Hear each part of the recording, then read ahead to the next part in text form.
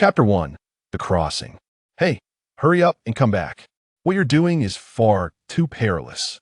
A climbing enthusiast, standing safely away from the edge, shouted frantically towards the cliff, cupping his hands around his mouth, his face etched with concern. His brows knitted tightly, beads of sweat rolled down his forehead, his eyes reflecting deep worry. Indeed, take a moment to rest. Don't push yourself. Another voice chimed in, concern and anxiety written all over his face as he nervously rubbed his hands together. Perched upon a steep and treacherous peak, a man was scaling the cliff with bare hands. His muscles were taut, his clothes soaked with sweat, which streamed down his cheeks and arms. Upon hearing the shouts, he merely lifted his gaze slightly, his eyes fixed on the azure sky where fluffy clouds drifted lazily. In that fleeting moment, the past few years of his life flashed before him like a revolving lantern, everything resembling a surreal dream. In his youth, he had been mercilessly diagnosed with a terminal illness.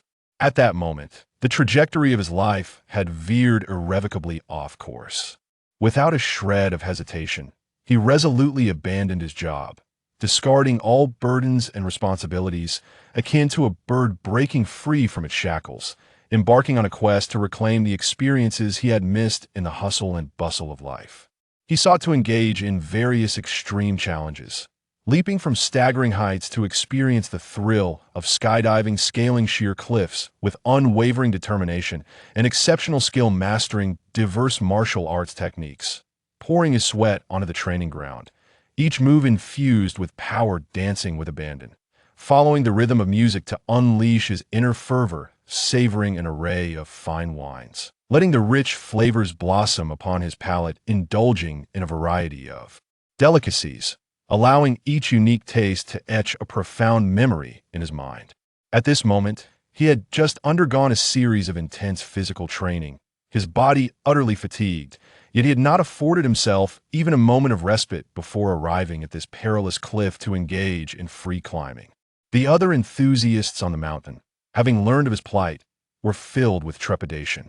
They gathered at the cliff's edge, watching the precarious figure above, their brows furrowed, eyes brimming with concern.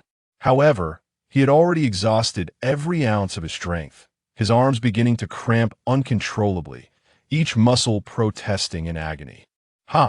As I ponder, I realize there is not a single person or thing to care for. How pitiful indeed. Is this the end? In this strange yet familiar world, he mused silently, a hint of solitude and relief flickering in his gaze.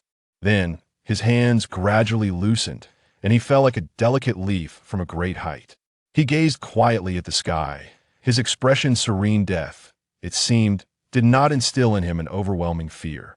Those above witnessed this scene and were immediately thrown into a panic. "Don't!" A girl screamed in terror, her eyes wide as saucers, her face a portrait of fear, her shrill voice echoing through the air. Others followed suit, and in an instant, chaos erupted. "Quick, call the police. Get an ambulance." A man shouted anxiously, his voice trembling with panic and helplessness.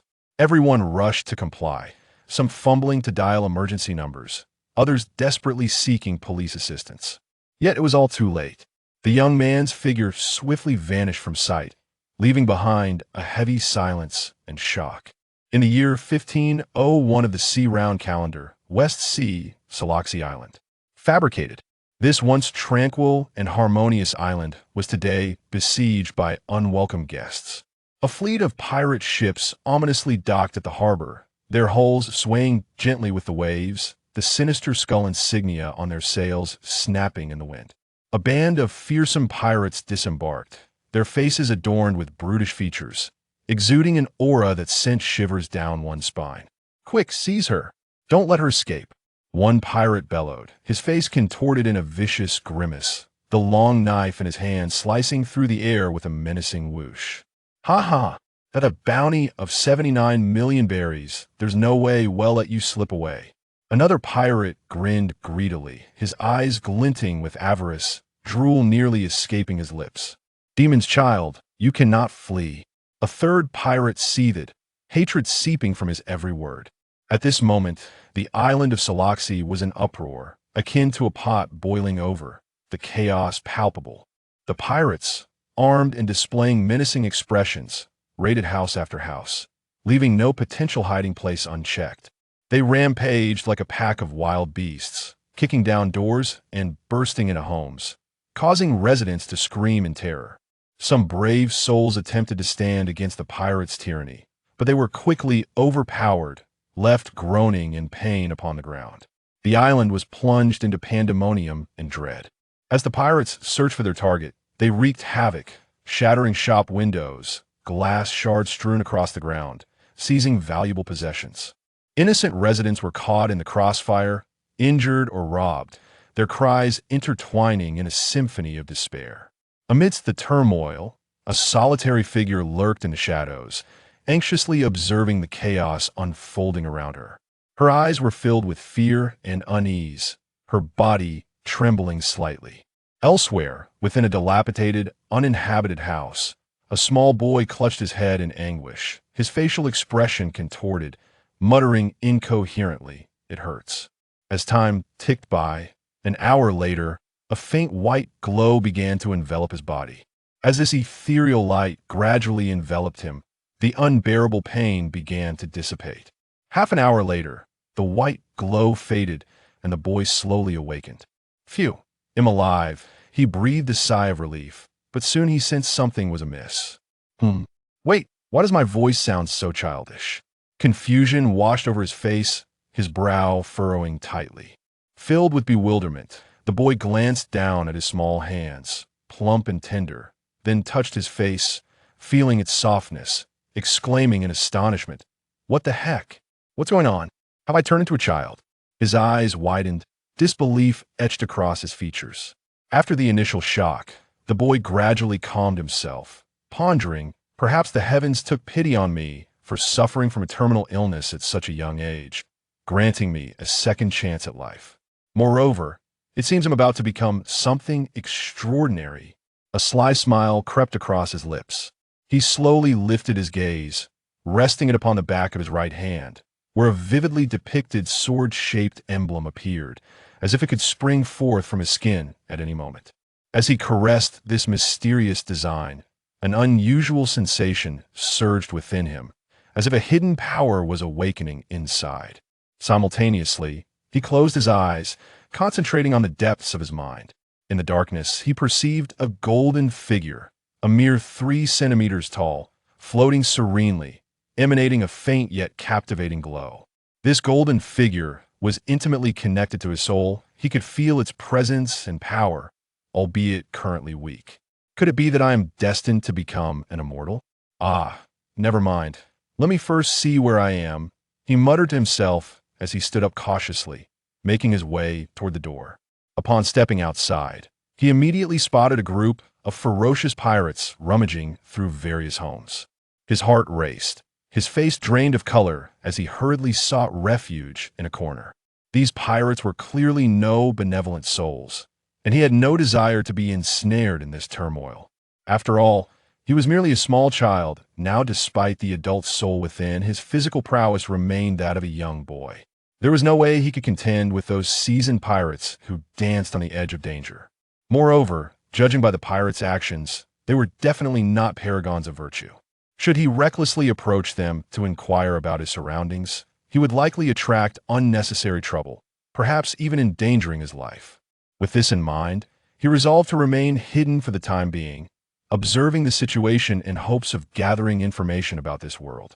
At the same time, he needed to devise a way to protect himself from unforeseen dangers. But when he overheard the pirates' conversation, he was utterly taken aback. "Pirate, do you think the demon's child, Nico Robin, is really here?" he asked, scratching his head, a hint of uncertainty on his face. "Pirate B, how would I know? But the captain said she's here. What can we do about it?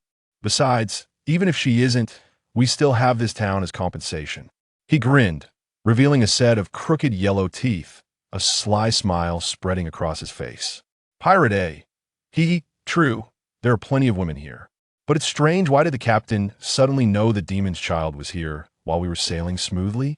He stroked his chin, curiosity etched on his brow. "Pirate B, Stop overthinking it and go look for her." With that, he impatiently shoved Pirate A aside. Having said this, the two turned and departed. Hiding in the corner, the small boy murmured to himself, "Could it be that the so-called son of the devil, the one named Nico Robin, is the very person I recall from my memories? This cannot be true."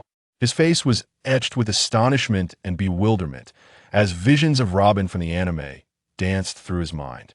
Cautiously, he began to weave his way through the narrow alleyways. It was only when he stumbled upon a wanted poster depicting a little girl, emblazoned with the words "Son of the Devil, Nico Robin, Bounty, 79 million berries," that he finally grasped the reality of his situation. "Good grief, have I been transported into the world of One Piece?" he exclaimed, unable to suppress a curse, his expression shifting from shock to exhilaration. While he continued to mutter complaints, the excitement shimmering in his sparkling eyes was unmistakable. He was genuinely thrilled to find himself in this world. After all, it was a realm where strength reigned supreme. Here, he need not worry about mortgage payments or similar concerns. All he had to do was continuously enhance his abilities. "I must find Robin immediately, although I am unaware of the current year. As long as I can locate her and forge a friendship, it will undoubtedly be worthwhile. Who knows, I might even win her heart."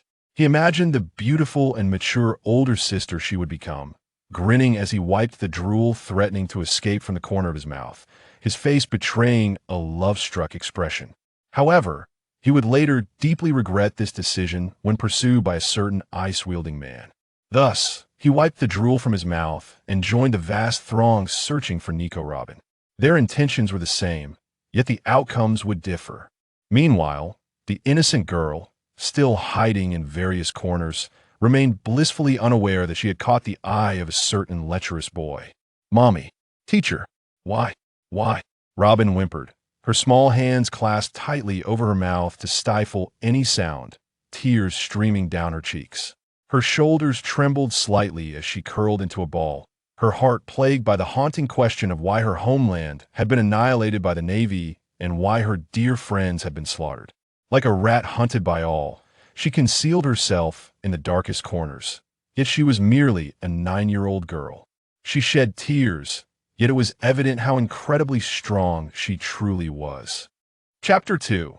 Nico Robin perked up her ears, holding her breath, and waited for the searching footsteps to gradually fade away before she slowly emerged from her hiding spot. Barefoot, she moved with the grace of a startled fawn, each step taken with utmost care to avoid producing even the faintest sound. Over the past year, the bloody and brutal experiences had left indelible scars etched deep within her heart, teaching her the harsh truth that she could not remain hidden in one place for too long. Otherwise, she would likely find herself ensnared by the cold grip of her enemies. As she remained vigilant, she stealthily navigated her surroundings, her eyes darting anxiously in search of a new refuge. However, when she slipped into a shadowy corner, believing she had successfully eluded her pursuers, she was blissfully unaware that every move she made was being observed by a phantom-like shadow lurking behind her. The shadow concealed itself within the darkness, making no sound and refraining from advancing, silently retreating a few steps, akin to a ghost that quietly followed Robin.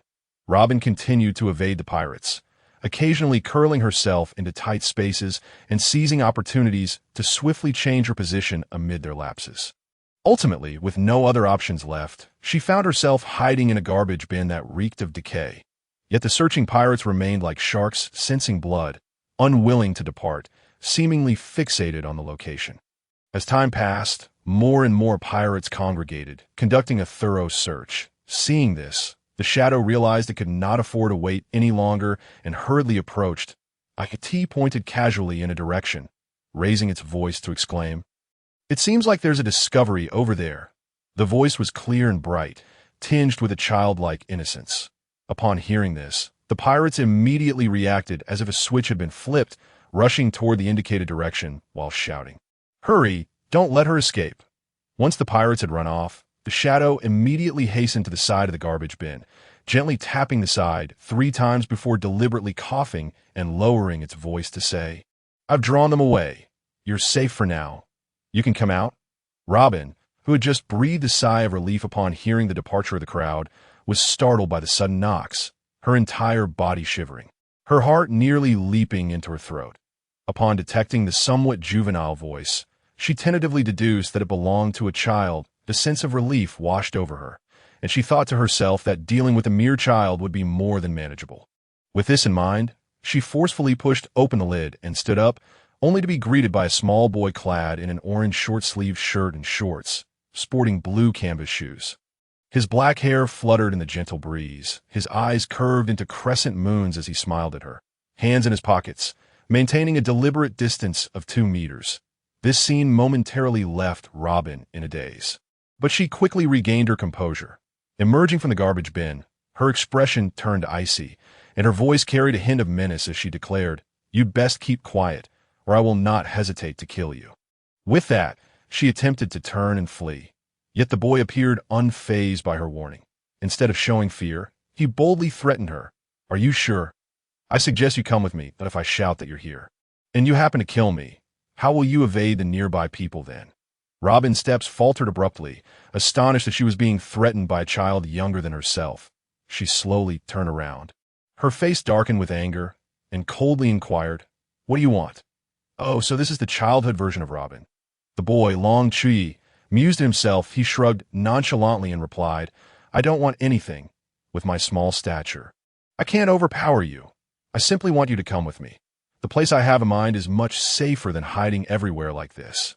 Robin eyed Long Chuyi warily, skepticism and unease evident in her gaze. Her hands unconsciously clenching tight, knuckles turning white from the pressure. However, Long Chuyi did not allow her much time for contemplation. He suddenly reached out and grasped her hand, dashing up the mountain. "All right, stop overthinking," Long Chuyi said with a laugh as he ran, his face beaming with joy. "I mean no harm. Remember when you played tricks on those people? I noticed you then, and if I truly wished to harm you, I could have easily revealed your whereabouts to them. Oh, I forgot to introduce myself. I'm Long Chuyi." Upon hearing this, Robin felt a wave of confusion wash over her. Upon reflection, it was indeed true that if this boy named Long Chuyi had malicious intent, he could have easily disclosed her location to the enemies. Could it be that he was simply an ordinary child? Nevertheless, Robin remained on high alert. After all, in this perilous world, human intentions are often inscrutable, and anyone might harbor hidden agendas. Thus, she silently followed Long Chuyi until they reached the mouth of a cave. A low growl emanated from within, reverberating through the tranquil forest, causing Robin's heart to tighten. He wouldn't plan to toss me into the cave to feed that bear, would he? Robin pondered, a shiver coursing through her body as fear filled her eyes. While searching for Robin, Long Chuyi had unexpectedly discovered a cave on the mountain. Upon his first entry, he was taken aback by the sight before him. A mother bear fiercely guarding her 2 cubs. The moment the mother bear spotted Long Chuyi, her eyes filled with hostility, and she emitted a deep growl, as if ready to tear the intruder apart at any moment. Long Chuyi's heart raced with fear, tightening around his chest. But just as the mother bear charged at him, a mysterious white light enveloped his body. When this light made contact with the mother bear, she inexplicably felt an unprecedented sense of kinship. Yet this feeling was fleeting, and the white light vanished without a trace. Long Chuyi was filled with confusion, but before he could delve deeper into thought, the once ferocious mother bear transformed into a docile creature, gently approaching him and purring like a loyal dog. In this manner, Long Chuyi forged a peculiar friendship with the mother bear. Returning to the present, Long Chuyi looked at Robin with a grin, noticing her fearful expression and feeling an impulse to tease the little girl. He feigned a sinister demeanor, his voice low as he said, "So, do you dare to enter? Inside there resides a ferocious adult bear. If it opens its mouth, it could swallow you whole." As he spoke, he exaggeratedly clawed the air. Upon hearing this, Robin instinctively recoiled a few steps, her face paling with terror.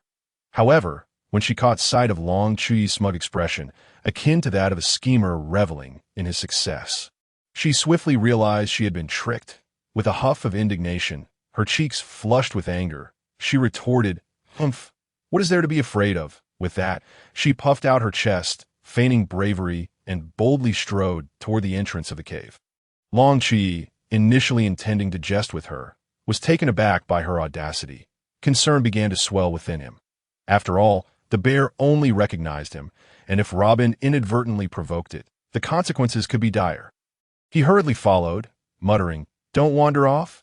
If that bear gets angry, don't blame me for not warning you." Upon entering the cave, the two immediately spotted the bear lazily sprawled on the ground, its dull eyes fixed listlessly upon them. When the bear lifted its head and saw Long Chuyi, a glimmer of affection flashed in its eyes, accompanied by a gentle purr, but it soon returned to its slumber.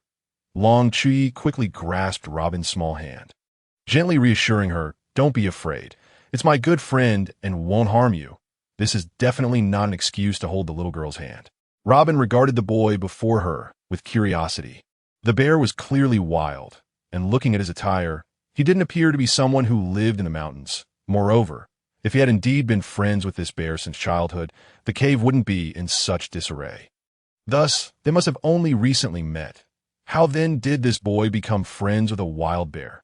With this question lingering in her mind, Robin chose to stay, delicately withdrawing her hand from Long Chuyi's grasp before finding a clean spot to sit down. Long Chuyi, feeling a bit awkward, scratched his nose, realizing that seeing a goddess from his past life before him had stirred something within him. This was certainly not due to any ulterior motive. What are your plans from here on out?" Long Chuyi asked, sitting beside her. Robin simply replied with 3 words, "Survive." Her voice was soft yet imbued with a resolute determination. Long Chuyi thought to himself, feeling even more awkward. "Well, this is embarrassing that I really don't know how to chat with girls. In my past life, I was always too busy working to have time for a girlfriend, not to mention conversing with girls." Thus, the two sat in silence, until the tranquility was shattered by a rumbling sound from stomach. Long Chuyi, despite his naivety, understood he must seek sustenance at home. "Are you hungry? I shall fetch you something to eat." "Wait for my return," he declared before scampering away on his short legs, nearly stumbling in his haste. Robin observed Long Chuyi's somewhat comical figure, and an involuntary smile graced her lips. "Are you truly looking for me? Salo, is this what you call a friend? But can a demon like me truly have friends?" she murmured softly, her eyes reflecting both confusion and a flicker of hope. Chapter 3. A small trial of strength in the woods atop the mountain. The trees flourished, their verdant foliage casting dappled shadows as sunlight struggled to penetrate through the layers of leaves.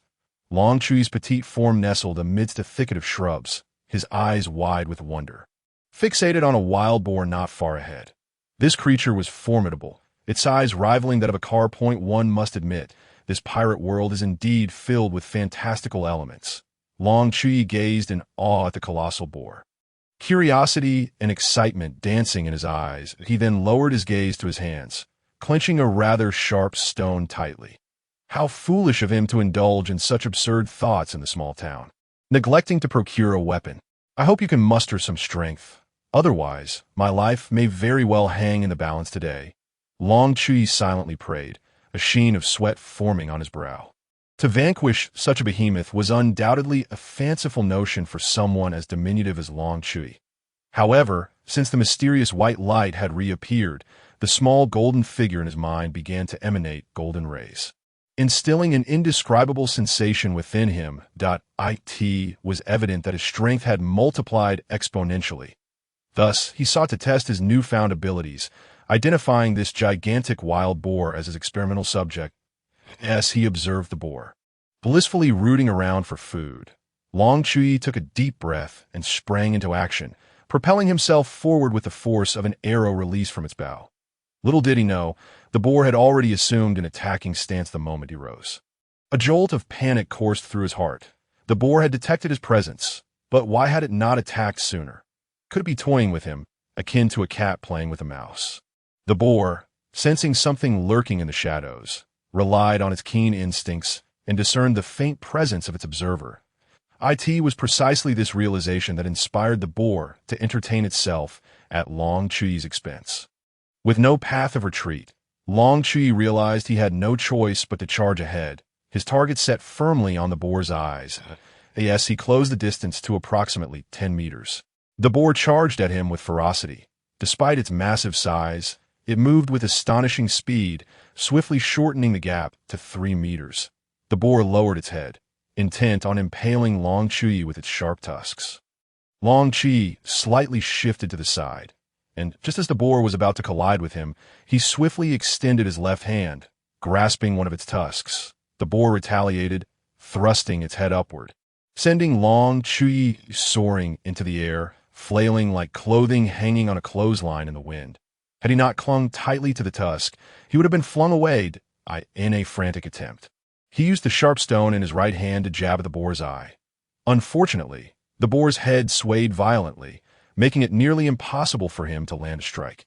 The boar's head shook with increasing force.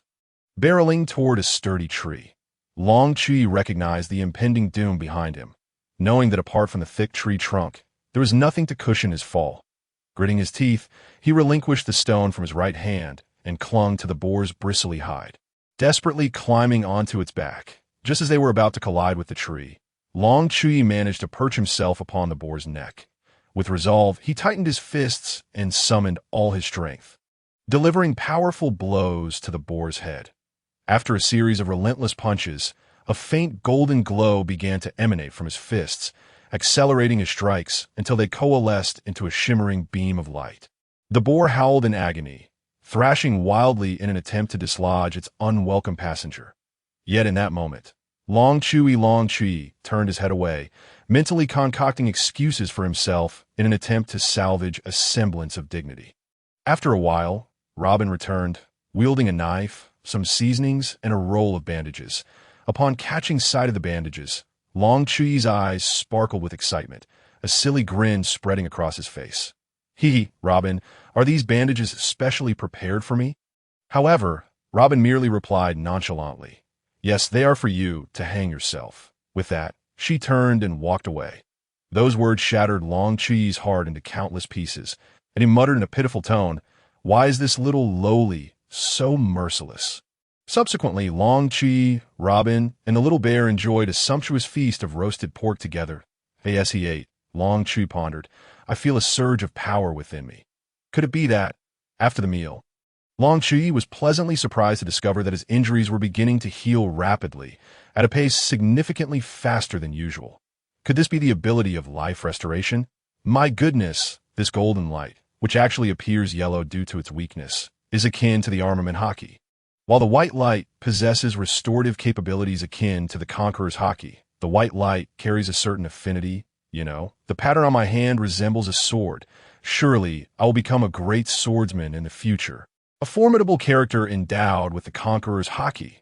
With these thoughts, Long Chuyi was overcome with excitement, lying on the ground and grinning foolishly. Watching this foolishly smiling boy, Robin felt her mood lighten as well, the corners of her mouth lifting into a faint smile. Unbeknownst to Long Chuyi, the white light emanating from him originated from the external world at this moment. A dazzling white light was invisibly radiating around his body. Robin, too, was unaware that her initial doubts and wariness toward Long Chuyi were gradually giving way to warmth as she gazed at the little boy before her. This radiant glow went unnoticed by anyone, yet it quietly transformed the relationship between him and Robin. Chapter 4. The battle before dawn had fully broken. A faint blush of white light graced the horizon. Long Chuyi emerged from the cave. Utterly disregarding the pain from his still healing wounds, he sought out a massive stone in the forest, bearing his torso as he commenced his weight training for the day. In this world where strength reigns supreme, power is the very essence of survival. Without formidable strength, the notion of merely surviving is but a far-fetched dream. Moreover, with numerous pirates wreaking havoc below the mountain, this hideout would inevitably be discovered. He had to seize every moment to elevate himself. 199. Long Chuyi gritted his teeth, veins bulging on his forehead, each muscle taut with effort, sweat cascading down his cheeks and chest, dripping onto the earth below. 200. His roar echoed through the tranquil woods. That moment, a tiny figure was stealthily concealed at the cave's entrance. Robin held Long Chuyi's orange short-sleeve shirt in her hands, casting furtive glances at him as he trained. A year of fleeing had instilled in her a constant vigilance. The slightest rustle would awaken her. Earlier, when Long Chuyi had stepped out to train, he gently draped his shirt over the still sleeping Robin. The moment he approached, Robin stirred awake, her body tensing, hands crossing quietly in preparation to unleash her devil fruit powers. Should Long Chuyi harbor any ill intentions, she would not hesitate to strike him down. However, Long Chuyi merely covered her with a shirt, a simple gesture that sent a tremor of warmth and care through Robin's heart, instantly dispelling her defenses. Watching Long Chuyi small back as he walked outside, memories surged like a tide. Fears of fleeing, endless loneliness, and those warm recollections of family and friends deeply buried in her heart. Her eyes grew misty, tears welling at the corners, yet she fought to maintain her composure. Feigning sleep. 500 Long Chuyi's bellow jolted Robin from her reverie. She hurried back into the cave, a barely perceptible smile gracing her face. Phew, I'm exhausted. Long Chuyi collapsed onto the ground, drenched in sweat. Raising his fists and feeling the surge of strength within him, a satisfied expression adorning his face. All right, time for some weighted running. After a brief respite, he hoisted a large stone in each hand, running around a tree with great effort, as he lacked a rope. Meanwhile, Robin ventured deeper into the mountains in search of fruits and prey. When noon arrived, she called Long Chuyi back into the cave for a meal. Long Chuyi noticed the fresh scratches adorning Robin's face and cheerfully inquired, did you go hunting? Robin responded with a soft, almost imperceptible her voice as faint as a mosquito's buzzed. So, did a prey scratch your face? Long Chuyi stifled a laugh, pointing at his own face and then at the food in the pot. Robin felt a rush of embarrassment, turning her head slightly to avoid letting Long Chuyi see her flustered expression. Haha, don't you have the power of the devil fruit? How could you still get scratched? And isn't there a big bear around? Why not let it catch a couple for you? Long Chuyi could no longer contain his laughter, finally avenging the teasing he had endured from Robin the previous day. Yet, before he could revel in his triumph for long, he suddenly felt a pair of soft little hands reaching from behind his neck, firmly gripping his cheeks and pulling outward. Ouch, ow, that hurts. Ouch. Long Chuyi winced, tears nearly spilling from his eyes as he realized that Robin had used her devil fruit ability to grasp his face. Observing Long Chuyi's pitiable expression as he desperately begged for mercy, Robin found him utterly adorable. The connection between her ability and her physical form allowed her to feel the smoothness of his tender face, causing her to blush shyly. She quickly dispelled her power, sitting by the pot and stirring the chicken soup with her head down. Once Robin released him, Long Chuyi grinned and sat beside her, showering her with compliments. Robin, you are truly kind and lovely, virtuous and gentle. Whoever marries you will be extraordinarily fortunate. His words made Robin blush even more, her cheeks reminiscent of ripe apples. The bear, sensing the atmosphere, lifted its head to glance at Long Chuyi, who was teasing Robin by the fire, and disdainfully snorted before lying back down to continue its slumber. After lunch, Long Chuyi resumed his training without pause. Through this period of effort, his strength had now reached a level where he could easily overpower 3 versions of himself from the previous day, filling him with confidence for the future and a sense of bright prospects. As dusk approached, Long Chuyi was running laps around the cave when he encountered a group of pirates on a narrow path. Upon seeing him, a filthy little boy, the pirates dismissed him entirely. Surrounding him instead, one pirate, his face twisted in contempt, sneered, "Kid, what are you doing here? Look at you all dirtied out. My mother is ill, and my father has passed away. I came to the mountains to see if I could find any medicinal herbs." Long Chuyi feigned weakness, his voice trembling and eyes filled with helplessness. Yet, the pirates remained unmoved, 3 of them advancing to tie him up, kicking him a few times as they toyed with him like a plaything. Before heading up the mountain, Long Chuyi, biding his time and suppressing the anger boiling within, chose to endure for the moment. He lay quietly on the ground, blood dribbling from the corner of his mouth, silently watching the pirates retreat into the distance. Once they vanished from sight, he sprang up, pulling fiercely at the ropes binding his wrists until they snapped apart, like a cheetah poised to pounce. He charged toward the pirates at full speed. His heart raced, adrenaline surging to its peak, his eyes sharpening under the influence of the sympathetic nervous system, pupils dilating. This would be his first act of killing in 2 lifetimes. He understood that from this moment onward, he must adapt to the brutal law of the jungle, survival of the fittest. Within mere minutes, Long Chuyi caught up with the pirates. He nimbly ascended a sturdy tree, carefully surveying the situation below, rapidly devising a combat strategy while quietly summoning the golden light of the little golden man within his consciousness that I need to eliminate the last guy with a knife first. Seize his weapon, and then use the underbrush for guerrilla tactics, he calculated in his mind. Just then, an excellent opportunity presented itself. Long Chuyi decisively leapt down, lunging toward the last few pirates, with a furious roar. He struck his fist shimmering with a layer of golden light, delivering a powerful blow to the head of a pirate. The unfortunate pirate had no time to utter a sound before collapsing lifeless to the ground.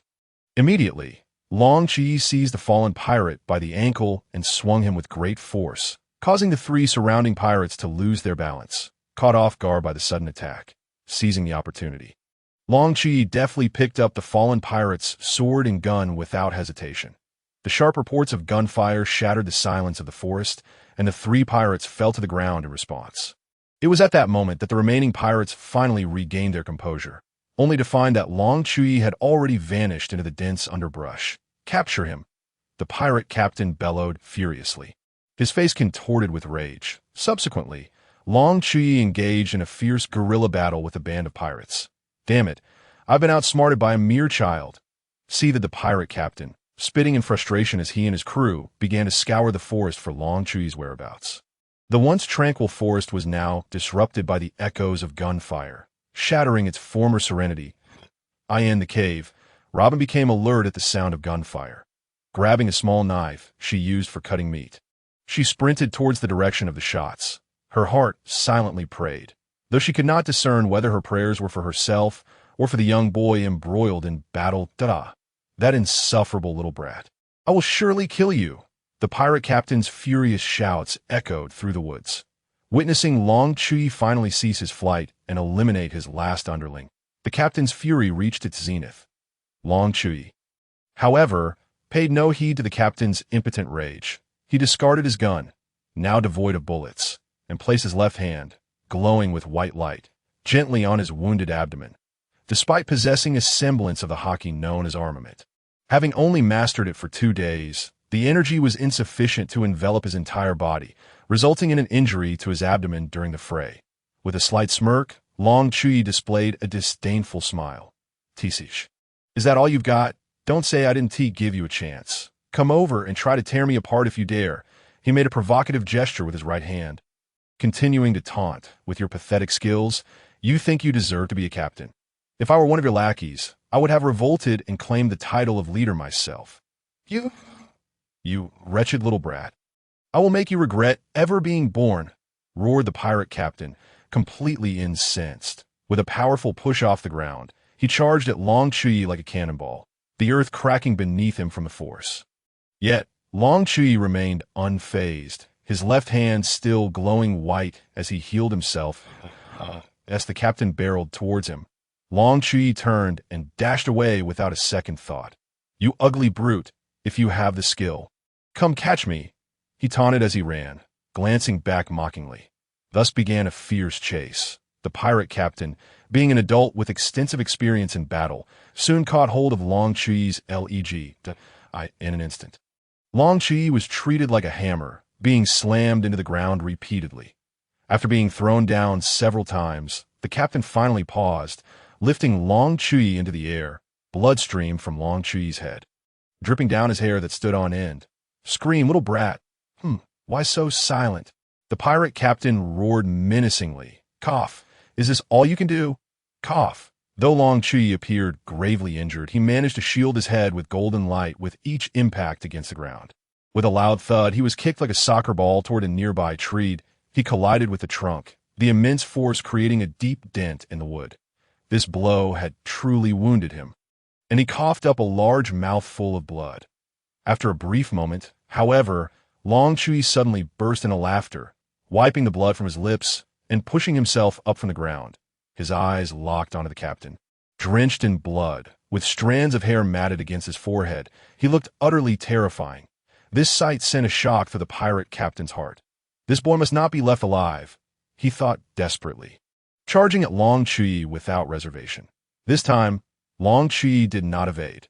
Golden light enveloped his hands, and a faint yellow glow appeared around his feet as he sprang off the ground towards the pirate captain. Thus commenced a brutal struggle, each punch a fight for life and death. As time wore on, the pirate captain found his stamina waning, astonished that he was being outmatched by a mere child. How could I be outperformed by a kid and possibly be killed by one? What a joke! With a mighty punch, the captain sent Long Chuyi flying, shouting in frustration as he charged again. Taiji, bones shatter. Long Chuyi seized the moment, deftly deflecting the captain's fist, channeling all his golden energy into his right fist and delivering a vicious strike to the captain's right leg, resulting in a sickening crack as the bone shattered. The pirate captain knelt in agony, letting out a wretched scream. Bajiquan. 6 great openings. Limited by his height, Long Chuy's attack range was restricted, but he seized the opportunity to concentrate the last of his golden energy into his left elbow, landing a devastating blow to the captain's sternum, creating a noticeable dent as shattered bone pierced into his internal organs. Following this, Long Chuyi delivered an uppercut, causing the captain to stumble backward, struggling for breath before ultimately succumbing to death. Panting heavily, Long Chuyi collapsed to the ground, gasping for air. Just as he closed his eyes, he caught sight of a hurried figure approaching him. Before he could finish his thought, his eyes could no longer open, and his consciousness faded into oblivion. Chapter 5. A subtle atmosphere. While Long Chuyi and the pirate captain were locked in fierce combat, Robin was in a state of frantic urgency, tightly gripping a sharp dagger as she sprinted desperately towards the sound of battle. Her eyes were reddened, anxiety and urgency etched across her face, as if tears were about to spill at any moment. Suddenly, a branch lying across her path unexpectedly tripped her, sending her sprawling forward onto the ground. A sharp pain shot through her knee, but she did not flinch. Instead, she quickly rose and continued her frantic dash forward. She herself could not comprehend why she was so concerned about this boy whom she had only known for 2 days. Their interactions had been minimal, yet deep within her heart, an inexplicable sentiment was quietly growing. Was it merely the fear of losing him and returning to a life of solitude? Or was it the dread of him losing his life because of her? As Robin ran, tears blurred her vision, and she stumbled again, falling to the ground. Hurriedly, she rose, wiping the tears from her eyes, bending down to retrieve the dagger she had dropped, her gaze resolute as she continued towards Long Chuyi. Upon arriving breathlessly, the sight before her made her gasp in horror. Long Chuyi lay lifelessly on the ground, murmuring softly, his voice barely audible. Moments later, his eyes closed, and he fell unconscious. Panicking, Robin rushed forward, trembling as she reached to check for his breath. Feeling the steadiness of his breathing, her heart finally settled. At least for now, he was not in immediate danger. Sighing in relief, Robin slowly stood, her gaze fixed on Long Chuy's small frame, disbelief reflecting in her eyes. Could such power truly belong to a child? She then approached the fallen pirates, collecting their discarded weapons. With great effort, she hoisted Long Chuyi onto her back, carefully navigating through the forest to ensure there were no other threats before cautiously returning to the cave. Once inside, she gently laid Long Chuyi on the soft grass mat she had prepared for herself earlier, then hurried out to fetch water from a nearby stream. Upon her return, she used a damp cloth to gently wipe the blood from Long Chuy's body, unable to discern whether it was his or that of the pirates. Her movements were extraordinarily careful, fearful of causing pain to the unconscious boy. Afterward, she kindled a small fire and patiently fed him spoonfuls of broth. However, faced with Long Chuy's injuries, Robin felt at a loss.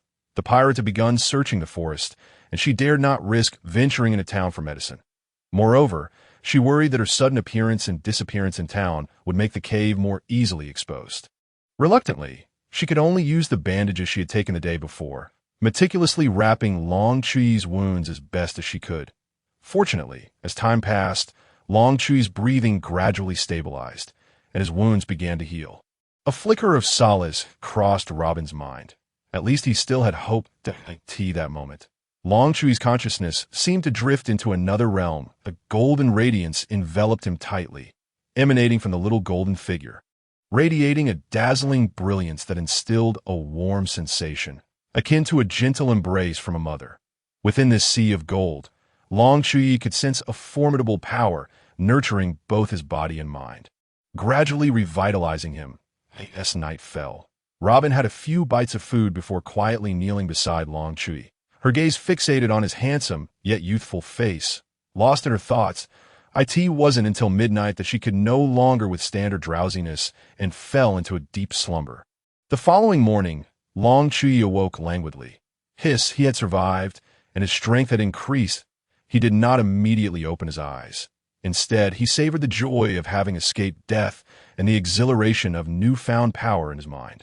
After a while, he slowly opened his eyes. That moment, he felt a weight pressing down on him, curious about its nature. Upon opening his eyes, he was astonished to find Robin fast asleep, tightly embracing him, her little head resting on his abdomen, rising and falling with each breath. Long Chuyi secretly rejoiced. Wow! To enjoy such a benefit so early in the morning.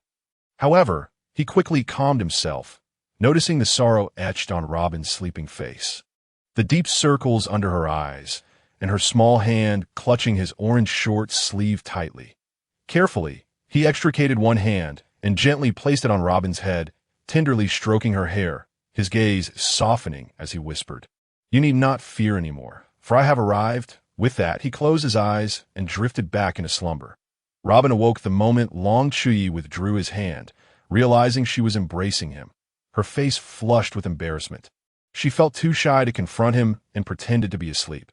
Yet, feeling the gentle caress on her head and hearing his words, her heart swelled with joy and sweetness, almost bringing her to tears. From that moment on, a small crack appeared in Robin's heart, reserved solely for this little rascal. Seeing Long Chuyi fall asleep again, Robin, overwhelmed with happiness, succumbed to the allure of this tenderness and embraced him once more. Drifting into a particularly sweet slumber, in her dreams, she encountered her mother, diving into that warm embrace, recounting her experiences and newfound fortune, while in reality, a subtle smile graced her lips. Unbeknownst to them, the sun had risen to its zenith in the sky. Yet, within the cave, the atmosphere had become painfully awkward. Robin's cheeks were as red as a ripe tomato, her hands anxiously clasped together as she stood with her head bowed against the wall. Long Chuyi, on the other hand, writhed in agony on the ground, clutching his lower back. This predicament traced back to 10 minutes prior. That time, light streamed into the cave, momentarily dazzling Long Chuyi's eyes. He rubbed his eyes and opened them sleepily. Robin, who had initially been resting on his abdomen, had unknowingly shifted beside him, their faces mere inches apart. In a daze, Long Chuyi leaned forward curiously, only to have Robin's head unexpectedly lurch forward. Due to their height difference, his lips collided directly with hers. Before Long Chuyi could comprehend the situation, Robin's large, indignant eyes widened in shock. Their eyes locked for 3 seconds. In the next instant, a resounding slap echoed as Robin sent Long Chuyi flying 3 meters away. With arms crossed, she instantaneously activated her devil fruit. Long Chuyi stood upright, his eyes tightly shut and hands pressed together, as if he had entered a state of profound enlightenment. Beside him, Robin gaped in astonishment, her mouth agape in disbelief at the extraordinary events unfolding before her. She watched as Long Chuyi's once jet-black hair began to turn white and grew at an astonishing rate, eventually cascading down to his waist. Simultaneously, a faint golden glow emanated from his body, and he suddenly shot up 20 centimeters, reaching a height of 170 centimeters. Even more shocking to Robin was the transformation of Long Chuyi's face. His features became more chiseled and captivating, with a mysterious mark appearing on his forehead, rendering him enigmatic and alluring, akin to a cold, divine figure descended from the heavens, exuding an aura of otherworldliness. Robin was momentarily entranced, her mind swirling with awe and curiosity regarding Long Chuyi's mysterious abilities. In O'Hara, she had been an academic prodigy, having read nearly every book in the vast library, and was well-versed in the phenomena of the world. Yet she had never encountered anyone with powers as extraordinary as Long Chuyi's. This realization left her marveling at the enigma that was Long Chuyi, a treasure trove of surprises. His transformation lasted only 5 minutes before gradually fading away, returning him to his original form, after which he succumbed to unconsciousness. swept into the lake by the waterfall. Upon witnessing this, Robin skillfully approached a makeshift wooden raft and paddled swiftly toward Long Chuyi. Previously, he had been knocked unconscious multiple times, and she was aware that as a devil fruit user, she could not swim. Thus, she had crafted this raft to facilitate his rescue. Robin retrieved Long Chuyi from the water and brought him back to the shore. She gently caressed his face, a smile of relief gracing her features. From the depths of her heart, she felt joy for Long Chuyi's success and gratitude for having made such a unique friend. As thoughts of friendship crossed her mind, her hand instinctively brushed her lips, recalling that fateful day, causing her cheeks to flush with warmth and a peculiar sensation to swell within her. When Long Chuyi regained consciousness, the first sight that met his eyes was Robin, roasting 3 rabbits and some vegetables by the campfire. He instinctively smacked his lips, his stomach growling in response, at that moment feeling as if he could devour an entire roasted cow. It was already evening, and Robin's roasted rabbits were swiftly consumed by Long Chuyi in mere bites. However, this small feast hardly sated his hunger, leaving him as ravenous as before. Thus, he dashed into the forest, effortlessly locating 2 large wild boars, which he dispatched with ease. "Why did you die?" the king of hell inquired. The 2 pigs, bewildered, replied, "We don't know. We were just sleeping and suddenly ended up here, this time." Long Chuyi allowed Robin to eat first, and only after she was satisfied did he begin to feast voraciously. Ultimately, he devoured 2 roasted pigs, 5 rabbits, and 30 roasted fish, marking the conclusion of his dinner. Lying on the ground, he let out a resounding belch. Patting his stomach in contentment, he turned to Robin, smiling as he said, "Thank you, Robin. Today's dinner was exquisite." Robin responded with a soft and after a few moments of silence, she finally spoke, "Your ability seems quite rare. I've never heard of one like yours." Long Chuyi appeared to have anticipated her question, responding with a relaxed demeanor, "Yes, my ability is likely one of a kind in the world. It originates from here." He pointed to his temple. "The white light has healing capabilities, while the golden light is for attack. That's about it." He was not withholding information from Robin due to distrust, but rather out of concern for those seeking her. To this stage, he felt too weak and lacked the strength to confront those coveting his abilities. His body had merely unlocked the first of many seals. It was as if he were the strongest in a novice village, but discovered his insignificance upon entering a high-level area. Robin rested her chin on her hand, analyzing thoughtfully, "That sounds somewhat like a devil fruit ability. But yours is innate." Long Chuyi gazed quietly at the little girl lost in concentration, feeling an indescribable emotion swell within him. Seeing her no longer living in fear, but freely pursuing her desires, brought him genuine happiness. Although their exchanges were limited, a profound understanding had already formed between them. Coupled with a subtle undercurrent of affection, Long Chuyi sensed that Robin was beginning to accept him fully. Treating him as a true friend, he yearned for her to open her heart to him, sharing the sorrows and grievances she kept buried deep within that moment. Long Chuyi silently vowed, "When that day arrives, I shall be your most steadfast support." Shaking his head to dispel his thoughts, he urged Robin, who was still deep in contemplation, "All right, it's getting late. Hurry and get some rest. Out of bed is a bet. So don't forget to keep your promise." Upon hearing this, Robin's face flushed crimson, and she hurried toward the small shelter. "Rest well. Remember to behave," Long Chuyi called out with a laugh. Robin's cheeks reddened further, and her pace quickened as she hurriedly slipped into the shelter. Chapter 7. Dawn. The story resumes with Long Chuyi's previous bout of unconsciousness. The it was an ordinary day, and, as usual, he stood before the waterfall, his eyes ablaze with unyielding determination. Time and again, he charged toward the cascade, water splashing around him, each attempt lasting several minutes. Yet he remained unable to penetrate the central area that had been so long. Yet still no success.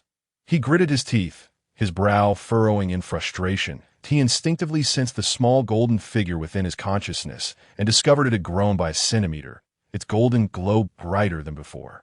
Yet, to him, this change felt far from sufficient. Perhaps I should just risk it and plunge straight into the center. His mind waged a fierce internal battle, hesitating for a while before finally gritting his teeth and fixing his gaze on the waterfall.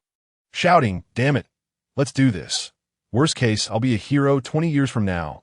As soon as the words left his lips, he dove headfirst into the waterfall like a cannonball. However, reality dealt him a harsh blow. The immense force of the waterfall slammed him underwater, and he promptly lost consciousness. When Robin discovered this, it was too late. Long Chuyi had vanished. Panic gripped her heart as fear enveloped her. Long Chuyi! She screamed, her voice echoing across the vast expanse of water. In a flurry of panic, she paddled the raft with all her might toward the waterfall, her hands trembling from exertion. After nearly half an hour of searching, she finally spotted the unconscious Long Chuyi amidst the grass on the riverbank. She hurriedly tended to him, and once everything was settled, a wave of anxiety washed over her, causing her to break out in a cold sweat. In that moment, she was filled with rage.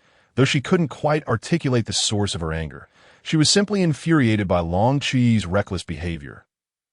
As night fell, Long Chuyi slowly regained consciousness. Upon opening his eyes, he noticed Robin quietly seated by the campfire. However, an almost palpable chill seemed to envelop her, causing his heart to skip a beat. Just as he opened his mouth to speak, an icy sensation washed over him, as if he were being scrutinized by a cold serpent, prompting him to shudder involuntarily and close his mouth, thinking to himself, "Those who recognize the situation are wise."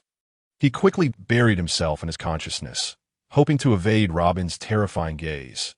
Yet, upon observing the situation within his mind, he couldn't help but burst into laughter. It turned out that while the golden figure had returned to its 3-centimeter size, it emitted a golden light that illuminated a 5-meter radius around him. The golden light was akin to the armor of Haki. The more the small golden figure radiated, the more golden light Long Chuyi could wield, enhancing his advantage in battle. Wait a minute. If entering once yields this much golden light, wouldn't multiple entries allow me to soar? The more he pondered, the more exhilarated he became, a silly grin spreading across his face. In his excitement, he stood up and dashed toward the waterfall like a madman. This unexpected move left Robin, still fuming, utterly dumbfounded. Her eyes widened, mouth slightly agape, her expression one of disbelief. Watching Long Chuyi charge toward the center of the waterfall with a smile before vanishing just as he had before, Robin sat there in a daze for several seconds before releasing a thunderous roar. Long Chuyi! Robin, exasperated, found herself in the same predicament as before, searching frantically once more. After half an hour of searching, she finally located the unconscious Long Chuyi. Upon awakening, he was predictably met with a barrage of punches from Robin's 16 hands, leaving his face bruised and swollen, several lumps forming atop his head. "Ouch!" Long Chuyi exclaimed, his hands resting on his knees as he sat obediently on the ground. Meanwhile, Robin perched on a log beside the campfire, her legs crossed and chin resting on her hand, glaring at him with cold eyes. "Why do you throw caution to the wind? What could possibly drive you to such recklessness?" Robin mused aloud, her voice tinged with weariness and frustration. "What?" Long Chuyi asked. Puzzled, as Robin's piercing gaze bore down on him, Long Chuyi immediately straightened his posture, sealed his lips, and dared not release a single breath. Robin's tone was devoid of inflection, yet it carried an undertone of chilling menace.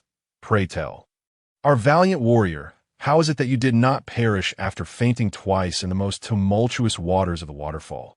Long Chuyi silently pondered the absurdity of such a terrifying statement couched in her flat tone. Yet he refrained from voicing his thoughts. Instead, he hastily ingratiated himself, saying, Robin-chan, I actually made quite significant gains." He then launched into an enthusiastic account of how his strength had burgeoned, in truth, after his second plunge. He had not experienced any considerable transformation, merely a slight increase in physical power, while the golden glow remained unchanged. Long Chuyi speculated that this golden light might possess stages of brilliance to enhance its radiance. One must surpass the pressure endured at that moment. In other words, the only path to amplify the glow further lay in standing amidst the waterfall's heart. The following day, just as Long Chuyi prepared to attempt the challenge once more, he was intercepted by Robin, who had risen even earlier than he. With a hint of trepidation, he inquired softly, Robin, is something the matter?" Robin remained silent, her unwavering gaze fixed upon him, sending shivers down his spine. After a moment, she finally spoke. "Take a rest. Your injuries have yet to heal." Long Chuyi instinctively touched his chest, where a grotesque wound marred his skin, a remnant of the pressure he had endured when he was thrust against the water's surface twice the day before. "Oh, are you referring to this? The wound is already healed," he asserted, patting his chest vigorously, producing a resounding thud. "See, it's fine, right? Go back." Robin suddenly bellowed, her eyes turning a fiery red at Robin, is everything all right? Long Chuyi was taken aback by her reaction. Realizing she had momentarily lost her composure, Robin hastily wiped the corners of her eyes, regaining her icy demeanor. "It's nothing. After all, I'm merely a harbinger of misfortune. What could possibly be wrong with that?" She turned to leave. Even in his naivety, Long Chuyi understood he could not allow Robin to depart so easily. He quickly grasped her small hand. "Could you please share your thoughts with me? Don't even think about brushing me off, or I won't let go." The two remained in that tense standoff for several minutes. Finally, Robin turned her head, her eyes glistening once more. "Why are you pushing yourself so hard? Given your current circumstances, there's truly no need to rush." Before she could finish, Long Chuyi interrupted her, his gaze resolute and his tone earnest. "Robin, please don't deceive yourself. You know it to be true. From the moment I faced that small band of pirates, our fates have become inextricably intertwined." Robin's emotions surged, her eyes brimming with tears as she exclaimed, "But I only bring misfortune. You could lose your life because of me." In the past, many kind souls had taken Robin in, only for their stories to end in tragedy. The haunting memories of those unfortunate souls clung to her, ensnaring her in a web of guilt and fear. One benevolent woman had sheltered her, yet her entire family was ruthlessly slaughtered by the pirates seeking Robin, leaving her utterly alone. Robin vividly recalled the woman, bleeding profusely, her face swollen and bruised, her garments tattered. The lone eye that remained gazed towards the corner where Robin hid, filled with immeasurable pain, hatred, sorrow, and despair. Ultimately, under Robin's tearful gaze, the woman exhaled her last breath. From that harrowing experience onward, Robin ceased to harbor hopes of being rescued. Long Chuyi gently enveloped the distraught Robin in his embrace. Through rigorous training, he had nearly matched her height. "It's all right. I will become stronger than anyone else, and we will survive together," he whispered tenderly. "Trust me, will you?" Robin sobbed against Long Chuyi's shoulder, her breaths coming in ragged gasps. And it took a considerable time before she ceased her tears, though she remained choked with emotion. After a while, she finally extricated herself from his embrace, yet she did not release the hand he held. Long Chuyi felt a pang of regret as he secretly inhaled the fragrant floral scent emanating from Robin. Her cheeks flushed with embarrassment as she averted her gaze, prompting Long Chuyi to raise an eyebrow and chuckle. "How about this, Robin? Let us make a wager. If I can endure in the waterfall's midst for 2 weeks, you must obey me for the following 2 weeks. Conversely, if I fail, I shall heed your every command. What say you?" Thus, it was that Long Chuyi would later call out to Robin to behave herself. A week passed, and under the relentless assault of the waterfall, Long Chuyi's strength grew exponentially. He had fully acclimatized to the waterfall's pressure, and his golden form had expanded to 20 centimeters, its radiance illuminating a 100-meter radius. By naval ranks, Long Chuyi's prowess now equated to that of a competent lieutenant commander. Once he had entirely adjusted to the waterfall's pressure, he finally seized the opportunity to descend the mountain. At this juncture, the pirates had vacated, and numerous naval officers were organizing the evacuation of the surviving villagers. Some villagers expressed their outrage, hurling curses at the Navy for their tardy arrival. Soon enough, the small island was devoid of inhabitants. This revelation took Long Chuyi by surprise.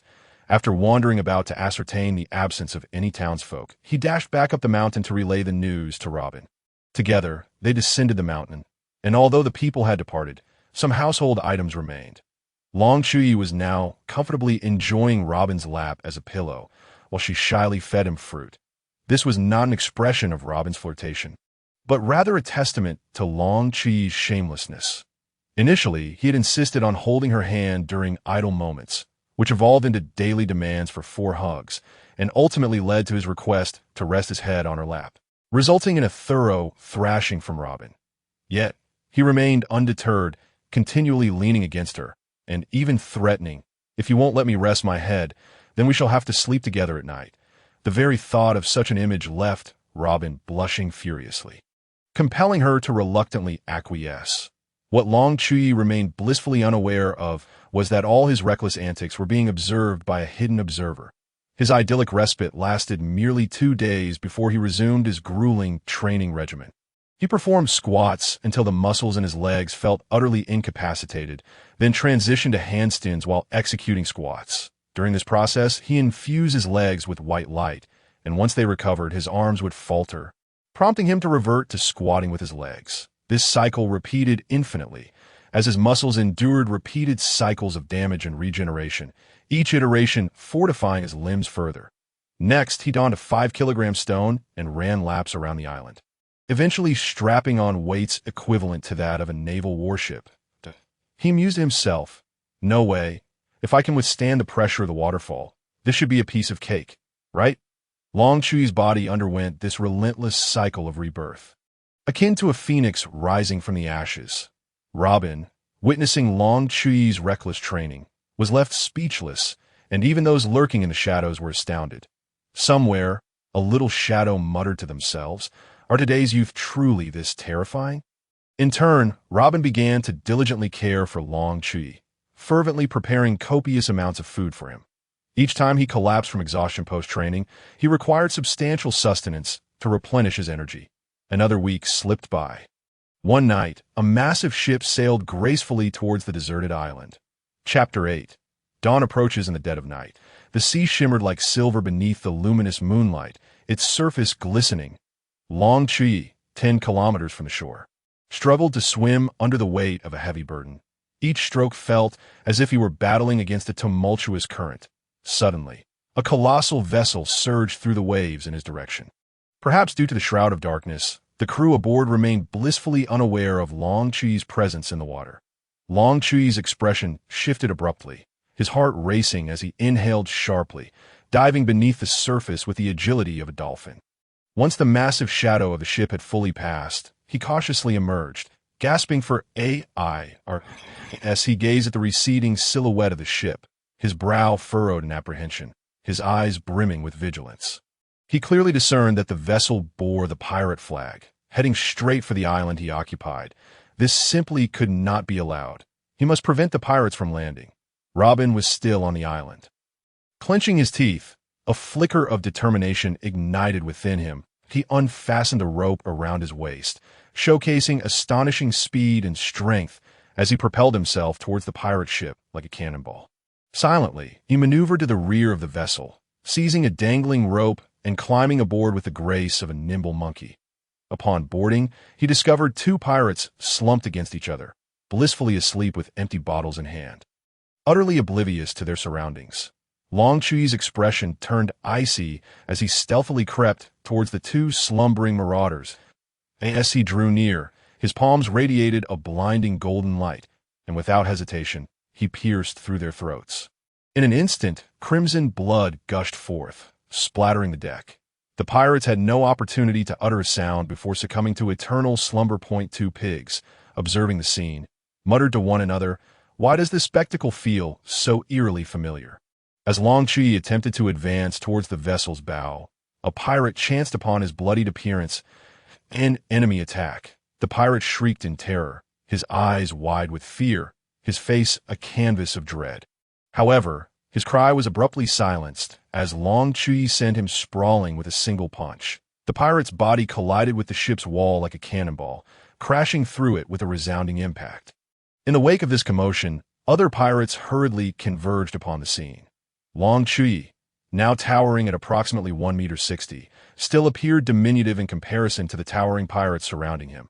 Yet this seemingly insignificant frame radiated an aura of formidable power that commanded respect. His gaze was resolute and piercing, as if he could see through all. His lustrous black hair billowed in the sea breeze, adding an air of mystery and authority. The pirates, taken aback by the sudden appearance of this young boy, exchanged incredulous glances, their eyes wide and mouths agape, as if they had encountered a monster. "You little brat, who are you to invade our ship?" one pirate bellowed, his face contorted with malice as he brandished his weapon. Long Chuyi slowly surveyed the pirates around him, a glimmer of indifference flashing in his eyes as he coldly declared, "This path is blocked." No sooner had the words left his lips than he vanished, reappearing before one of the pirates in an instant. With a swift and powerful punch, imbued with a faint golden glow, he struck. The pirate barely had time to react before he was sent hurtling across the deck, crashing to the ground with a dull thud. The remaining pirates, witnessing this, raised their weapons and shouted as they charged at Long Chuyi. Yet he displayed no sign of trepidation. With agility, he darted between his assailants, his golden fists falling like a torrential downpour, each blow packed with immense force, rendering the pirates utterly defenseless. With each muffled thud, one pirate after another fell to the ground, groaning in agony. Although the pirates were stunned by Long Chuyi's overwhelming prowess, they did not falter. They coordinated their efforts, attempting to encircle him. One pirate swung a massive blade at Long Chuyi, the gleam of the blade menacing. Long Chuyi sidestepped effortlessly, his movements as swift as a specter. Eluding the strike with ease, he countered with a backhanded punch, striking the pirate's abdomen like a bolt of lightning. The pirate crumpled to the floor, blood spewing from his mouth. Seizing the moment, another pirate attempted a surprise attack from behind, thrusting his sword towards Long Chuyi's back. However, it was as if Long Chuyi had eyes in the back of his head. He executed a swift kick, precisely landing on the pirate's chest. The pirate let out a pained scream. Flying backward and crashing heavily to the ground, the pirates continued to swarm. Long Chuyi found himself ensnared in a fierce battle. His body bore several wounds, yet he appeared impervious to pain, his eyes still resolute and brimming with fighting spirit. Die. One pirate swung a spiked club at Long Chuyi. Long Chuyi retaliated with a powerful punch, colliding with the club. The sound of cracking bones echoed as the pirate's arm broke, the club clattering to the ground. Kill him. More pirates converged, and Long Chuyi's situation grew increasingly perilous. His body was marred by injuries, yet his expression remained steadfast, devoid of fear. That moment, a radiant white light emanated from him, and his wounds began to heal instantaneously. This miraculous spectacle left the pirates dumbfounded, their eyes wide and mouths agape in disbelief. Thus, Long Chuyi continued to mend his injuries and re-entered the fray, his attacks more ferocious than ever, each strike imbued with boundless might. The pirates fell one after another, their faces etched with terror as they beheld Long Chuyi's indomitable spirit. Just as he easily dispatched numerous pirate crew members, a colossal figure emerged from the ship's cabin, towering at 3 meters. This figure was muscular and clad in a black cloak, a long scar marring his face, his gaze exuding a cruel ferocity. "Little brat, I must admit, for someone of your age, your strength is impressive, but you have chosen the wrong opponent. Are you prepared to meet your demise?" This figure was none other than the captain of the pirate ship, who looked down upon Long Chuyi with a disdainful sneer. Long Chuyi regarded the captain with a wary gaze, sensing the formidable aura emanating from him. Clearly not an ordinary pirate. Suddenly, the captain transformed into a colossal rhinoceros man, revealing himself as a user of the Zoan-type rhino devil fruit in his rhinoceros form. The captain's speed and strength surged dramatically. He charged at Long Chuyi, his massive horns seeming capable of piercing anything. His eyes filled with savagery. Long Chuyi summoned his strength, unleashing a punch that met the captain's horns with a resounding clash. The force of the impact sent Long Chuyi hurtling backward, tracing an arc through the air, while the rhinoceros man executed a graceful flip before landing effortlessly. "Is this all the strength you possess?" The captain roared, charging at Long Chuyi once more, nostrils flaring. Long Chuyi inhaled deeply, focusing his energy to counter the captain's assault. He deftly evaded the rhinoceros man's strikes, seeking an opportunity to retaliate. In an instance of dodging, Long Chuyi spotted an opening and without hesitation, unleashed a punch, the golden radiance striking the captain's eye with force. The captain howled in pain, retaliating with a punch to Long Chuyi's abdomen, sending him flying like a kite severed from its string. Clutching his bloodied left eye, the captain bellowed as he lunged toward Long Chuyi's trajectory, launching a frenzied barrage of attacks, forcing Long Chuyi into a defensive posture. Long Chuyi realized that this strategy would not suffice. His current strength could not breach the captain's defenses, that he needed to defeat the captain swiftly, or face grave danger. Resolutely, he decided to unleash his ultimate ability, power liberation. Chuyi closed his eyes, concentrating intently. Suddenly, his body began to transform. He grew an additional 20 centimeters, his black hair cascading into a flowing white mane. Radiating a golden luminescence, his strength multiplied tenfold. The captain, witnessing Chuyi's transformation, wore a look of horror momentarily, but quickly regained his composure, charging at Chuyi with reckless abandon.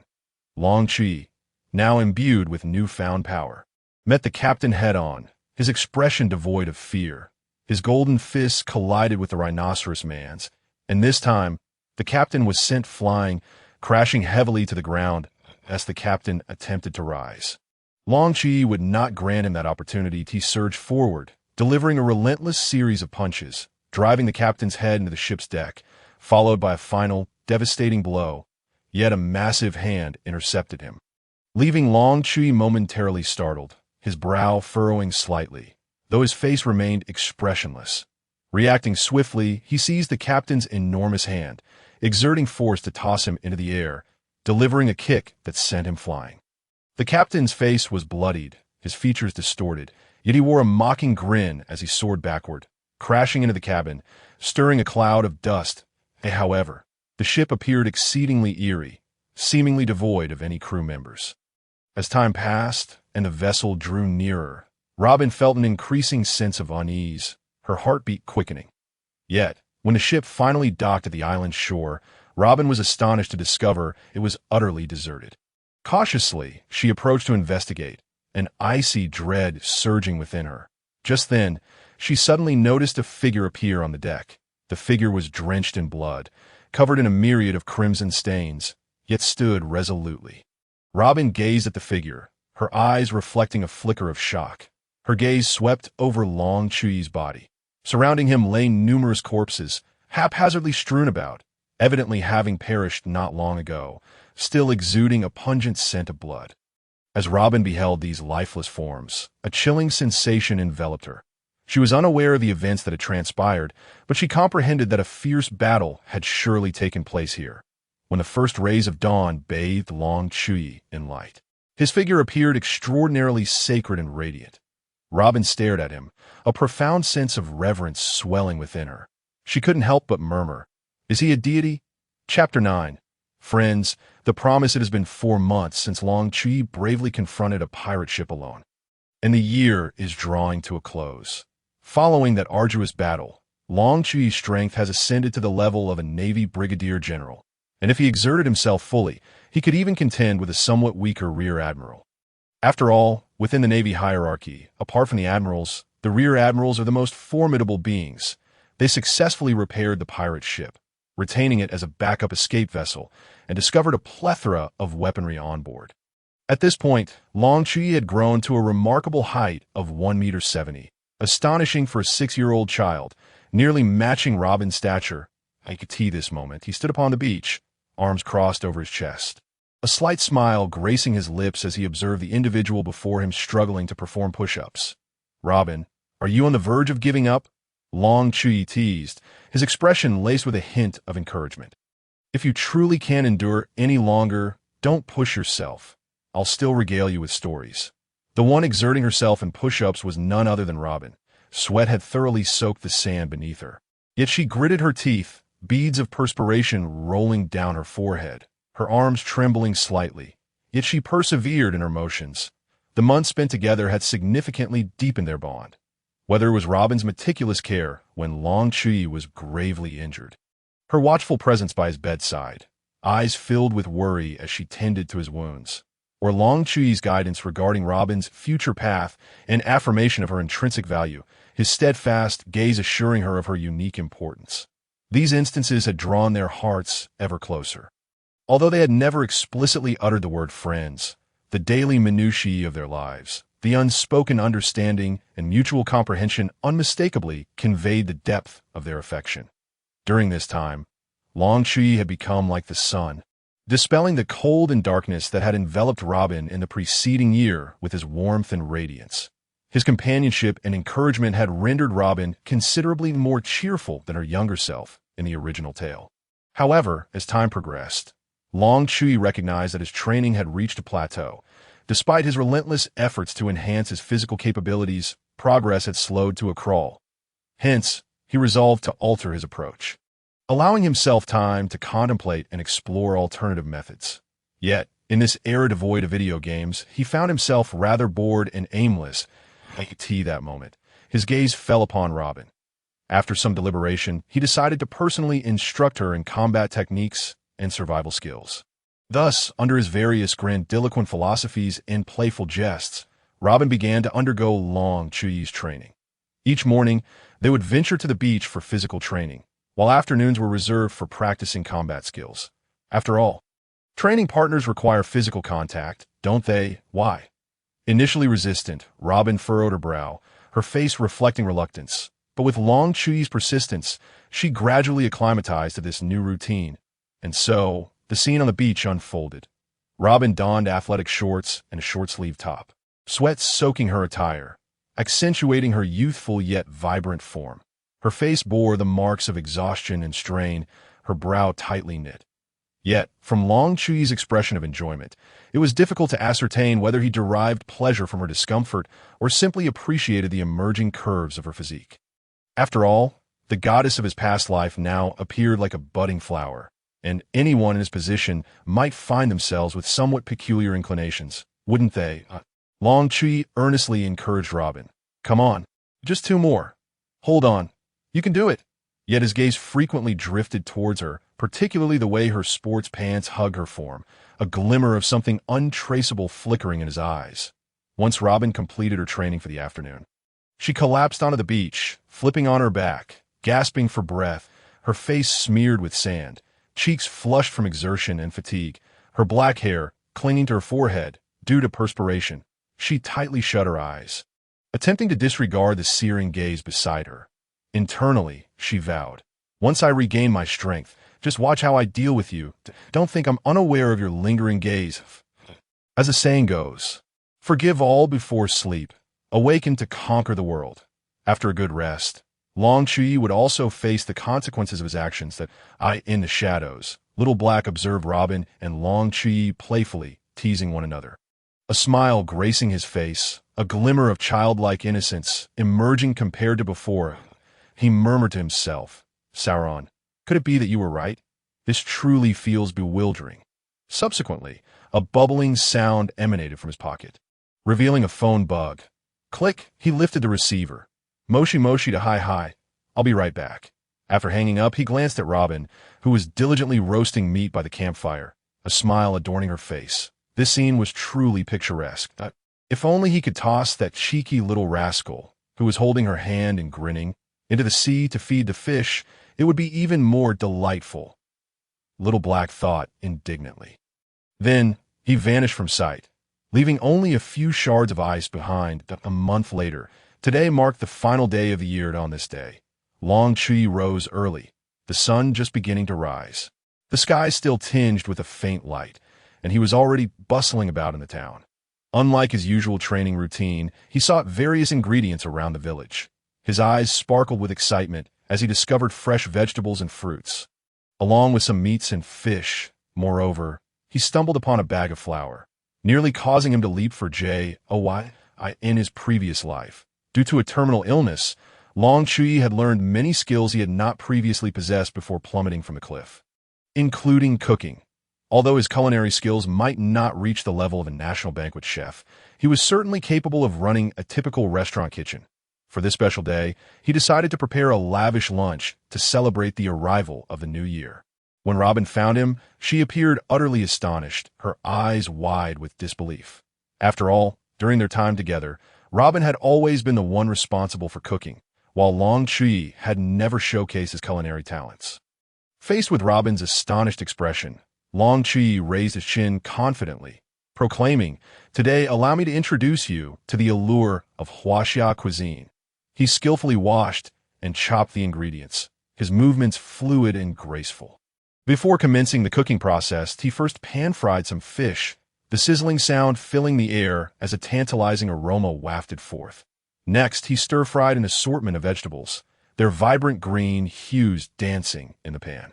Finally, he prepared a pot of fragrant soup, steam billowing upward. Robin stood nearby, captivated by his every action, her eyes brimming with curiosity and anticipation, occasionally leaning in to inhale the delightful scents. Soon, the two indulged in a sumptuous feast. As Robin ate, her eyes sparkled, and she excitedly exclaimed, "Long Chuyi." He went on to introduce the names, meanings, and historical origins of the dishes on the table. Naturally, they were adapted. For instance, regarding the braised pork, he wore a mysterious smile as he told Robin, "This dish is called Hong Yin Dang Tu, and eating it will bring you good fortune."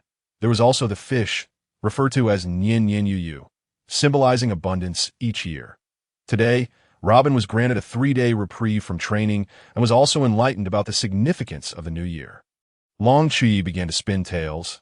"I was an orphan, begging on the streets, and those days were truly harsh that a fleeting shadow of despondency flickered across his gaze, only to be swiftly replaced by a glimmer of hope. It was then that I realized with the dawn of the new year, a plethora of wild creatures would emerge, and I knew that as long as the new year began, I would not suffer from hunger. Henceforth, I began to celebrate the arrival of the new year for myself." Upon hearing this, Robin's eyes brimmed with compassion as she gently remarked, "I shall celebrate with you," as the evening wore on. Long Chuyi seized Robin's hand, and together they began to make dumplings. Long Chuyi demonstrated a skilled technique, and in no time, a beautifully crafted dumpling took shape. Robin earnestly tried to emulate him. Yet her creations turned out lopsided and misshapen, causing her to break out in a fine sheen of sweat from her anxiety, and inadvertently, she ended up with a comical flour-covered face. Observing her predicament, Long Chuyi couldn't help but burst into hearty laughter, prompting Robin to join in the mirth, and together they completed their dumpling-making amid laughter and joy. Once the dumplings were boiled to perfection, they savored their meal before reclining on the bed, gazing up at the twinkling stars. Curiously, Robin inquired, "Chuyi-kun, do you have any plans for the future? For instance, what do you intend to pursue?" She turned on her side, her eyes sparkling brightly as she looked at Long Chuyi. After a moment of contemplation, Long Chuyi replied earnestly, "Well, to be honest, I have yet to determine a specific path. For now, I simply wish to behold the world's splendid landscapes while striving to become the strongest in the realm." He sat upright, arms wrapped around his knees, his gaze resolutely fixed on the horizon. Robin chuckled warmly. Chuyi-kun, you truly possess remarkable ambition and determination." A smile of admiration graced her face. Long Chuyi, with a proud lift of his chin, declared, "Of course, becoming the world's strongest is merely a trifling endeavor." He then added, "Moreover, I shall assist you in realizing your dreams as well." Turning to Robin, his eyes radiated sincerity. Robin sighed softly, a hint of worry shadowing her features as she replied, "But being with me might lead us to become foes of the entire world." She lowered her gaze, a fleeting look of melancholy passing through her eyes. Long Chuyi, brimming with confidence, waved his hand dismissively, asserting, "Do not fret. I have vowed to become the strongest in the world. When the time comes, anyone who dares to trouble us shall be met with my unyielding resolve." Rising to his feet, he brandished his fists, exuding an air of formidable authority. After hearing this, Robin smiled and nodded in agreement, then turned to gaze at Long Chuyi. Her eyes were filled with trust and warmth as she softly said, "I believe that day will come. You will surely succeed." Long Chuyi nodded firmly, confidence glimmering in his eyes as he proclaimed, I will undoubtedly achieve it." Suddenly, Long Chuyi sprang up from the mat, fixing his gaze on Robin with a radiant smile, extending his pinky finger in anticipation as he said, "Let us make a pact, my friend." Caught off guard by this sudden gesture, Robin paused momentarily, but quickly regained her composure. She gracefully rose from the bed, knelt before Long Chuyi, and extended her own pinky in turn. Their fingers intertwined tightly, and then they sealed their promise with their thumbs, affirming their commitment. A beautiful smile blossomed on Robin's face as she gently uttered, "Yes, I believe in you, my friend." This declaration washed over Long Chuyi like a warm current, filling his heart with joy in return. He responded with a beaming smile, his eyes sparkling with sincerity and kindness. In that moment, their bond was irrevocably forged. During days of separation, whenever Robin felt lonely or helpless, she would glance down at her pinky, reminiscing about the vow made on that fateful night. This simple gesture would always grant her strength and courage, enabling her to continue forward with a smile. And when they would reunite, this bond would become ever more unbreakable, transforming into the most cherished treasure of their lives. Chapter 10. A storm approaches in the year 1502 of the Sea Round Calendar. Upon the vast and boundless expanse of the western sea, sunlight cascaded down, causing the surface of the water to shimmer and sparkle with fragmented golden glimmers "Oh, Captain, how magnificent!" A tall, lanky pirate shouted, raising his goblet high.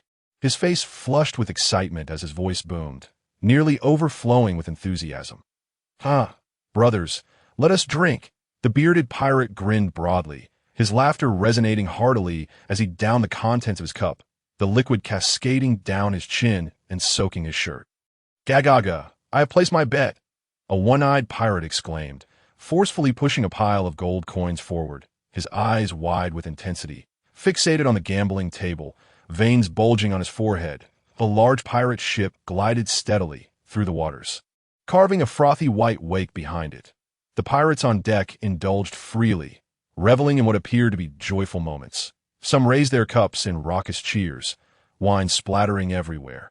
Others clustered together, gambling amid boisterous shouts, the dice clattering in their bowls, laughter and cries intermingling, echoing across the sea in a scene that bordered on madness. However, beneath this fade of merriment lurked an abyss of darkness and depravity. Much like the undercurrents swirling beneath a tranquil surface. "Please, I can still do it. Don't kill me. I beg you." A girl's voice trembled with a sob, fear rendering her body uncontrollably shuddering above on the deck. A towering figure, for meters tall, loomed like a mountain, casting a shadow that enveloped all before him. Kneeling at his feet was a young girl, scantily clad. Her body was marred with bruises and scars, a harrowing testament to her suffering. Tears streamed uncontrollably down her cheeks, plummeting onto the deck, her eyes filled with terror and despair, resembling a fawn trapped in a dire predicament. She lacked even the courage to lift her hands to wipe away her tears, fearing that the slightest movement might ignite a catastrophic fate. Yes, she tore away what remained of her tattered clothing. She pleaded desperately, her voice laden with anguish till over her left lay a headless corpse of another girl. Her skull crushed, blood gushing forth like a fountain, saturating the wooden planks around them, exuding a nauseating metallic scent. These two had been subjected to the man's vile torment for a full 2 days. Despite enduring unimaginable pain and humiliation, their bodies and spirits battered, they clung fiercely to the last vestiges of their dignity, refusing to yield to this demonic figure. Yet today, the woman met with the most brutal of fates, merely for instinctively glancing around during her torment. Witnessing her companion's horrific demise, the dread of facing death struck the girl like a relentless hammer, shattering her resolve. Ultimately, she could no longer bear the immense psychological strain. Her defenses collapsing, succumbing to the man.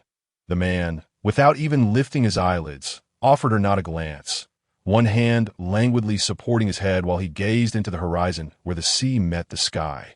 As if all that transpired before him bore no significance, his other hand reached casually towards the girl's head, crudely guiding her downwards towards him. The girl dared not resist. Her body stiffened like a plank, and she could only lower her head slowly in compliance with that large hand.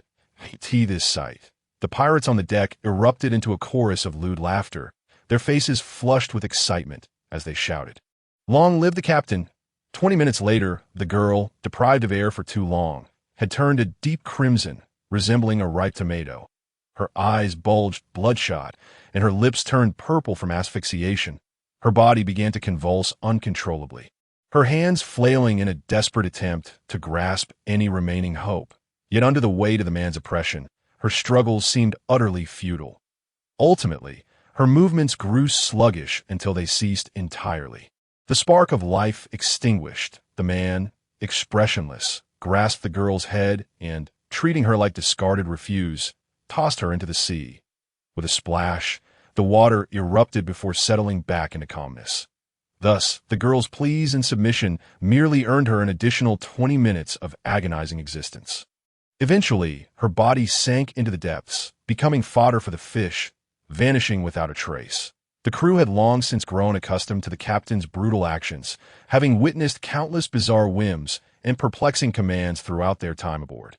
The man beckoned, and a nearby attendant swiftly approached. This man, tall and clad in a well-tailored black suit, removed his aristocratic black top hat and bowed elegantly towards the captain, a respectful smile gracing his face as he inquired, "Captain Hylota, how may I serve you?"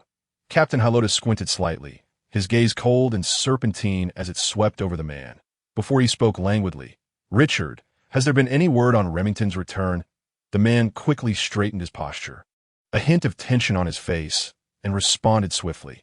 He mentioned that his arch-rival, Coriol, seemed to be searching for something and had stepped out, presumably to get a head start on finding whatever Coriol desired. After all, the two of them had always been at odds. Captain Hirota furrowed his brow, revealing a distinct dissatisfaction. He remained silent for a while before slowly speaking. Send a few men from a mafia to investigate. Also, the dogs have been overfed these past few days. It's time to cut back on their rations. Upon finishing, he waved his hand impatiently, signaling the man to take his leave. The man once again bowed respectfully to the captain before turning on his heel and departing with measured strides.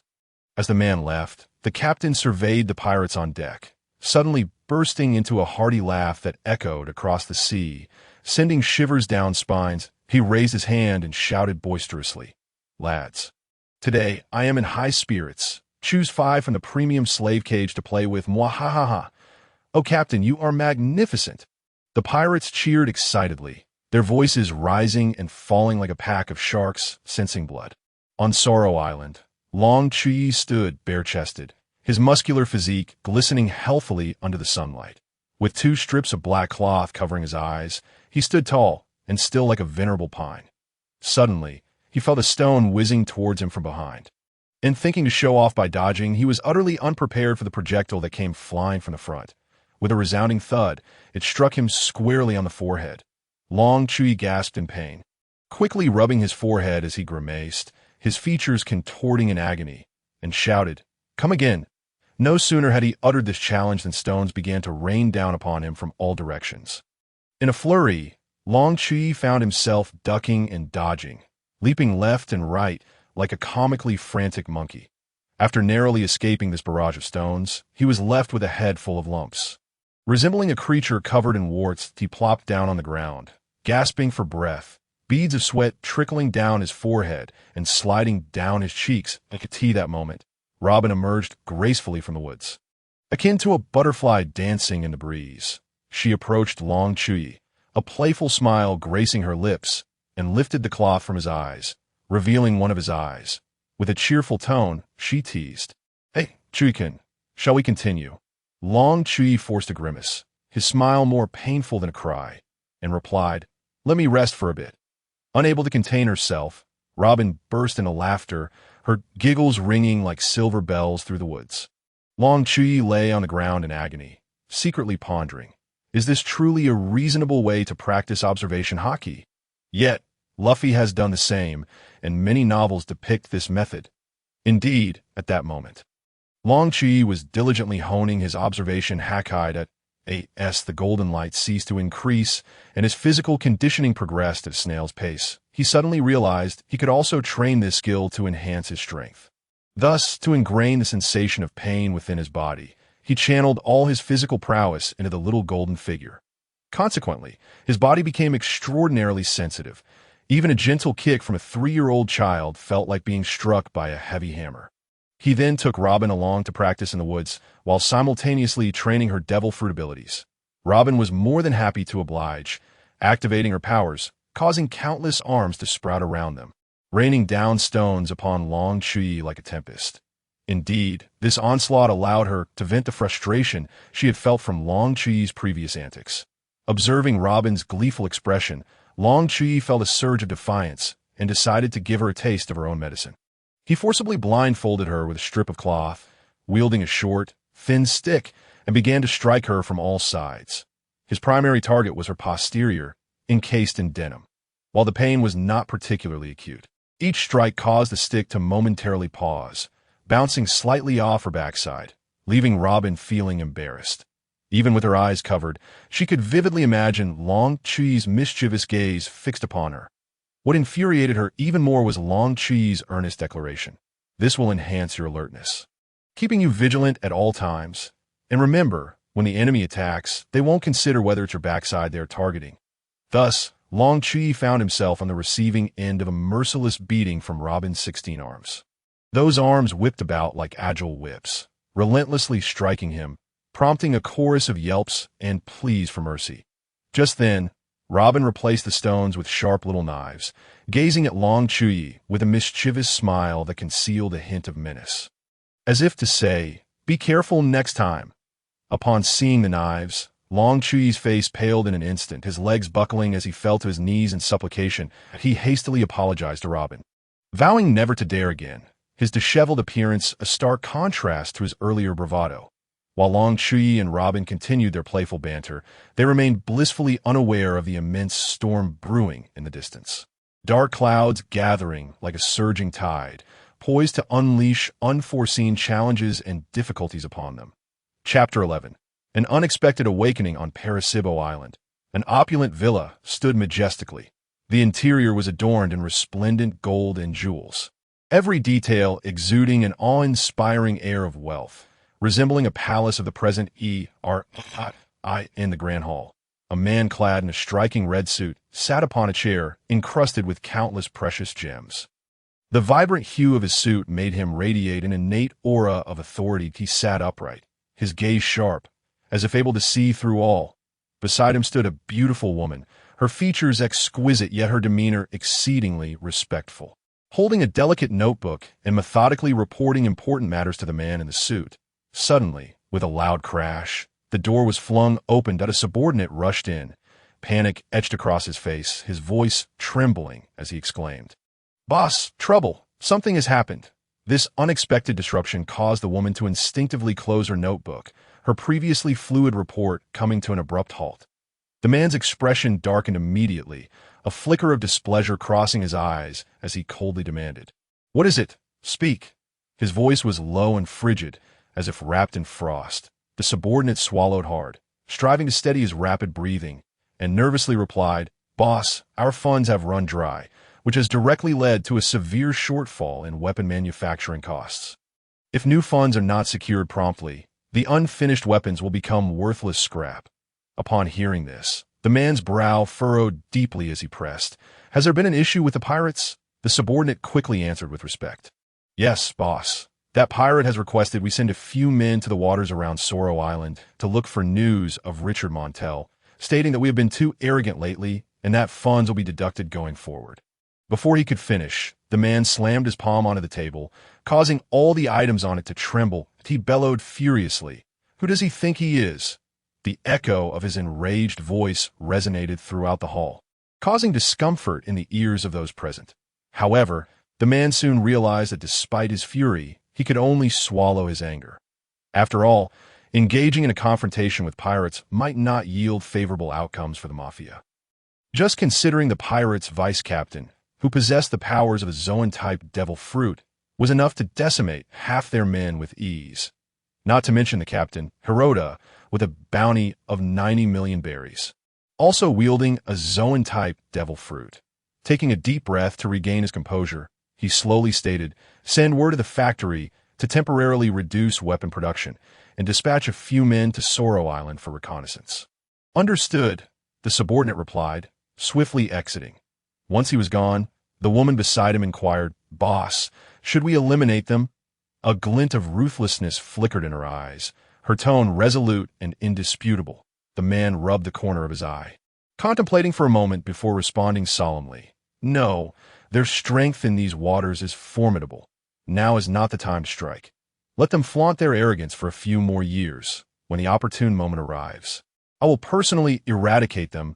As he spoke, a glacial malice flashed in his gaze, as if he could already envision the day of the pirate's demise. With that, the man rose, adjusting his suit with graceful composure, and declared, "Prepare for me. I shall personally investigate what is amiss." The The woman responded affirmatively. Yes, that a few minutes later, she arrived at the entrance of the basement. As she opened the door, a cacophony of sound assaulted her senses. There were the desperate pleas of women, imbued with an infinite sense of hopelessness and terror, shouts of anger and defiance, and the furious roars of men, as if they could shatter the very world around them. These voices intertwined, painting a chaotic scene. The woman furrowed her brow, a flicker of disdain crossing her eyes, yet she gritted her teeth and stepped inside, that on Saroshi Island. Long Chuyi suppressed a chuckle, a sly grin creeping onto his face. Hee. Take this. He swung the wooden stick in his hand with great speed, aiming directly at Robin's head, as if he were about to deliver a crushing blow. However, to his utter astonishment, Robin seemed to anticipate his move. Just as the stick was about to descend, she deftly sidestepped, easily evading Long Chuyi's attack. In that moment, both of them were taken aback. Long Chuyi remained frozen in a striking pose, disbelief etched across his face. While Robin stood there, her blindfold slowly removed, revealing her eyes. Long Chuyi's eyes widened in disbelief as he gazed at Robin, stammering, Robin, you can't be awakened, can you? His voice trembled slightly, as if he could scarcely believe what he had witnessed. Robin regained her composure, covering her mouth and letting out a soft, enchanting laugh, reminiscent of flowers blooming in spring. Looking at Long Chuyi, she replied, Yes, Chuyi-kun, it seems I have awakened.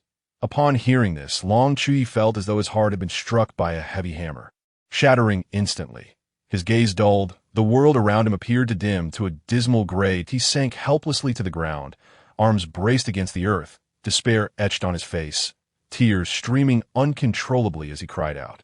No. At this moment, snowflakes fall, the north wind howls. I refuse to believe.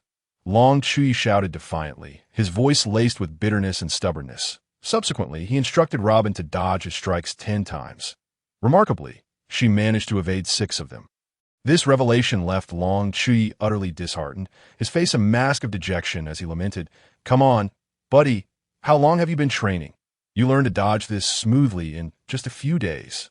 What does that say about my month of grueling training? A joke, perhaps? The fool in the dying illness is none other than myself. As he spoke, he shook his head in resignation, his expression steeped in gloom. Observing Long Chuyi's increasingly darkened demeanor, Robin's heart tightened, her hands instinctively crossing in preparation to activate her fruit abilities, should he act out of line.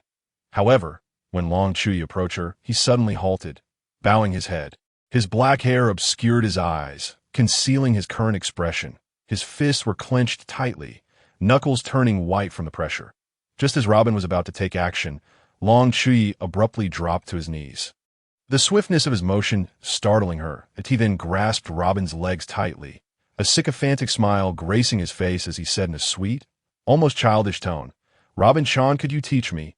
Please, I beg you. Teach me, Robin-chan. His voice was both flirtatious and sweet, a stark contrast to his earlier demeanor. This left Robin utterly flabbergasted, her eyes wide and mouth agape, mentally questioning, what is happening here? Soon after, Long Chuyi, brimming with curiosity, inquired about the sensations associated with the observation haki, eager to learn if there were any peculiar changes. His eyes sparkled with the light of curiosity, akin to a child yearning for answers. Robin shook her head, indicating her own uncertainty, explaining that when struck, a vague image of the outside world appeared in her mind, though it was rendered in shades of gray, just as a wooden stick was aimed at her head. Long Chuyi pressed on, Are there any other changes aside from that? His expression was one of eager anticipation, hoping to extract more valuable insight from Robin.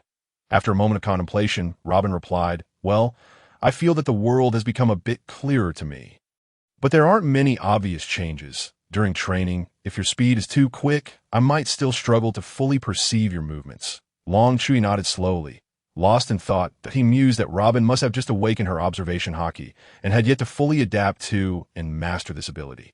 However, speaking of awareness, he could also sense his own consciousness, within which a small golden figure resided, that if he could perceive the external world through his consciousness, would that count as having awakened the observation haki? Yet it seemed like merely an additional pair of eyes to observe the surroundings. In that case, his physical eyes would become redundant, as he could still see the outside world with his eyes closed. Damn, just contemplating this has made me lose track of my own eyes. He couldn't help but remark, his face plastered with exasperation. Forget it. I might as well just close my eyes and endure the blows. Curse it. There will be no more benefits from Robin-chan in the future, he grumbled, helplessly covering his eyes and preparing to evade the barrage of stones. His movements appeared somewhat clumsy, his body swaying left and right like a headless fly. Crashing about, he strained to sense each stone, but despite his utmost efforts, he could not evade them. Each time a stone struck him, he yelped in pain, "Ouch! That hurts!" As time passed, the island echoed with his pitiful cries. "Ouch! That hurts! Robin, no! Don't throw it there! Someone could get hurt!" These cries were laden with agony and pleas for mercy, evoking a sense of pity in those who heard them. Yet in stark contrast to Long Chuyi's suffering, Robin's mood was one of delight. She felt a secret satisfaction. "Oomph, let you hit me. Let's see if I don't crush you." In that moment, she finally found an opportunity for retribution against Long Chuyi. Subsequently, she discarded the stones in her hand, seizing a nearby durian shell. Never mind where the durian shell came from. The crucial part was that it still clung to small iron balls. Additionally, there were various weapons prepared nearby, such as a box filled with apples speared with toothpicks, over 30 elastic slingshots, and even a cage containing a ferociously fierce little dog. As for how fierce this dog was, let's just say that once Robin captured it and confined it within the cage, it had not loosened its grip on the bars since then. Controlling the little dog, she simultaneously grabbed the slingshot and, with a swift motion, the fierce little dog soared towards Long Chuyi like a cannonball. Following that, a series of sounds ensued. First came the sharp, vicious sounds of the dog's biting, followed by Long Chuyi's anguished wail that echoed through the air. Ah, where did this dog come from? Chapter 12. Leaving the island in the waters surrounding Soroshi Island, a small speedboat meandered aimlessly, resembling a headless fly in search of something. Inside the boat, a young man clad in a black suit bore a weary expression, listlessly scanning his surroundings, until he could no longer contain his grievances. "Boss, we've almost turned this sea upside down, yet not a single pirate in sight. How much longer do we have to search? My little darling at home is waiting for me to return and shower her with love." The man referred to as Boss clearly possessed more cunning than the young man. Upon hearing this, a vein popped on his forehead as he swiftly punched the young man. Snapping irritably, "Shut your mouth." He fixed his gaze ahead, brow furrowed in anxiety, fear evident in his eyes that it was too eerie. This place was terrifyingly quiet. After completing this last circle, he needed to report back to the boss immediately. It was no wonder he felt apprehensive, ever since Roger ushered in the era of pirates. They had rampaged across the seas, with figures ranging from the most notorious to the inconsequential found everywhere. Yet here, not a single pirate could be encountered, and even merchant ships were astonishingly rare. This situation was simply too abnormal. The young leader bellowed, "Everyone, get your spirits up and increase speed. After finishing this circuit, we will search the island." "Yes," the 25 subordinates responded in unison, swiftly taking their positions as the small boat surged forward, cutting through the waves. After completing a full circle, the boat began to scour the islands in the area, with Soroshi Island being the only one left unvisited. The young leader breathed a sigh of relief, steering the boat towards Soroshi Island. Ever since Long Chuyi successfully intercepted that pirate ship, both he and Robin realized they had previously been overly complacent. Thus, they would frequently ascend to higher ground. Employing the binoculars acquired from the pirate ship to meticulously observe the surrounding waters on this day, Long Chuyi, as usual, surveyed the sea from a high vantage point. One could not deny the protagonist's fortuitous luck. The twists of fate were truly wondrous, as he indeed spotted the speedboat. After confirming it repeatedly, Long Chuyi's face flushed with excitement as he dashed down the mountain, shouting, "Wonderful! A boat is finally coming." He hurriedly sought out Robin, eager to share the news with her. After a discussion between the two, they resolved to secretly observe the ship first. Should they discern any ill intentions from those aboard, they would act decisively. The swift vessel anchored, and several crew members disembarked onto the island. One of the younger members, his face brimming with curiosity, inquired, "Brother, has this island not been plundered by pirates before? Why is there not a single soul in sight?" The leader furrowed his brow, lit a cigar, inhaled deeply, and released a cloud of smoke, contemplating before replying, "Forget the idle speculation. This is the last island. Since there is no one here, let us take a brief tour and then return post-haste." "Understood," the other crew members chorused in unison. Once the group dispersed in clusters towards different directions, two heads cautiously emerged from a corner. Long Chuyi, a picture of confusion, whispered to Robin beside him. "Robin, who exactly are these people?" Robin, maintaining her composure, crossed her arms and subtly shook her head, indicating her lack of knowledge. She then headed directly toward the direction where the one referred to as brother had gone. Long Chuyi hurriedly followed, unable to resist commenting, "They certainly dress impressively. Everyone is clad in suits, making them look like mob bosses." Just as he finished his remark, he suddenly halted, grasping Robin's arm with a look of astonishment. "Robin, I think I figure out who they are." Robin turned her gaze sharply towards Long Chuyi. Awaiting his revelation, he pulled her into the woods before stating, "They're most likely affiliated with the Mafia." It is not difficult to deduce, given that this is the West Sea, dominated by Mafia and underground forces. Just look at their matching black suits. They're practically broadcasting their affiliations. Robin pondered for a moment, then nodded, asking, "What are they searching for?" Long Chuyi released his hold on Robin and stroked his chin, speculating. "For what they've said, it seems they've been searching this maritime region for quite some time. Having found nothing at sea, they are now inspecting nearby islands one by one." Robin interjected, "This is the last island they intend to search." A sly smile crept on a Long Chuyi's face, a glimmer of cunning dancing in his eyes. "Then let us capture them and interrogate them thoroughly. After all, none of these Mafia members are good people. Their hands must be stained with blood." Robin nodded in agreement, pointing to the left and then at herself, indicating that she would handle that side. Long Chuyi understood perfectly, whispering a cautionary, "Be careful," before darting off to the right. As time ticked away, Long Chuyi and Robin successfully reunited, each holding a group of individuals bound tightly. Long Chuyi singled out one who resembled a leader for a cordial exchange. Moments later, he returned, dragging back the bruised and battered leader, resembling a pig's head. The other underlings, witnessing this scene, swallowed nervously, their thoughts racing. "That's brutal. He looks so unrecognizable. Even his mother wouldn't know him." Subsequently, Long Chuyi casually selected a room to confine them before stepping outside to share the intelligence gleaned from the interrogation. "Robin, we may be in serious trouble." Long Chuyi's expression turned grave, worry etched across his face. Observing his seriousness, Robin instinctively furrowed her brow. Long Chuyi continued, "The pirates I dealt with are not ordinary. They belong to the third squad of the formidable Helota pirates. What's worse, they seem to have connections with the Dryce Mafia." Robin, frowning, queried, "Dryce Mafia?"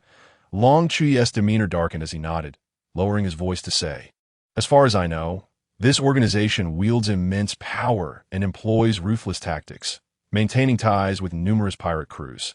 Moreover, they might possess the capability to unify the West Sea. Helota has already sensed that his subordinates are missing, which is why the Mafia is out searching for them." After a moment of silence, Robin slowly remarked, "It appears this island will soon attract the attention of various forces, likely plunging it into chaos." Long Chuyi, exasperated, spread his arms in resignation and chuckled wryly. "This is clearly aimed at me. We should make a hasty exit before trouble comes knocking at our door." They exchanged a knowing glance, silently beginning to pack their belongings, preparing to leave this impending storm-laden locale. Although there was a twinge of reluctance, they understood that fleeing was the wisest course of action in the face of such formidable adversaries. After all, even if Long Chuyi were exceptionally skilled, confronting an entire pirate crew alongside the potential might of the Mafia would leave him with little chance of success. Choosing not to board the large vessel, Long Chuyi and Robin opted for the smaller boat utilized by the Mafia. Though diminutive, it boasted greater speed, making it more suitable for their escape. They meticulously prepared ample provisions, ensuring a steady supply for their journey. By afternoon, they departed from the island, embarking on a new adventure As the vessel gradually receded into the distance, the island, soon to be fraught with danger and uncertainty, slowly faded from their view. Chapter 13. A declaration of intent within an opulent villa. Adorned with extravagant decor, crystal chandeliers cast a dazzling glow, illuminating the interior in resplendent brilliance. A man clad in a red suit lounged languidly in an expensive chair, his legs elegantly crossed, a playful smirk gracing his lips as he toyed with a snail phone. Helloda, my subordinates have met their demise on Saloxi Island. You must comprehend what this implies, he mused inwardly, reveling in his triumph. While he had lost a few underlings, his adversary had suffered the loss of an entire squad, providing a sense of vindication. However, recollections of his previous encounter with Helloda, during which he was stripped of all weapons and meticulously prepared gifts, along with the detention of his personal secretary, darkened his countenance. Those pirates had humiliated him, forcing him to retreat in disgrace, a bitter pill to swallow. The voice of Helloda emerged from the snail phone, dripping with menace, his expression mimicked flawlessly, laden with authoritative undertones. I will ensure he pays the price. Dryce, you would do well to tread carefully. With that, the connection was severed. Dryce's expression instantly soured, his fists clenched tightly, veins bulging on the back of his hands. His heart ablaze with fury and resentment as he seethed. I will absolutely tear them to shreds. Taking a deep breath, he struggled to regain his composure, fully aware that now was not the time for a complete rupture. After long, Chuyi and Robin dealt with the mafia members. They swiftly boarded their vessel and set sail away from the scene. The vast ocean stretched endlessly, a clear blue sky devoid of clouds. Sunlight dancing upon the surface, creating a shimmering spectacle. Long Chuyi lay languidly along the ship's edge, staring vacantly at the water. After a while, restlessness overtook him, and he began pacing back and forth on the deck. Finally, like a languorous kitten, he leaped into Robin's lap, who was engrossed in a book, murmuring, "Robin-chan, I'm truly bored."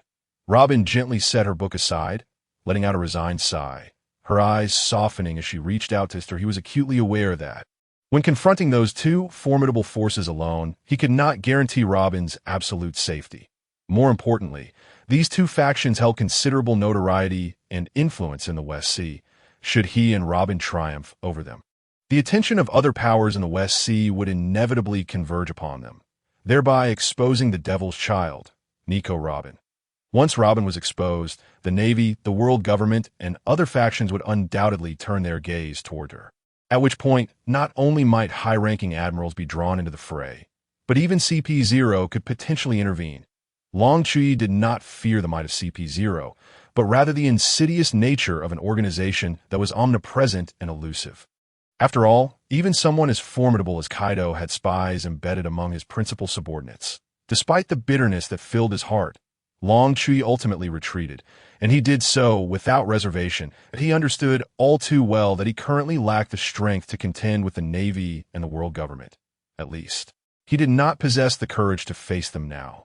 Moreover, according to the unfolding narrative, Robin would eventually board the ship of the protagonist, Luffy, and he had resolved to follow Luffy as well. Thus, they would inevitably reunite. However, during the interval from parting to reunion, Robin would have to endure a difficult life of evasion and betrayal once more, which filled Long Chuyi with profound guilt. Robin gazed into Long Chuyi's steadfast and sincere eyes, a faint smile gracing her lips as a glimmer of amusement flickered in her gaze that she could. "Do you remember that scene when you threatened me?" she teased. "You were so small, with your hands in your pockets, grinning mischievously at me, saying, 'Come with me.'" Upon hearing this, Long Chuyi's mind conjured the memory of that moment, and he sheepishly scratched his head. Chuckling awkwardly, of course I remember, I was a bit mischievous back then. Reflecting on their first encounter, a warm current surged within Long Chuyi's heart. That time, he had but one thought: to rescue her, to provide her warmth, and to forge a friendship. Truth be told, he harbored a small selfish desire to win over this little girl.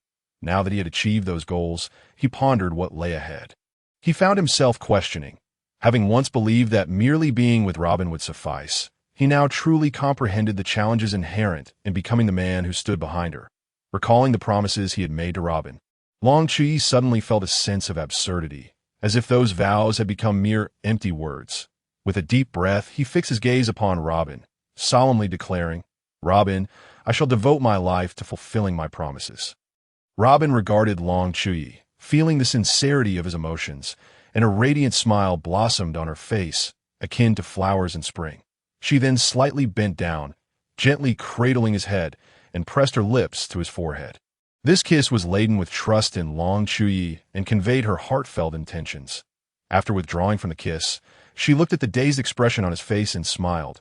"Chuyi-kun, I look forward to your growth." Chapter 14. Lakoko, ever since Robin had expressed her feelings, Long Chuyi had transformed into a clingy little puppy, unwilling to part from her side, indulging in endless embraces and kisses. His eyes sparkled with sweet delight, and his lips were perpetually curved upwards, as though possessing Robin meant claiming the entire world. Under the nurturing embrace of this sweet atmosphere, their bond swiftly deepened.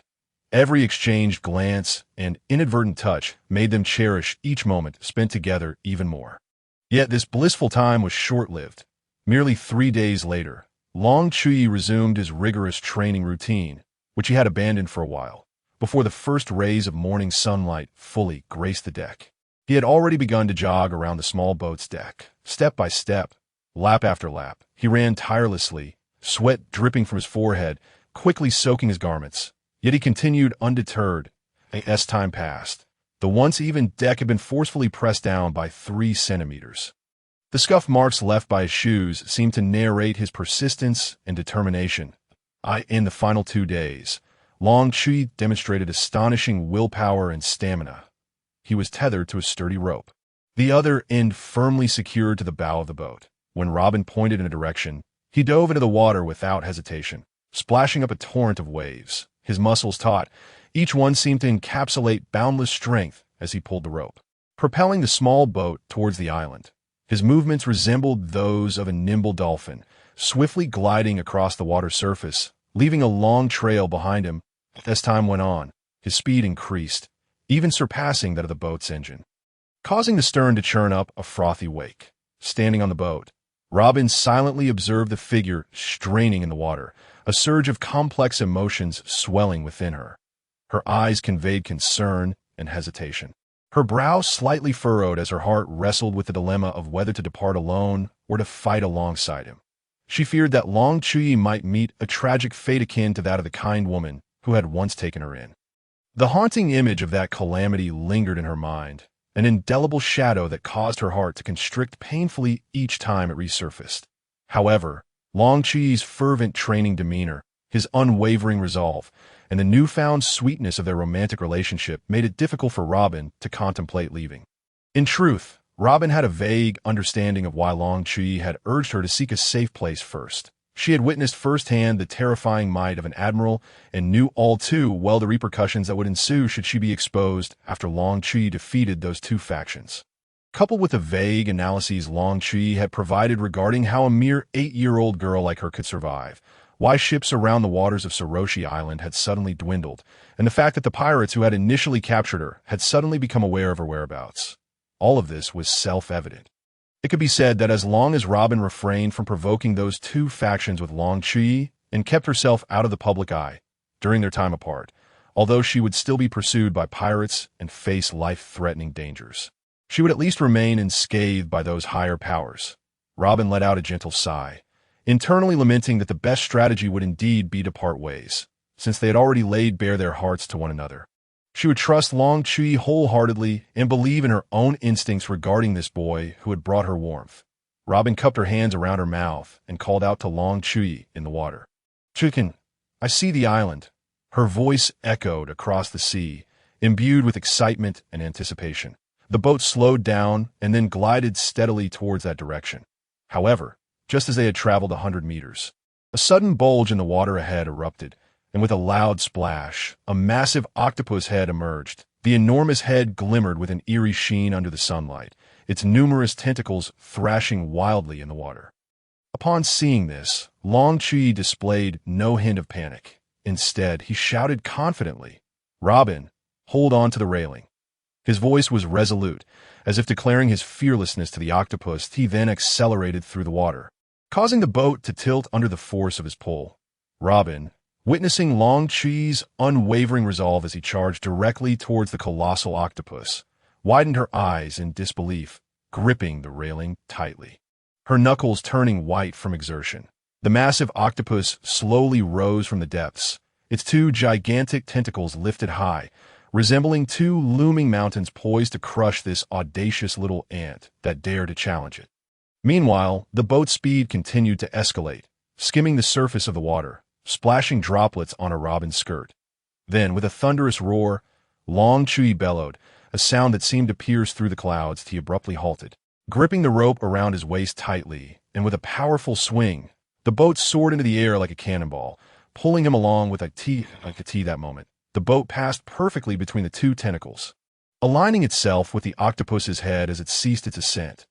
Long Chuyi, quick-witted, untied the rope and lunged towards the octopus's head like a meteor, his expression fierce and resolute, and once more he roared, delivering a powerful punch to the enormous noggin. It is worth emphasizing that his fist bore no golden light. The next instant, a deep crater appeared on the octopus's head, followed by a resounding crash as its gigantic head was violently thrust backward, sending up a massive splash as if a cannonball had plunged into the sea. Simultaneously, its eyes rolled back, and the two flailing tentacles fell limply back into the water, as if bereft of life. With a resounding thud, Long Chuyi and the boat sequentially splashed back into the sea.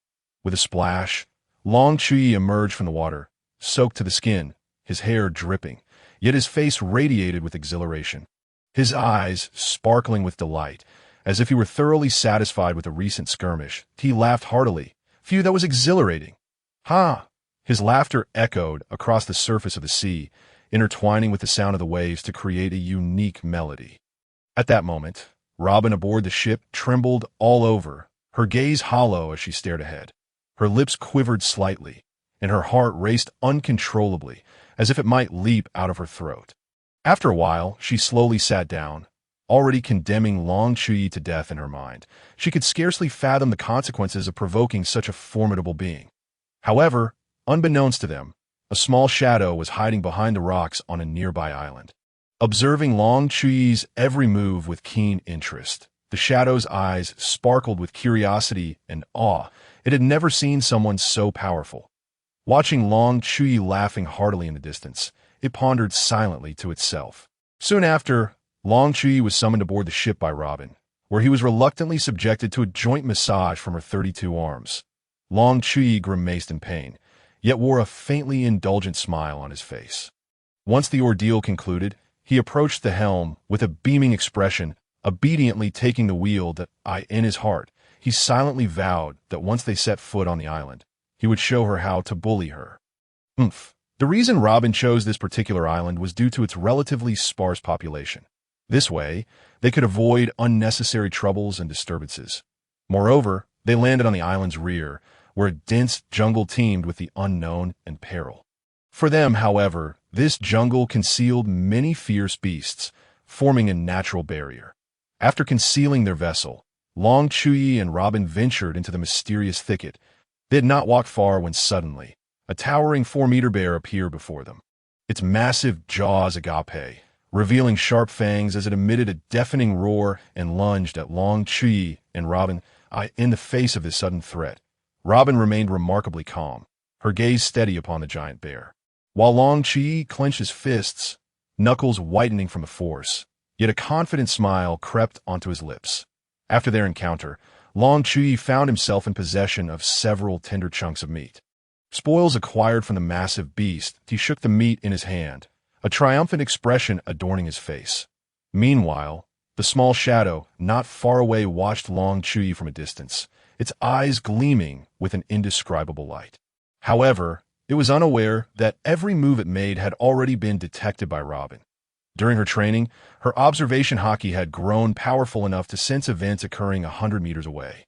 This granted her a significant advantage in combat and exploration, allowing her to anticipate enemy movements and respond accordingly. When Robin spotted the shadow, she did not act immediately. Instead, she secretly activated her devil fruit power. And suddenly, an arm sprouted from the tree where the shadow was hiding, its palm adorned with a beautiful eye. The eye blinked, scrutinizing the surroundings, and then quietly vanished.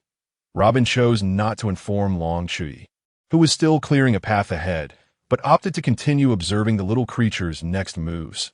She wished to discern its intentions, her eyes betraying a mix of vigilance and curiosity. After a time, Long Chuyi and his companions finally discovered a suitable cave, deciding to rest there and commence cooking. Soon, the cave was filled with the enticing aroma of their meal, tantalizing enough to make one salivate.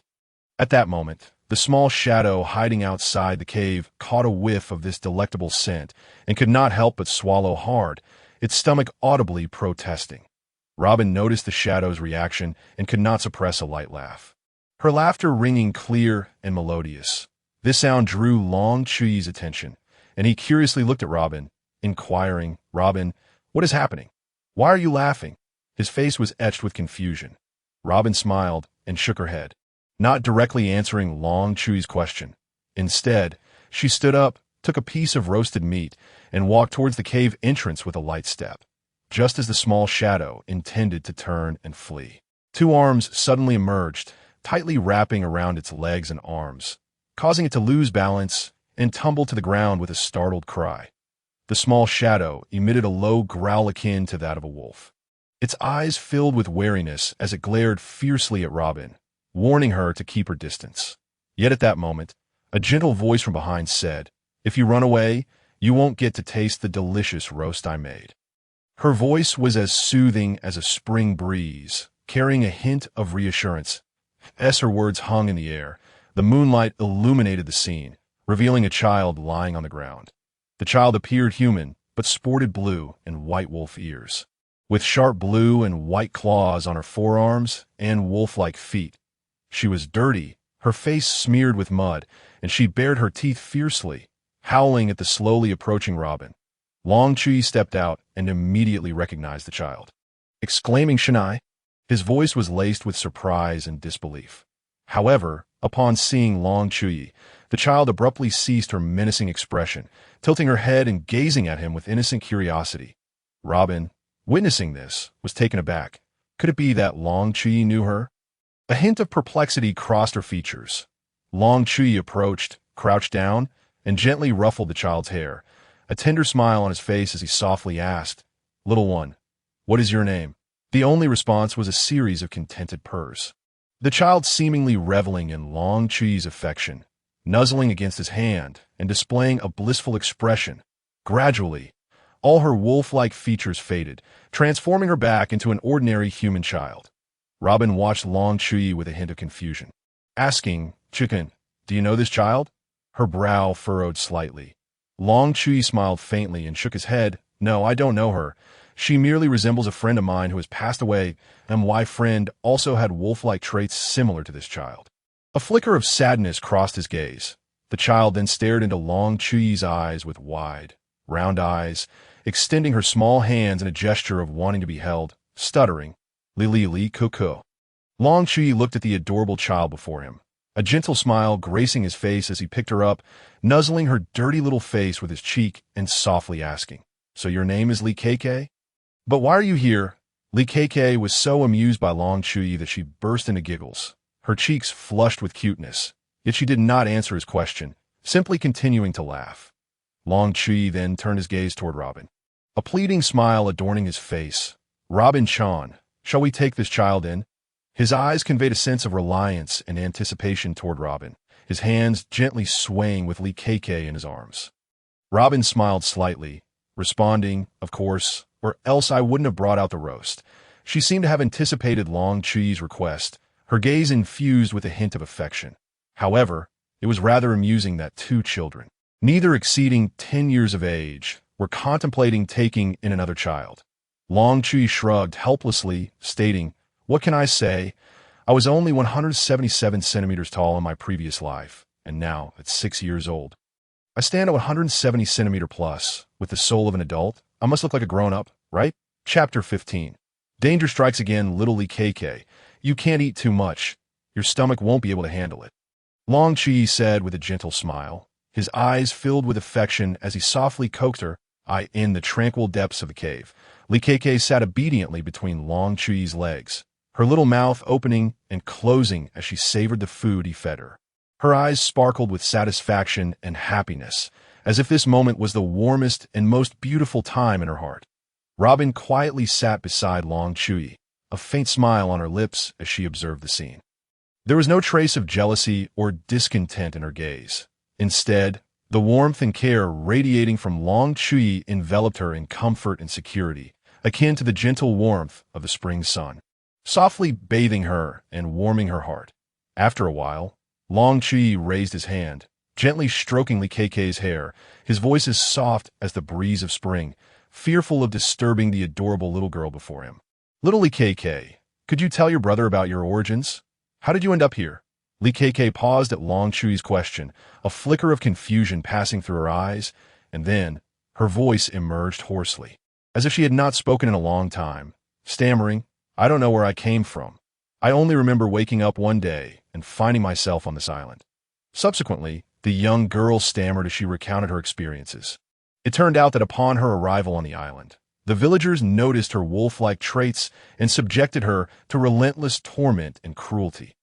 Later, a greedy merchant set his sights on her, intent on purchasing her. Fortunately, the girl, with her quick wit, managed to break free from her restraints and frantically sought refuge in the dense jungle. It was precisely because of the multitude of ferocious beasts that resided within the jungle that those pursuers dared not venture in, thus preserving her life. Amidst the perilous surroundings of the jungle, she often engaged in fierce battles with wild animals, all in a desperate bid for survival. Countless life and death struggles transformed her from a frail and helpless child into a resilient and formidable survivor. Today, she bore witness to Long Chuyi's extraordinary prowess, as he effortlessly dispatched a colossal octopus with a single punch, followed by the easy defeat of a great bear, which had long been her formidable adversary. Moreover, she felt an inexplicable warmth emanating from Long Chuyi, as if an intangible bond connected them. Consequently, she instinctively followed him in secret. Long Chuyi and Robin listened quietly, their hearts filled with compassion for Likoko. They understood all too well that in this cruel and frigid world, survival was never an effortless endeavor. Robin was reminded of her own days of fleeing, filled with hardships and tribulations, but ultimately leading her to Long Chuyi. Yet for Likoko, at such a tender age, she bore the weight of endless suffering alone. Fate had been exceedingly harsh upon her. Gently, Robin tousled Likoko's hair, her eyes brimming with concern, and suddenly, as if struck by a thought, she asked, "Likoko, can you always turn into a wolf?" Likoko shook her head, her gaze filled with confusion, clearly uncertain why she possessed such an ability.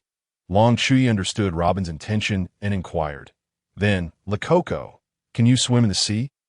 Likoko first nodded, then shook her head, softly stating, "Likoko doesn't like swimming, but she can swim." Long Chuyi and Robin exchanged knowing glances, understanding that Likoko was not a fruit user, but belonged to a unique race. This realization meant that the merchant might have also discerned this fact, and perhaps had already informed those aristocrats with peculiar tastes. It wouldn't be long before they would arrive here, the following morning. Before the sun had fully risen, faint rays of sunlight filtered through the leaves, casting mottled patches of light within the cave. Long Chuyi lay blissfully asleep atop a pile of hay. Suddenly, he felt a wet sensation on his face, accompanied by a soft object gently licking his cheek. Groggily, he reached up to wipe his face, mumbling, "Is it raining?" "Robin, it's time to collect the laundry." But as he slowly opened his eyes, he found that it was Likoko nestled in his arms.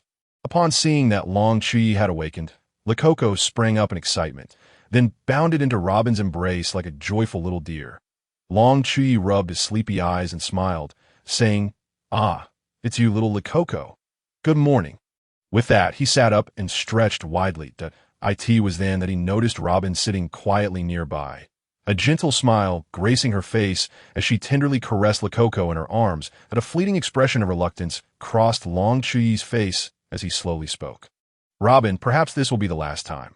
Robin understood the deeper meaning behind Long Chuyi's words. She nodded slightly in acknowledgement, then lowered her head to gently stroke the small bundle in her arms. Long Chuyi gazed at Robin for a moment before turning to walk outside the cave. Upon seeing Long Chuyi's departure, Likoko immediately struggled in Robin's embrace, eager to chase after him, but Robin held her tightly. She softly reassured, "It's all right, brother's just going to train. We will wait here patiently for his return." Long Chuyi looked back, a radiant smile illuminating his face. Little Likoko, I won't leave you. Stay close to Sister Robin." Sunlight streamed through the cave entrance, enveloping Long Chuyi in its warm glow, accentuating his tall figure, as if he radiated a divine light. For a moment, Likoko was entranced, a thought spontaneously surfacing in her mind. Could a deity have descended? With resolute and powerful strides, Long Chuyi ventured forth. Eventually arriving at a secluded corner, he paused, casting a vigilant glance around, ensuring there was no danger before exhaling deeply. Phew, just when one wave settles, another rises. I hope I don't encounter those fools this time. Long Chuyi muttered quietly. He swiftly arranged his surroundings to ensure his safety. Then, without hesitation, he shed his shirt, revealing a stunningly sculpted physique. Taking a deep breath, he slowly closed his eyes, immersing his consciousness deep within his mind. There he encountered the once 3-centimeter tall golden figurine, now astonishingly grown to an impressive height of 2 meters. The figurine radiated a brilliant golden light, its luminescence dazzling enough to illuminate a 20-kilometer radius. Long Chuyi had long harbored question. Could this little figurine only serve the purpose of healing and replenishing energy? If that were the case, it would be rather trivial. Hence, he embarked on a lengthy and persistent journey of exploration and experimentation. His efforts bore fruit as he ultimately uncovered the true purpose of the golden figurine. It resembled a comprehensive encyclopedia. Through the figurine, he not only learned various extraordinary martial techniques, but also delved into the utilization of those 2 mysterious beams of light. This monumental discovery thrilled him as if he had stumbled upon a new continent.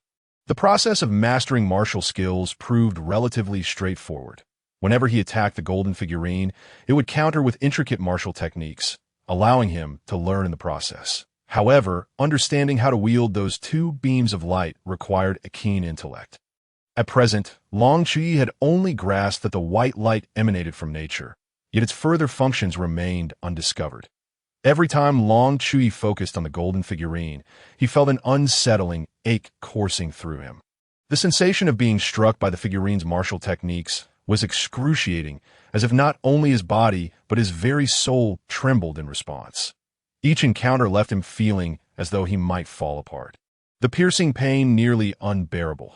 Nevertheless, a relentless spirit dwelled within him. Rather than surrender, he redoubled his efforts to learn and comprehend. As time progressed, Long Chuyi gradually mastered the essence of several martial techniques, becoming adept at their application. Simultaneously, his understanding of the 2 beams of light deepened. Although he had yet to uncover their full potential, he remained steadfast in his belief that perseverance would ultimately reveal their latent power. Throughout this arduous journey, Long Chuyi's resolve and determination were tested like never before, fortifying his mindset and refining his very soul through repeated trials. Gritting his teeth, he displayed a steely resolve as he unhesitatingly swung his fists at the golden figurine once more. One might wonder why Long Chuyi sought solitude for his training. The answer lay in the fact that when he entered a state of training, his consciousness became wholly absorbed, rendering him oblivious to the outside world. Yet, another might ask why he didn't train within the cave. That a glance at the radiant golden light emanating from him, coupled with the surrounding flora, would provide a clear answer. The scene before him was nothing short of breathtaking.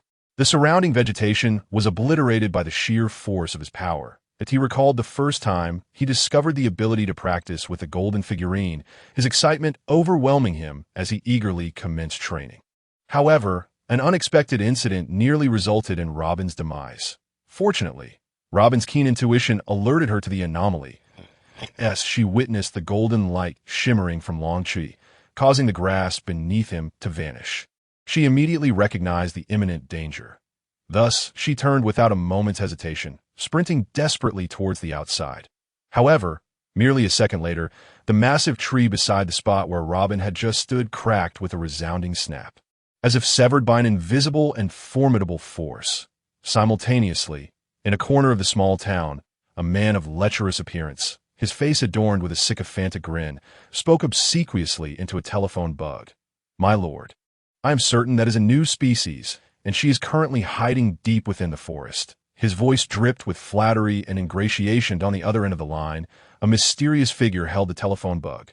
Clad entirely in a white suit and wearing a white mask, his true visage remained obscured.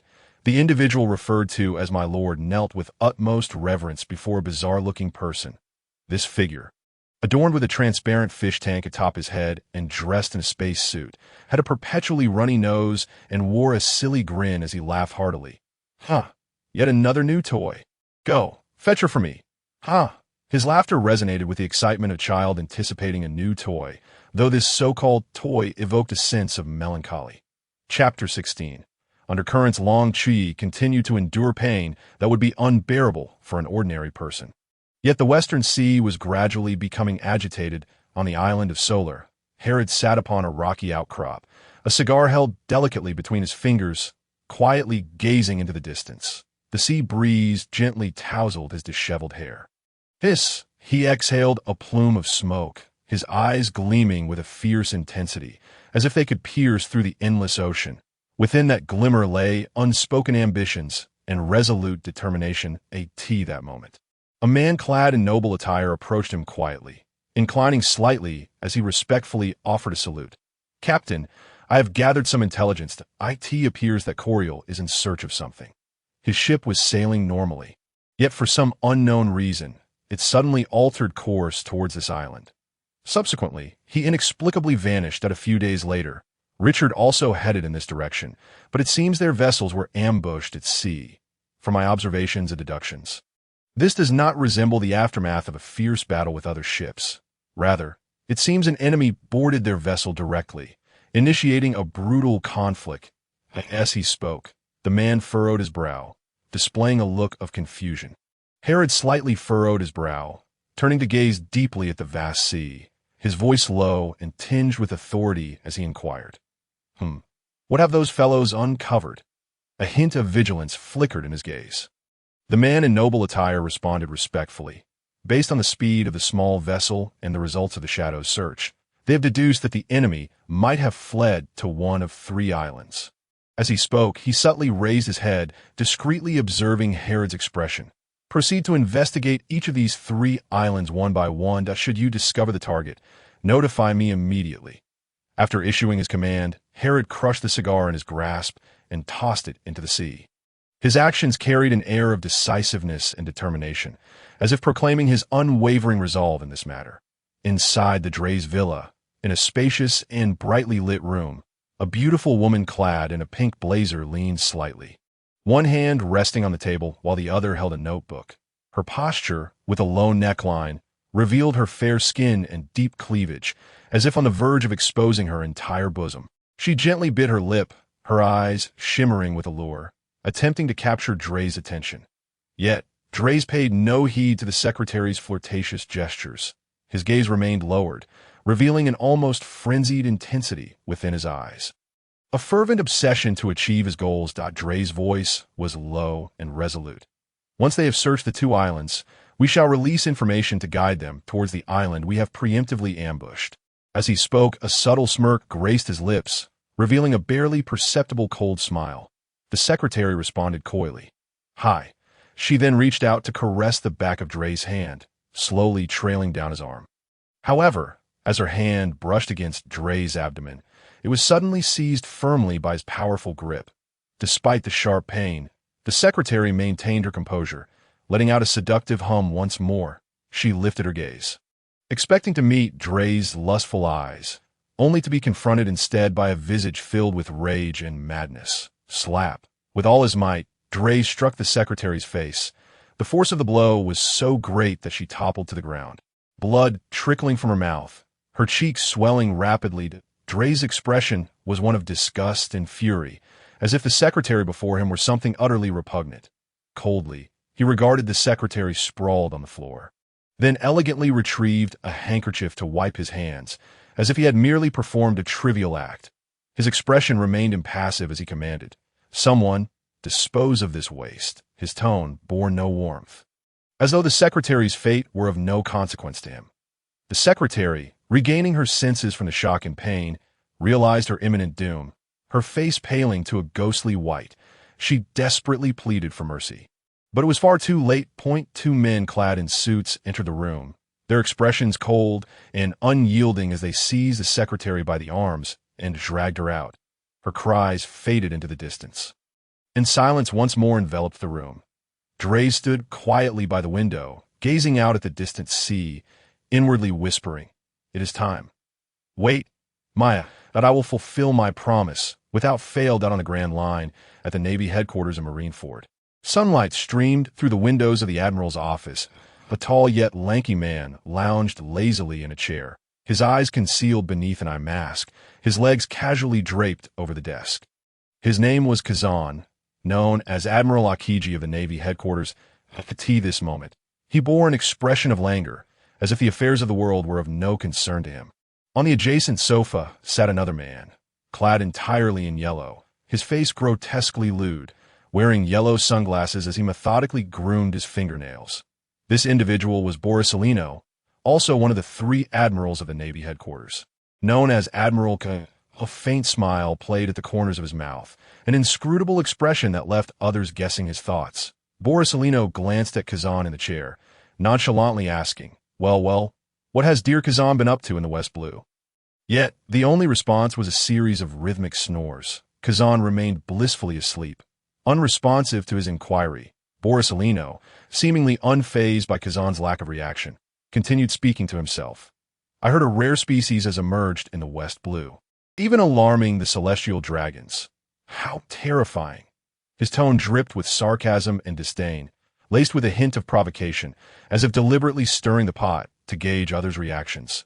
Suddenly, a loud crash echoed as the door swung open with force, accompanied by boisterous laughter. "Oh ha ha, Kazan, my little rascal, I've come to demand some sunbae."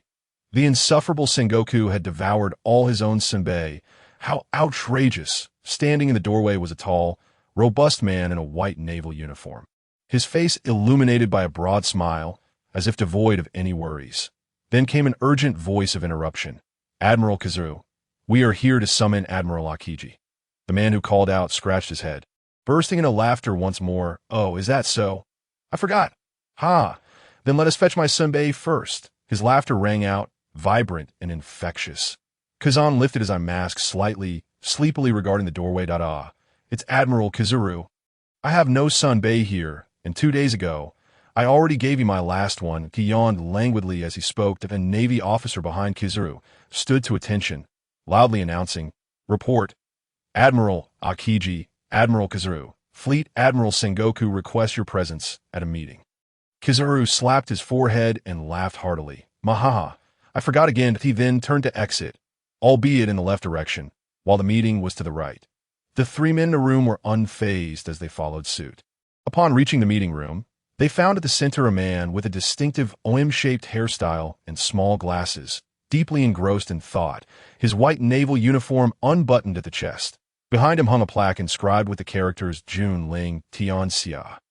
This man was the supreme commander of the Navy, known as Fleet Admiral Sengoku, revered as the brain of the Navy. His countenance bore an air of authority and solemnity that commanded respect and deterred casual glances. To his left sat a woman, though no longer young, still exuding charm. Yet anyone who underestimated her due to her gender would certainly pay a severe price. This was Vice Admiral Tsuru, the Chief of Staff of the Navy. Her gaze exuded wisdom and composure, as if she could see through all things. The right of the Marshal, an empty chair stood where the renowned naval hero Carp was supposed to sit. Yet he had already slipped away as the attendees gradually gathered. Sengoku scanned the room and spoke. "Today, we received notification that Lord Kakasabo intends to dispatch an admiral to the West Sea to assist the CP0 organization in capturing a member of a special race." His voice was steady and powerful, echoing throughout the conference room. Upon hearing this, the crowd began to murmur amongst themselves.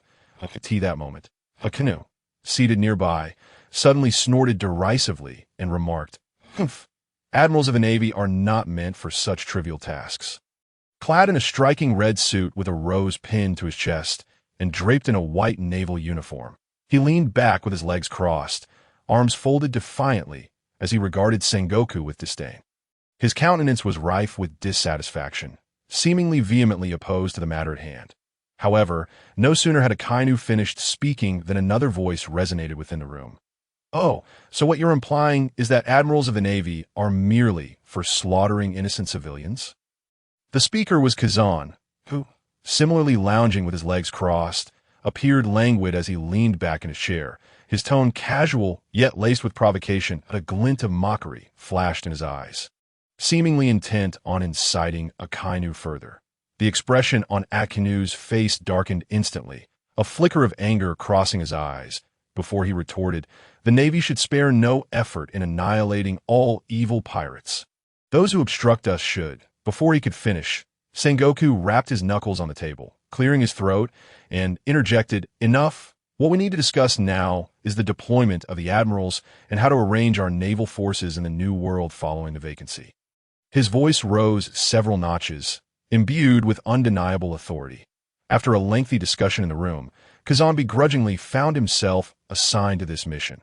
Yet whether he was willing was a secret known only to him. As he departed, Kizaru cast a meaningful glance in his direction, the implications unmistakable. Chapter 17. The Great War approaches in the West Sea. Turbulent currents swirled, concealing countless secrets unknown to man. The protagonist, Chuyi, sat cross-legged amidst a forest that appeared ravaged by demonic forces. Scattered around him were broken branches and fallen leaves, as though the area had recently endured a cataclysmic disaster, potentially wrought by a colossal tornado.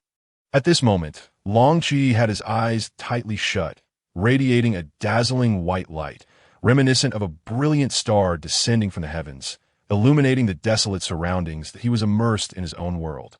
Wholly engrossed in experiencing this extraordinary realm, fervently seeking the source of that mysterious white light. Within the depths of his consciousness, an eerie stillness prevailed, time seemingly frozen in place. However, as the sensation of the white light intensified, faint white lines began to emerge against the backdrop of darkness. These lines, agile as cunning serpents, slithered freely through the shadows, eluding comprehension. Gradually, these white lines appeared to be manipulated by an invisible force, beginning to outline the scenery of the forest, becoming increasingly vivid, as if it were unfolding right before his eyes. Great trees, small grasses, the sun suspended high in the sky, all emanated a white mist-like radiance, suffusing the entire world. Chuyi found himself enveloped in this brilliance, his own white light resembling the tentacles of an octopus, extending numerous appendages that connected him to the enigmatic white mist, as if he were drawing upon some arcane power. Just as he was savoring this wondrous and surreal experience, an astonishing scene unfolded without warning. The once static external imagery suddenly accelerated. Shifting violently, he beheld a group of individuals fiercely embroiled in combat. Their forms reminiscent of stick figures, simple yet brimming with tension. The scene shifted, and Chuyi found himself engaged in a fierce struggle with a towering figure.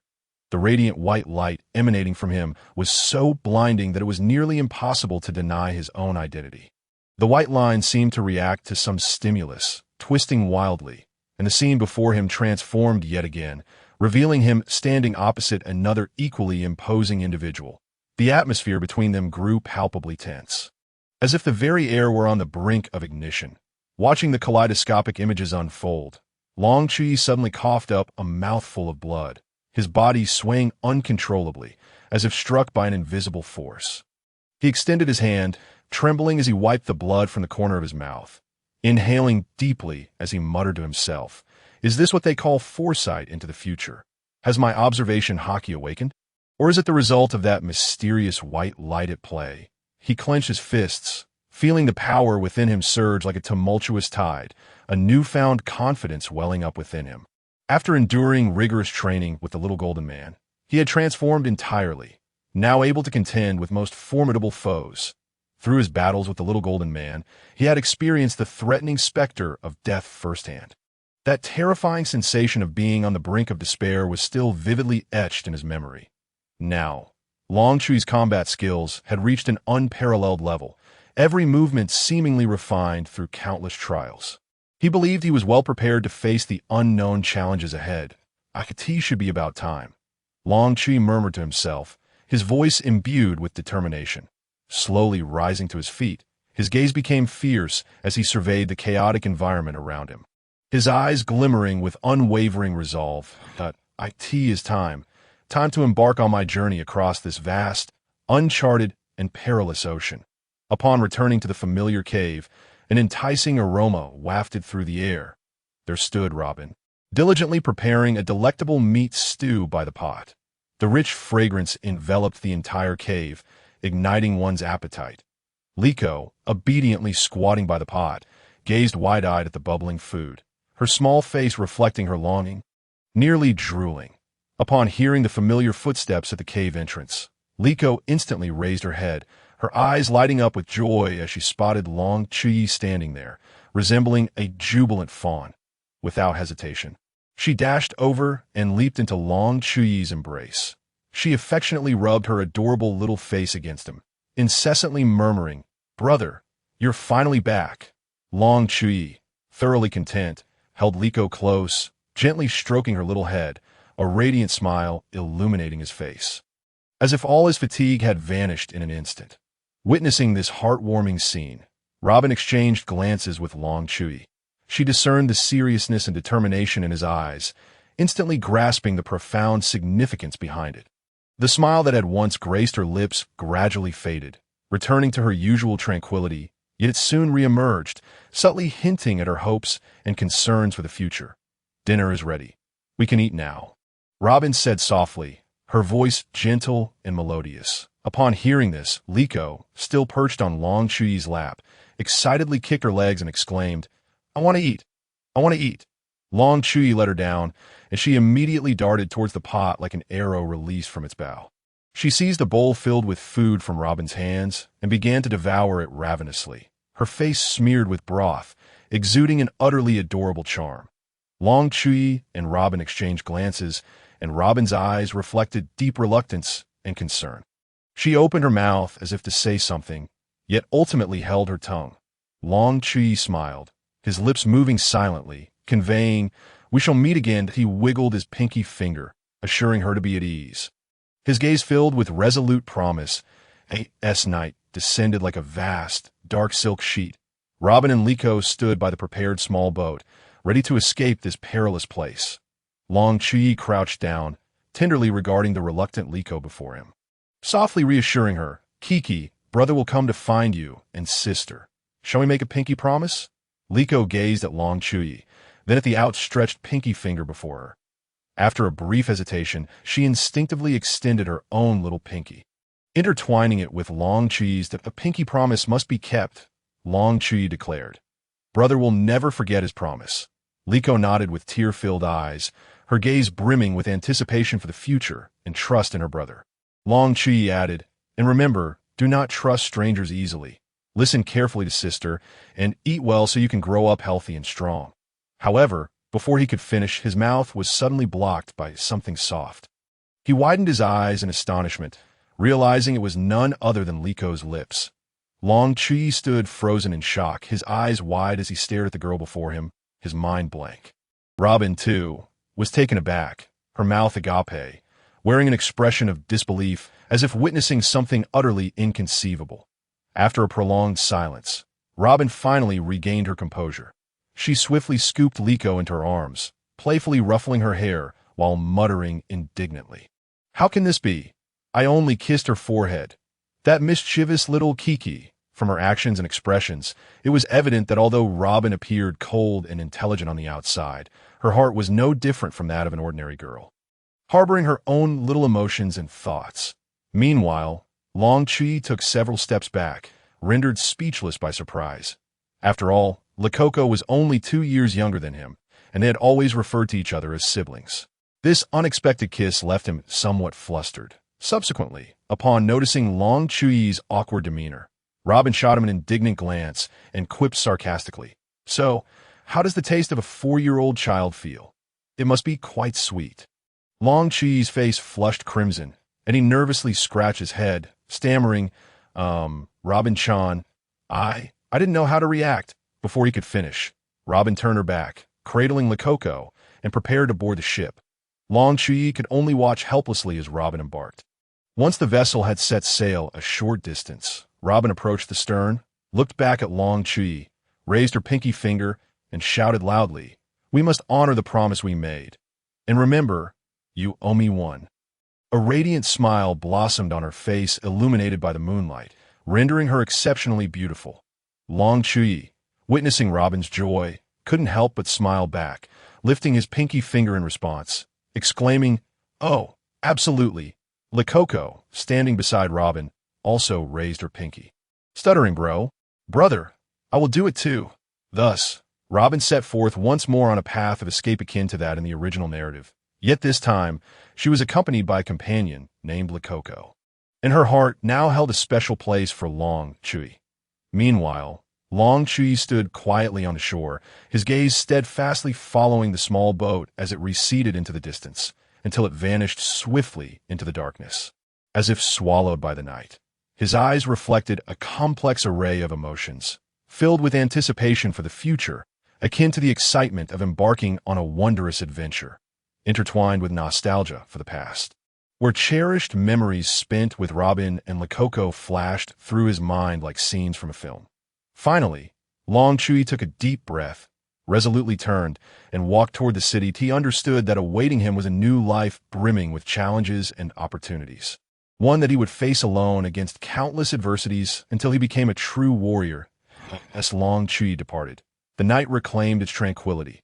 The moonlight spilled over the ocean's surface, creating ripples that seemed to narrate the commencement of a new journey. Captain of the 2nd Division of Halota was reporting to headquarters about their search and inspection of the island. With a serious expression and a steady voice, he stated, reporting to headquarters, after our meticulous search and inspection, we have found no suspicious activity. Halota then issued an order, assemble. That fellow mentioned that the target is on the last island. His voice was low yet powerful, exuding an undeniable authority.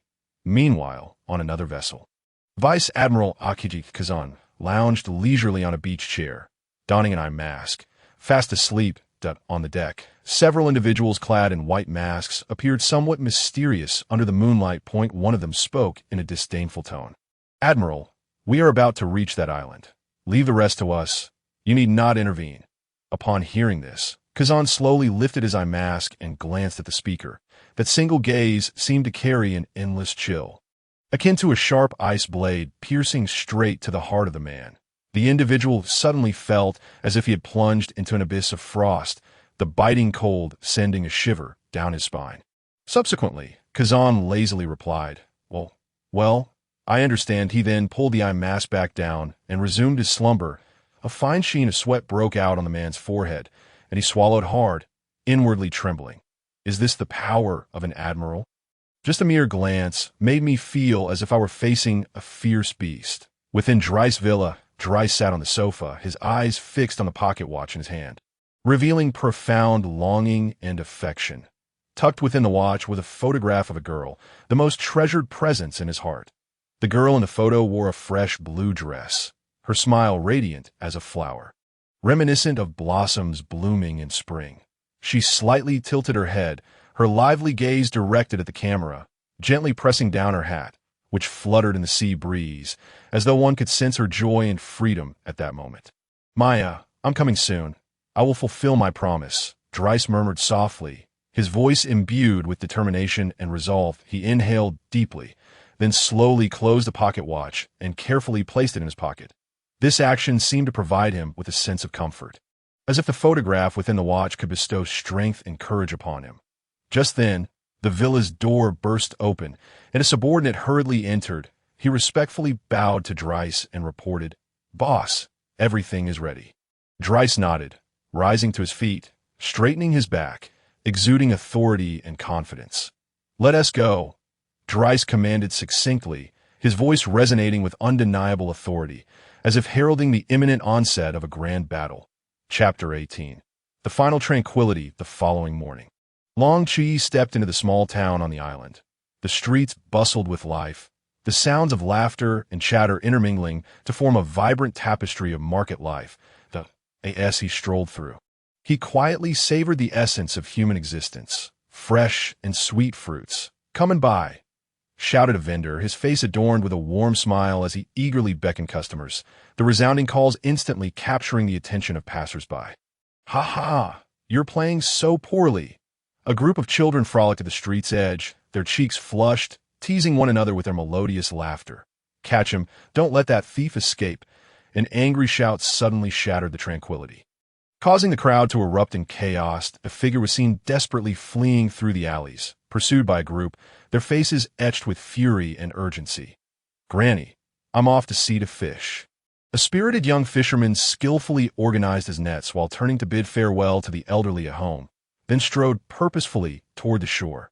Long Chuyi's lips curled into a faint smile, the ordinary scenes of life evoking a long-lost sense of peace within him. Yet he understood that this tranquility was merely a fleeting calm before the storm, for this land would soon descend into a battleground fraught with conflict. His first stop was the local tavern, a well-known hub for information, where a diverse array of individuals gathered. As he pushed open the door, the lively noise hit him like a wave. The tavern was already packed, the air thick with the aroma of alcohol and the sound of jovial conversations. Hey, have you heard? That kid Tiana has set sail. He even boasts about finding the treasure of the Pirate King." A drunken man, his face flushed, shouted boisterously, punctuating his words with hiccups and a hint of mockery. "Tisich, that kid is just daydreaming." Another man scoffed, his expression one of disdain, though the slight upward curve of his lips betrayed a sense of pride in Tiana's adventure. Long Chuyi sat quietly in a corner, lifting his glass and taking a sip, seemingly indifferent as he listened to the surrounding chatter. "Hey, Scar, is that wealthy merchant still searching for that freak? Hasn't he been years?" A curious young man leaned forward eagerly, unable to contain his excitement. Long Chuyi's ears perked up at this, his demeanor sharpening as he subtly focused his attention. "How would I know? Just a few days ago. I happened to see him nodding and bowing to a phone bug. He must have been scolded by his superior," replied the man known as Scar, frowning with an air of impatience. The young man's face fell in disappointment as he slumped onto the table, muttering, "Tisich, I thought there'd be some earth-shattering news." Upon hearing this, Uncle Scar shot him an irritated glare. "You little brat, loafing around all day, hurry up and go away. You're a nuisance." The young man straightened up immediately, his eyes wide with indignation as he retorted, "Hey, old Scar, aren't you always either drinking or sneaking glances at Aunt Kissery next door? How dare you talk about me?" Uncle Scar's face turned beet red, like a ripe tomato, as he hastily waved his hands in denial. "You little rascal, don't spout nonsense. I'm not peeking." "Huh." The other patrons in the tavern erupted in laughter, some doubled over, others slapping the tables in amusement. Yet Long Chuyi could not share in the mirth. He remained fixated on his glass, his expression gradually turning cold and solemn. He and Robin had anticipated that Lakoko would attract the attention of those individuals. Although at present only the prominent merchant was seen groveling in front of the phone bug, it was highly probable that his counterpart was a person of immense power and wealth, one whom he dared not regard lightly. Sigh. May the situation not be as dire as I envision. Long Chuyi inhaled deeply, gradually rising to his feet, settled the bill, and then hastily exited the bar. Subsequently, he checked into a hotel. Meanwhile, aboard Dryce's grand vessel, a cohort of underlings clad in black suits stood in neat formation, each bearing a grave expression, their weapons firmly grasped, the atmosphere so tense it felt as though it could be wrung for water. "Where are we headed?" One of the underlings, nervously swallowing, inquired in a trembling voice to a companion beside him. The other, equally anxious with sweat beading on his palms, clutched his firearm tightly and shook his head, indicating his own confusion. Dryce stood at the bow of the ship, his figure tall and imposing, gazing out into the distance. That moment, the sun hung high in the sky, casting a myriad of golden rays, draping the tranquil ocean surface in a shimmering veil of gold. He quietly savored this moment of warmth and tranquility, Maya's gentle visage appearing in his mind. "Maya, wait for me," he softly murmured to himself before inhaling deeply and commanding aloud. Set sail. With his order, the grand vessel slowly commenced its journey, the stern stirring up layers of white froth that resembled a galloping dragon. Following in their wake were ships laden with fearsome brigands. On Herod's ship, sunlight filtered through thick clouds, illuminating the massive sails in a brilliant golden hue that a gentle sea breeze brushed past, carrying with it the ocean's unique salty aroma and the rhythmic sound of waves lapping against the hull. Herod reclined in his captain's chair, leaning slightly forward, his hands firmly resting on the armrests, his gaze cold and profound as he apathetically surveyed the horizon. Suddenly, recalling something, he let out a soft chuckle filled with disdain and confidence. His gaze shifted down to the deck where a throng of pirates reveled in raucous merriment, their voices loud, indulging in gambling and hearty drinking, oblivious to the danger that loomed ever closer. Another large ship was swiftly making its way to the island where Long Chuyi resided. Moses, what business do you have with me? Kazan languidly reclined in a deck chair, casually lifting his eye mask and blinking sleepily at the phone bug. Kazan, upon your arrival, ensure the protection of the civilians and return promptly. The voice of the Warring States general resonated through the phone bug, imbued with an undeniable authority. All right, I understand, but General, my vacation isn't over yet. Kazan yawned, stretching lazily in response. Narrowing his eyes slightly, he gazed out at the boundless ocean, memories of O'Hara resurfacing unbidden in his mind. Ahem, Kazan, the New World needs your strength now. The Warring States general's tone carried a hint of earnestness. Rest assured, General, I shall complete the task swiftly, Kazan assured, disconnecting the phone bug and closing his eyes once more. In an instant, an icy chill began to emanate from him, causing a figure nearby, wearing a white mask, to retreat in fright. Long Chuyi lay on a bed, hands propped behind his head, staring vacantly at the ceiling, his brow furrowed in deep contemplation, but he understood that, according to the strong premonition in his mind, a fierce battle was about to erupt. Yet, despite this, an inexplicable restlessness filled him. He yearned for combat, but could not help pondering. Was there truly no other way to avert this war? He was acutely aware that the villagers were innocent. They should not be entangled in this brutal conflict. But how could he, armed with only his own strength, persuade them to flee from this impending battlefield? Must he simply wait idly? Is there no other way? Long Chuyi murmured, his voice laced with irritation and helplessness, as if a heavy stone pressed against his chest, stifling his breath. One who had grown under the auspices of the Red Star in a previous life. Long Chuyi held steadfastly to a sound moral compass. He was keenly aware of the cruelty and ruthlessness of war, harboring a profound aversion to it. Simultaneously, he felt deep sympathy and compassion for those who would soon suffer the ravages of conflict. This sentiment stemmed not only from his personal kindness, but also from his unwavering belief in the justice and fairness upheld by the nation he once belonged to. Time ticked away. The room enveloped in silence, save for Long Chuyi's steady breathing echoing in the air. Gradually, his eyelids grew heavier, and before he knew it, he succumbed to slumber. At that moment, Long Chuyi found himself in a dream. Yet his brow remained tightly knitted. Outside the cottage, the village remained tranquil and peaceful, seemingly relishing this final moment of serenity, utterly unaware that a tempest was about to descend upon them. Chapter 19. Chaos 2 days later. Dryce and his entourage finally arrived at the island. As the vessels docked, a throng of people surged onto the pier, creating a scene of extraordinary commotion. However, the island's inhabitants turned pale with fright, scurrying to hide, their eyes filled with fear and suspicion as they beheld these unwelcome guests.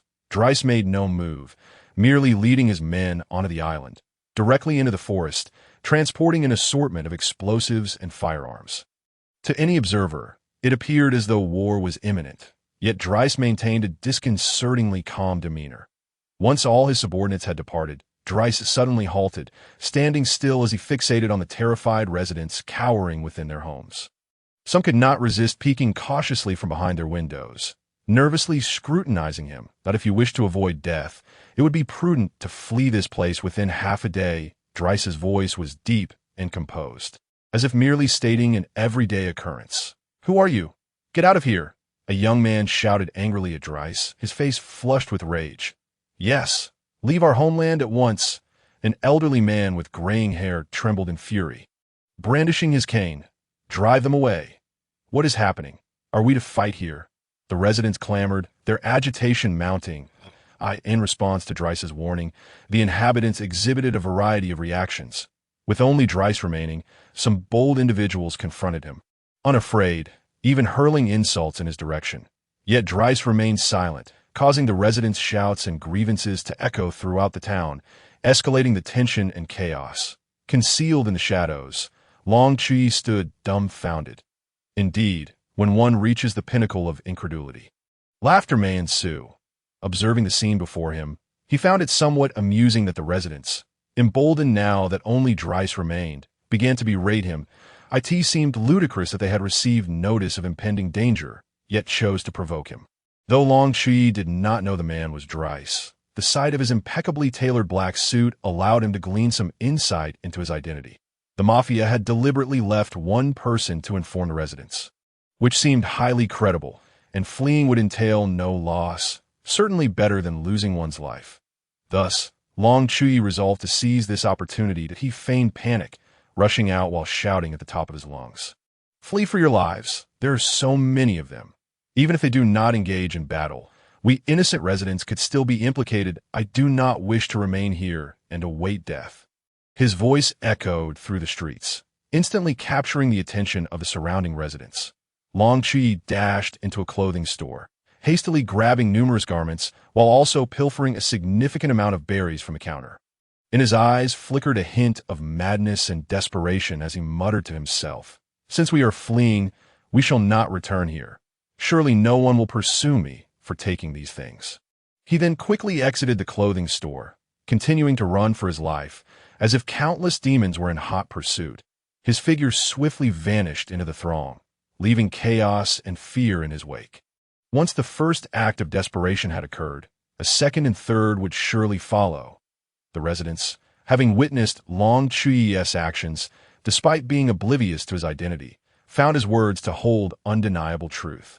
Consequently, the once serene and peaceful town gradually descended into disarray. "Get away! This is what I fought hard to seize," a burly man shouted, his eyes bloodshot with fury at a nearby individual. "Where's my child? Has anyone seen my child?" A woman, tears streaming down her face, frantically searched the area, her voice laced with despair. "Grandma, take it easy. Watch your step. Let us not take those things. We can accumulate more in our new home." A young girl gently supported an elderly woman, whispering words of comfort. "Ha ha, Tyreenus, you would do well to comply with me." A stocky man advanced upon a woman, a lewd grin plastered across his face.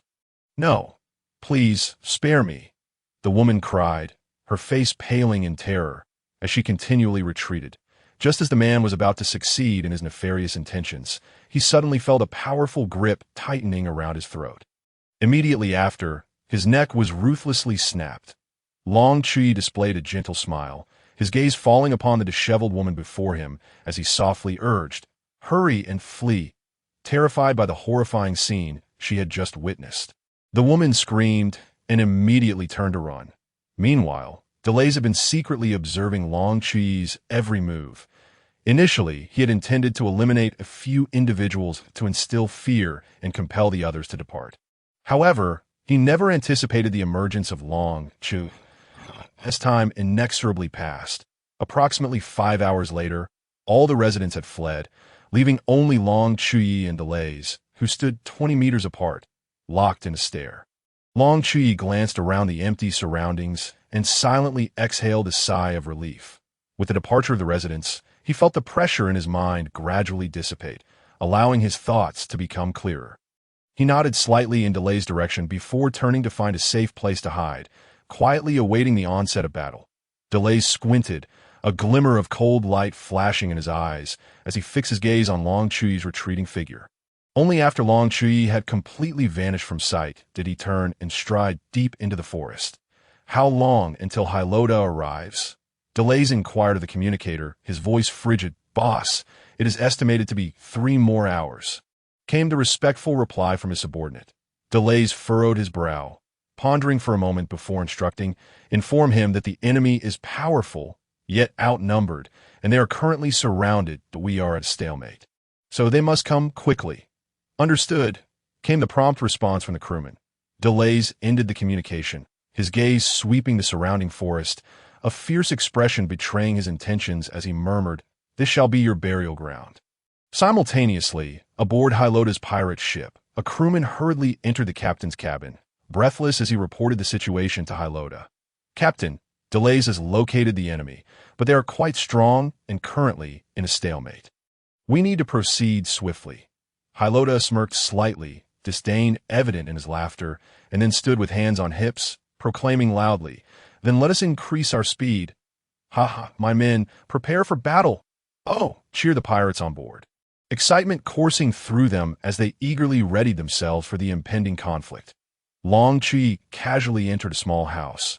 Finding a place to sit, he crossed his legs, resting his hands on his knees, and slowly closed his eyes, allowing his consciousness to delve deeper into his mind, feeling the golden light emanating from the small golden figure. That moment, he seemed to inhabit a wondrous realm, where everything around him became crystal clear. He could distinctly sense the essence of all things, even perceiving the minutest details and changes. This sensation thrilled him, for he knew he had harnessed a formidable power. Moreover, he could vaguely grasp the emotions of others, which manifested as faint signals subtly transmitted to him. Yet, these emotions remained murky, shrouded in a veil that made them elusive. As time progressed, his perception sharpened, and his understanding of the surrounding environment deepened. He began to experiment with this ability to explore uncharted territories, yet he was acutely aware that a long journey lay ahead. Chapter 20. The battle begins in the forest. Time flowed, as if enchanted.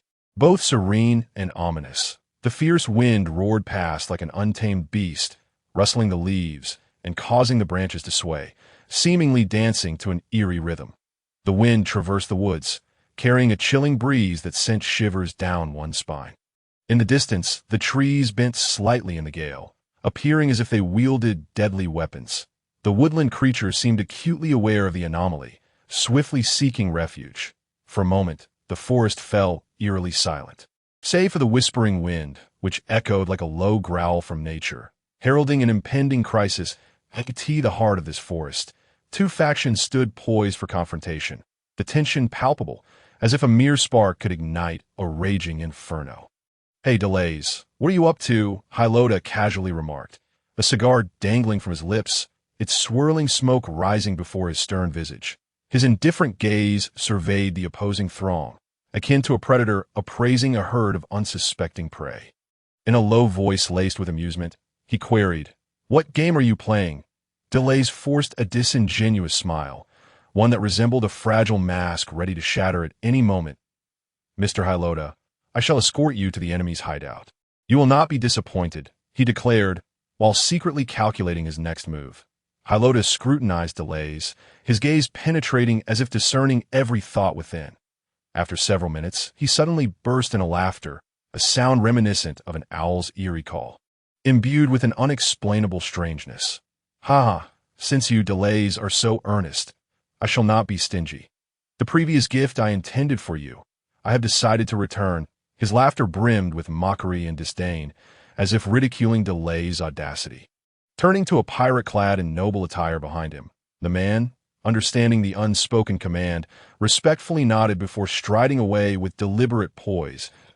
"Mr. Hylota, since this is a gift for you, there is no reason to return it," Delays replied, feigning a smile in an attempt to salvage the situation. Before he could finish, however, the pirate returned, dragging a girl along with him. Upon seeing her, Delays' forced smile vanished, replaced by a visage of darkness and fury, his expression as if ink could drip from it. The girl was clad in tattered rags, her eyes vacant and lips cracked like a parched riverbed, her face smeared with dirt. Yet even in her disheveled state, hints of her former beauty remained discernible. This girl was the same Secretary Delays had brought aboard Hylota's ship when he sought an audience. That day, he had been ejected from the ship like a stray dog, while the slaves, treasures, and secretary he had brought were retained as trophies of Hylota's triumph. Seemingly unfazed by the storm brewing in Delays' heart, Hylota raised his head with an air of triumph. That little wretch dared to attempt an escape with the slaves? What audacity! Yet, she was ultimately captured, so I decided to present her as a gift to all my crew, allowing them to entertain her, but as he spoke. A repulsive expression crept across his face, as if relishing the thought. Then, a sly grin appeared, reminiscent of a cunning fox. However, seeing how diligently you have sought the killer of my third squad, I recall your prior fondness for this wretch. Thus, I went to great lengths to retrieve her from my greedy men. You need not be modest. He emphasized the phrases great lengths and retrieve, their sarcasm unmistakable. Following his proclamation, the pirates behind Hylota erupted in laughter, their crude remarks intertwining with their jeers, each taunt piercing Delay's heart like a dagger. Indeed, I can hardly bear to part with her. Be sure to express your gratitude to our esteemed captain. Meanwhile, hidden behind a tree 10 miles away, Long Chuyi observed the unfolding events with clarity, hearing every word distinctly. Gripping the tree, trunk tightly, his anger surged, causing the veins in his hands to bulge as he exerted increasing force. Ultimately crushing the trunk, splintering wood cascading down like his shattered emotions. The secretary was, in fact, a homeless individual whom Delays had taken in for her abilities, keeping her by his side for many years. Despite her sudden affluence, she had remained unchanged in character, occasionally advising Delays against his slave-trading activities. In this cold and cruel world, that flicker of kindness became all the more precious. Delays drew a deep breath, his chest heaving violently, then exhaled slowly, as if releasing years of humiliation and hatred. His gaze hardened, resolute and icy, akin to a sharp blade in the cold night. He slowly drew the handgun from his waist, each movement steady and purposeful, as though declaring his resolve to Hylota. The metal of the gun felt cold and heavy in his grip as he aimed it at Hylota, his eyes gleaming with determination, as if proclaiming, "Today, it shall be either your demise or mine. This place will serve as your grave and the grave of your men." The voice of Drays resonated with a deep and penetrating quality, echoing far and wide in the tense atmosphere, akin to a death sentence. Upon hearing Drays' words, Herod's face twisted into a sneer, brimming with disdain. As if mocking Drays' audacity, he erupted into a fit of maniacal laughter, the sound reverberating through the air, laced with derision and provocation, as though declaring his invincibility to the world. "You little ones, tear them apart," he bellowed, his voice booming like a thunderclap, piercing the ears of all present. At his command, the pirates behind him brandished their weapons, blades glinting menacingly, poised to launch an assault on Drays and his companions. A fierce battle was on the verge of igniting. Without a moment's hesitation, Drays resolutely pulled the trigger. The gunshot rang out, the bullet streaking forth like a flash of lightning, aimed at Herod, imbued with Drays' fury and hatred. Simultaneously, his subordinates charged toward the enemy without hesitation, plunging into a fierce melee. The clash of steel and the cries of battle filled the air, creating a scene of utter chaos as blood began to seep into the ground. Upon hearing the gunfire, Herod merely tilted his head slightly, effortlessly evading the incoming bullet, then continued his leisurely advance, his nonchalance seemingly conveying to Drays that his attack was but child's play. Drays had meticulously orchestrated this confrontation, preparing for an extended period because Herod was widely acknowledged as the most formidable pirate in the West Sea, his strength not merely a hollow reputation. Among Herod's 3 subordinates, aside from the captain of the 1st Division, who donned noble attire, the other 2 were formidable Zoan fruit users with exceptional defensive capabilities. As for Herod himself, he was undoubtedly a powerful Zoan fruit user, as well that it was precisely their unique fruit abilities and the might of their pirate crew that had enabled them to swiftly ascend as a dominant force, rampaging through these waters with impunity. However, Drays was no fool. During this time, he had actively recruited many pirates with fruit abilities and amassed a considerable stockpile of firearms and ammunition. He had even buried numerous explosives on this island, like a patient cheetah awaiting the opportune moment to strike. So, why did Drays harbor such a deep-seated hatred for Herod? The answer lay within a photograph hidden in Drays' pocket watch, a story concealed within that image. Perhaps the true catalyst for this conflict. Now, let us return to the battlefield, this moment. Amidst the tumultuous chaos, A massive and rotund porcupine man was rampaging through the ranks of the mafia members, sending them scattering in disarray. Each of his charges felt like a small mountain in motion, and the mafia members were utterly incapable of withstanding his assault. Yet, faced with this ferocious porcupine man, the mafia members found themselves powerless. His defenses were extraordinarily robust. Bullets from ordinary handguns struck him with the sound of mere clinks, akin to hitting solid armor, inflicting no harm whatsoever. "Ha! You ants, perish!" the porcupine man bellowed, his laughter deafening, filled with contempt and disdain for his foes. This raging porcupine man was none other than Charbinko, the captain of the 2nd Division under Herod's command. Just as Charbinko reveled in the thrill of wreaking havoc upon his enemies, a massive rock suddenly plummeted from the sky, crashing down upon his head with a thunderous roar. The unexpected blow left him momentarily dazed, his mind buzzing as if swarmed by countless bees. And he shook his head, striving to regain his clarity. When he focused his gaze, he discovered 2 figures standing before him. Charbinko furrowed his brow in confusion, his expression resembling 2 small mountains. Pirates? His voice was laden with suspicion and caution. One of the figures replied with a cold smirk, a hint of amusement in his smile. "Charbinko, captain of Herod's 2nd Division, we are here to take your life." With that, he provocatively lifted his chin. Suddenly, the white-haired man unleashed an eerie laugh that sent chills down one's spine, his body rapidly morphing as muscles swelled, skin toughened, and hair lengthened and whitened in the blink of an eye. He transformed into a colossal T-Boar man, his sharp claws glinting ominously in the sunlight. Simultaneously, the other man underwent a transformation as well.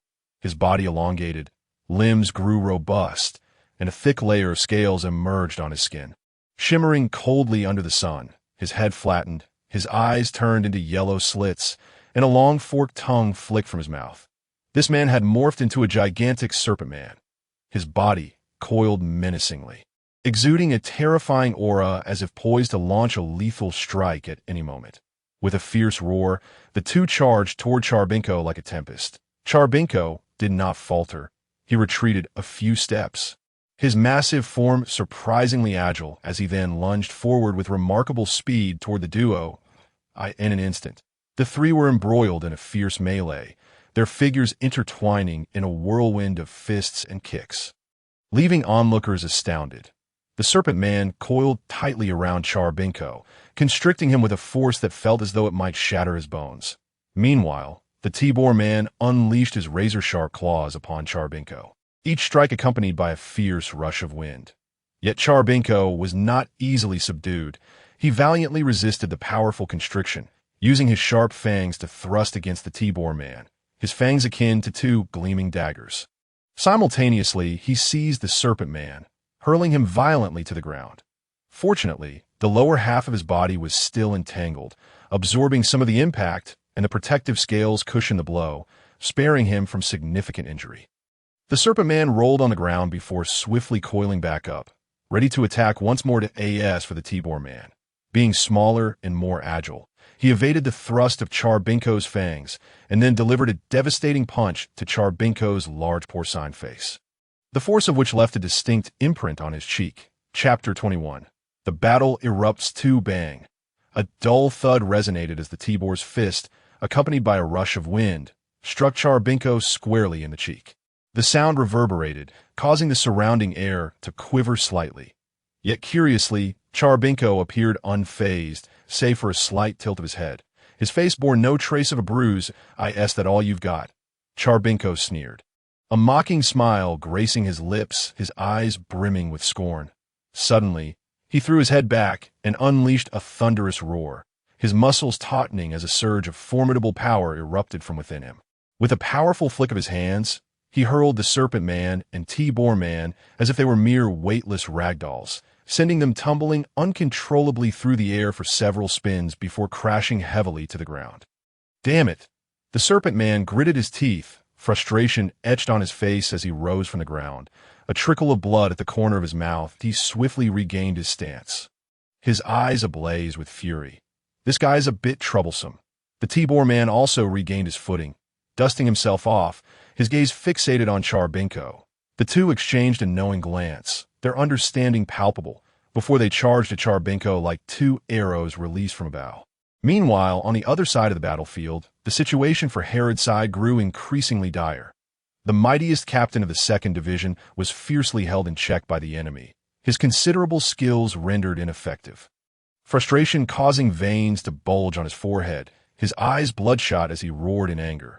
Yet he remained ensnared by the enemy's clutches. On the other hand, the pirates recruited by Drays thrived in the chaos, becoming the dominant force on the battlefield. Moreover, Drays' extensive stockpile of firearms and ammunition plunged the entire arena into a hail of bullets, the concentrated firepower rendering Herod's side incapable of lifting their heads.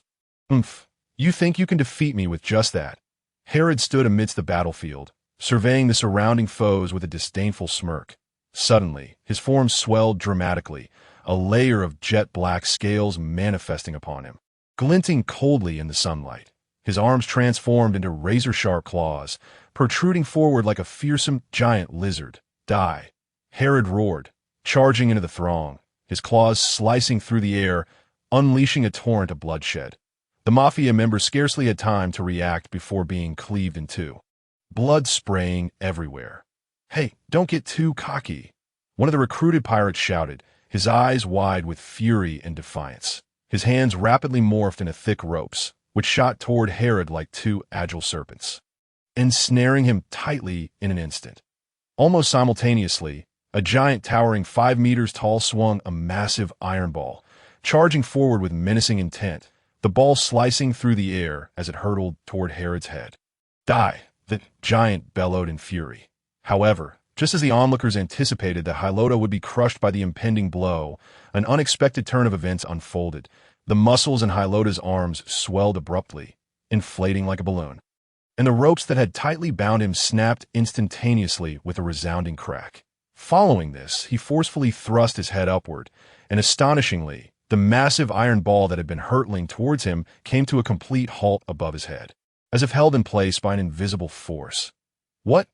The giant and the pirate bound by ropes stared in disbelief, their faces etched with shock and terror, before they could comprehend the situation. Hylota seized the iron chain in his grasp and, with all his might, swung it violently. The 5-meter-tall giant was propelled through the air like a cannonball, tracing an arc before crashing down upon the pirate, ensnared by ropes. The unbound pirate let out a desperate scream, but it was too late. With a dull thud, he was instantly reduced to a mangled mass of flesh and bone, while the giant, overwhelmed by the force of the impact, fell heavily to the ground, slipping into unconsciousness.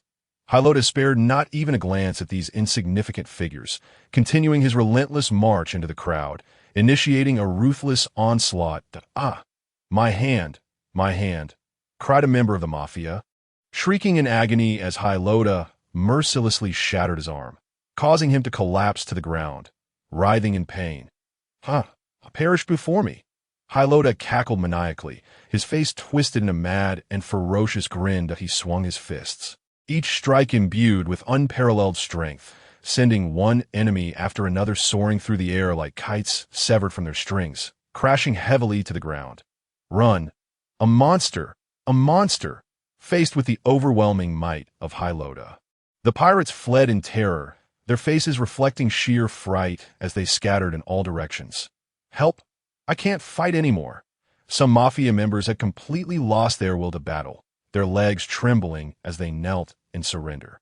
Yet, Hylota showed no signs of halting his assault, continuing his rampage among the crowd. The battlefield was filled with the cries of the Mafia, their wails and pleas intermingling, echoing through the air like a symphony of death. Chilling to the bone, as Hylota was engaged in his frenzied slaughter, a sudden barrage of deafening cannon fire erupted behind him, the sound akin to the whispers of death, sending shivers down spines. "What?" Hylota's expression shifted dramatically, and before he could turn to investigate, the cannonballs detonated around him. Boom! Boom! Boom! The relentless cannon fire continued to resound across the battlefield, catching the pirates off guard. They panicked and fled in all directions. Some stumbled blindly, torn apart by the blasts, while others were knocked to the ground by the shock waves, bleeding profusely. Still others were buried beneath the rubble, their desperate cries for help piercing the air. The battlefield transformed into a hellish nightmare, littered with severed limbs and blood-soaked earth, the air thick with the scent of blood and death. Dre stood amidst a row of cannons, his face devoid of expression, his gaze coldly surveying the pleading crowd below, though his attention was entirely focused on the billowing black smoke. After unleashing 10 cannon shots, the number of people on the battlefield had been reduced by more than half. Those who remained were either sufficiently powerful to endure the cannon fire or merely fortunate enough to escape unscathed. Undoubtedly, when this cannonade ceased, it would signal the final showdown that in the distance. Long Chuyi beheld the horrific scene of carnage before him. Paralyzed in shock as his legs began to tremble involuntarily, it was terrifying. This was nothing short of a merciless massacre. He murmured softly, his face awash with fear and disbelief, a wave of indescribable dread washing over him. He had never imagined that war could be so brutal and merciless, that life could appear so fragile and helpless at this moment. Listening to the harrowing cries and inhaling the acrid scent of blood and gunpowder in the air, Long Chuyi felt profoundly shaken.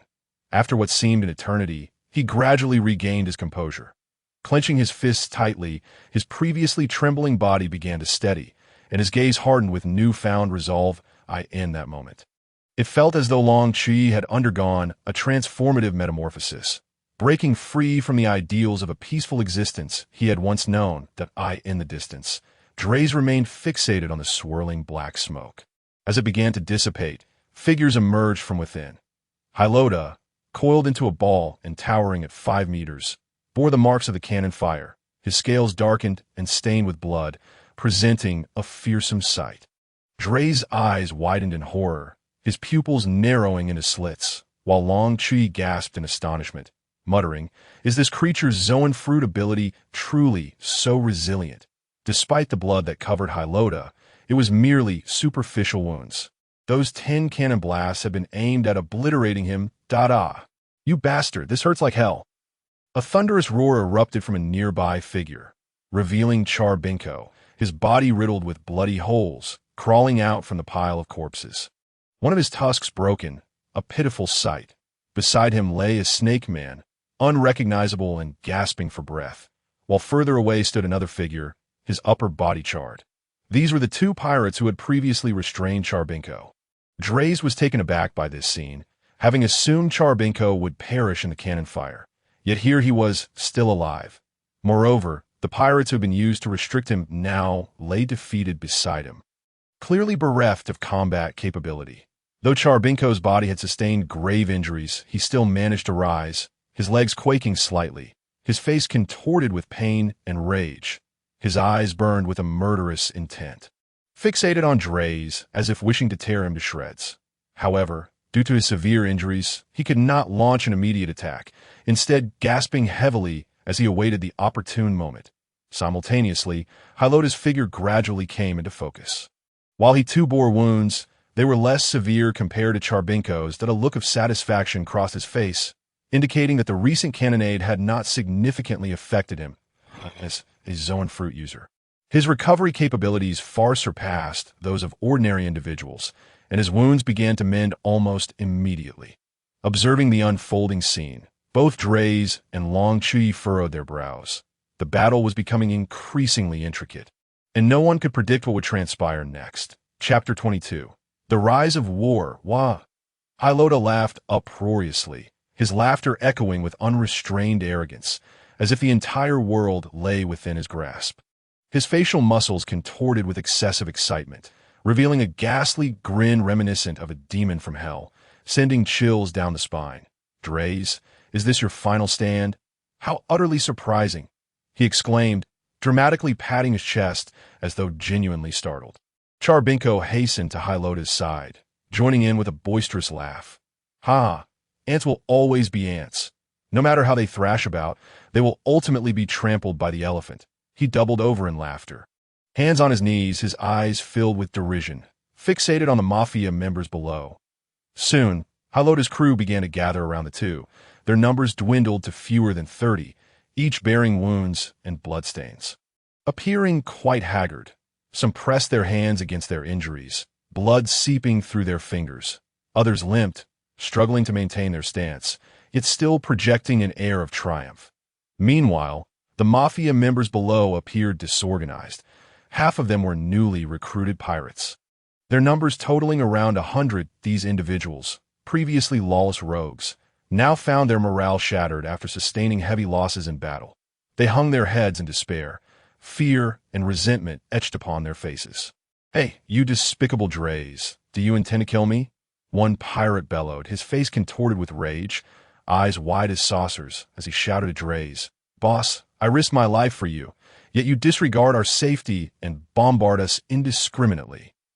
A mafia member complained, his brow furrowed with indignation and dissatisfaction.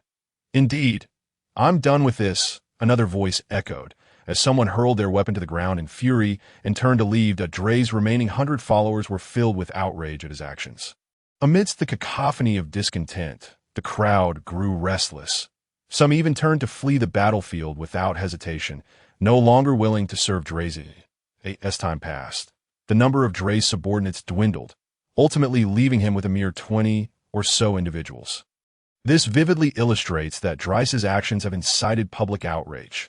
However, the remaining individuals are either die-hard fans of Dries, their eyes gleaming with unwavering fervor, or reckless thrill seekers, their eyes alight with excitement, eagerly rubbing their hands together, disregarding their own safety, yearning only to engage in combat with a formidable adversary.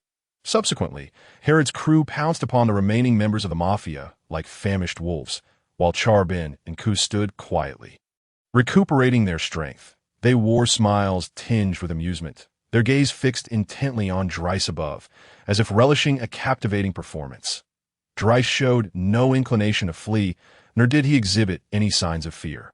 He merely regarded the two below with a cold, indifferent stare, his eyes as frigid as a deep pool on a wintry night, devoid of any ripples. The three of them disregarded their surroundings, the stench of blood permeating the air, yet their gazes remained firmly locked onto one another. As night fell, around 8:30, the subordinates of both sides engaged in a final, desperate struggle. Ultimately, only 5 of Herod's men remained. While all members of the mafia had perished, Dries, you have lost. Herod laughed maniacally, a gruesome smile spreading across his face, as if it could tear through the very air, his eyes alight with madness and triumph. Akin to a ravenous wolf fixated on its prey, but he looked at the fallen Dries, filled with elation at his victory, a tide of joy surging within him, nearly overwhelming him. You know why I have come. Do you understand why I would allow you to bare your teeth, knowing full well you would attempt to bite? Herod taunted, slowly crouching down to Dries' level. His voice was low and sinister, laced with mockery, as if emanating from a dark abyss. Because you are but an ant easily crushed beneath a careless foot. He extended a finger, gently poking Dries' head, a scornful smile gracing his lips, as if ridiculing his impotence and insignificance.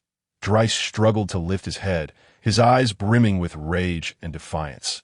His gaze widened, as if ready to ignite with fury, his teeth clenched tightly, the sound of grinding teeth echoing as he attempted to rise, only to be forcibly held down by the remaining pirates. "Humph, what is this? Are you unwilling to accept your fate?" "Alas, this is the reality," Herod sneered, his smirk as chilling as frost, evoking a sense of dread. He stood tall, looking down upon Dries, continuing, "Did you think you could change anything? You are merely an insignificant insect, forever incapable of contending with me." With that, Herod turned to leave, but Dries ceased his struggles, gazing at the departing figure of Herod, erupting into a maniacal laughter. His laughter was laced with boundless madness and resolve, sending shivers down spines. Do you believe you have triumphed?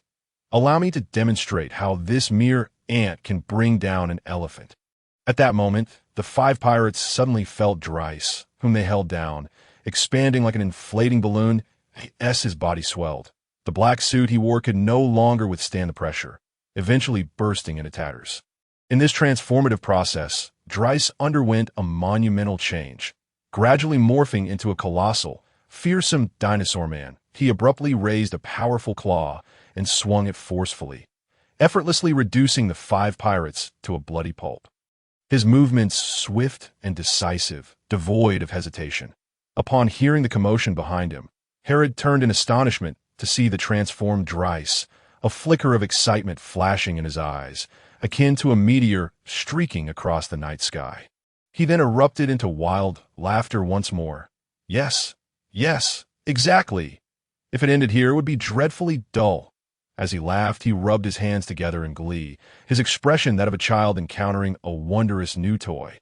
With that, Herod hesitated no longer, swiftly reverting to his lizard-man form, then propelled himself towards Dryce with tremendous force.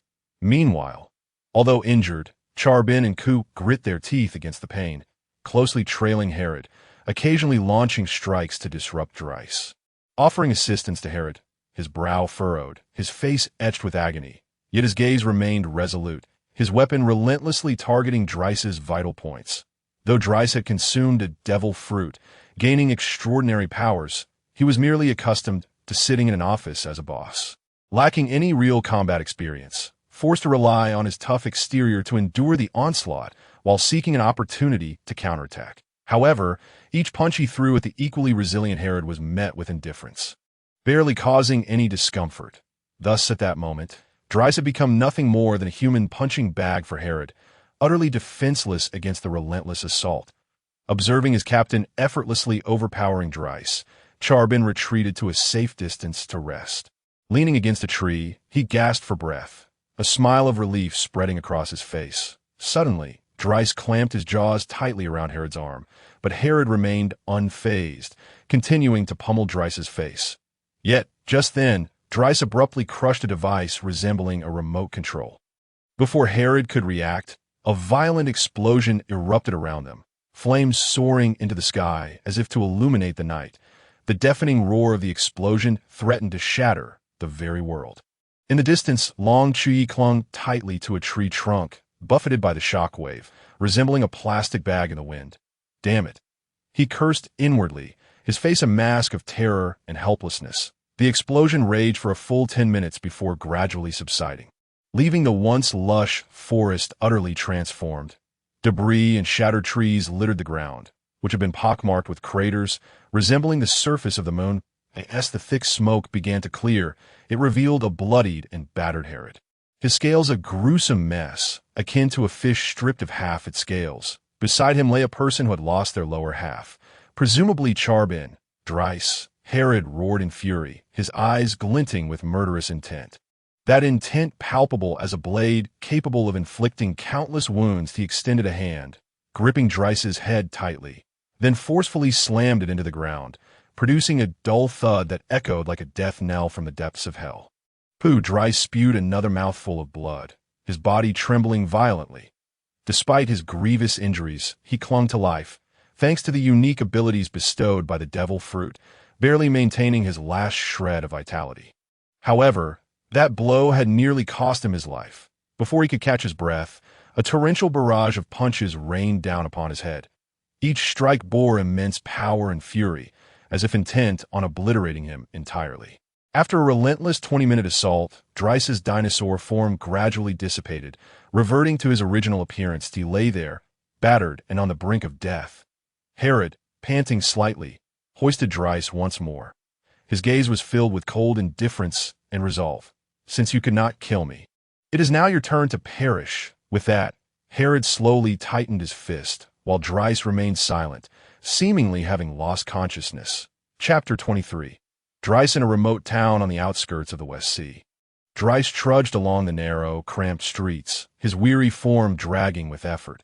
His clothes were ragged, tattered fabric fluttering with each step, his face haggard, etched with the hardships of life, yet within the depths of his sunken eyes flickered an indomitable spirit.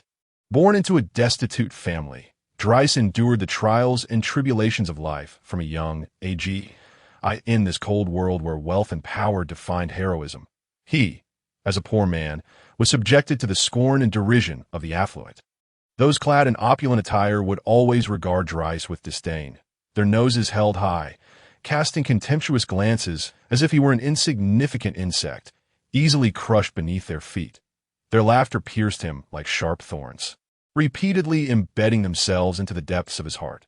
Yet rather than succumbing to their malicious taunts, Dryce's inner fire only burned brighter. He silently vowed, his clenched fists whitening from the pressure, to rise above, to become someone of significance, compelling those who once looked down upon him to re-evaluate their perceptions and regret their past actions. From that moment onward, Dryce began to seek opportunities to alter his fate. He toiled as a laborer at a construction site, enduring daily weariness that left his back aching. He once hawked goods on the streets, vociferously calling out to potential customers, and he even risked his life at sea, battling the tumultuous waves in pursuit of fish. Yet, fate seemed to delight in tormenting him. No matter how fiercely he struggled, he remained shackled by the chains of poverty, just when despair threatened to engulf him. A radiant woman appeared in his life like a beam of light. Her name was Maya, her beautiful blue hair cascading like a waterfall, and her eyes sparkled like gems. When she smiled, the corners of her lips lifted to reveal pearly white teeth. Her smile as warm as the sun in spring, instantly dispelling the gloom within Dryce. The moment Dryce laid eyes on Maya, he felt as though he had been struck by a spell, completely captivated by her beauty and kindness. Maya, in turn, found herself drawn to this resolute and fearless man. Their fateful encounter was serendipitous, as destiny quietly intertwined their paths. Thus began a beautiful bond. During their days together, they strolled along the shore, sharing their joys and sorrows, gradually deepening their understanding of one another, cherishing each other as company, and drawing their hearts ever closer until love blossomed. Maya, as presence, illuminated Dryce's dark existence. She not only bestowed upon him the sweetness of love, but also provided him with unwavering encouragement and support during his moments of doubt, gently assuring him, "You can do it, Dryce, that I believe in you." With Maya's assistance, Dryce found renewed vigor, his eyes once again blazing with determination. He began to work even harder, rising before dawn to seek out business opportunities. Maya utilized her intellect, staying up late with Dryce to analyze the market and strategize.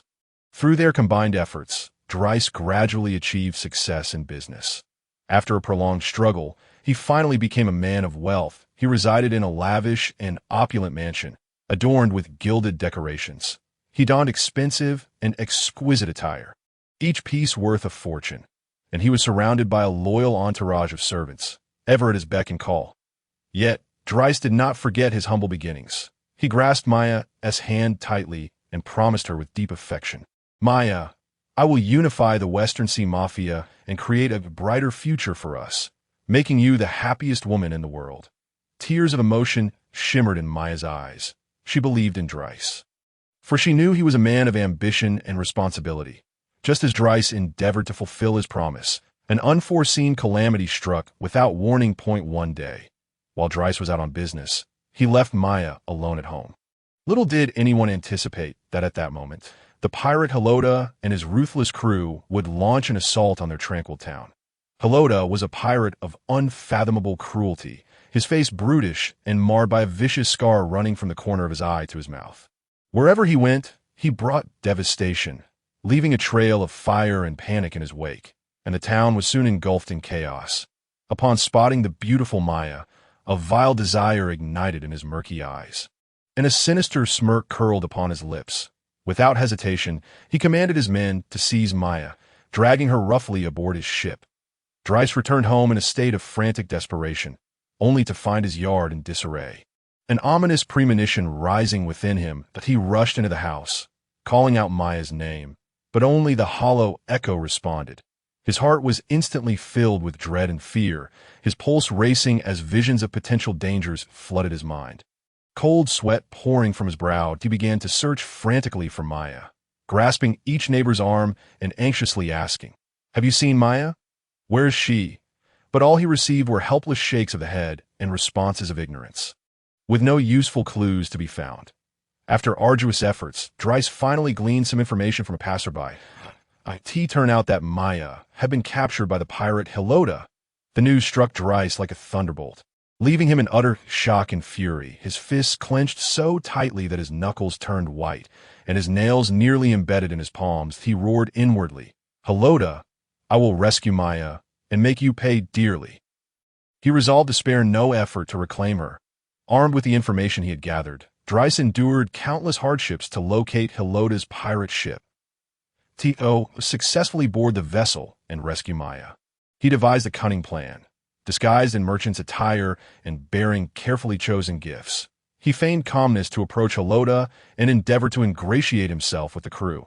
Each day, he presented precious offerings with a beaming smile, humbly expressing his desire for cooperation, which gradually lulled Heloda and his men into complacency, believing him to be merely a timid merchant seeking profit. However, upon stepping onto the pirate ship, the sight that greeted Dryce plunged him into the depths of despair. He beheld Maya, her eyes vacant and devoid of spirit, her complexion ashen, as if her soul had been extinguished, leaving behind a lifeless shell.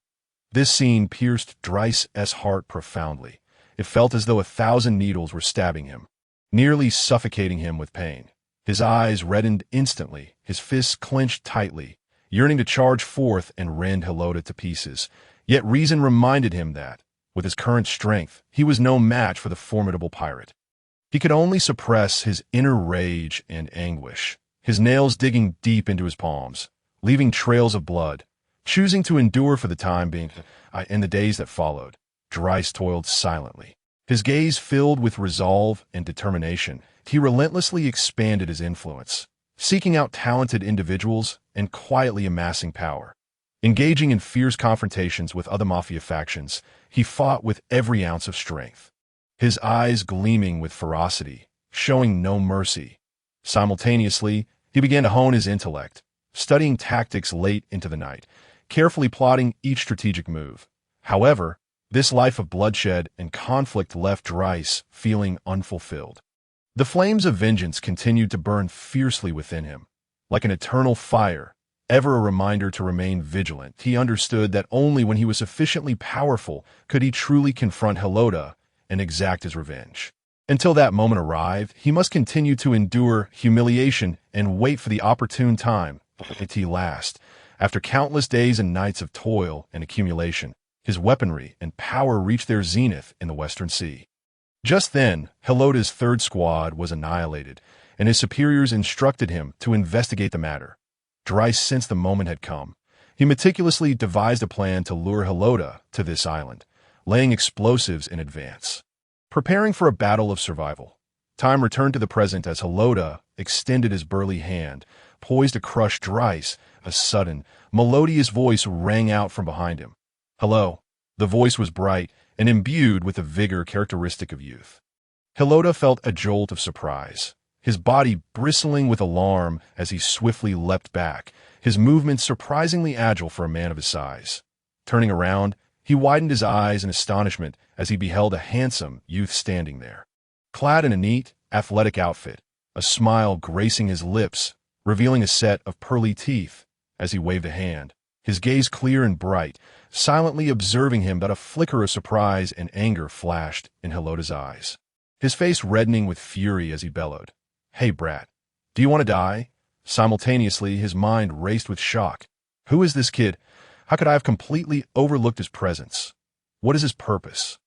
Yet, the youth showed no signs of fear in the face of Heloda's threat. He merely tilted his head slightly, a faint smile on his face, and softly replied, "Uncle, this person is about to die, so please hand him over to me." His voice was gentle yet imbued with an undeniable firmness. In the next moment, without warning, the youth vanished from sight, his speed so swift that no one could react.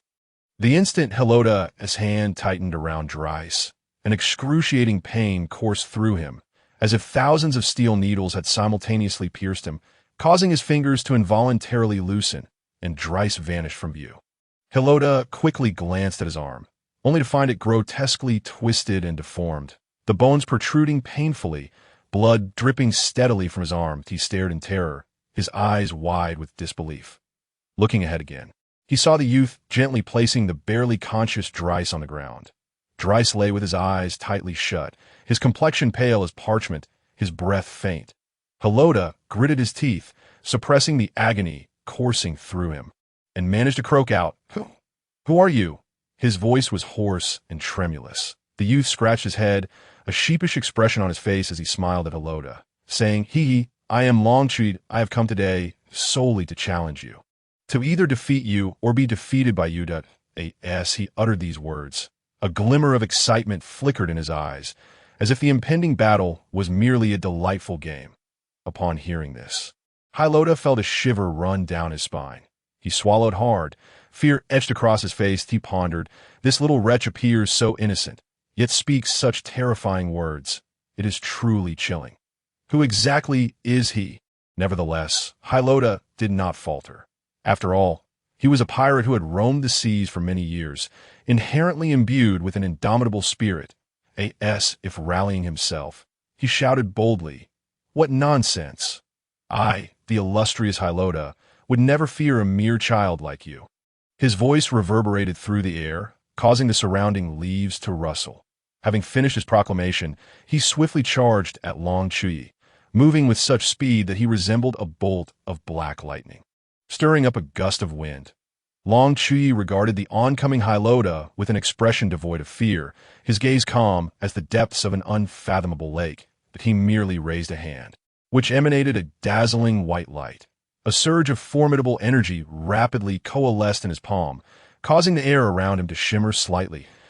As Hylota closed the distance, Long Chuyi unhesitatingly extended his hand, striking out with remarkable velocity, a movement both succinct and powerful.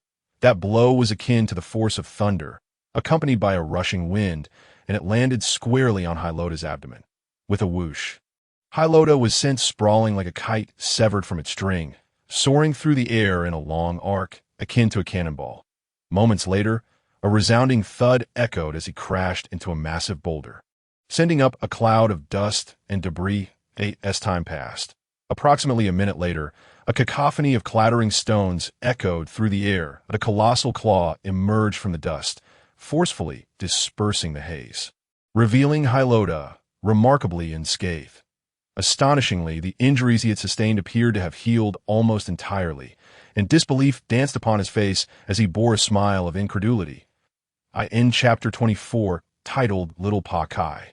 Hylota's eyes widened in disbelief. His fists clenched tightly as he fixated on his previously severed arm, now miraculously intact, as if he had never been harmed.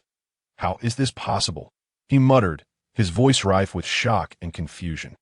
Suddenly, he lifted his head abruptly, his astonishment morphing into fury as he bellowed at Long Chuyi. "You little brat, are you pitying me?" His face flushed crimson with rage, veins bulging on his forehead like serpents writhing beneath his skin. "Oh, do not misconstrue my intentions," Long Chuyi replied, his face adorned with a gentle smile as he explained leisurely, gesturing dismissively. "I simply observe that you are gravely injured. If I were to defeat you with such ease, it would hardly demonstrate my prowess." His tone was casual, as though discussing the weather. Hylota's teeth ground together, his eyes ablaze with furious fire, glaring at Long Chuyi as if he wished to devour him whole. "Damn it! Then perish," he exclaimed, charging at Long Chuyi like a frenzied beast, his strides wide and urgent, kicking up a cloud of dust. Long Chuyi's body trembled involuntarily, not from fear, but from an exhilarating thrill. His teeth chattered as his fists clenched tightly, quivering in anticipation. Finally, at last, he could engage in a true battle, but he slightly bent his knees, positioning himself for a sprint, and then propelled himself forward with a powerful push against the ground. With a resounding crack, the once solid earth shattered like a spider's web, and he shot forth like an arrow released from its bow, his speed so extraordinary that his form became nearly indistinguishable. The two combatants' fists collided with relentless intensity, leaving trails of afterimages in their wake. Each strike bore tremendous force and the sound of slicing air, causing the very atmosphere to resonate with the ferocity of their onslaught. The more Hylota fought, the more alarmed he became, for Long Chuyi's every blow precisely shattered his once proud scales, and the pain radiating from his hands made him break into a cold sweat. "Damn it, how is this guy so powerful?" he lamented inwardly, beads of sweat cascading down his forehead. At this juncture, he had exerted all his strength, yet still found himself unable to withstand Long Chuyi's relentless assault. Long Chuyi's fists were as hard as steel, each strike landing with a dull thud upon Hylota's form. Hylota felt as though his body were on the verge of disintegration, the pain unbearable. His face contorted in agony as his steps grew unsteady. Hey, old man, if this is all you've got, you won't be able to satisfy me. Long Chuyi remarked with a playful smile. A hint of mockery in his expression, excitement glimmering in his eyes. Hilota glared at Long Chuyi with gritted teeth, filled with anger and resentment, his lips trembling with rage. Who do you think I am? With a furious shout, a layer of mysterious black substance suddenly manifested around his fist. Long Chuyi's eyes widened slightly, surprise flickering across his face. Oh, hockey? Humph. Lil brat, you possess some knowledge. However, I never anticipated you could push me to this extent. Hilota spat through clenched teeth. Tisich, had it not been for that hockey, you would have been dead long ago from that earlier explosion. Now, being forced to use hockey by a mere merchant and still having the audacity to claim I pressured you? How utterly laughable. Long Chuyi retorted mercilessly, a smirk gracing his lips as he shook his head lightly. Upon hearing Long Chuyi's mockery, Hilota was consumed by rage, his face turning a deep shade of purple. Veins bulging on his forehead, as he summoned all his strength to assault Long Chuyi once more. Yet, even with the application of hockey, he found himself unable to budge Long Chuyi in the slightest. Damn it, he roared in fury, his voice laden with despair and resentment. That moment, Hilota suddenly erupted with an overwhelming aura. His physique became robust in an instant, his muscles well-defined, as if filled with boundless strength. His eyes gleamed with a fierce light, and his presence intensified further. Long Chuyi's heart skipped a beat, his smile vanishing instantaneously, replaced by a grave expression. He hastily increased his exertion, only to discover he could no longer suppress his opponent. Is this your true strength? Long Chuyi inquired, furrowing his brow in astonishment. Indeed, little brat, prepare to meet your demise. Hilota bellowed, his eyes flashing with ferocity, his right fist clenched tightly, unleashing a powerful blow toward Long Chuyi. This punch was imbued with tremendous force and swiftness, generating a fierce gale. Faced with such a ferocious attack, Long Chuyi dared not exhibit any complacency. His gaze sharpened instantly, and he swiftly sidestepped, narrowly evading this lethal strike. However, even though he successfully dodged the fist, he could still feel a powerful gust of wind rush past his ear, as if it sought to rend him apart. He could not help but take a sharp breath, inwardly astonished. This fellow's strength is indeed formidable. I cannot underestimate him. Long Chuyi remained vigilant, his eyes fixed intently on his adversary as he adjusted his breathing, bracing himself for the forthcoming battle. His feet slightly apart, he lowered his stance, adopting a defensive posture, his gaze radiating determination and confidence. Just then, Hilota launched another attack, unleashing a forceful straight punch. Long Chuyi, perceiving this, swiftly shifted his form, moving like a bolt of black lightning.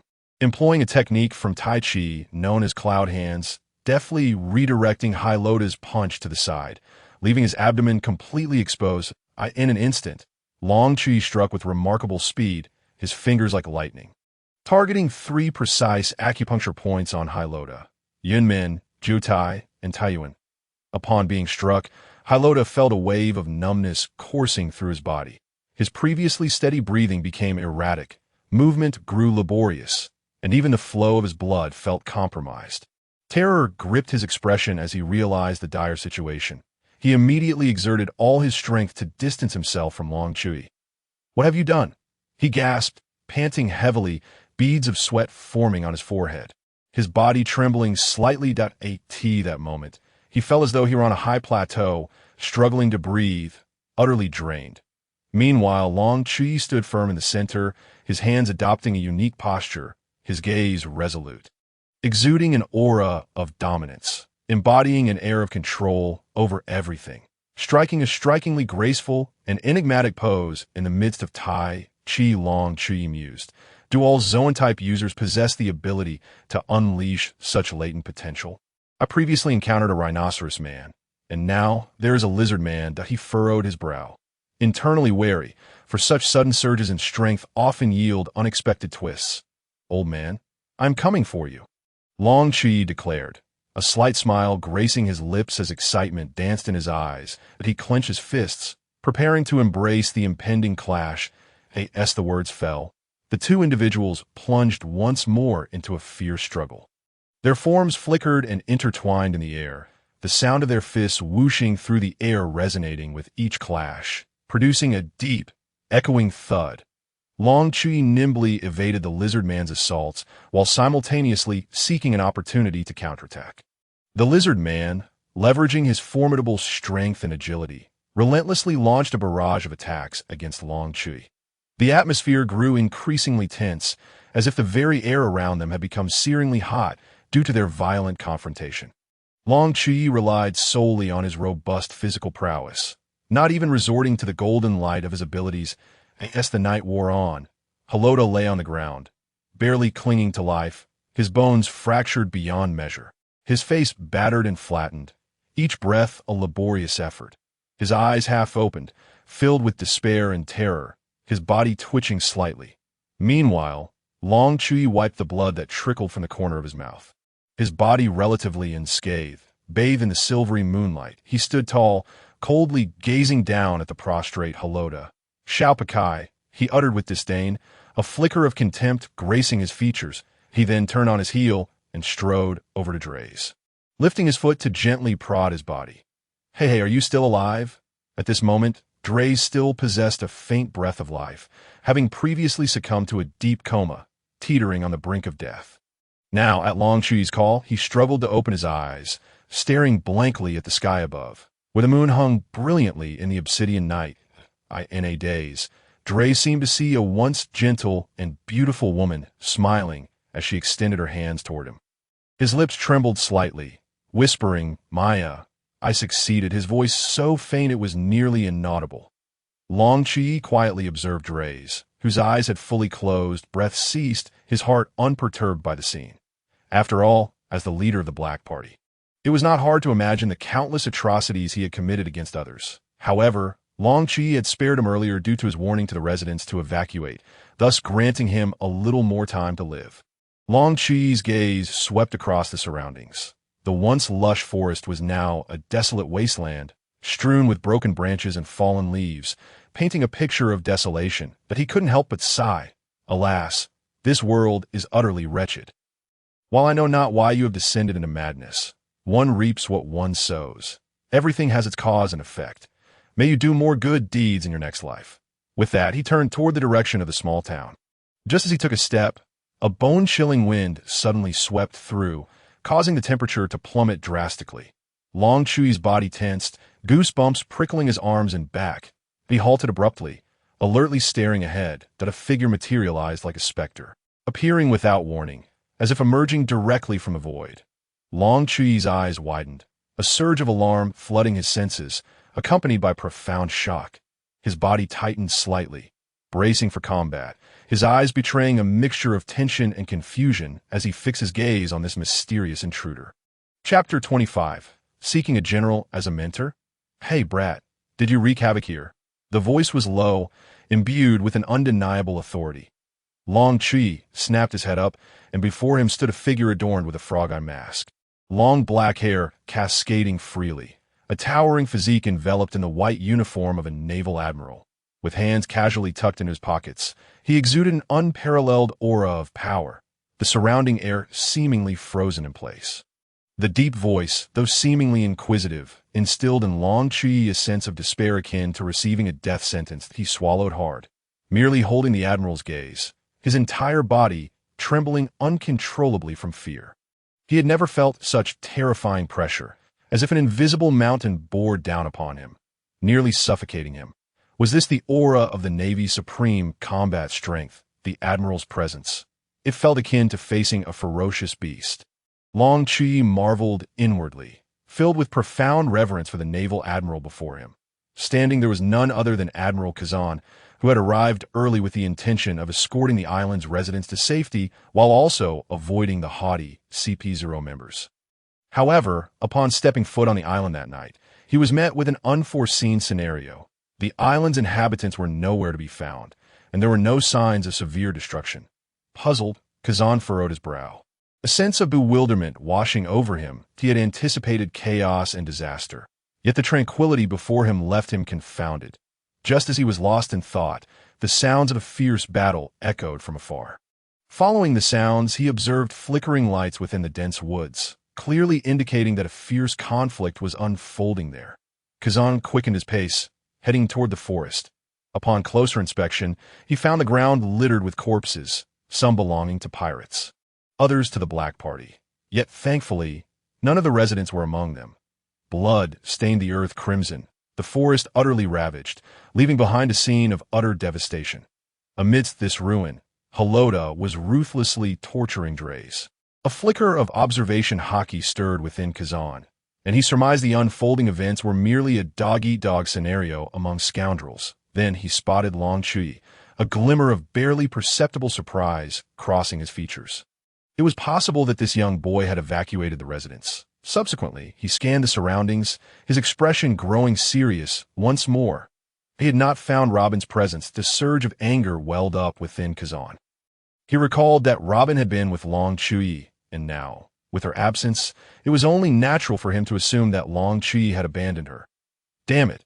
Kazan ground his teeth in quiet fury, a wave of intense dissatisfaction rising within him toward Long Chuyi. Though he felt deep down that Long Chuyi might not act so callously, it did not deter him from wanting to give this infuriating brat a good thrashing. Well, it seems this little rascal has grown considerably stronger, but abandoning comrades is unforgivable. Allow me to teach you a lesson. Kazan rationalized to himself before stepping in front of Long Chuyi. He deliberately adopted a stern expression, his voice growing even deeper as he inquired. Hey, brat, I'm asking you a question. In truth, seeing Long Chuyi's fearful demeanor brought him a small sense of satisfaction. As he mused, little brat. 2 minutes passed before Long Chuyi finally stirred. His steps were slow and cautious as he approached Kazan, seemingly searching for the opportune moment to strike. Kazan raised an eyebrow at Long Chuyi's actions, surprised at the boy's audacity to throw a punch at a strong opponent. How unexpected. I'll have to take this seriously, he thought, preparing to brace for Long Chuyi's attack, planning to deliver a hard knock to the boy's head when he drew near. However, just then, a dramatic turn of events unfolded. Long Chuyi suddenly accelerated, charging toward Kazan like an arrow released from a bow, leaving a lingering afterimage behind. Kazan had expected Long Chuyi to launch a full-fledged assault, but to his astonishment, the boy collapsed to his knees just 5 meters away, sliding swiftly to Kazan's feet. Then, Long Chuyi wrapped his arms tightly around Kazan's thigh, bursting into tears, sobbing pitifully, his nose and tears flowing freely. Naval Uncle, you've finally arrived. Those despicable pirates are bullying us. You must seek justice for us. His wails echoed through the still night, and he occasionally wiped his drool on Kazan's trousers. By the time Kazan regained his composure, he was engulfed in frustration, his face darkening upon seeing the saliva on his pants. Hey, Kazan attempted to interrupt Long Chuyi. Oh, I'm so miserable. Long Chuyi ignored him, crying even louder. Hey, Kazan called out again. That's inhumane. The pirates even targeted my good friend. Xiao Chong. Long Chuyi continued wailing, deftly swatting a cockroach crawling by, then seizing it and smearing the mud all over Kazan's white naval trousers. I said, you little brat, stop this at once. Kazan could no longer contain himself. Roaring as he slammed his fist on a Long Chuyi's head, a resounding thud echoed, and a large bump instantly sprouted atop Long Chuyi's head, emitting wisps of smoke, before he peacefully lay sprawled on the ground. Kazan, breathing heavily through his nose, his eyes bulging, teeth clenched tightly, glared at Long Chuyi with an expression of fury, as if he wished to devour him whole. As dawn broke, the sky began to lighten, and amidst the forest, the unconscious Long Chuyi lay quietly on the ground. Aside from the large bump on his head, his face was marred with bruises and swelling. A pitiful sight, indeed. I could see that moment. Kazan retracted his haki, rubbing his forehead, a satisfied nod accompanying a slight smile of contentment as he remarked, well, indeed, a good thrashing does lift the spirits considerably. As he spoke, he shifted his shoulders and arms, seemingly savoring the exhilarating sensation of having just struck Long Chuyi.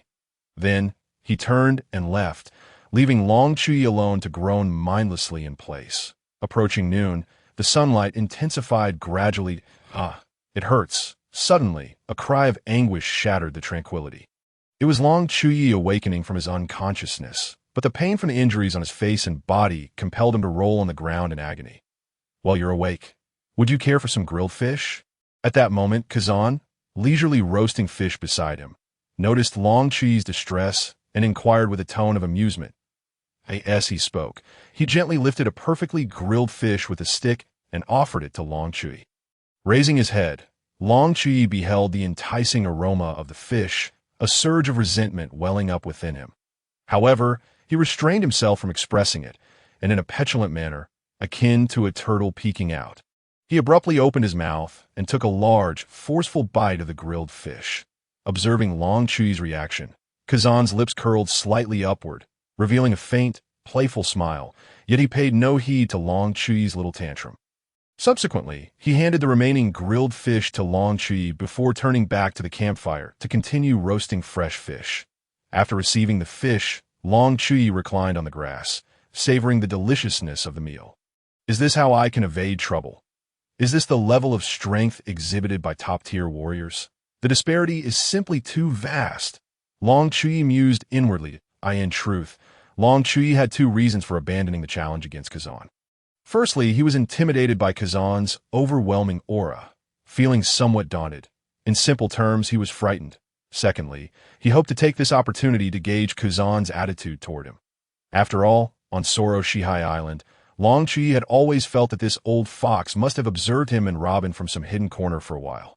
"You know what is up, right? Hey, old man, who are you?" Long Chuyi feigned ignorance as he questioned. Kazan, reclining on a chair of unknown origin, slowly lifted the eye patch over one of his eyes upon hearing the question. Revealing a sharp gaze, and lazily responded, "Shouldn't one introduce oneself before asking another's name?" His tone carried an air of nonchalance. Standing there, Long Chuyi had his hands in his pockets, slightly bowing his head. One leg straightened while the other was bent, leaning against a tree with arms crossed. Suddenly, he raised his head, dramatically flicking his hair back, adopting a self-assured expression, the corners of his mouth curving up slightly as he deliberately exuded an unruly aura. "Me?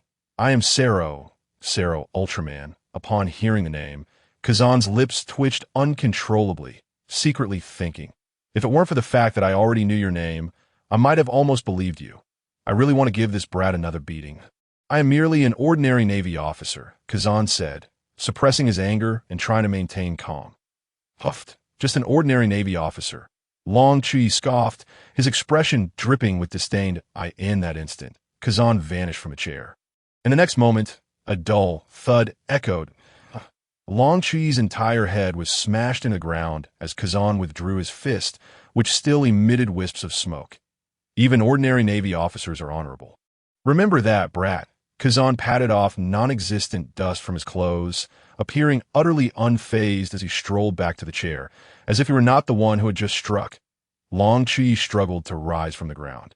Spitting out the dirt and grass from his mouth, his eyes ablaze with fury as he glared at Kazan, gritting his teeth and cursing, "Damn you, foul old man."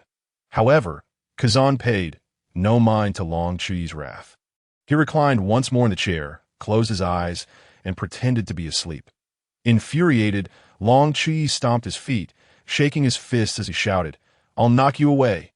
Then, like an ordinary child provoked to anger, he charged at Kazan.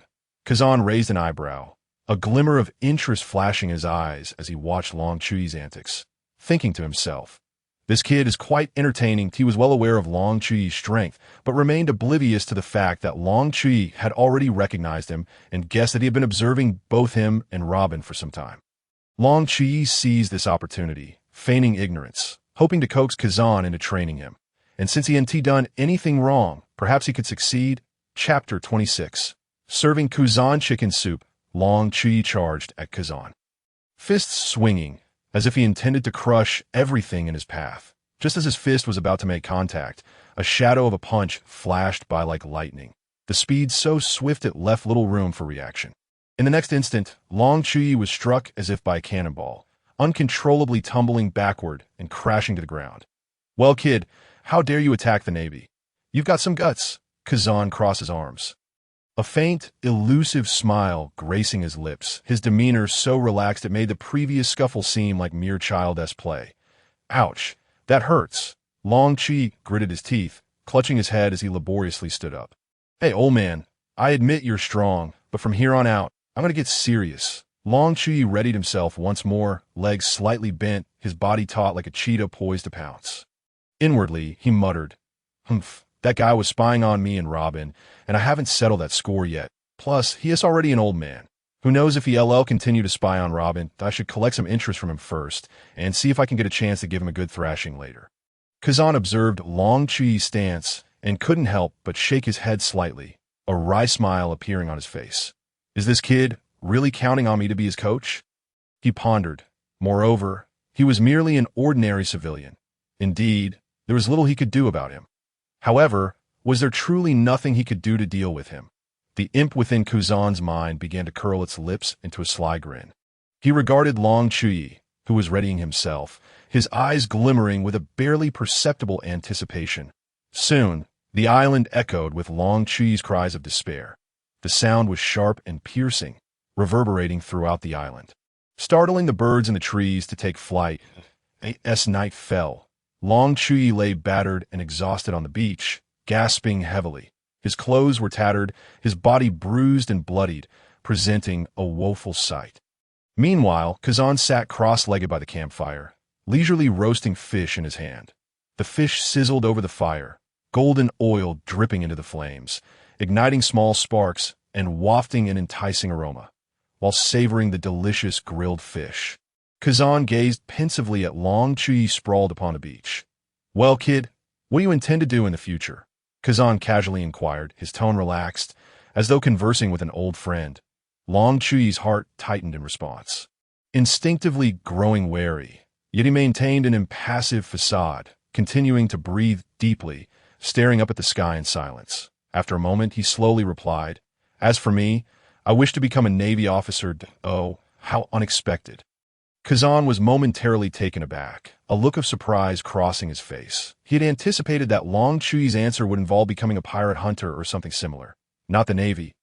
I want to join the Navy mainly to protect civilians and eliminate those vile pirates.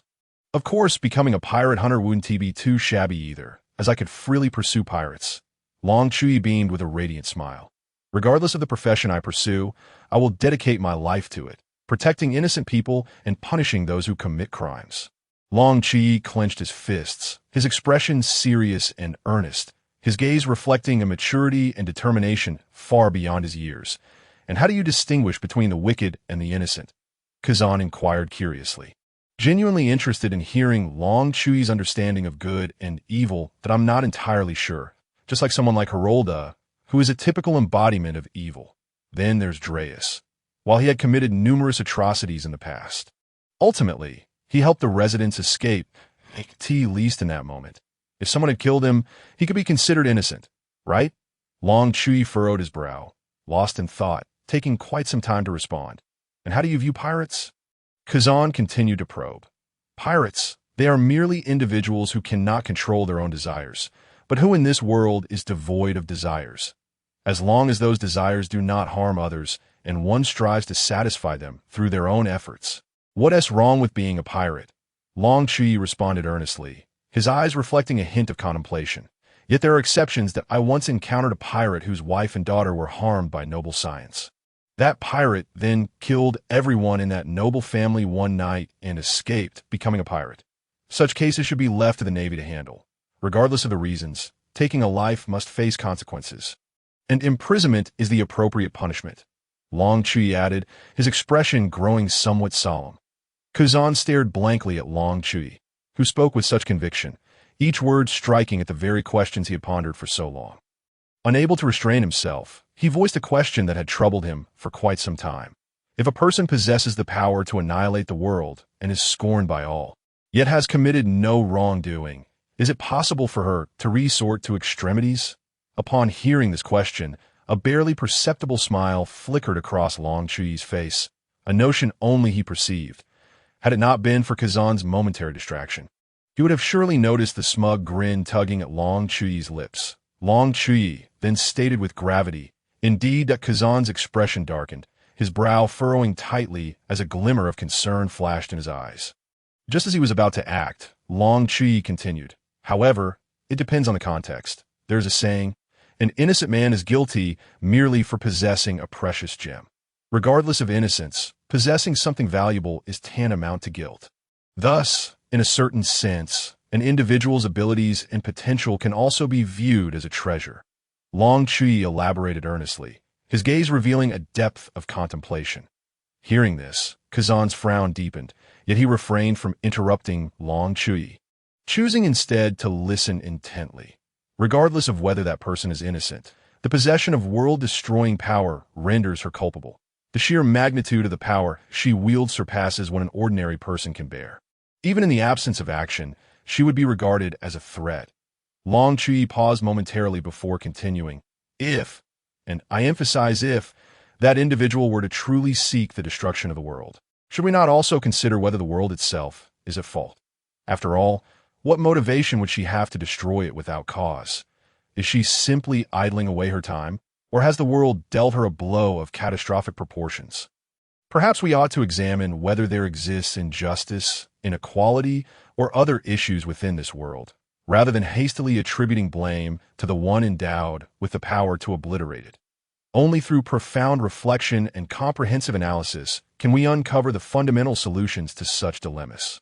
Kazan fell silent, a flicker of confusion and bewilderment evident in his eyes. These thoughts had once flitted through his mind, but out of loyalty and responsibility to the Navy, he had swiftly quelled them. Yet now, articulated by Long Chuyi, those repressed notions surged forth like a deluge, uncontainable. The reason Long Chuyi expounded so extensively was merely to craft a plausible justification for his future aspirations of becoming a pirate. After all, as he would soon embark on a pirate's journey alongside Luffy, he could confidently assert to Kazan, I did not intend to become a pirate. It is merely that the world has gone awry. In this way, he could pursue his dreams with a clear conscience, that moment. Long Chuyi seized the opportunity to impart a hearty dose of inspiration to Kazan, attempting to plant a seed in his heart. Curious as to how this seed might sprout and what transformations it might evoke within Kazan. Perhaps this nourishing idea could awaken within Kazan a genuine contemplation of justice, prompting him to re-evaluate the convictions he had steadfastly upheld. Slowly rising to his feet, Kazan's gaze appeared vacant, his steps unsteady as he wandered deeper into the forest. Long Chuyi observed silently, choosing not to intervene. Once Kazan had ventured far enough away, Long Chuyi suddenly sprang up from the ground with the agility of a fish leaping from water. Deftly snatching the deliciously roasted fish from beside the campfire, and then leisurely reclining in the chair Kazan had previously occupied. As he savored the delectable fish, he simultaneously employed his healing abilities to mend his more severe wounds. Chewing on the fish, Long Chuyi inwardly grumbled, what a tremendous loss this has been. Not only did I fail to acquire any practical skills, but I also ended up in such a wretched state. That fellow must have done it on purpose, dealing such a heavy blow. Humph. High concentrations of inspiration are hardly palatable, are they? Gaha, let me wallow in this endless haze of confusion. With this thought, a sly smile crept upon Long Chuyi's face, as he adeptly employed the strategy of a Q's victorious logic. Chapter 27. An accident? No, it was intentional. 3 days had passed since Kazan's departure. During this time, the vessels of CP0 arrived, and the sight before them left them speechless. The entire island lay desolate, devoid of any human presence. Without a second thought, they naturally concluded that Kazan had evacuated everyone, and that the mysterious being had seized the opportunity to blend in with the crowd and escape. The members of CP0 were furious, their rage boiling over as they reported to the Celestial Dragons, embellishing their accounts of Kazan's dereliction of duty, as though he had committed an unforgivable sin. All of this was observed clearly by Long Chuyi, who lurked in the shadows. He couldn't help but inwardly exclaim, indeed, these fools have been stirred.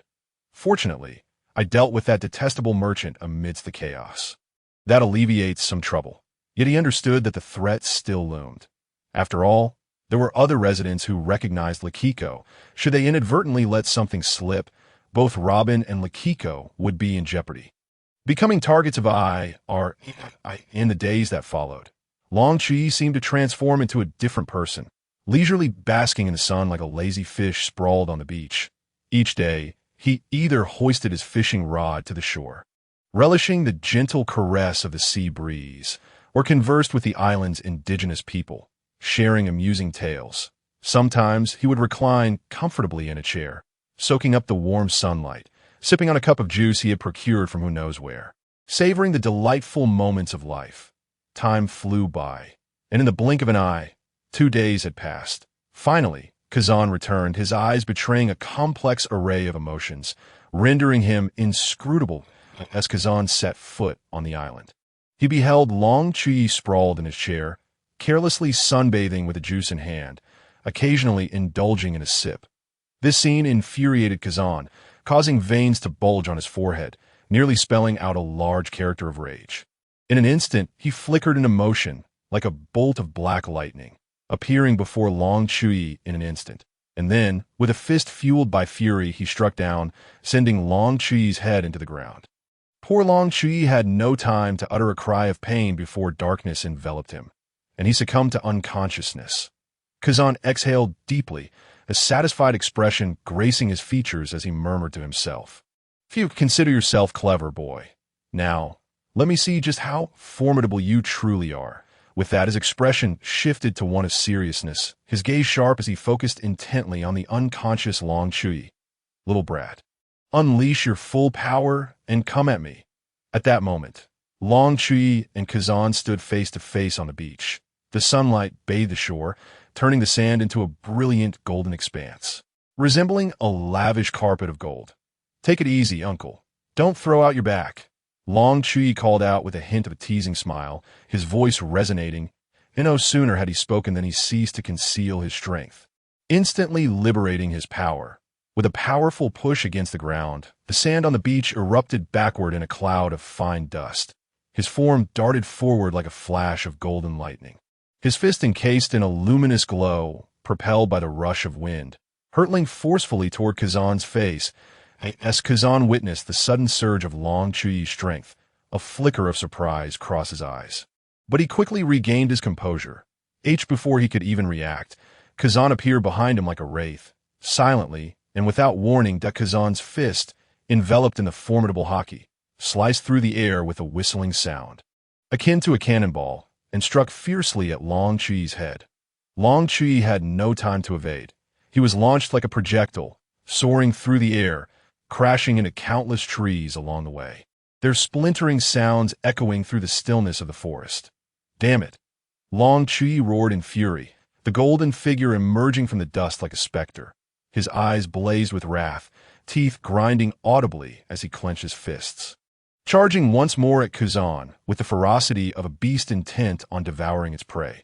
This time, Kazan chose not to use his abilities but engaged in close combat with Long Chuyi. Thus, they battled from noon until afternoon, and from dusk into the depths of night.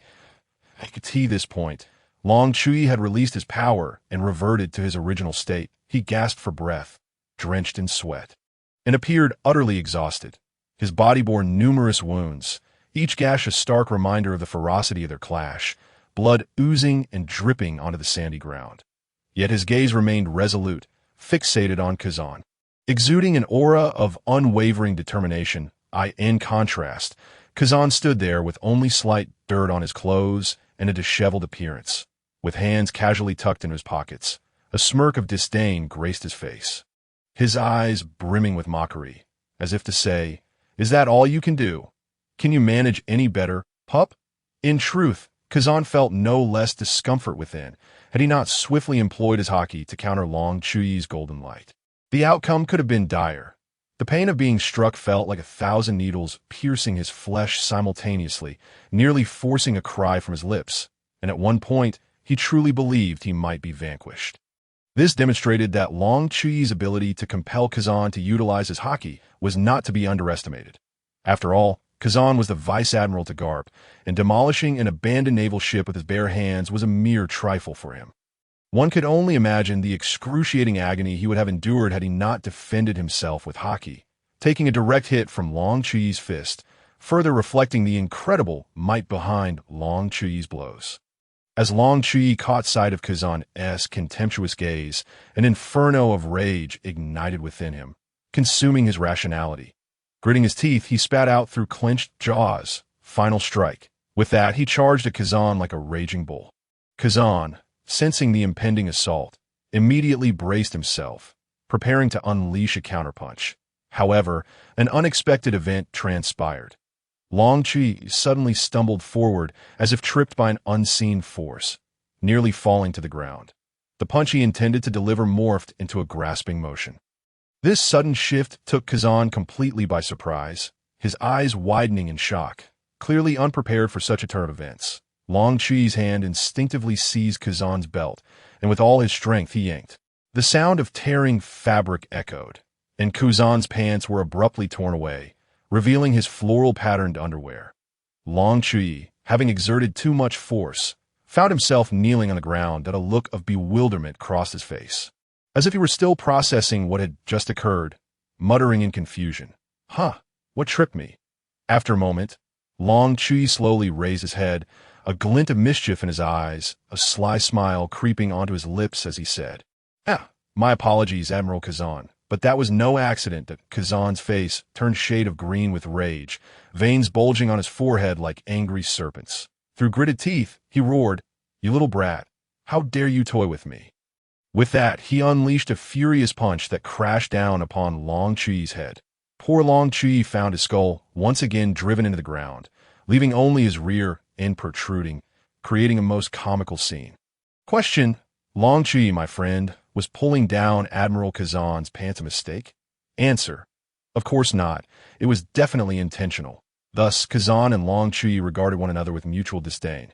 Kazan unleashed his punches mercilessly, each blow infused with tremendous strength, leaving Long Chuyi battered and bruised. Meanwhile, Long Chuyi, while awkwardly dodging, sought opportunities to employ underhanded tactics. All the while provocatively taunting, Kazan once again exerted all his strength to launch Long Chuyi into the air with a single strike. Then helplessly pressed his forehead, a look of anguish etched upon his face as he lamented, "This kid is truly driving me to the brink of madness." He felt a dull ache beginning to throb in his head. However, the relentless blows did not deter Long Chuyi. Rather, they ignited within him a fiercer fighting spirit. His eyes sparkled with unwavering determination as he gritted his teeth and fixed an intense gaze on Kazan. Observing this, Kazan resolved to take the initiative, denying Long Chuyi any opportunity to counterattack. Long Chuyi could only remain vigilant in place, fully aware that, given his current strength, he could not hope to locate Kazan's elusive form for a preemptive strike. He stood still, gradually closing his eyes, and instantly a simplistic black and white image materialized in his mind. The beach, with everything around it exuding a ghostly white aura. Yet he sensed no presence of Kazan. At that moment, Kazan's fists rained down upon him like a tempest, but Long Chuyi did not flinch. Instead, he clenched his jaw, fully concentrating on the aura of Kazan's blows, just as the final punch was about to descend. Long Chuyi, relying on his acute intuition and reflexes, slightly sidestepped, narrowly evading Kazan's attack. Kazan, clearly taken aback by Long Chuyi's response, paused momentarily, a flicker of surprise crossing his features. After a brief hesitation, he swiftly executed his sidekick, the whoosh of wind accompanying it as he sent Long Chuyi crashing to the ground, rendering his already precarious form unconscious. Well, has he mastered observation hockey already? Truly a prodigy, Kazan mused, observing the fallen Long Chuyi with astonishment. He then lazily scratched his head and turned to venture into the forest in search of their neighbor, Peichi. When Long Chuyi awoke, it was already deep into the night that he groaned in pain. Rubbing his head and slowly sat up, catching sight of Peichi by the campfire, the aroma of roasted meat wafting enticingly through the air. Unable to suppress his hunger, he swallowed hard as his stomach began to grumble. Yet he restrained his appetite, first scanning the surroundings for Kazan's presence. Discovering that Kazan was not nearby, he approached the roasted meat and seated himself beside it. Settling down cross-legged, Long Chuyi stared intently at the meat, his eyes fixed and unblinking, saliva pooling in his mouth as the tantalizing scent tugged at his cravings like an invisible hand. However, he did not immediately indulge. Instead, he waited patiently for Kazan's return. This habit stemmed from his past life as an orphan. Having grown up in solitude and insecurity, he was always cautious in society, fearing to inconvenience or offend others, whether dining in a company or attending gatherings. He would wait until most people had arrived before he began to eat. This habit had deeply imprinted itself in his soul, and even in this world, he maintained such a principle of conduct. In the woods, he encountered a bewildered friend, Xiong, and Kuzan kindly pointed him in the direction of Xiongsheng. Upon reaching the forest's edge, he observed Long Chuy's behavior and couldn't help but smile with satisfaction. Well, it seems that preparing an extra portion was indeed the right choice. Feeling a sense of joy, Kazan dragged Xiong out with him. As soon as Long Chuyi spotted Kazan returning, he transformed into a ravenous beast. Leaping towards the enormous roast, clutching the meat and devouring it voraciously, mumbling through mouthfuls, "Wow, delicious, delicious." His demeanor suggested he had forgotten everything except for the sumptuous feast before him. Kazan, watching him eat with such abandon, shook his head with a chuckle and began to methodically prepare Xiong. He skillfully skinned Xiong, cleaned the insides and blood, and rinsed it with fresh water. Next, he conjured an ice knife, slicing the meat into uniform pieces before marinating them with salt, pepper, and other spices for a brief moment. Finally, he placed the prepared chunks of Xiong on the grill, turning them frequently to ensure even cooking, and soon, the mouth-watering aroma filled the air. Meanwhile, Long Chuyi had already consumed half of the roasted pig. Satisfied, he licked his lips and turned to gaze at the cooking Xiong, his mouth watering at the scent, prompting him to hasten his consumption of the roasted pig. The next morning, sunlight poured onto the beach. Waves gently lapping at the shore, and a cool breeze brushed against his face. Can't hit me. Can't hit me. Ah, I dodge. Long Chuyi nimbly evaded Kazan's punches and kicks, eyes tightly shut, yet he could accurately predict his opponent's movements and skillfully dodge. A smug smile adorned his lips as he provocatively taunted, "Can't hit me. Is your speed too slow?" This incited a surge of frustration within Kazan. Ultimately, unable to endure any longer, Kazan's eyes widened in rage. And with a mighty swing, he unleashed a punch that roared through the air, crashing down towards Long Chuyi. Caught off guard, Long Chuyi's head once again plunged into the sand. "All right, now open your eyes and try to catch my attack." Kazan gritted his teeth, still seething with anger. Long Chuyi struggled to extricate his head from the sandpit, rubbed his smoldering scalp, then swiftly regained his composure, adopting a ready stance as he stared resolutely at Kazan. Bracing for the forthcoming assault, Chapter 29. Departure. Seeing Long Chuyi prepared, Kazan said nothing more, a confident smile gracing his lips as he executed a swift attack, akin to a bolt of black lightning. Darting to Long Chuyi's left, the dark, armored Haki enveloped his fist like a raging flame, and without hesitation, he struck fiercely at Long Chuyi's face. Long Chuyi felt a chilling gust of wind rushing towards him, the force seemingly capable of tearing through the very air. His pupils constricted in shock. However, he failed to perceive Kuzan's attack, leaving him frozen in place, his face a canvas of astonishment and confusion. In the next instant, he felt as though a heavy hammer had struck his face, an excruciating pain radiating throughout his body. He involuntarily began to spin, like a top mercilessly whipped by a tempest. Utterly out of control, his head swam, vision blurring, with only the whistling wind and the ceaseless roar of the waves echoing in his ears. Finally, he collapsed face first onto the beach, stirring a cloud of sand. Hey, do not put too much faith in your eyes. Haven't you already acquired observation Haki?" Kazan shook his head in resignation, a wry smile gracing his lips as he observed Long Chuyi's disheveled state. Finding it rather amusing that he understood that for someone who had just grasped observation Haki, mastering its application in combat would require time and practice. Cough, cough. Wow, it vanished in an instant. I couldn't even react. Long Chuyi wiped the blood from the corner of his mouth, his face a mask of indignation, brows knitted tightly. The current situation confirmed Long Chuyi's initial suspicion. Closing his eyes allowed him to perceive the outside world, while opening them did not, rendering his vision useless. Taking a deep breath, Long Chuyi endeavored to calm himself, tightly shutting his eyes, beads of sweat forming on his forehead as he intently sensed the surrounding energies. He discovered that through observation Haki, he could vaguely perceive Kuzan's movements. Although still unrefined and somewhat blurred, it had already yielded tangible results. "Here we go again." Long Chuyi bellowed, his spirit reignited as he charged towards Kazan once more. This time, he was decidedly more cautious, each movement executed with precision, ever vigilant of Kazan. Yet Kazan's speed was simply too formidable. Even with Long Chuy's preparation, he found it challenging to withstand the onslaught. Ah, wow. Pooh. Long Chuy's cries of despair echoed across the island once more. In the stillness of the night, moonlight cascaded like water, illuminating the beach where Long Chuyi and Kazan stood. After extensive training, Long Chuyi had begun to observe Kazan's actions even with his eyes open. To his delight, he realized his body was gradually adjusting to the intensity of the training, even experiencing a peculiar sensation of foreseeing the future. However, he refrained from revealing this change to Kazan. A glint of cunning flashed in his eyes as he recognized this as a precious advantage, deciding to keep it as a trump card for future use. When Kazan launched his next attack, Long Chuyi, utilizing observation haki, successfully anticipated his movements and reacted promptly. He crossed his arms, muscles taut, blocking Kazan's punch, yet the immense force still dragged him across the sandy beach, leaving 2 long trails in his wake. Observing this, Kazan gradually retracted his fist and slid it into his pocket. A faint smile graced his lips as he softly declared, "Aha! Well, the vacation ends here." Having spoken, he let out a prolonged yawn, stretched lazily, and his face bore a look of utter languor. He then sauntered toward the recliner. After plopping down, he pulled down the eye mask, closed his eyes, and soon the soft sound of snoring could be heard.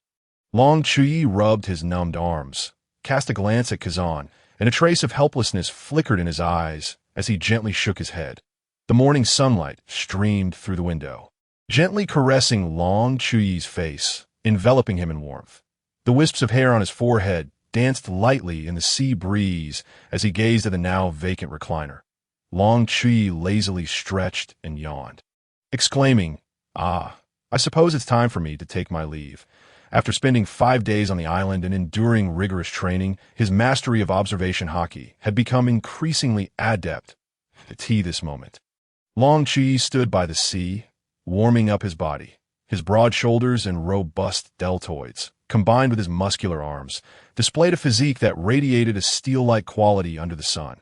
His chest was solid and well-defined, with abs like stone and a perfectly sculpted V-line. The latissimus dorsi on his back flared out, and his trapezius muscles bulged slightly, exuding an air of authority. As he moved, his muscles rippled, akin to a beast poised to pounce.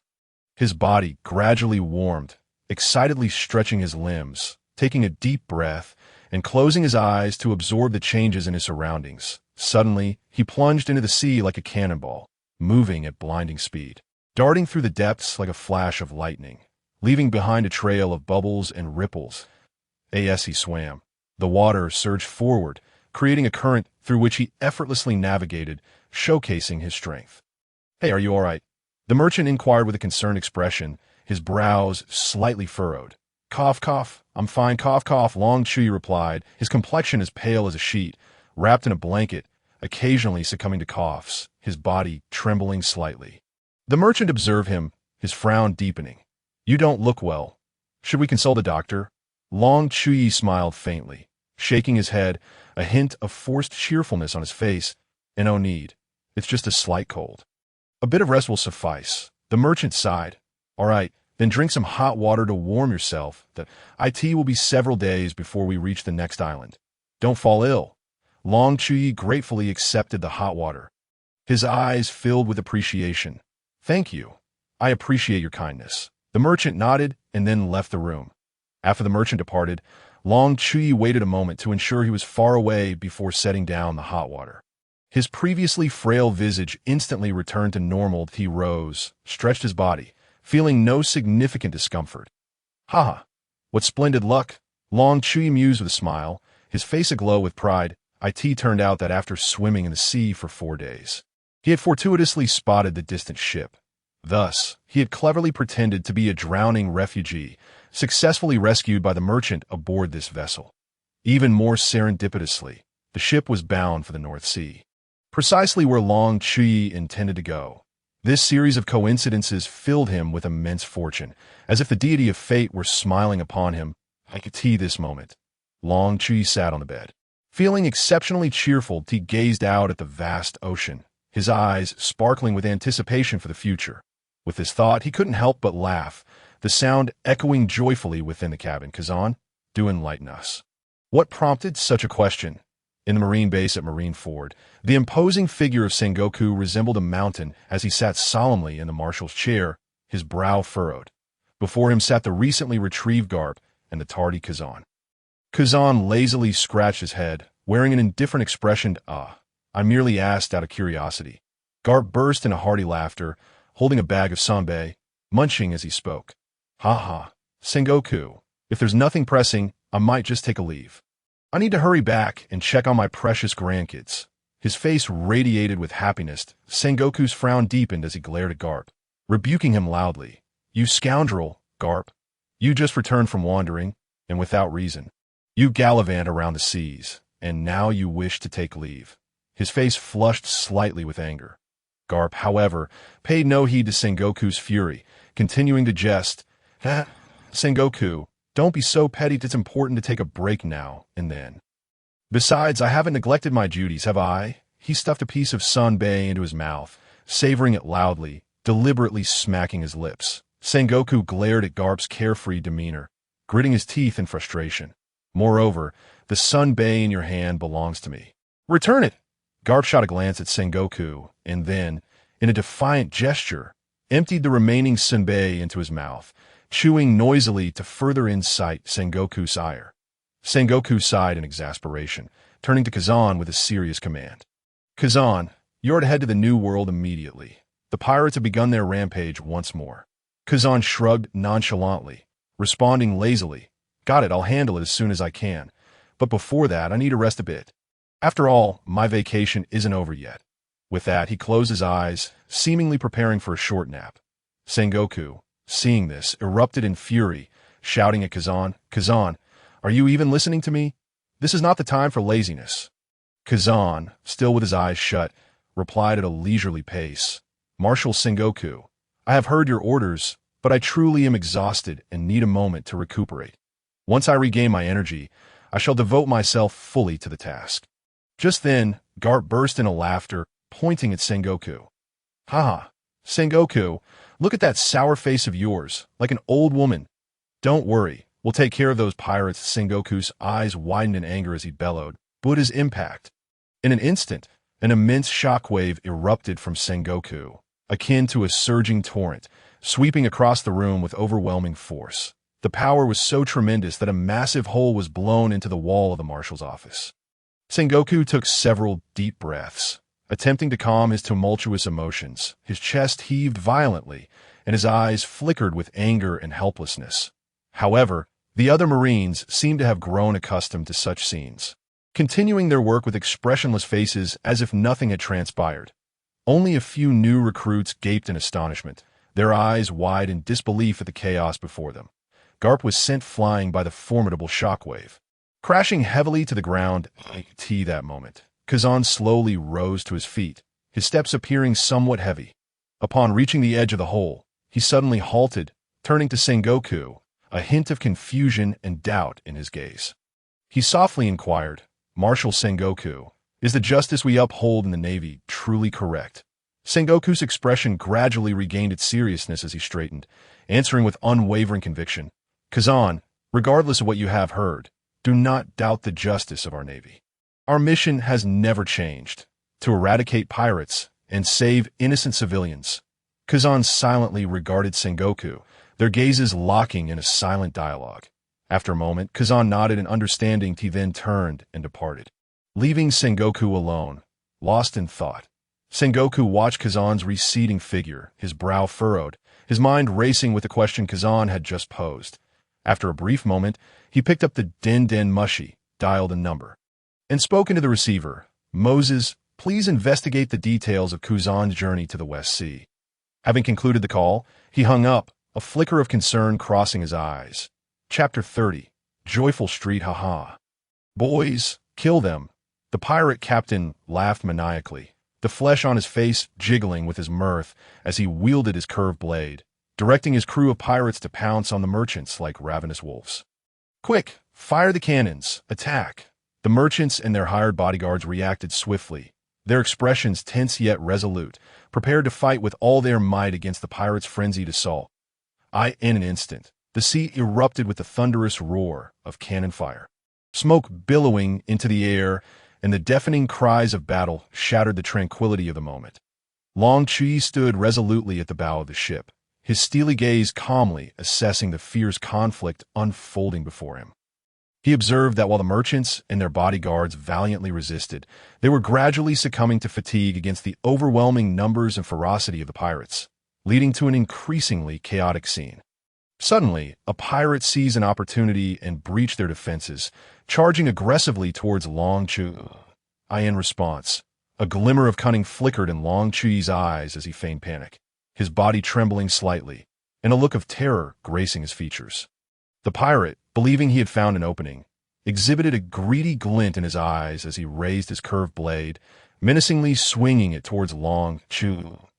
The very moment the blade was about to descend, Chuyi deftly sidestepped, his movements as agile as a leopard, easily tripping the pirate. In quick succession, he delivered a powerful stomp onto the fallen pirate, who let out a muffled groan before losing consciousness. Meanwhile, another pirate, eyeing the opportunity, swung his sword at a merchant. The merchant's eyes widened in terror, his face draining of color, instinctively attempting to evade, yet finding himself paralyzed with fear. Chuyi's keen senses detected the imminent danger. He chose to reveal his true prowess, his figure darting like a wraith between the vessels, his speed bewildering to behold. Each punch he unleashed carried a fierce gust of wind, striking with pinpoint accuracy at the vulnerable areas of the pirates, who fell to the deck in agonized cries, rendered incapable of further resistance. In mere moments, the pirates were left in disarray, sprawled across the deck in a defeated heap. The merchants stood frozen in place, their eyes wide, mouths agape, expressions brimming with shock and disbelief, their hearts swelling with gratitude towards Chuyi. One merchant wiped the cold sweat from his brow, nervously swallowing, his voice trembling. "Who exactly are you?" "Young man." Chuyi casually shrugged, a faint smile gracing his lips as he replied nonchalantly, "Fear not, my friend. Once you reach the next island, I shall naturally disembark, but if you remain concerned, I could serve as your bodyguard, considering it payment for my passage." The other merchants nodded in agreement, acknowledging the formidable strength of this young man who had effortlessly vanquished an entire ship of pirates. They understood that offending such a powerful individual would be unwise, thus yielding no objections to Chuyi's proposal. "Very well. If you require anything, feel free to let me know," said the captain, his expression slightly tense as he inclined his head. Rest assured, I shall not be a bother."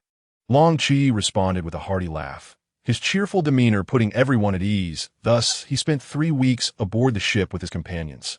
Upon disembarking, Chuyi waved vigorously from the shore, a large travel bag purchased by the merchants slung over his shoulder. Without a doubt, being the protagonist made a difference. Within just a week, the crew had slowly accepted him, considering him a friend. Ultimately, after escorting Chuyi to this bustling island, they gradually set sail away. This island was the most vibrant city Chuyi had encountered since arriving in this world. It thrived with life and energy, a stark contrast to the islands he had previously experienced. Taking a deep breath, he savored the essence of this city, a contented smile illuminating his face. With a spring in his step, he ventured into the island, his eyes sparkling with curiosity and excitement. The streets were lined with flourishing shops and inns, an array of signs and decorations dazzling to behold. Chuyi marveled at the architecture, secretly admiring the unique charm of this bustling metropolis. Following the ebb and flow of the crowd, he found himself on a street as evening descended. A night enveloped the area, the entire street illuminated with splendid, enchanting neon lights, a kaleidoscope of colors intertwining, twinkling and dancing, casting a mesmerizing ambience throughout. Every shop entrance was adorned with alluring women, statuesque and radiant, their skin as fair as snow, captivating all who passed by. They donned an assortment of outfits, some in provocative skirts that showcased their long legs under the shimmering lights, others in low-cut attire, unabashedly accentuating their voluptuous curves, while some wore crop tops, their slender waists on full display. These enchanting women exuded charm, their beguiling gazes and playful smiles rendering passers-by spellbound. They beckoned to the onlookers with soft, melodic voices. "Come here, handsome. Join us for some fun." Their enticing calls were like a siren song, instantly intoxicating those who heard them. Long Chuyi stood mesmerized by this captivating scene, his throat dry as he gulped audibly. Huh. What is happening? Why are my feet moving on their own? Oh dear, why won't my limbs obey me? Long Chuyi's face flushed crimson, his ears burning as he stumbled awkwardly towards the towering buildings, his demeanor quite comical. Atop one of those buildings, a mysterious figure observed Long Chuyi's clumsy antics. Unable to suppress a light chuckle, the sound dripping with allure. Just hearing it was enough to set the hearts of lecherous souls racing. My lord, is there something amusing? A statuesque, alluring woman dressed provocatively stood beside the figure, following its gaze to witness Long Chuyi's awkwardness. Haha, she laughed melodiously, then continued, "My lord, shall we bring him up?" The figure, still watching Long Chuyi below, nodded slightly, a glimmer of intrigue in their eyes. The woman then bowed gracefully before turning to leave. By this time, Long Chuyi had entered the building, while the figure remained, their gaze filled with complex emotions. "Hey there, handsome. Are you alone? Come play with me." One woman in a revealing skirt swayed her hips, her smile sultry as she called out to Long Chuyi. "Go away. You're all old hags. Don't call yourself sister." Another woman in a low-cut top retorted defiantly, crossing her arms with a challenging glare. As Long Chuyi stepped inside, the women, upon noticing his youthful charm and navette, their eyes sparkled as if they had discovered a rare treasure. They quickly surrounded him like a swarm of bees, chattering incessantly in a chorus of excitement. Feeling overwhelmed and awkward, Long Chuyi's face blazed with embarrassment, his forehead beaded with sweat, steam almost visibly rising from his head. He clumsily responded to their questions, stammering, I'm just one person. You are two, right? What a coincidence." "Oh no, I'm a mage, right? I came to eat. No, I'm here for water." The more he spoke, the more jumbled his words became, his mind a whirlwind of confusion. Akin to a swarm of buzzing flies, to make matters worse, he felt several small hands brushing against him, even pinching him surreptitiously. This intimate contact caused his body to tense up, and his heart raced uncontrollably. Other patrons, witnessing the attention Long Chuyi received, felt a pang of jealousy, voicing their displeasure. "Hey, I paid too. Why aren't you attending to me?"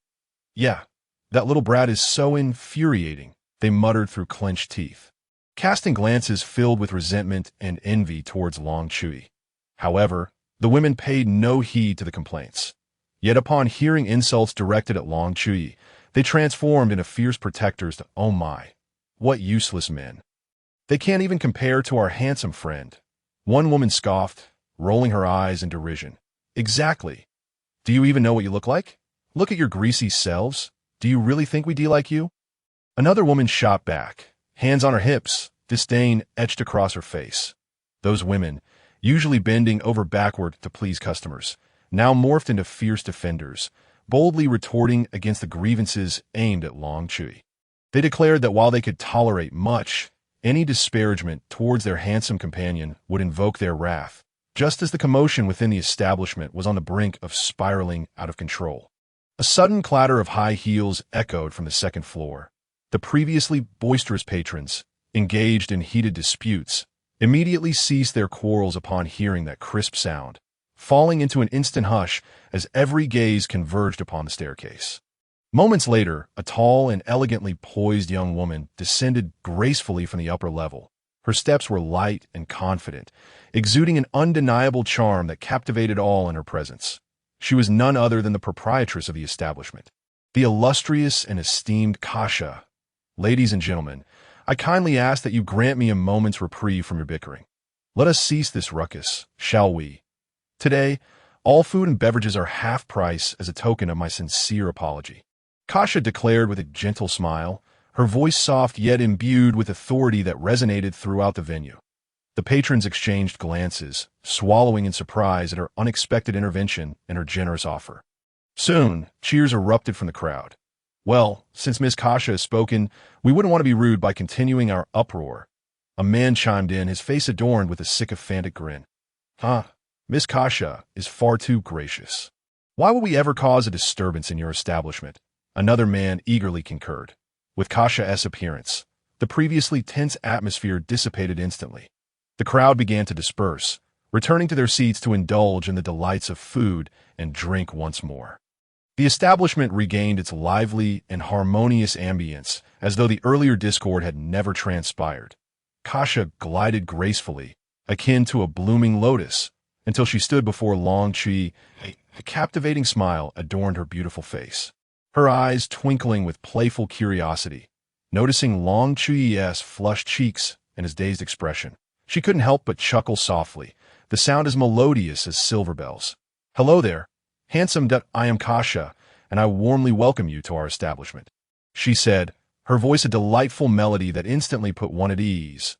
Subsequently, she elegantly extended her porcelain-like hand towards Long Chuyi, her fingers gently curling in an inviting manner. Long Chuyi stood there in a daze. As if bewitched, gazing at Kasha with a foolish expression, he instinctively reached out and grasped her delicate hand, shaking it fervently while mechanically repeating, "Hello, hello." His face grew increasingly crimson, his eyes reflecting a blend of confusion and bewilderment. Kasha's lips curled into a slight smile, a glint of mischief flickering in her eyes. She reciprocated the handshake, her tone gentle as she said, "Might I have the honor of requesting your company for a moment?" Without hesitation, she took Long Chuyi's hand and turned, ascending the staircase with a light and graceful gait. Long Chuyi followed obediently, like a docile lamb. The onlookers below watched in astonishment as the pair ascended, their expressions filled with disbelief. "What? Miss Kasha is taking that insufferable brat upstairs," a man exclaimed incredulously, his eyes wide as saucers. "Why? Who is that little rascal?" Another man queried anxiously, his face a mask of confusion and discontent. "Oh, Miss Kasha has stolen away with the charming young man," a woman remarked with jealousy, her eyes glinting with envy. "Indeed, that young man's physique is quite appealing," another woman added enviously, as they reached the third floor. The cacophony below gradually faded, and Long Chuyi slowly regained his senses. He felt the soft texture of Kasha's hand and instinctively gave it a gentle squeeze. That moment, Kasha turned her head over her shoulder, her enchanting eyes locking onto Long Chuyi's gaze. His face reddened further, resembling a ripe tomato, and even the nape of his neck flushed with warmth. Long Chuyi, nearing 30 years of age across 2 lifetimes, remained an innocent young man at heart.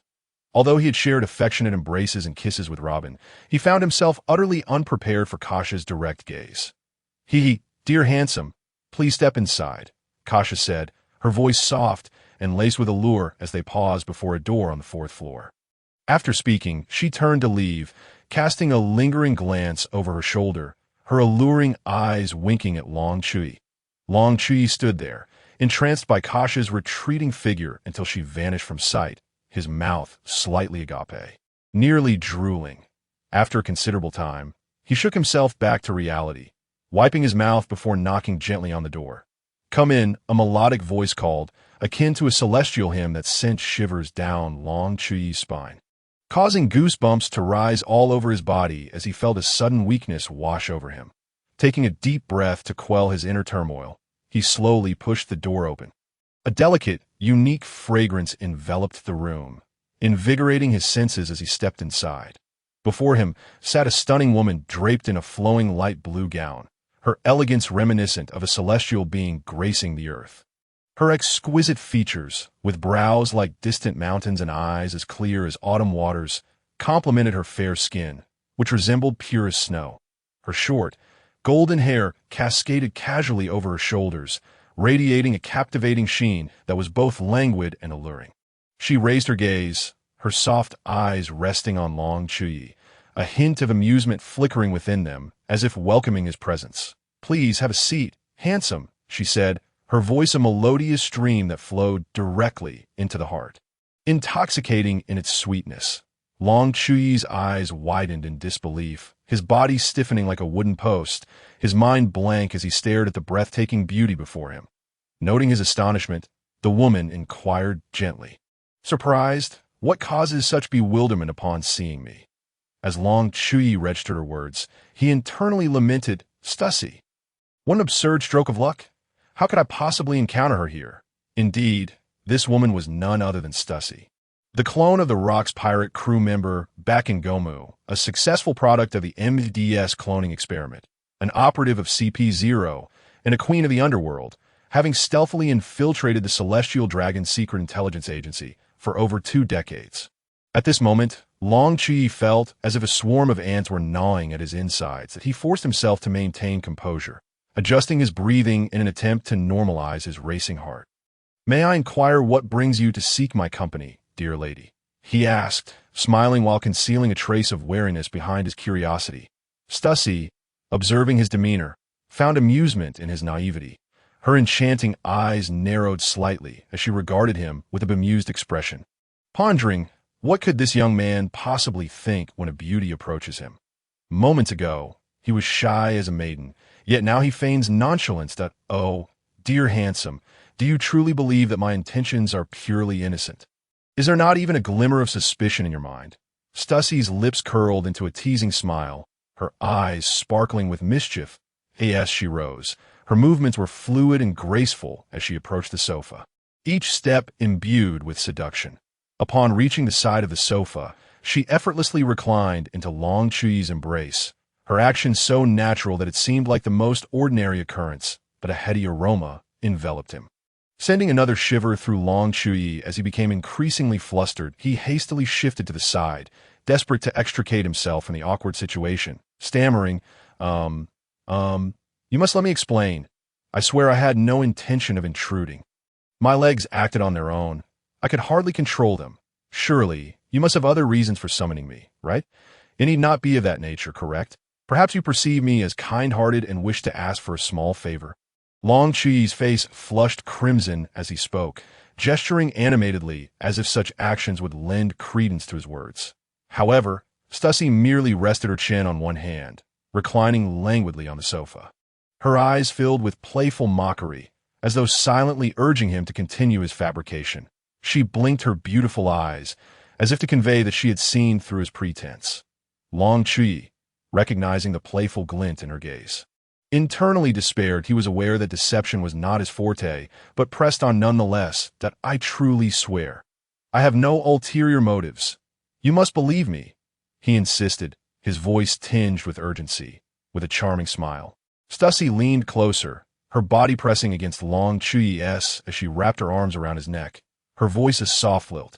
Oh, dear handsome, there is no need to be so tense. Long Chuyi felt the softness before him, accompanied by an enchanting fragrance that lingered at the tip of his nose, stirring a tumult of emotions within him.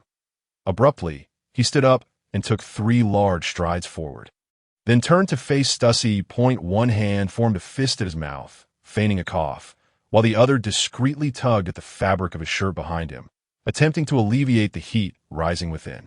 At that moment, his back was already drenched in sweat. Had he been alone, he would surely have sought an excuse to retreat to the restroom, to collect himself that, beautiful lady, my name is Fahai, and I am 8 years old. What is your name?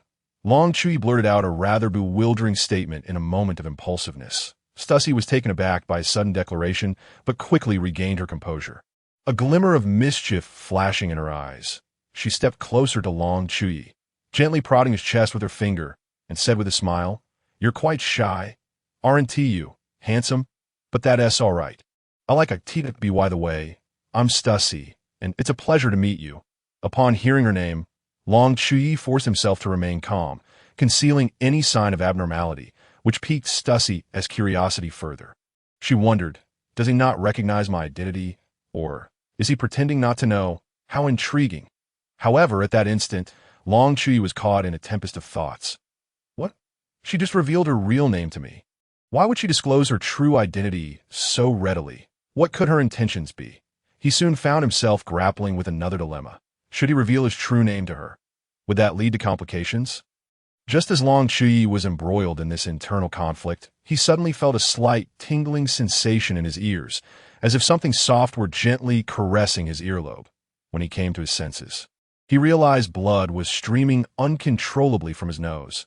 Unbeknownst to him, Stussy had moved closer and was now softly nibbling on his ear, even taking his earlobe into her mouth. Her delicate tongue slithered across his earlobe like a playful serpent, eliciting an indescribable thrill. Moreover, the alluring sight before him made his breath quicken. He could see that moment. Long Chuyu's mind went blank, utterly stunned by this sudden display of intimacy. "Beautiful lady, you're playing with fire?" he exclaimed, his voice trembling with a mix of shock and urgency. Stussy, with a teasing tone, replied, "Oh, what do you think the consequences of igniting this fire would be?" As she spoke, she tilted her head slightly, her eyes brimming with provocation and allure, fixating intensely on Long Chuyi. Chapter 32. Let go of that child. Allow me to take over. As the night descended, moonlight filtered through the mottled window panes, casting a silvery glow upon every corner of the room. Long Chuyu's hands clenched around Stussy's arms like iron vices, and with a sudden pull, he drew her into his embrace. His eyes blazed with fervent intensity, filled with unmasked desire, as if he sought to fuse Stussy's very essence with his soul. Without a moment's hesitation, he lowered his head, pressing his lips directly against hers. Stussy, wide-eyed with surprise at this sudden advance, quickly succumbed to the heat of the kiss, igniting a passion deep within her that she had never experienced before. A clone. Her once tranquil heart, akin to a still lake, now rippled with waves of emotion. Her eyelids fluttered shut involuntarily, completely absorbed in this unprecedented emotional tide. She gently wrapped her arms around Long Chuyi, inhaling the warmth radiating from him, a comfort that enveloped her like a cocoon, as if she were holding onto the most significant aspect of her existence, a feeling both ineffable and undeniably real. How could this be? Why does this unfamiliar young man evoke such a fervent heartbeat within me? Stussy mused internally. Their figures gradually reclined backward, landing heavily on the soft sofa behind them. Long Chuyi tightly grasped Stussy's fingers, burying his face deep within her cascading golden locks, as if desiring to hide within this tender sanctuary. In the late hours of the night, the cold moonlight grew ever more radiant, pouring unreservedly through the window onto the sofa, casting a silvery sheen upon the entwined pair. Stussy resembled a languid and gentle kitten, curled upon Long Chuyu's broad chest, her eyes closed, a faint smile gracing her lips, radiating happiness as if lost in a sweet dream. Her disheveled hair framed her face, exuding a subtle yet captivating fragrance. Meanwhile, Long Chuyi, wide-eyed, stared at the ceiling, his mind racing through the events that had just transpired. He lowered his gaze to the sleeping beauty in his arms, internally muttering, "What on earth is happening? Have I truly become a man in such a bewildering manner? This is utterly surreal, akin to a dream." His thoughts drifted back to the enigmatic double-faced spy, Stussy, who appeared poised and formidable in the eyes of others, now seemingly as docile as a lamb in his embrace. A transformation that left him both astonished and perplexed. How could she have been so easily won over? Is this truly the elusive double-faced spy? Long Chuyi shook his head in doubt, softly murmuring to himself. Yet, simultaneously, he couldn't help but criticize. How could Stussy target a child not yet 10 years old? Though it sounded somewhat self-serving. He couldn't shake the sentiment. The author, lurking nearby, couldn't resist a quip. I wonder who kept tossing and turning until the early hours. Long Chuyu's cheeks flushed crimson, hastily retorting. Clearly, she was the one who initiated it. The author scoffed, rolling their eyes. LSP. Long Chuyi rolled his eyes in response, nonchalantly replying, "What do you know? I haven't even touched a girl's hand. You're just jealous of me." The author erupted in fury. "You me?" The morning sun pierced through the darkness like a sword, vanquishing the night's shroud under the relentless advance of daylight, returning to its solitary embrace. "Little man, what is your name?"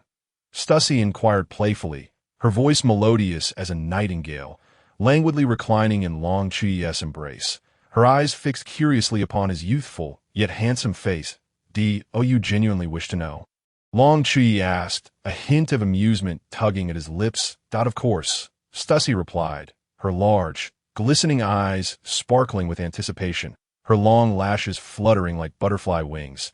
She was filled with curiosity about this unexpected intruder in her world. eager to uncover more about him. Very well. I am Long Chuyi, he said with a smile that bore a hint of nonchalance. What a peculiar name, Stussy remarked, her brow furrowing slightly, her expression mirroring that of a curious little fox. Stussy, do you have any plans for the future? Long Chuyi suddenly inquired, his gaze deepening as he fixed his eyes intently on hers, as if seeking to penetrate her very soul. His tone grew somber, as if contemplating a matter of life and death. Stussy's face momentarily displayed confusion and uncertainty at Long Chuyi's question, but as a seasoned and highly cultured spy, she quickly adjusted her expression, allowing a gentle smile to bloom anew, softly replying, "Of course, I wish to follow you, Lord Chuyi." Though her exterior appeared as calm as still waters, a tempest of emotions surged within her. Stussy silently pondered. I am merely a tool created to protect that individual. What future could I truly possess? Yet, Long Chuyi seemed to possess an uncanny ability to read her thoughts. He embraced her tighter, as if wishing to merge her essence with his, providing her with boundless strength and security. His voice resonated low and powerful as he declared, I aim to subvert this world. The moment Stussy heard Long Chuyi utter those words, her body stiffened as if struck by lightning. Her eyes widened. Disbelief etched across her face. However, she quickly regained her composure, relaxing her body and wrapping her arms around his neck, resting her delicate chin against his chest, a hint of a smile dancing in her gaze as she murmured, Is that so? I don't believe it. Though she verbalized skepticism, an undercurrent of turmoil surged within her, anxiety and tension flooding her being. The one who once sought to overturn the world had long perished in the Valley of the Gods. Could it be that another equally deranged individual was emerging? Stussy contemplated silently. I don't believe it either, but what I want to do now is break the current stalemate. Long Chuyi's eyes gleamed with determination and resolve. Oh, what stalemate? Stussy inquired with curiosity, her eyes shimmering with the light of inquiry, her body slightly leaning forward as she sought to hear more clearly. Commoners are despicable. The nobility reigns supreme. Long Chuyi suddenly clenched his fist tightly, raising it high as he proclaimed, I shall bring down those people from their pedestal. Upon hearing this, Stussy's pupils constricted sharply, narrowing to pinpricks, her face displaying profound astonishment. She mused inwardly, Is this truly the utterance of a child not yet 10? He is aware of the celestial dragons. Moreover, this ideology mirrors that of the revolutionary army that has surged in recent years. How can this be possible? Stussy murmured in disbelief, shaking her head vigorously as if trying to dispel the thought, unable to fathom how an ordinary individual could dare challenge the very order of the world. Yet, Long Chuyi gazed at her with a smile, his eyes brimming with confidence and determination. Understand this is a formidable challenge, but I shall dedicate my life to realizing this goal. He then addressed Stussy. Stussy, even the smallest of individuals can cast a long shadow in the desert. Even the most insignificant figures can evoke heavy sighs in history. Though we are but ordinary people, we are also part of history, each with our own choices and dreams, as long as you're clear about who you are and understand the purpose of your existence. I firmly believe you can achieve greatness. Long Chuyi's face radiated a brilliant smile, his gaze becoming exceptionally profound and resolute, as if it could pierce through all darkness and glimpse a luminous future. Stussy stared at Long Chuyi's face illuminated by the midday sun. A sudden thought surged within her. Could he be a deity? At that moment, her heart, once as cold as ice, began to thaw. A warm force akin to a spring breeze gradually dispelling the chill deep within her. The clone, devoid of emotion, now felt its heart pounding vigorously. Thus, Long Chuyi remained there for a week, having tasted forbidden fruit, feeling as though he was suspended between paradise and hell, nearly succumbing in his bed. Hey, must it be so ruthless? I'm not some lecherous reincarnation. Is it necessary to nearly die in bed? He exclaimed helplessly. I must take my leave. His voice carried a hint of reluctance, his eyes fixated intently on Stussy. Stussy softly replied, her gaze unwaveringly fixed on Long Chuyi. Take care in the future. And if you can, avoid confrontation. Let those stronger and the fodder charge ahead, and strike only when you are certain of victory. Do not harbor any illusions. Long Chuyi advised Stussy, his eyes filled with concern and worry. Stussy gazed tenderly at him, a gentle smile gracing her lips as she listened intently to every word he uttered. And finally, I promise, when we meet again, I will have grown 100,000, even 10,000 times stronger. I will pull you from the mire, Long Chuyi vowed fervently. Upon hearing this, a warm current surged within Stussy, her eyes glistening with unshed tears of emotion. Yet she did not respond immediately, instead silently observing Long Chuyi, as if to convey through her gaze that she believed in him. Always at him. I believe in you, Stussy whispered softly, her voice gentle yet imbued with strength. Long Chuyi was momentarily taken aback, then his face broke into a radiant smile. As warm as sunlight, he felt the weight of Stussy's trust and expectations, further solidifying his resolve. I shall not disappoint your hopes. I will strive to enhance my strength, that I will return to find you, he asserted with conviction. Stussy nodded, a glimmer of unshed tears evident in her eyes. She understood that the future was rife with uncertainty and variables, yet she was willing to trust in Long Chuyi and await the day of their reunion. Her heart raced intensely as she gazed deeply into his eyes, filled with profound affection. She spoke little, merely placing her hand atop his, gripping it tightly as if to convey all her emotions through that touch. They exchanged silent glances, feeling each other's warmth and breath in that moment. Words were unnecessary. They had already comprehended each other's sentiments, 1,000 words coalescing into that poignant gaze. Stussy smiled faintly, her eyes shimmering with joy. She gently tiptoed, pressing a kiss to Long Chuyi's lips, then turned to depart, her silhouette somewhat forlorn yet resolute. Long Chuyi watched her retreating figure, his heart a tumult of emotions, a complex tapestry of feelings intertwining. Perhaps by then, I might become even more formidable than the protagonist? I couldn't help myself. Though not yet 10, my physical prowess is not something the average person can rival. Having said this, he scratched his head, a hint of sheepishness crossing his features. He then turned toward the small vessel Stussy had prepared for him. Upon boarding the ship, he discovered it was stocked with ample provisions and water, along with some basic weaponry. A look of contentment spreading across his face as the vessel gradually departed the harbor. Long Chuyi stood at the bow, gazing out at the boundless sea ahead. He inhaled deeply, feeling the caress of the sea breeze, the refreshing air imbued with the essence of the ocean, filling him with exhilaration. He then shouted to the heavens, "Yahoo!" Refreshing. Chapter 33. Germa, how dreadfully boring.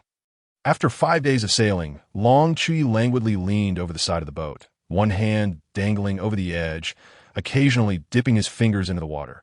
Suddenly, a thunderous explosion erupted. Boom! Splash! Instantly, Long Chuyi's small craft began to bob violently with the waves. "What on earth is that?" he exclaimed, startled, scrambling to his feet with a panicked expression. Glancing around frantically, it wasn't long before he discerned the peculiar situation. Approximately 500 meters away, 2 large ships were engaged in a fierce exchange of cannon fire. Shells crashing into the water and creating massive waves. Goodness! If I inadvertently drift between those 2 ships, I would be obliterated. Long Chuyi gasped in horror. However, he did not retreat. Instead, excitement flickered in his eyes as he resolutely steered his small vessel toward the tumult. Finally, there's something to do. How could I possibly flee? Long Chuyi thought to himself. As he approached within 300 meters, he finally caught sight of the individuals aboard the 2 ships. One of the vessels bore 3 children, one with blue hair, another with green, and the last with red. They were firing cannons with fervor, their voices filled with exuberance. "Ha ha, die!" The blue-haired child shouted, a savage grin on his face, his eyes gleaming with madness as he deftly maneuvered the cannon. "Ha ha, I am the strongest," the green-haired child boasted, exuding an air of superiority. "Insects, despair," the red-haired child declared, tilting his head back, his expression twisted with excitement. Behind these 3 stood a young girl, quietly observing. She had long pink hair cascading like a waterfall over her shoulders, billowing gently in the sea breeze. Her bangs obscured one eye, while the other regarded the chaotic scene with scrutiny. Notably, her eyebrows were shaped peculiarly, currently furrowed in seriousness and discontent.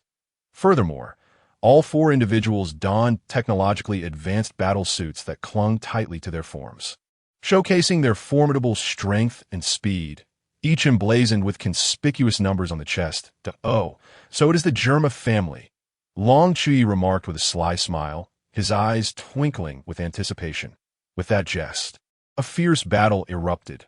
Ultimately, however, the Germa family emerged victorious. Following their triumph, the crew celebrated joyously, their faces alight with the thrill of victory as they leaped onto the defeated enemy vessel, eagerly scavenging for spoils. Just then, a burly man clad in a yellow battle suit emerged from the Germa ship. He crossed his arms over his chest, chin slightly raised, exuding an air of pride as he looked down upon Long Chuyi with a condescending gaze. "Kid, who are you? What brings you here?" he demanded, his tone authoritative, brow furrowed with suspicion. Long Chuyi, seeing this, allowed a confident smile to grace his lips, mimicking the man's posture, crossing his arms over his chest, and responding with unwavering resolve. "Me? I am merely a passing mast rider. As for why I am here, I seek to have a discussion regarding business with the Germa family." The man, known as Judge, chuckled derisively, an expression of disdain on his face, and replied scornfully, "Humph, discuss business? The Germa family has dominated the North Sea for years. We would not deign to consider the business of a mere child like you." Having spoken, he slowly raised one hand, and immediately a row of soldiers armed with firearms emerged behind him, aiming their weapons at Long Chuyi, the air thick with tension. Yet, Long Chuyi remained remarkably composed, arms crossed over his chest, a sardonic smile playing on his lips as he remarked, "Hey, is this truly your idea of conducting business with a partner?" Jiaji's expression was impassive, his gaze frosty, as he coolly uttered two words. "Kill him." In an instant, gunfire erupted, a barrage of bullets unleashed upon Long Chuyi, enveloping the scene in a cloud of thick smoke. However, according to the law of no injury amidst smoke, as the haze began to clear, onlookers were astonished to find Long Chuyi utterly unharmed. He stood balanced on a splinter of a small boat, exuding an air of ease, as though the hail of gunfire had left him entirely unaffected. He casually brushed his hair back. Long Chuyi burst into laughter, exclaiming, "It seems there's nothing left for us to discuss." No sooner had the words left his mouth than his figure vanished from sight. The sounds of anguished cries and heavy objects splashing into the water echoed as the soldiers, lined up in formation, were sent flying into the sea. Like a specter, Long Chuyi darted across the Germa ship with astonishing swiftness, eluding any attempt to track his movements. A flicker of astonishment crossed Jiaji's face. Yet he quickly regained his composure, standing steadfastly in place to him.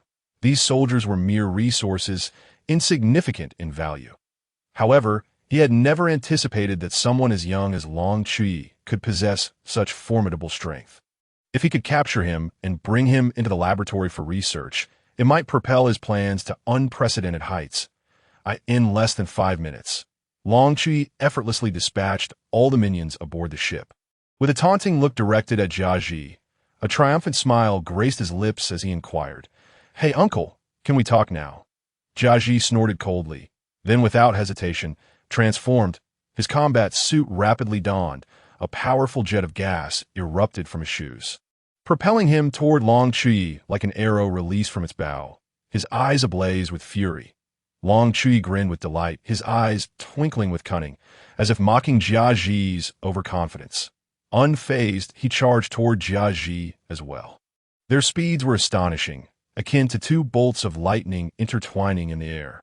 All that could be seen were their afterimages, while the resounding thuds of their fists colliding reverberated around the ship, a cacophony that pounded against the eardrums. Jiaji was hurled backward once more, yet he refused to relent, immediately retaliating with a punch, his face etched with determination. However, Long Chuyi effortlessly evaded the blow, and in a flurry akin to a tempest, he unleashed a devastating strike upon Jiaji. Neither combatant had yet exerted their full strength, and to the casual observer, it appeared as though they were evenly matched. Yet only Jiaji understood the truth. He was struggling against a mere child. His face was a mask of shock, a glimmer of panic reflected in his eyes. As time passed, Jiaji's astonishment deepened. He realized that no matter how he attacked, he could not land a decisive blow. While Chuyi consistently evaded and countered, each assault bearing down on him with unprecedented pressure. He recognized the vast chasm separating him from Chuyi, not just in terms of physical prowess and strength, but also in combat awareness and martial skill. How is this possible? What manner of monster is this? Jiaji's eyes widened in terror and confusion, his voice trembling involuntarily, observing Jiaji in such a pitiful state. Chuyi allowed a smirk to curl upon his lips, exuding an air of triumph as he asked, "So, can we talk now?" Chuyi scoffed, internally reveling in his own combat acumen. "Of course my battle awareness is formidable. Just wait until you feel the sting of a hit. It penetrates flesh and reaches the very depths of your soul. And as for martial skills, have you heard of Chinese Kung Fu?" At this moment, Jiaji had lost all semblance of his earlier bravado. Gritting his teeth, he prepared to unleash his full might. A blue glow began to shimmer around Jiaji, powerful currents of electricity coalescing in his hands, forming a dazzling sphere of lightning.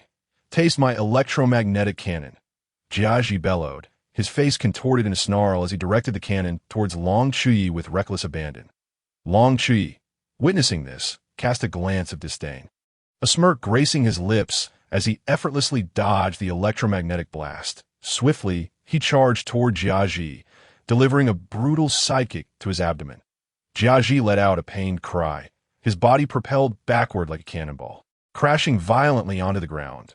Struggling to rise, he barely managed to get to his feet before being forcefully pinned down again. Chuyi loomed over him, a glint of mockery in his eyes. "Well, uncle, can we talk now?" Jiaji glared up at Chuyi, gritting his teeth in fury. "You wretched fiend! How dare you treat me this way?" Yet before he could finish his sentence, Chuyi's foot pressed down hard once more. As if intent on crushing him. Jiaji shrieked in agony, his body trembling violently, his face contorted in torment. Chuyi sneered dismissively. Why wouldn't I dare? You lot, who rely on technology to augment your power, dare to dream of unifying the North Sea. How utterly laughable." Jiaji's expression shifted to one of shock, incredulity seeping into his voice as he asked, "How do you know of our plans?" Chuyi gradually lifted his foot from Jiaji, then reached down to help him up. With a smile, he softly replied, "Well, to be honest, I came to see you to discuss a business proposition. This deal could enhance the strength of your entire family." Chuyi gently dusted off Jiaji's clothes, then leisurely strolled to the ship's railing, leaning against it, his gaze calm as he regarded the dazed Jiaji. "So, are you willing to discuss this?" Chuyi's lips curled into a subtle smile, a hint of satisfaction flickering in his expression. Out of the corner of his eye, he caught sight of the little girl hiding in the corner, her vacant stare eliciting an inward chuckle. In truth, Chuyi had no genuine business to discuss. He merely sought an excuse to approach the daughter. "Author. Bah creature," Chuyi protested in discontent. "I'll sue you for defamation." Defamation, Chapter 34. The power of camouflage green German kingdom. If you truly wish to enhance your military might, you cannot solely rely on arming soldiers with weapons. You must also invest in command strategy. Chuyi said with a relaxed smile, his eyes narrowing into crescent moons as he looked at Jiaji seated opposite him. Jiaji's expression darkened instantly, his once sharp gaze now coated with a layer of frost. His hands clenched into fists, knuckles whitening from a strain, his voice low and laced with an unmistakable threat. "What exactly are you trying to say?" Chuyi, seemingly oblivious to Jiaji's hostility, reclined comfortably on the opulent sofa, leisurely crossing his legs, lifting a cup of hot tea, gently blowing away the steam, and taking a slow, elegant sip. Then, unhurriedly, he began, "I can help you train a cadre of elite warriors. But this will require time and resources. Of course, if you are willing to pay a sufficient price, I can also provide some unique training methods to elevate their capabilities even further." Jiaji's eyes narrowed into a dangerous line, his voice icy as he inquired, "What are your terms?" Chuyi's lips curled into a confident smile as he raised 3 fingers, waving them in the air. "Firstly, I require considerable remuneration. Secondly, I hope to receive some special materials and technical support. Lastly, I need a secure training environment, free from external interference. Jiaji fell silent, a flicker of contemplation crossing his gaze, and after a moment, he ultimately nodded. Fine, I agree. But if your training does not meet expectations, I will not let you off easily. Chuyi shrugged nonchalantly, still smiling. Rest assured, I pride myself on my integrity in business. As long as you follow my instructions, I guarantee your army will grow stronger. With that, he produced a blueprint from his pocket, handing it to Jiaji with graceful flair. This is the training plan I've devised. Feel free to take a look. Jiaji accepted the blueprint, his brow furrowing slightly as he focused intently on its contents. After a while, he looked up, a trace of barely concealed surprise flickering in his eyes. Chuyi, noticing this, chuckled with satisfaction, his smile growing ever brighter. So, what do you think? Impressive, I assent to it. In fact, these are the fruits of my years of research. If you follow my methods, I believe it won't be long before your army becomes one of the most formidable in the world. Jiaji scrutinized Chuyi deeply, as if attempting to see through him, before standing up and striding toward the door. Pausing at the threshold, he turned back, his gaze icy as he warned Chuyi. Remember, if you dare to deceive me, I will ensure you regret ever coming into this world. Why does that sound so familiar? Chuyi murmured softly to himself, and then with a grand gesture. A radiant smile blossomed on his face, as bright as the sun, and he declared, Rest assured, I have no desire to stir up trouble. Best of luck, Mr. Jiaji. With a cold grunt, Jiaji departed. Inside the room, Chuyi sighed. I am one step closer to my goal. He leaned back comfortably against the plush sofa, secretly delighted. Interacting with Jiaji not only afforded him the technologically advanced combat suit, which, while not comparable to those worn by Jiaji and his comrades, was sufficient to fulfill his transformation aspirations from his past life. More importantly, it would establish a connection with Sanji from the protagonist group. However, the most crucial point was the image of Reiju, who, as an adult, donned earmuffs, a blue scarf, a pink combat suit accentuated by butterfly-shaped wings, with 6 tattoos adorning her legs, clad in white and pink knee-high boots, possessing a slender figure, long legs, fair skin, and an enchanting beauty that exuded maturity. At this thought, Chuyi's heart swelled with joy, and his lips involuntarily twisted into a grin. It was clear now. His intentions were solely driven by his infatuation with Reiju 3. He felt a surge of pride. Almost forgetting himself, suddenly he hastily covered his mouth. Ouch! Ouch! My mouth is cramping. Oh no!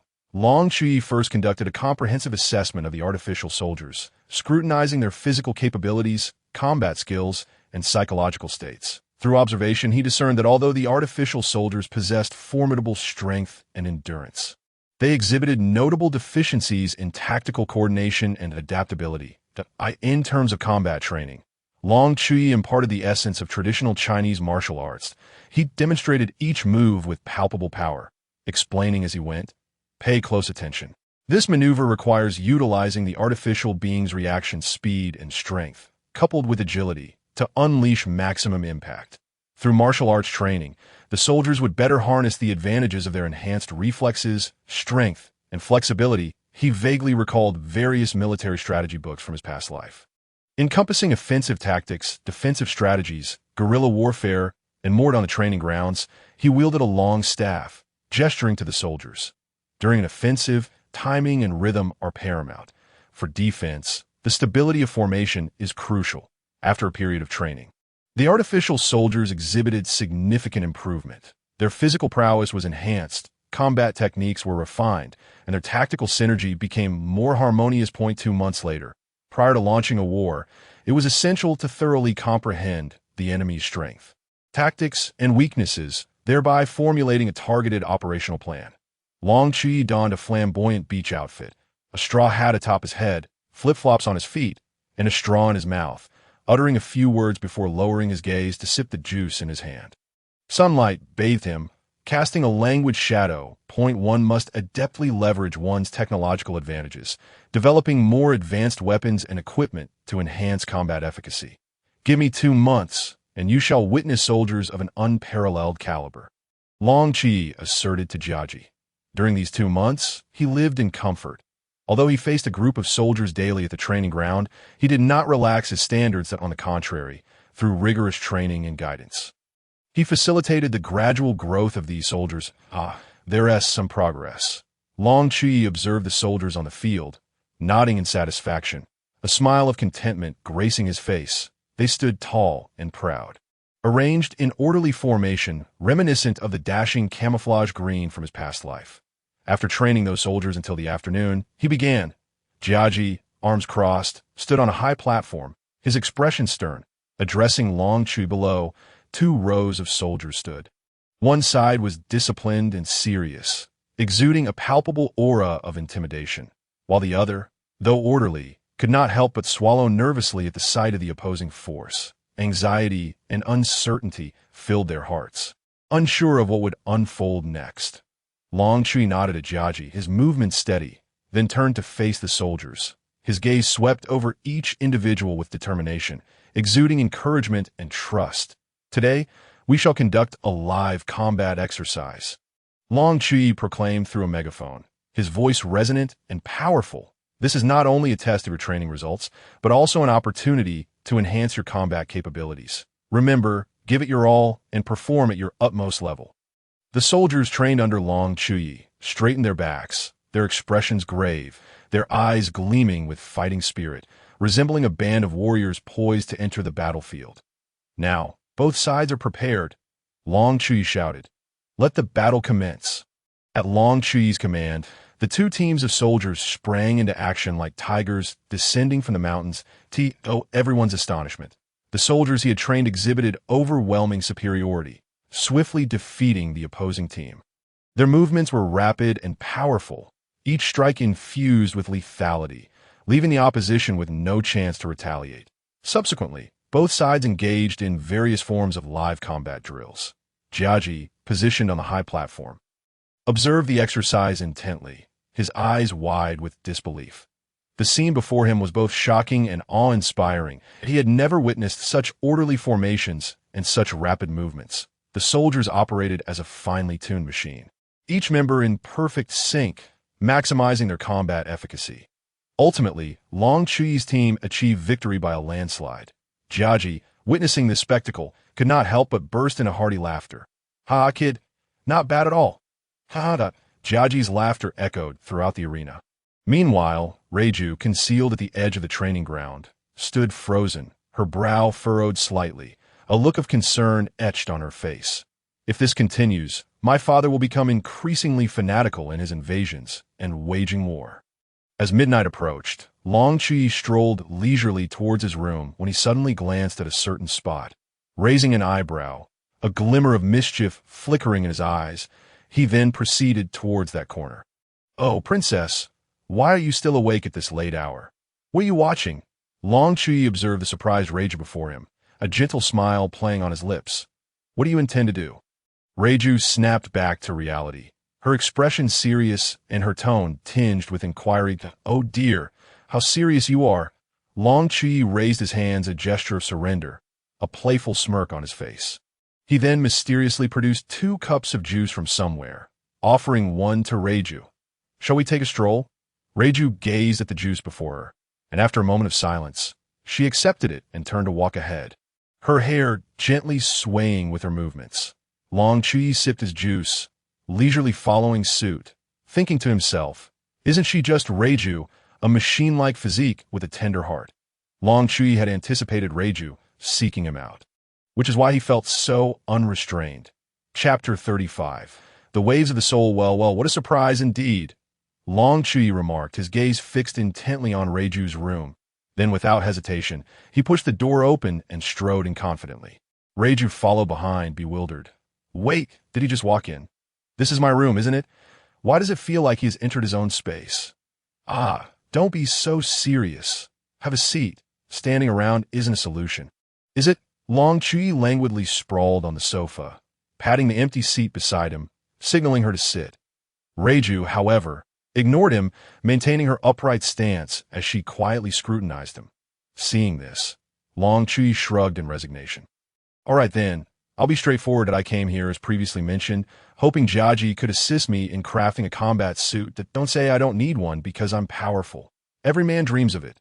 Come on. Stop just standing there. It's making me feel like a criminal being interrogated. Long Chuyi chuckled. Reiju continued to gaze intently at Long Chuyi, making him feel somewhat uneasy. Therefore, he stood up, grasped her arm, and gently pulled her to sit beside him on the sofa. Reiju did not resist, allowing Long Chuyi to guide her, and they sat side by side. Are you worried that after I help your father train such formidable soldiers, he will escalate his war efforts?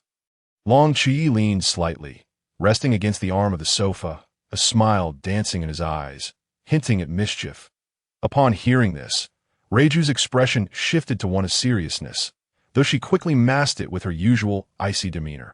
After a brief silence, she slowly replied, I merely wish to ascertain whether you pose a threat to the German kingdom. With that, she attempted to rise and leave. Although it was her room, it was a castle. After all, with many vacant chambers. Long Chuyi addressed Reiju. If you wish to free yourself from Jiaji's control, I can assist you, of course. I also mean your snot-nosed little brother. Reiju's grip on the door handle tightened, her hand trembling ever so slightly, as if she were striving to rein in her emotions. However, when Long Chuyi mentioned her brother, she could no longer suppress her fury and despair. With a forceful squeeze, she shattered the doorknob. Leijio turned around, her eyes ablaze with fury, and spoke in a low, simmering tone. I do not comprehend what you are saying. Long Chuyi, however, responded with a leisurely demeanor. Oh, is that so? How unfortunate, for that little yellow-haired brat had secretly delivered his homemade desserts to me. If he were to become like those red-haired and blue-haired rascals, he might never taste such delectable treats again. Standing by the door, Leijio furrowed her brow with seriousness, her body trembling slightly, her breath becoming increasingly rapid. Meanwhile, Long Chuyi reclined leisurely on the sofa, a glass of juice in hand, savoring it at a leisurely pace. The room was thick with a palpable tension, as if an intense conflict could erupt at any moment. Glancing at the time, Long Chuyi deemed it sufficient and raised his glass, draining the remaining juice in one swift motion before rising to approach Leijio.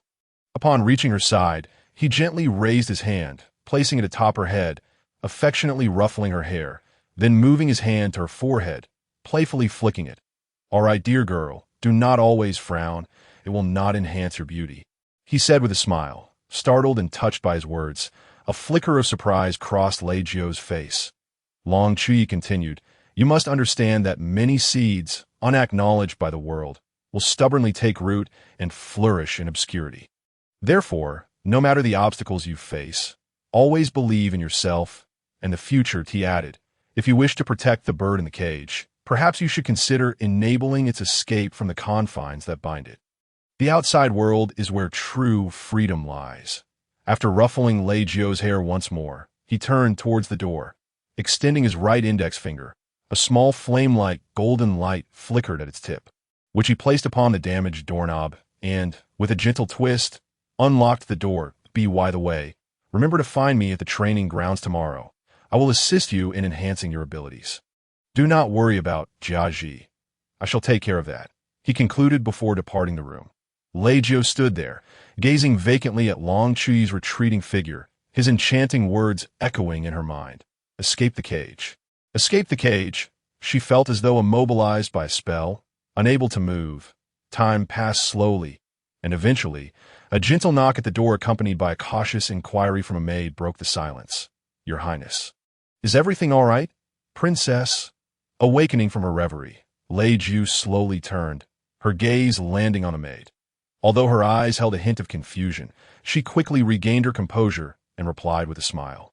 It is nothing, merely a malfunction of the doorknob. I exerted too much force and accidentally broke it. Just arrange for a new door to be installed tomorrow, and you should rest early. The maid, taken aback, bowed deeply in gratitude, her voice trembling slightly. Yes, I will notify the servants first thing in the morning. With another deep bow towards Leijio, she turned to leave, her hands covering her face. Softly murmuring, the princess is so polite. In the Jiaji laboratory, Long Chuyi faced Jiaji with a scowl. Is this the reason you summoned me, you little brat? Jiaji seethed, his eyes blazing with rage. At that moment, his emotions were beyond verbal expression, nearly driving him to madness. He had been engrossed in his research when Long Chuyi hastily called for him. However, upon learning that Long Chuyi merely wished to inform him about the training of Lei Jiu the following day, his fury intensified. Long Chuyi, with an air of nonchalance, shrugged, "Do not speak so harshly. This is merely to enhance your child abilities, hence the early notification to you." The king, Jiaji, however, would not accept Long Chuyi's explanation. Enraged, he bellowed, "Get out!" His voice resonated like thunder, shaking the entire room. Long Chuyi was unceremoniously ejected from the room, brushing off his clothes with a dismissive expression. He muttered to himself, "Titich, if you were not destined to become my father-in-law, would I seek discomfort here? Ah, you arrived quite early." Long Chuyi greeted Lei Jiu with a smile, satisfaction evident on his face. He raised his hand and waved at her. "All right, let's begin with some warm-up exercises." Stretching his limbs, he then crossed his arms. Looking at Lei Jiu, "Attack me. Let me see how skilled you are." Nodding, Lei Jiu took a deep breath. Adjusting her stance before charging at Long Chuyi, he sidestepped effortlessly, avoiding her attack with ease. Once more, but faster this time, he encouraged with a grin. Lei Jiu renewed her assault, her movements sharper and swifter, her fists striking like a tempest. Yet, Long Chuyi continued to evade her with remarkable agility, sidestepping each blow. Lei Jiu persistently adjusted her strategy, attempting to uncover a weakness in Long Chuyi's defenses, but in the face of absolute strength, her tactics proved futile as the exchange grew more intense. Fatigue began to creep into Lei Jiu's limbs, yet her fighting spirit remained undiminished. Noticing her exhaustion, Long Chuyi chuckled. "All right, that will suffice for warm-ups. Today, I shall teach you some new techniques and strategies." Thus, they trained throughout the day. Walking under the twilight sky, their shadows elongated like slender black lines.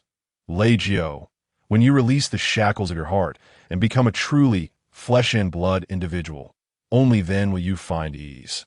Long Chuyi stated, his voice calm and gentle. Lei Jiu remained silent, merely absorbing Long Chuyi's words. Deep within her, it seemed that his statement had struck a chord. "Moreover, I truly can unlock the chains your father has placed upon you. But your three brothers will not have such an opportunity," Long Chuyi continued, his gaze resolute and confident. Lei Jiu lifted her head to meet Long Chuyi's eyes, a swirl of complex emotions stirring within her. Grasping her shoulders, Long Chuyi gazed earnestly into her eyes. "I anticipate staying here for several years. There is ample time. Contemplate the prospect of being your true self." That a flicker of hope ignited within Lei Jiu. At the very least, she wished for Sanji to escape this place. But what would happen to him afterward? What course of action should she take once freed from her father's control? Lei Jiu's mind was a tumult of contradictions and struggles. She grappled with the choice between upholding her familial responsibilities or pursuing freedom and her authentic self. Observing the slight furrow in Lei Jiu's brow, Long Chuyi enveloped her in a warm embrace. Feeling her tremble slightly within his arms as he spoke gently, "If returning to your true self does not liberate you from your current predicament, then let us first focus on making you stronger. I will stand by your side until the very end." As Lei Jiu felt the warmth radiating from Long Chuyi, a surge of human emotion washed over her, stirring ripples within her soul. Chapter 36. Notes beneath the moonlight, the morning air was thick with moisture, bathed in the early sunlight, creating a scene reminiscent of a fairy tale. "Jiaji, is my battle attire not yet completed? Are you incapable?" Long Chuyi remarked with a hint of sarcasm upon re-entering Jiaji's laboratory. "Perhaps I should seek assistance elsewhere." This statement was purely intended to provoke Jiaji, inciting discomfort, as was customary. Jiaji was incensed by Long Chuyi's taunts, his face turning a shade of crimson. Grabbing a laser cannon that had long been prepared, he aimed it at Long Chuyi without hesitation and pressed the launch button. A dazzling beam of laser shot towards Long Chuyi as Jiaji roared, "Get the hell out of here!" Boom! After being blasted out, Long Chuyi spotted Lei Jiu waiting for him ahead and instinctively quickened his pace. "Lei Jiu, have you had breakfast? Would you care to join me?" Long Chuyi asked with a cheerful grin. "Sure," Lei Jiu replied softly, Perhaps it was the sight of Long Chuyi's soot-blackened hair from the cannon blast. Or perhaps it was simply his presence. But Lei Jio could not help but chuckle, covering her mouth as her eyes sparkled like crescent moons. Long Chuyi had spent a full year in the German kingdom. After completing the training of the initial batch of soldiers, he no longer assisted Jiaji with soldier training, dedicating most of his time to mentoring Lei Jio. Initially, Jiaji had wished for other children to train alongside Long Chuyi. But the latter had firmly declared, "If you dare bring them here, I will dismantle their limbs." When met with Jiaji's confusion, Long Chuyi shrugged and explained, "Once I have taught Lei Jio, she can train those rascals. It is far more efficient for me to teach her alone. Managing too many would be unmanageable. It was a prime opportunity to deepen his bond with Lei Jio. How could he allow anyone else to intrude?" Jiaji was left exasperated. "Then how did you produce so many soldiers?" Eventually, Jiaji acquiesced to Long Chuyi's wishes. Following closely behind him, Lei Jio could not suppress a slight smile at witnessing her father's vexation. It was evident that when one spends an extended period in the company of someone they care about, even the purest of friendships may blossom into something more ambiguous. Not to mention, with someone as extraordinary as Long Chuyi, his relationship with Lei Jio has transcended the boundaries of mere friendship. Over the past year, the bond between Long Chuyi and Lei Jio has made what could be described as a minuscule yet significant advancement. Their mutual trust and reliance have deepened, as if they had become indispensable presences in each other's lives. Long Chuyi naturally walked alongside Lei Jio, hand in hand, as they made their way to the restaurant. Lei Jio did not resist Long Chuyi's affectionate gestures. Rather, she allowed his playful hand to gently caress her delicate, pale fingers. Long Chuyi teased, "Hey, I can feel your intense jealousy from here." The author quipped, "Why don't you just shut up?" "Lei Jio, I think it's time for me to leave. It seems your father's battle suit is nearly complete, and I also wish to explore this world." As Long Chuyi spoke these words, his eyes sparkled with anticipation and longing. Upon hearing this, Lei Jio halted her fork mid-air, slowly lifting her gaze to meet Long Chuyi's. However, she remained silent, merely redirecting her attention back to her plate, continuing to eat in silence. Throughout this year, under the influence of Long Chuyi's mysterious white light, her human emotions have fully manifested, and no longer cold and indifferent. Lei Jio has become increasingly gentle and kind-hearted. After all, she is an augmented human who retains her emotions.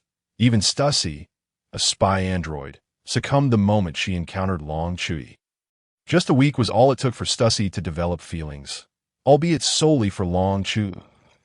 This moment, a myriad of emotions swirled within Lei Jio.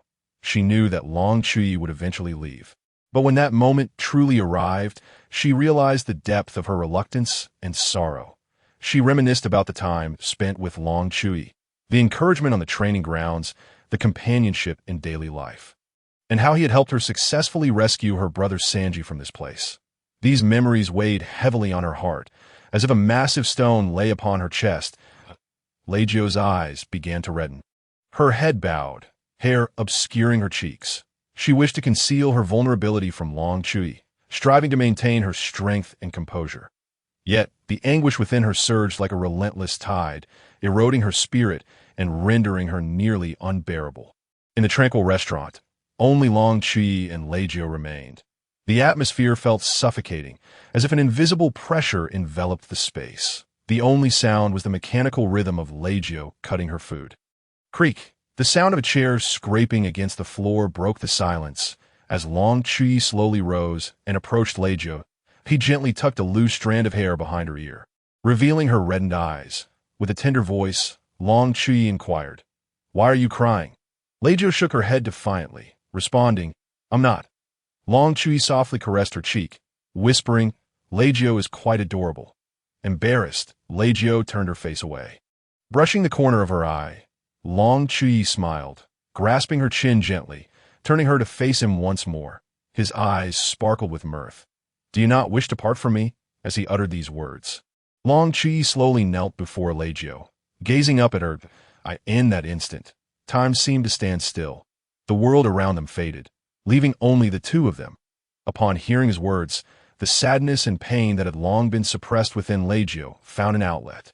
Surging forth like a bursting dam, Her tears could no longer be contained, spilling forth uncontrollably. Long Chuyi, heartbroken at the sight of Leiju weeping in his embrace, gently held her close, murmuring soothingly, "Do not cry. Everything will be all right." 20 minutes passed, during which Long Chuyi sat quietly in his chair, while Leiju curled up in his arms like a wounded kitten. Her eyes were still red, yet her emotions began to stabilize. They held each other tightly, drawing strength and warmth from one another. Long Chuyi softly declared, "Leiju, trust me. We will meet again. Why that time, I'll have become immensely powerful, hundreds, thousands, even tens of thousands of times stronger than I am now. Then, I will whisk you away from this place and teach Jiaji a lesson, making him pay for his actions."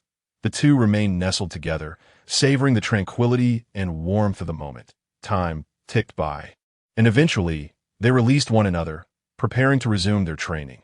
Although referred to as training, it was in truth Long Chuyi's longing for some flirtation with Leiju. She had long since discerned his intentions, yet she did not mind. She understood that Long Chuyi was a person of restraint, not one to push her too far. Occasionally allowing him to succeed, she often skillfully evaded his advances. However, today, Leiju felt particularly bold, leaning into him. An act of intimacy that left Long Chuyi both surprised and nervous, nearly causing him to lose control. Their training continued into the night, and after dinner, they found themselves on a grassy mountaintop under an unknown sky. Beneath the moonlight, Long Chuyi and Leiju lay quietly on the lawn, gazing up at the luminous moon. Gentle breeze caressed their faces, bringing with it a refreshing coolness. Leiju rested peacefully on Long Chuyi's chest, absorbing his warmth and the rhythm of his heartbeat. With her ear pressed against him, she listened to the strong, steady thump of his heart, feeling as if their souls were intertwined. In that moment, she felt an overwhelming sense of safety and warmth, as if the world contained only the two of them. Long Chuyi tenderly stroked Leiju's hair, his gaze soft as he spoke. "Leiju, let me sing for you." Leiju nodded slightly, her eyes sparkling with anticipation. Long Chuyi cleared his throat and began to sing a melodious tune. His voice resonated through the night sky, filled with deep emotion and tenderness. Leiju closed her eyes, enveloped in the enchanting melody, her heart overflowing with happiness and gratitude. Chapter 37. Emperor Armor, Fusion. "Aha, hey, old man, why did you call me here so early? Don't you know that young people need their sleep? I can't compete with someone your age." Long Chuyi yawned, tears streaming down his face as he rubbed his eyes. Though he was utterly exhausted, his tongue was sharp with sarcasm directed at Jiaji. Jiaji glared darkly at the incessantly complaining youth before him, suppressing the urge to blast him away with a laser cannon. He tossed a golden wristband to Long Chuyi, gritting his teeth as he said, "The battle suit you requested has been developed. Take it and get out of the German kingdom." Long Chuyi, momentarily bewildered by the thrown wristband, perked up at the mention of the battle suit's completion. His previously drowsy eyes sparkled with excitement, as if two beams of light had burst forth from them. Ignoring Jiaji's subsequent remarks, he eagerly began to fiddle with the wristband, exclaiming, "Oh, really? You finished it? Come on, old man, you took forever. I thought I'd withered away waiting. But this wristband looks incredibly cool. It seems more advanced than the previous version. Did you secretly add any new features?" As Long Chuyi babbled incessantly like a perpetual motion machine. Jiaji's frown deepened, his expression growing increasingly grim. Finally, unable to contain himself, he shouted, "You! Get out!" Boom! Long Chuyi was once again sent flying by Jiaji's laser cannon. "I'll be back," he called as he picked himself up, shaking his head while continuing to tinker with the wristband. Muttering armor, "Oh ho ho, let's see how this works." Arriving at the training ground, Long Chuyi excitedly pressed the fingerprint lock on the wristband. Suddenly, a dazzling, brilliant golden light erupted like a swift lightning bolt, illuminating the entire mysterious area. Accompanied by a powerful and stirring soundtrack, reminiscent of a grand battle hymn, the golden light began to swirl around Long Chuyi, resembling ethereal, divine ribbons. The components of the armor materialized in a breathtaking display. The chest plate shone brilliantly, radiating light like a scorching sun. The shoulder guards boasted sharp, commanding lines capable of slicing through any obstacle. The intricate patterns on the gauntlets and knee guards exuded an air of mystery. pulsating with formidable energy. Finally, the helmet descended with an air of authority, obscuring Long Chuyi's features and revealing only his fierce, awe-inspiring eyes, accompanied by the mechanical voice proclaiming, "Emperor Armor, Fusion." The golden brilliance radiated in all directions. With an impressive, imposing presence, Long Chuyi appeared as an invincible god of war, instilling both fear and admiration in all who beheld him. However, this sacred atmosphere was abruptly shattered by a sudden monkey call. "Wow, so cool!" Upon donning the helmet, Long Chuyi felt an overwhelming surge of high-tech sensations. The helmet automatically conformed to his face, projecting various critical data and target information before his eyes. The internal smart system swiftly analyzed the surrounding environment, accurately identifying potential threats. The air circulation system quietly activated, ensuring a smooth, breathing experience for the wearer. Long Chuyi could even discern the colors of laundry hanging in distant homes, thrilling him to no end. After carefully assessing the features, he felt a powerful thrust beneath his feet as jets of gas propelled him into the air. Oh, am I about to fly? Unsurprisingly, an unexpected turn of events occurred. Long Chuyi ascended to a height of 3 meters before plummeting directly to the ground, then swiftly darting along the surface. This was something Long Chuyi had not anticipated, while he had equipped his feet with jet propulsion devices. He had neglected to do so with his hands, which was rather awkward. Gazing at the reflection of his entire armored figure on the lake's surface, Long Chuyi once again succumbed to a fit of exuberance, jumping about in a frenzy. Although the armor was striking, it offered only a negligible enhancement to Long Chuyi's abilities, and it possessed no offensive capabilities whatsoever. Ultimately, the armor was merely a fulfillment of a dream from his past life. Ahem, and a way to show off in the future. Time flew by, and 3 months passed in the blink of an eye. On this particular day, Long Chuyi and Lei Jiu stood on a small boat. Long Chuyi gently hooked his pinky finger with Lei Jiu's, a radiant smile gracing his face as he earnestly declared, "I will undoubtedly fulfill our promise. Wait for my return." Lei Jiu nodded vigorously, her eyes misting slightly, yet she managed to conceal her emotions. Soon, the two parted ways. Long Chuyi then activated the small boat and waved goodbye to Lei Jiu as the boat slowly drifted away. Lei Jiu kept her gaze fixed on his departing figure until it became indistinct. In the evening, within the confines of their room, Jiaji inquired of Lei Jiu whether she had gained Long Chuyi's trust. Lei Jiu responded truthfully, "Yes, father, he has entrusted me with all military strategies and the results of his personal training." Pleased by her answer, Jiaji smiled and subsequently commanded Lei Jiu to train her brothers. Watching Lei Jiu's retreating silhouette, Jiaji's expression darkened, as if he were lost in thought. Yet Long Chuyi had already anticipated that Jiaji would question Lei Jiu about various training matters following his departure. Thus, he had provided Lei Jiu with training materials that were half-truths and instructed her to secretly cultivate her own elite unit. These individuals were genuine warriors, destined to be the backbone of future conflicts. Returning to Long Chuyi, he reclined leisurely on the boat, inwardly lamenting, this period has been utterly delightful. Not only have I successfully whisked Lei Jiu away, but I have also relished exquisite cuisine and a life of comfort in the kingdom of Jielma, truly a paragon of indulgence. Reflecting on the splendid moments spent in the kingdom of Jielma, Long Chuyi smiled contentedly. The delectable food lingered in his memory, and the time spent with Lei Jiu was sweet beyond compare. Now, on to the next destination, the land of the protagonists, the East Sea. Long Chuyi exclaimed with excitement, eagerly anticipating his journey to the East Sea, a place rich with legendary tales. However, boredom soon set in. Long Chuyi languidly reclined on the boat, a blade of grass clutched in his mouth, staring vacantly at the sky as though he had lost all zest for life. His once vibrant and expectant gaze now appeared dull and lifeless. As if his very soul had been siphoned away, he idly counted the stars overhead, inwardly lamenting, when will this monotonous existence come to an end? Days passed in a similar vein, with Long Chuyi's life revolving solely around eating and sleeping, occasionally swimming in the sea or catching fish to roast. While such days were serene, the prolonged sway of the boat's motion began to wear on him. After drifting aimlessly for a week, A change of fortune finally arrived. One morning, he suddenly spotted a small island on the horizon. Instantly invigorated, his eyes sparkled with hope as if he had discovered a new dawn. Wonderful! Land at last!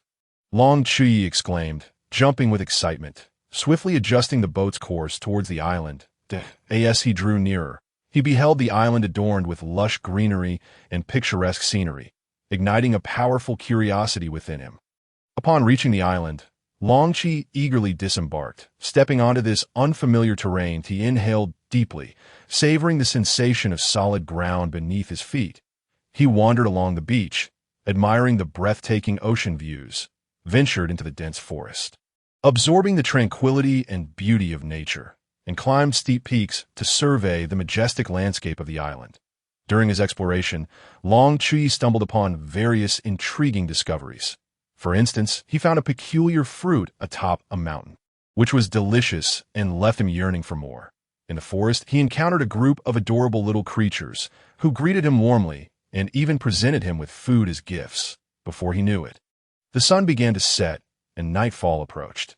Long Chuyi found a flat spot, ignited a bonfire, and prepared to enjoy a splendid evening. Sitting beside the fire, he reflected on the day's adventures, filled with a deep sense of gratitude. Chapter 38. The dessert-making competition. The following morning dawned bright and sunny as Long Chuyi leisurely strolled towards the small town. The streets bustled with activity, radiating vitality and energy. People hurriedly navigated between various shops, the sounds of commerce and laughter creating a lively atmosphere. Out of the corner of his eye, Long Chuyi noticed a crowd gathered in front of a dessert shop, seemingly engaged in something captivating. Compelled by curiosity, he squeezed his way through the throng to uncover the excitement. As it turned out, the dessert shop, Sweetheart's Corner, was hosting a unique event. A dessert-making competition. 5 tables were set up at the entrance, each adorned with an array of ingredients and tools. Contestants were required to create delectable desserts within a specified time frame, subject to the judgment of the judges. 5 children stood at their respective tables, donned in chef hats and white aprons, earnestly crafting their desserts. They appeared deeply focused, with 2 demonstrating remarkable skill, clearly the result of extensive training, while the other 3 appeared somewhat clumsy. Little Lena seems to have practiced a lot. She wasn't this proficient last year, someone in the crowd remarked. Indeed, and there's little Joan. It looks like he'll snag first place again, another chimed in. Huh. Yes, Joan is truly a genius at dessert making. A third person laughed in agreement. Hearing these comments, Long Chuyi curiously prodded the man beside him, inquiring, "Oh, a dessert competition. Sir, are there judges for this event?" The man shot Long Chuyi an incredulous look, exasperatedly replying, "What kind of look is that?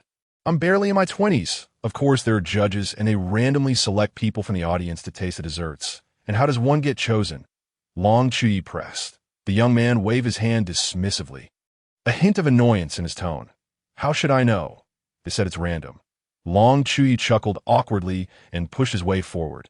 Once at the front, he took a deep breath and shouted, "Go for it! You can do it!" His enthusiastic outburst abruptly silenced the lively crowd, all eyes turning to him in confusion. However, Long Chuyi remained undeterred by their stares, continuing to cheer with unbridled enthusiasm. One of the participating girls, momentarily taken aback, responded with a sweet smile. "Thank you for your encouragement." Upon hearing her reply, Long Chuyi beamed, continuing to shout, "You all are sure to succeed." The onlookers shook their heads and chuckled at his antics. Although they found his behavior peculiar, Long Chuyi's fervor began to infect others, amplifying the excitement in the atmosphere. Meanwhile, the 4 contestants were also inspired by the lively ambience, pouring even more effort into their creations. Their little faces flushed with determination. However, one particularly handsome and aloof boy appeared impatient, his gaze fixed disdainfully on Long Chuyi.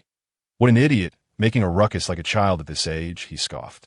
Quickening his pace, eager to finish the competition and escape the commotion, the outcome of the contest was already a foregone conclusion in his mind.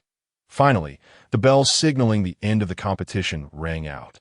The crowd collectively set down their utensils. Turning towards the sound, a beautiful woman emerged from backstage, her face radiating warmth as she held a small, ornate bell. Gently, she rang the bell, its clear chime resonating throughout the venue, announcing the conclusion of the competition. Upon hearing the bell, the 5 children promptly ceased their activities, standing in neat formation, awaiting the judges to sample their meticulously crafted desserts. After surveying the contestants, the woman pointed directly at Long Chuyi, softly saying, "Young man, would you do us the honor of being a judge?" Long Chuyi was momentarily taken aback, but quickly regained his composure, stepping confidently into the competition area with a serious expression. "Of course, it would be my privilege," he affirmed, striding towards the table adorned with the 5 dessert creations.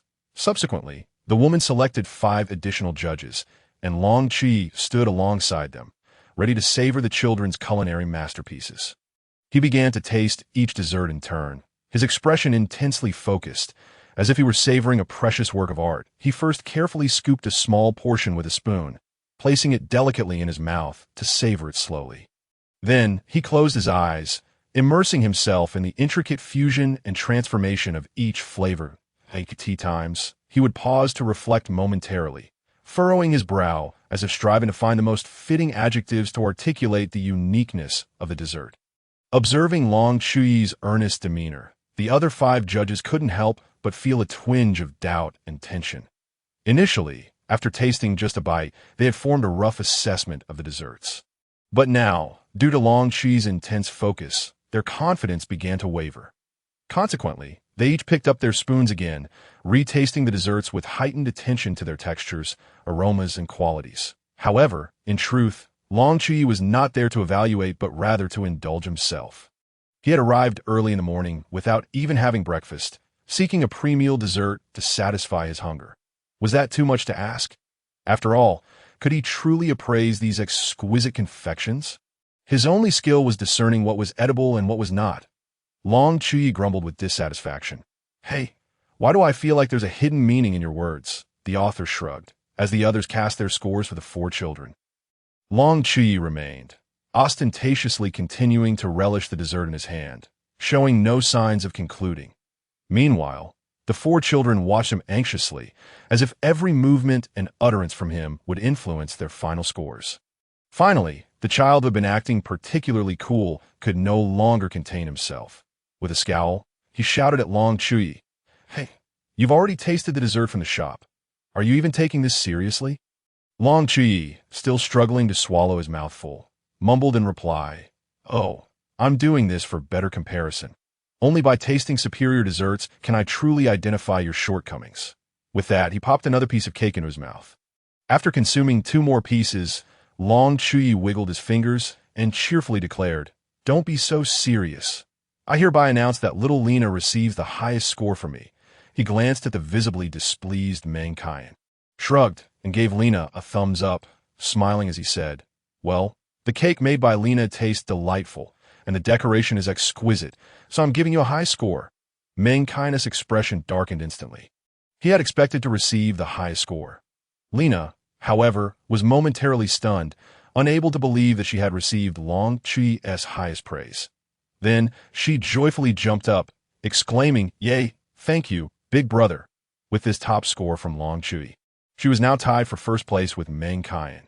Seeing Lena so elated, Long Chuyi chuckled and added, "The other 3 little chefs each get 2 points." After saying this, Long Chuyi awkwardly rubbed his nose, feeling a bit embarrassed for having taken so long to taste the desserts. The other 3 children also laughed with joy, somewhat surprised. After all, they had hastily completed their creations just before the end. So receiving 2 points was already quite satisfactory. One of the chubby children scratched his head in confusion and blinked his big eyes at Long Chuyi, asking, "Hey, big brother, you've given out all your scores. So what about Kyan's score?" The others were also taken aback, turning to look at Long Chuyi and Kyan, and then suddenly realizing, wait, Kyan didn't receive a score this time. What was happening? Everyone else had given little Kyan the highest score. "Yes, I remember Kyan always receives the highest score at every event. How could this be?" The audience began to murmur, some perplexed, some lamenting, and others curiously glancing at Kyan, eager to discover if something had gone awry with his dessert. At that moment, Kyan stood with his head bowed, his hair obscuring his eyes, making it impossible to discern his expression. However, his body trembled slightly, as if he was struggling to contain his emotions. The murmurs grew louder, and some began to mock mankind. After all, this was his first time not receiving a score, and the humiliation filled him with immense anger and resentment. Meanwhile, Long Chuyi's seemingly foolish demeanor only fueled the flames of mankind's indignation. Finally, unable to endure the stifling atmosphere any longer, mankind abruptly lifted his head, glaring at the crowd with wide eyes, and shouted, "Enough! What do you all know?" And that glutton, why does Lena? However, before he could finish, he suddenly turned and dashed out of the venue with his head down. The atmosphere fell silent instantly, everyone stunned by mankind's sudden departure, unsure of how to react to that moment. The chubby child was the first to regain his composure, shouting, "Hey, Kian, wait for me." He hurriedly followed after him. Lena then turned to the woman beside her, seemingly seeking her opinion. The woman gently nodded, signaling that she could go check on the situation. Without hesitation, Lena ran after them. Soon, the other two children also followed suit, leaving the remaining crowd exchanging glances, unsure of what to do next. Chapter 39. Friend's children really need some guidance, one person remarked. Just as a chill swept over him, causing him to shiver involuntarily, he looked up to see the woman smiling at him with a look that was anything but kind. "I have something to attend to, so I'll be leaving now," he stammered, cold sweat beading on his forehead as he stumbled away from the gathering. Seeing that no further incidents occurred, the others gradually dispersed, leaving only Long Chuyi and the woman behind. "Thank you, young man," the woman said, her smile returning to a warm expression as she regarded Long Chuyi. He waved his hand dismissively, responding with a grin. "It was nothing, as long as you don't ask me to pay for the desserts." "Ah, well then, I'll go check on those children. We wouldn't want them to encounter any ill-intentioned individuals," Long Chuyi said cautiously, pointing in the direction Lena and the others had run off to. "All right. Thank you for your help." The woman nodded appreciatively. Long Chuyi dashed out the door like a rabbit, his heart racing as if it might leap out of his throat, when the woman's icy gaze fell upon the speaker. An overwhelming sense of dread washed over him. Moreover, Long Chuyi felt a weight on his conscience. Not only had he indulged in numerous delectable desserts without consequence, but it also inadvertently upset the child. If he didn't leave quickly, would he really have to face the repercussions? Breathless from running, he dared not stop until he reached a safe corner to catch his breath, that he looked back. Still panting, relieved to have escaped in time. However, the woman touched her face, perplexed, and asked, "Oh, am I really that terrifying?" Long Chuyi patted his chest, and then leisurely made his way toward the group of children. He had indeed overheard pirates discussing matters on the island, on the edge of the forest. The chubby child who had rushed out first was soon joined by Lena and the others as they began their search. "Kian, where are you? We haven't had dessert yet." "Hey, this isn't the time to be talking about dessert, Kian." Yet in a secluded part of the forest, mankind was bound hand and foot, his mouth gagged. Hearing Lena and the others call out, he could only emit muffled sounds of distress. Surrounding him were at least 100 pirates, who watched his struggles with mocking expressions. "What should we do?" One rotund pirate with a bushy mustache, dressed in a white captain's uniform, pondered aloud. "Let us take a break here. We'll raid this island tonight. For now. I hear the voices of a few delicate little girls outside. Let us grab them for a taste test. Ha ha ha." Hearing this, mankind struggled even harder, emitting desperate sounds. "Ha ha ha. Does this little brat care about them? Don't worry, I'll make sure to savor the taste right in front of you." Long Chuyi stood at the edge of the forest, utilizing his unique observation ability to watch the pirates and listen to their conversation. He rubbed his head, thinking, what a bunch of scum, with a cold expression. He stepped forward. What made Long Chuyi's observation ability so unique? For instance, as he stood at the edge of the forest watching the pirates, it was as if he were watching a moving image, albeit in black and white, and it allowed him to foresee the future continuously, unlike the fleeting glimpses of others. However, this ability came at a cost, which he would reveal later. The scene shifted to where Lena was. She was exhausted, panting heavily, yet she persevered in her search for Kian. The chubby child was also out of breath. Where could Kian have run off to? "I'm really too tired," the slender girl beside her offered encouragement. "Just hang in there a little longer." Lena continued her search ahead, her chef's uniform now soiled and tattered. The four of them ventured deeper into the forest, when suddenly they heard rustling sounds emanating from the nearby bushes. Filled with excitement, Lena rushed over, joyfully parting the foliage and calling out, "John!" However, when the four opened their eyes once more, they found themselves in an unfamiliar environment, surrounded by faces leering with depravity, all fixated upon them. To their horror, they discovered that their hands and feet were tightly bound. Nearby sat John, battered and bruised. Lena anxiously gazed at John, her concern evident as she asked, "John, are you all right?" "Foolish ones, why did you come looking for me? I've been so arrogant and spoken such harsh words. How could you possibly like someone as detestable as I?" Lena replied gently, "No, John, you are our friend. How could we ever dislike you?" The other three chimed in.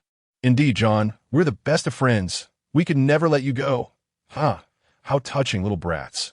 What should we do now, brothers?" "Haha, of course. Let's savor the sweetness of those three girls right in front of those two boys." Yes, and then let's make those two little brats suffer in front of the girls." Haha. The pirates encircled them, their mouths filled with foul language. In that moment, Lena, John, and the others realized their dire predicament and shrank back in fear. "Hey, if you dare lay a hand on Lena, I will not let you go." The captain of the pirate ship approached Lena, seizing her roughly. The others shouted anxiously, "Lena!" The captain brought Lena before John, tauntingly saying, "Oh, how will you let us go?" He then yanked at Lena's chef apron. "No."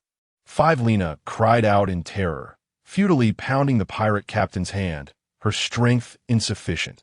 Just as the captain's hand was about to reach for the last of Lena's clothing, a deep voice resonated from above. "Hey, do you want to play with me?" Long Chuyi, filled with unending fury, emanated an icy presence. The crowd turned to the tree, where Long Chuyi stood, one hand gripping the trunk. His eyes narrowed with a smile that moment. The pirates felt as though a blade hung above them, poised to fall. Danger! The children cried out upon seeing Long Chuyi. "Big brother, help! Please save Lena!" "Hey, idiots, go tell the villagers that pirates have come to the island." The pirates, startled by Long Chuyi's appearance, turned to face him. The captain of the pirate ship halted his actions, glaring at Long Chuyi with malice. The other pirates, sensing the overwhelming aura radiating from Long Chuyi, took several steps back, yet the captain was unwilling to retreat, roaring, "You little brat, are you seeking death?" Long Chuyi paid him no mind, instead following the voice that had called him an idiot, spotting John's face. A slight smirk graced his lips. Perhaps he could leave some more scars on that face. Let us leave some more scars. Oh. With that, he vanished, appearing before the pirate captain in the blink of an eye. Before the captain could react, Long Chuyi casually swiped, and the captain's hand, gripping Lena's arm, was severed with a snap. In an instant, Long Chuyi scooped Lena into his embrace, swiftly returning to the side of the children. He set Lena down, deftly cutting the ropes binding her, then gently stroked her hair, softly saying, "Lena, are you all right? Free your friends now." Lena lifted her gaze, her eyes landing on Long Chuyi's handsome face, combined with the recent heroic rescue and his tender demeanor, causing her cheeks to flush with warmth. She lowered her head and replied softly, "Misham," before shyly running off to untie the others. Once Lena departed, Long Chuyi turned back, the smile that had adorned his face vanishing in an instant, replaced by a visage of icy severity that seemed to emanate an endless chill. He coldly regarded the pirates before him, uttering a single phrase, "Come on." Meanwhile, the pirate captain clutched his severed arm, blood pouring from the wound. His eyes widened in rage as he glared at Long Chuyi, his voice a furious roar. "Damn it, you lot! Attack! Kill them!" Chapter 40. Sweet as salt, and they surged towards Long Chuyi like a chaotic swarm of shrimp in a tumultuous sea. However, in the face of the oncoming adversaries, Long Chuyi remained remarkably composed. With arms naturally extended and slightly lowered, he gracefully traced arcs to either side of his body. His movements flowed like a serene stream, seamlessly guiding the force of his opponents aside. "Let you experience the mysterious power of the East." No sooner had he spoken than he took a decisive step forward. In that instant, an invisible current emanated from him, rapidly expanding outward. The previously agitated air fell eerily silent, as if everything had momentarily frozen in time. The charging pirates, akin to rubber balls, were casually batted away by Long Chuyi, those struck either losing consciousness or meeting their demise. swiftly navigating through the throng of pirates. Every motion he executed was fluid and natural, as if he were the star of a grand performance. His strikes were both visually captivating and lethally effective. Leaving onlookers in awe, Chuyi effortlessly responded to the incessant tide of enemies, leaving the 5 children behind him utterly spellbound. They had never witnessed such formidable prowess, their hearts brimming with admiration and envy. The chubby boy's eyes widened in admiration as he gazed at Chuyi in battle, unable to contain his awe, exclaiming, "Wow, he's amazing!" The slender girl excitedly shook her friend beside her, a blush creeping on her cheeks as she quietly echoed, "Yes, yes, he's not just powerful, he's incredibly handsome too." Lena recalled the warmth of Chuyi's embrace and the gentle caresses he'd given her, feeling a wave of shyness wash over her. She gently lowered her head, her blush deepening. Yet, only John stood nearby, gazing at Chuyi with incredulity. "Hey, stop being infatuated. The most important thing now is to quickly notify the townsfolk, so everyone knows the pirates have arrived." Coming back to reality, John felt a surge of frustration and urged, "Right, let's hurry and inform the adults. But can we really leave Big Brother all alone?" Lena looked worriedly at Chuyi, and the other 3 children froze. Glancing anxiously at him, reluctant to let him face so many pirates alone, John gritted his teeth and shouted, "Are you all idiots? Can't you see how strong he is? Leaving him here is only temporary. As long as we hurry to inform the adults and get them to find the Navy, he'll be safe." The 4 children snapped back to their senses and quickly dashed out of the forest. Chuyi, sensing the 5 retreating, allowed a slight smile to tug at the corners of his mouth. "That aren't they foolish? But that little brat called me an idiot. Just wait. Author, aren't you?" Chuyi, get lost. "Go write properly, will you? You're everywhere." Cough, cough, back to the topic. All right, the warm-up is over. What comes next is the true battle. After sending 1 pirate flying, a blinding golden light illuminated the forest. "Oh no, the pirates have entered the island." "Uncle, hurry and save Big Brother." Mom, Big Brother is fighting off the pirates alone. Quickly go help him." The 5 children rushed towards the scene in a panic, breathless and shouting. "What? Pirates have come," upon hearing the children's cries. The villagers of the island rushed out of their homes, their faces reflecting terror and unease. "Everyone, stay calm and collect yourself and tea." That moment, a tall, robust man stepped forward from the crowd. John hurried over to him, saying, "Uncle, there are pirates." The man patted John's head reassuringly. "Don't worry, child. First tell me what happened." John recounted the events in the woods in detail. After hearing John's account, the man's expression grew solemn. He took a deep breath and addressed the villagers. "Quickly, call the Navy. Men, grab your weapons and follow me to investigate." With that, he turned and entered his house, emerging with a sturdy wooden club, leading a dozen strong men toward the forest. Lena watched their departing figures, her heart racing with urgency. She wanted to follow and help, but a nearby woman held her back. "Lena, I know you were worried about that handsome young man, but following him won't help. It's best to leave it to the adults." The woman patiently consoled Lena. Yet, Lena, with an anxious expression, exclaimed, "Mother, but there are so many pirates, and that Big Brother is all alone." As Lena gazed in the direction the men had fled, her heart was heavy with worry. The woman gently ruffled Lena's hair and softly said, "Do not fret. Since that charming young man is as formidable as you say, he surely possesses the ability to protect himself." Lena nodded in response, though her eyes still brimmed with concern. The other 3 companions also cast worried glances into the forest. In her heart, Lena prayed, "Big Brother, please return safely." In the dense forest, sunlight filtered through the leaves, casting dappled shadows on the ground. In this serene setting, Chuyi languidly reclined on a gnarled branch, leisurely swinging one leg while whistling a cheerful tune. Below him, a group of pirates lay sprawled in disarray. Some groaned in pain, others struggled to catch their breath, and a few had even lost consciousness. Approximately 10 minutes later, the men arrived at this scene, left speechless by the sight before them. One could not help but exclaim, could it be that this many pirates were all dealt with by him alone? The robust man leading the group pondered silently. I could see that moment. Chuyi leaped down from the tree, stretched lazily. and yawned widely. He regarded the man with a casual demeanor and remarked, "You all move rather slowly. By the way, have you notified the Navy? These pirates should fetch quite a bounty." The men swallowed hard. And after answering his question, one of them hesitantly asked, "May I inquire who you are, sir?" Long Chuyi chuckled lightly, waving his hand dismissively to ease their tension. "Oh, no need to be anxious. I merely passed through here and will be leaving shortly." He then turned to depart, but not before reminding them, "Quickly bind these pirates and await the Navy's arrival. I'm off to rest now. Farewell."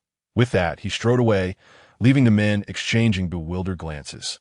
One man hurriedly called out, "The bounty will be sent to you. Where can we find you upon your return?" Long Chuyi declined. "No need. I have no use for money. You may distribute the bounty as you see fit." And with that, he vanished into the forest.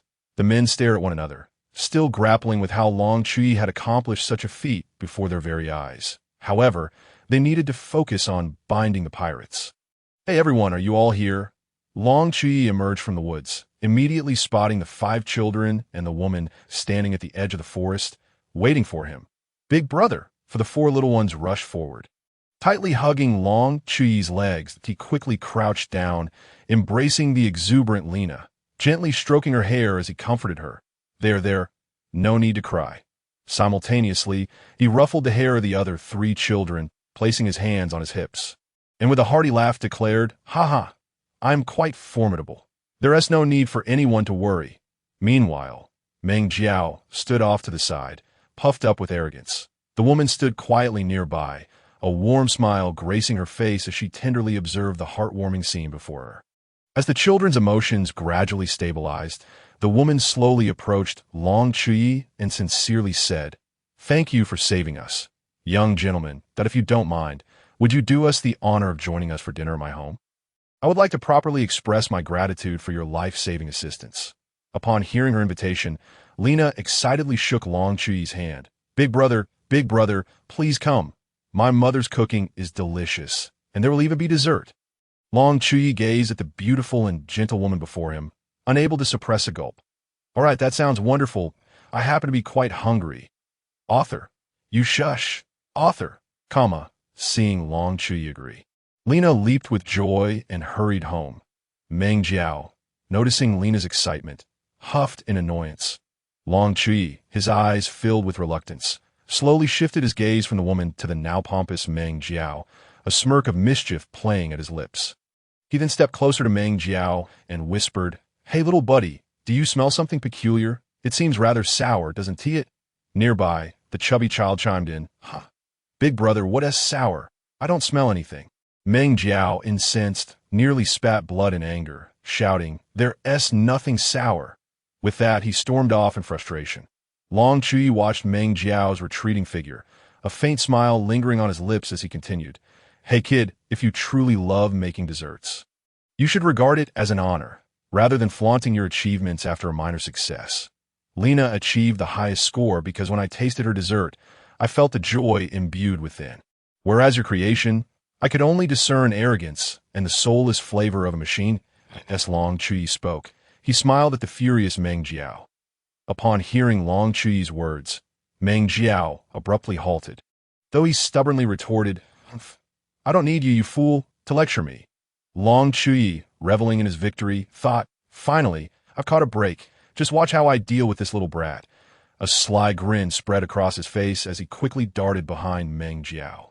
With excitement gleaming in his eyes, Long Chuyi licked his lips. He clenched his fist, filled with vigor, and brought it crashing down onto Meng Jiao's head. With a fierce roar, Long Chuyi's fist descended like a meteor, delivering unparalleled force and speed, striking Meng Jiao's crown. Meng Jiao barely had time to react, letting out a pained cry as his body involuntarily lurched forward. "Who are you calling a fool? Experience the sweet taste of retribution." Long Chuyi bellowed with laughter, his face alight with triumph. Stunned and dizzy from the sudden blow, Meng Jiao clutched his head, exclaiming, "Ah, you fool, that hurts." His face turned pale, cold sweat beading on his forehead, clearly suffering from the impact. The onlookers could not help but burst into laughter at the scene, that moment. Meng Jiao felt his face flush with humiliation, wishing for a hole to swallow him whole. He thought to himself, how am I so unfortunate to encounter such a foolish person? Meanwhile, Long Chuyi, basking in the laughter behind him, proudly placed his hands on his hips, laughing heartily. Chapter 41. Current abilities, and that is the entirety of the situation. You all escort them to the ship. I have other matters to attend to. Hello. May I ask, where is the person who defeated the pirates? A striking woman with a chic, light pink hairstyle, sporting purple-tinted sunglasses and a cigarette. Exuded maturity and charm. Dressed in a fuchsia professional outfit with a navy justice cape, her deep purple gloves accentuated her competence and flair. Tina, now a rear admiral stationed in the North Sea, had come upon hearing reports of pirate activity, only to discover several civilians standing amidst the incapacitated pirates, all securely bound. After instructing her soldiers to inquire further, she learned that a single individual had resolved the situation.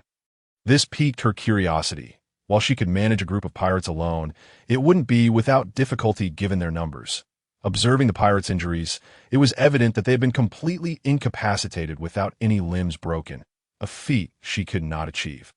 Her own methods only managed to knock them down, leaving their fates to chance. That naval officer, we don't know that he told us the bounty was for us, so there was no need to inform us where he is. He mentioned he'd be leaving soon, so if you wish to meet him, you might wait. Yes, that's so. Thank you for your assistance. Tina instructed the Navy to take the pirates to their base while she remained behind. Meanwhile, Long Chuyi lounged in bed, gazing blankly at the ceiling. This a brand new skill. On the floor of the small room, a magical array featuring the symbols of the 8 trigrams and the Tai Chi diagram had appeared.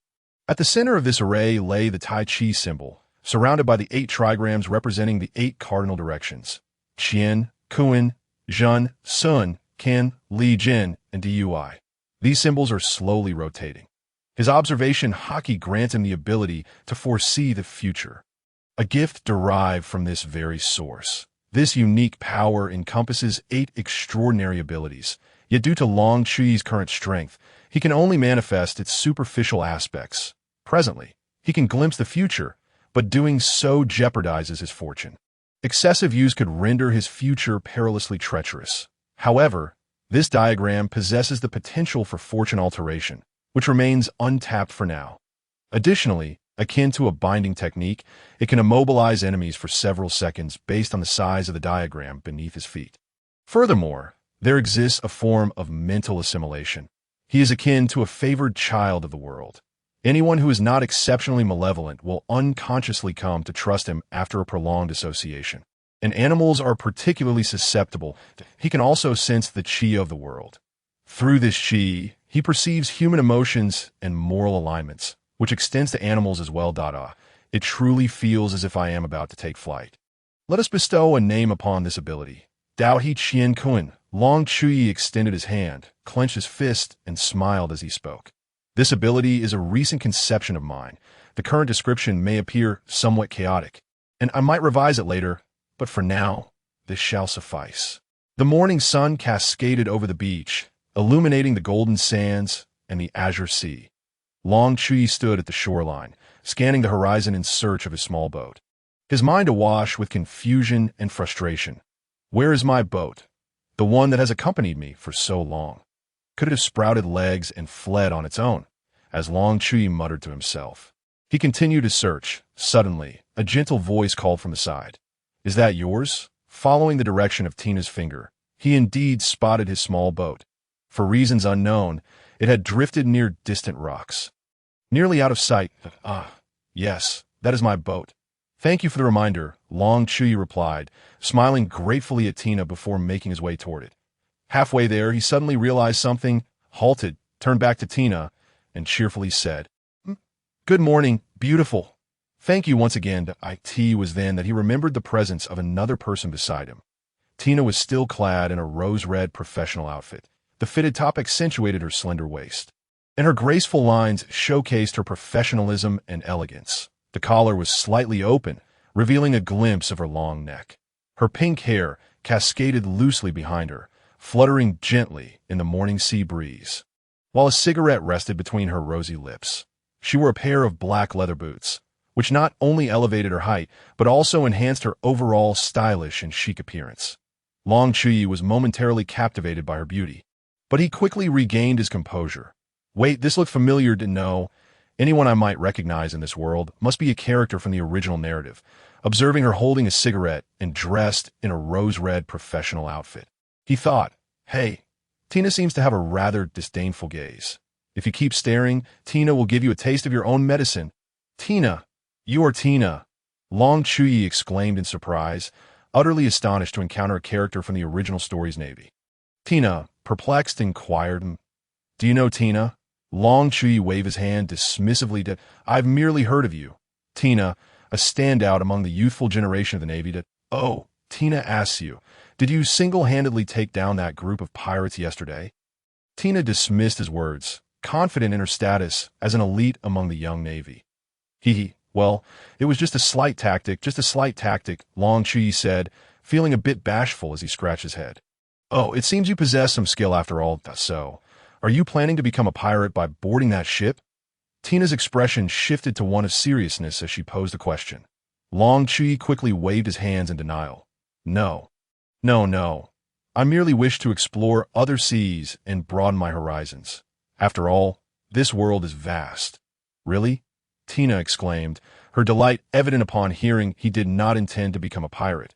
With your formidable strength, if you were willing to join the Navy, you would undoubtedly make a significant contribution. Tina smiled, offering to act as his recommender. Long Chuyi shook his head, responding, I apologize, but I have no intention of joining the Navy at this moment, although I hold deep admiration for it. Simultaneously, I harbor an intense aversion towards those nefarious pirates. Thus, I shall utilize my own strength to protect the innocent civilians. I ask that so. What is your name? I'm Abayo. Please take care of me. Hello, Abayo. Your name is rather peculiar, but that is quite all right, Thuppy. By the way, your strength is impressive. Why not spar with Tina? I think I would rather not. I actually wish to leave here this morning. Ah, is that so? But Tina is very eager to have a match with you. How about Tina accompanies you? And once we reach the next island, you can spar with Tina then? No. Have you considered what you were saying? Long Chuyi's eyes widened in disbelief as he gazed at the girl before him, his lips twitching involuntarily. Internally, he thought, is she truly this naive? Knowing full well that I'm stronger, she dares to follow me alone. Does she not fear for her safety? However, I certainly would not harm her. With this thought, a bemused expression spread across Long Chuyi's face as he could not help but ask, but, Miss Tina, are you not afraid that I might harm you? Tina blinked, looking at him quizzically. Ah, why should I be afraid? Long Chuyi was at a loss for words and pressed on. Do you trust me this much? Tina laughed, explaining earnestly, well, Tina thought about it.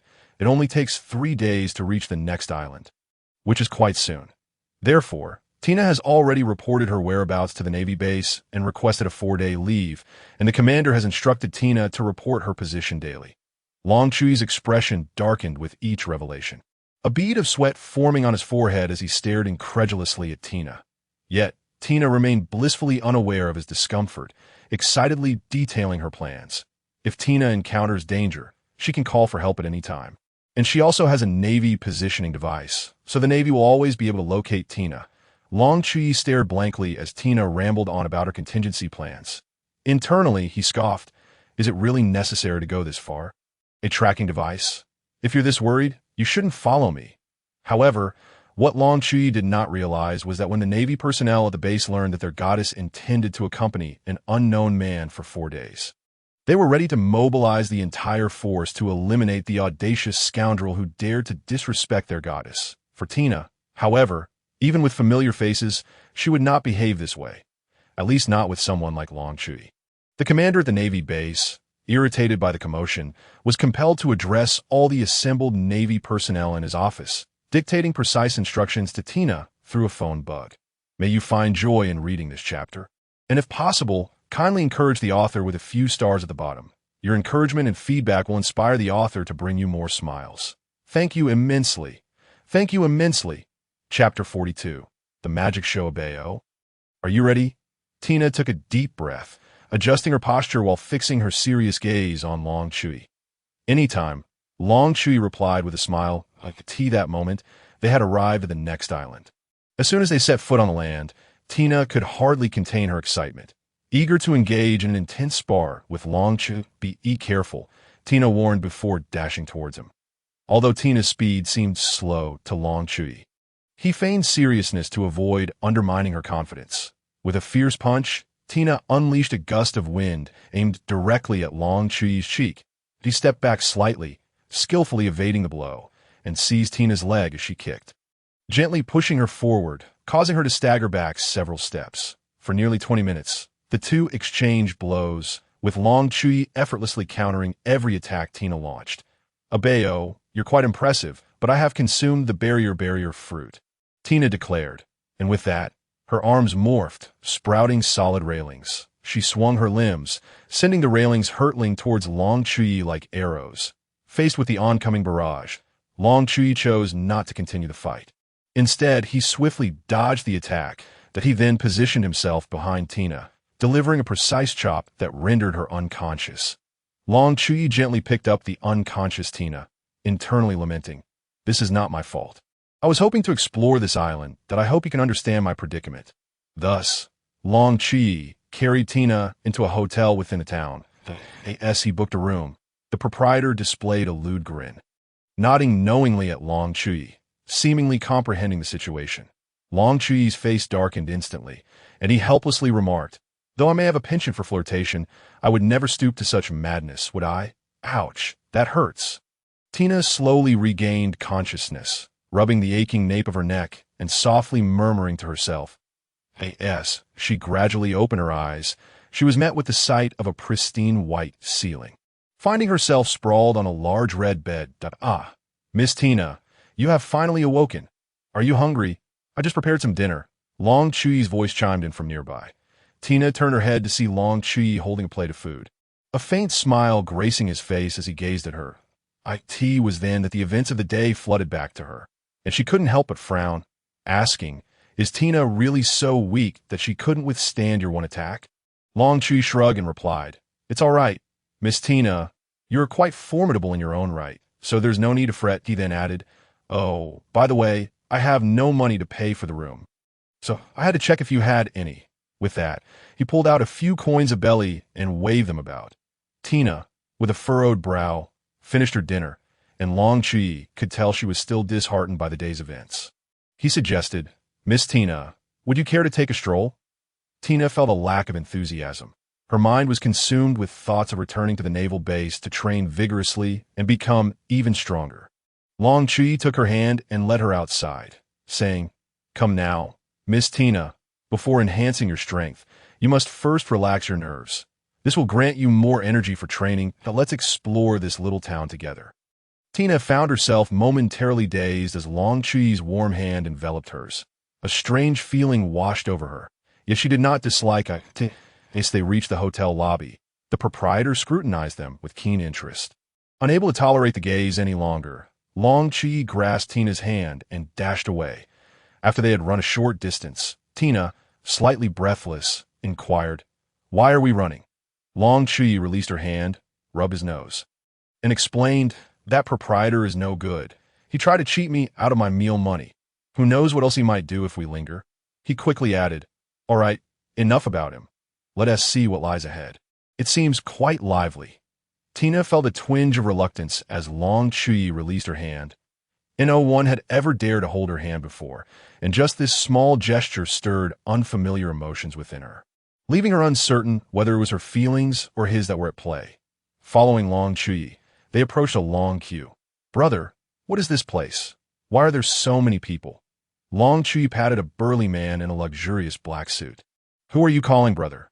the man replied, turning to reveal a face reminiscent of a strong man. He had a broad forehead, thick dark brows, and a closely cropped blonde hairstyle, all while glaring at Long Chuyi with discontent.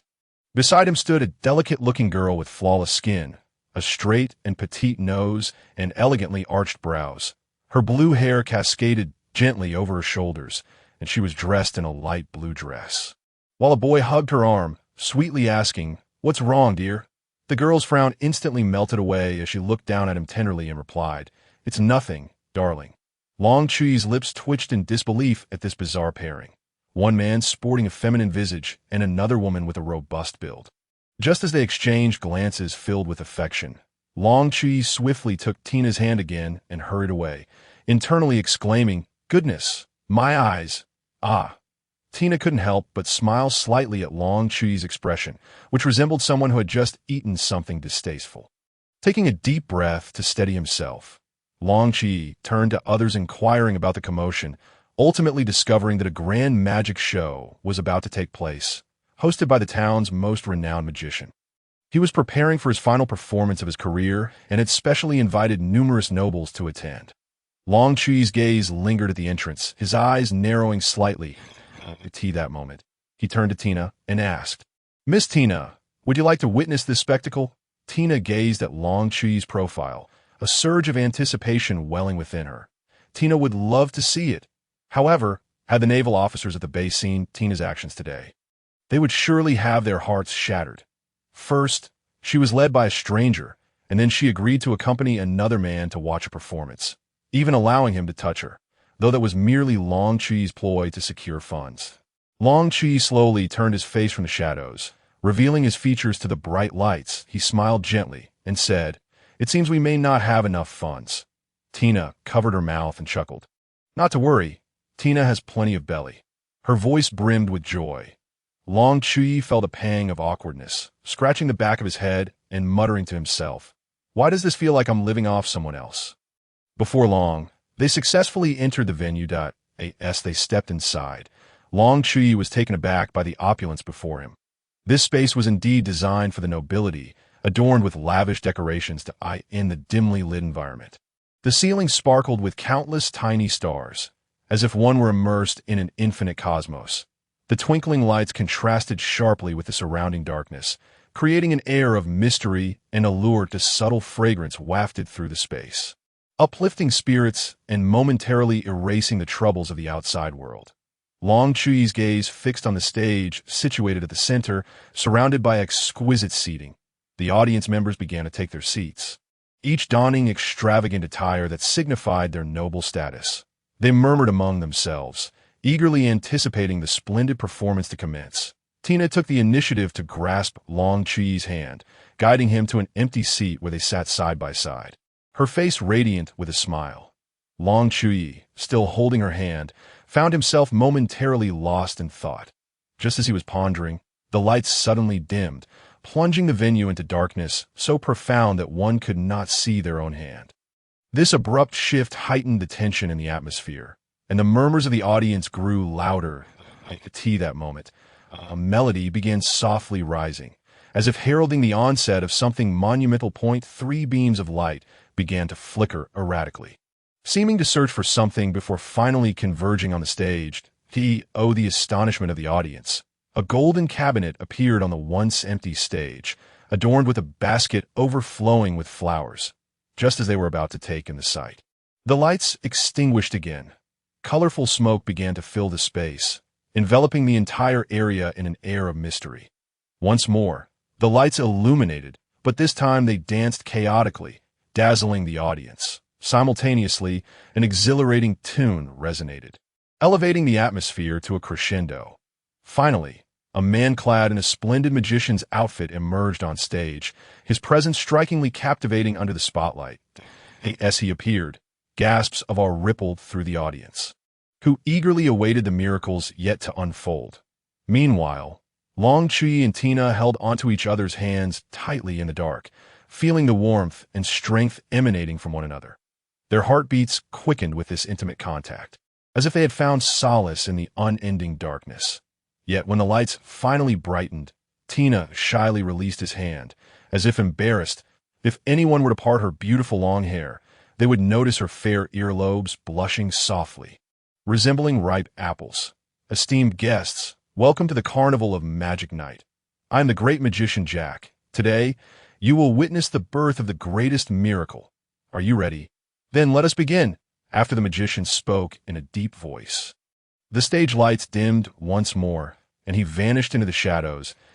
As lively music filled the venue, the stage lights burst into brightness, revealing a dozen adorable little animals performing various circus tricks. The noble ladies in attendance could not help but express their delight at the sight of these charming creatures, vowing to take them home once the show concluded. Meanwhile, Tina, with a smile adorning her face, became immersed in the extraordinary animal performance. However, unlike her, Chuyi did not focus his attention entirely on the performance. Instead, he surveyed the entire venue with his observation hockey, murmuring to himself, "Only one." Suddenly, a hearty burst of laughter erupted from the audience. Even Tina couldn't help but tremble with laughter. It turned out that a small bear had stealthily approached two little dogs, attempting to snatch their food. That moment, Jack appeared just in time to thwart its attempt. Yet unexpectedly, the little bear suddenly knocked Jack away with a forceful shove. Left with no choice, Jack waved his magic wand, and amidst a cloud of smoke, all the animals on stage vanished without a trace. Suddenly, a bouquet of vibrant flowers appeared in Jack's hand. He gently tossed the bouquet into the air, and it exploded into a magnificent display of petals that fluttered down like a colorful rain shower upon the stage. Following this, Jack slowly extended his right hand and began counting down from 5. "Let's count together. 5 for..." The audience joined him in unison. When Jack reached 1, the petals that had scattered across the floor miraculously blossomed into beautiful flowers, filling the stage with their enchanting fragrance, captivating everyone in attendance. "Wow!" The audience gasped in amazement. Jack then produced a transparent crystal ball. Holding it in his hand, he shook it gently, revealing a stunning seascape within. The waves were tumultuous, and boats sailed bravely across the waters. Jack covered the crystal ball with a black cloth, then waved his magic wand in circles around it. With a swift motion, he yanked away the cloth, and the scene from the crystal ball materialized right before the audience's eyes, who marveled at the floating fish. Time passed unnoticed, and before they knew it, the performance had reached 9 o'clock in the evening. On stage, Jack bowed deeply, expressing, "I sincerely thank all of you for taking the time to watch my performance tonight and for your enthusiastic support. Now, we shall proceed to the final act of this evening's show. So please enjoy." With that, Jack stood upright, revealing a bouquet of exquisite pink roses adorning his chest, as if foreshadowing something significant. At that moment, Chuyi keenly sensed something amiss. Without hesitation, he grabbed the eagerly anticipating Tina by the arm and instantaneously teleported them outside the performance hall, only to reappear 100 meters away. Tina was taken aback and bewildered by this sudden turn of events. Just as she was about to inquire what had happened, a deafening explosion resonated from behind them. Turning around, she witnessed the performance hall, once intact, now engulfed in raging flames, followed by a series of earth-shattering explosions. The powerful shockwaves were so intense that even from 100 meters away, they could feel the force. Tina widened her eyes in disbelief, unable to comprehend the calamity unfolding before her. Her mind was a blank slate. Just moments ago, she had been immersed in an extraordinary performance, and now, in the blink of an eye, the entire venue lay in ruins. Chuyi sighed helplessly.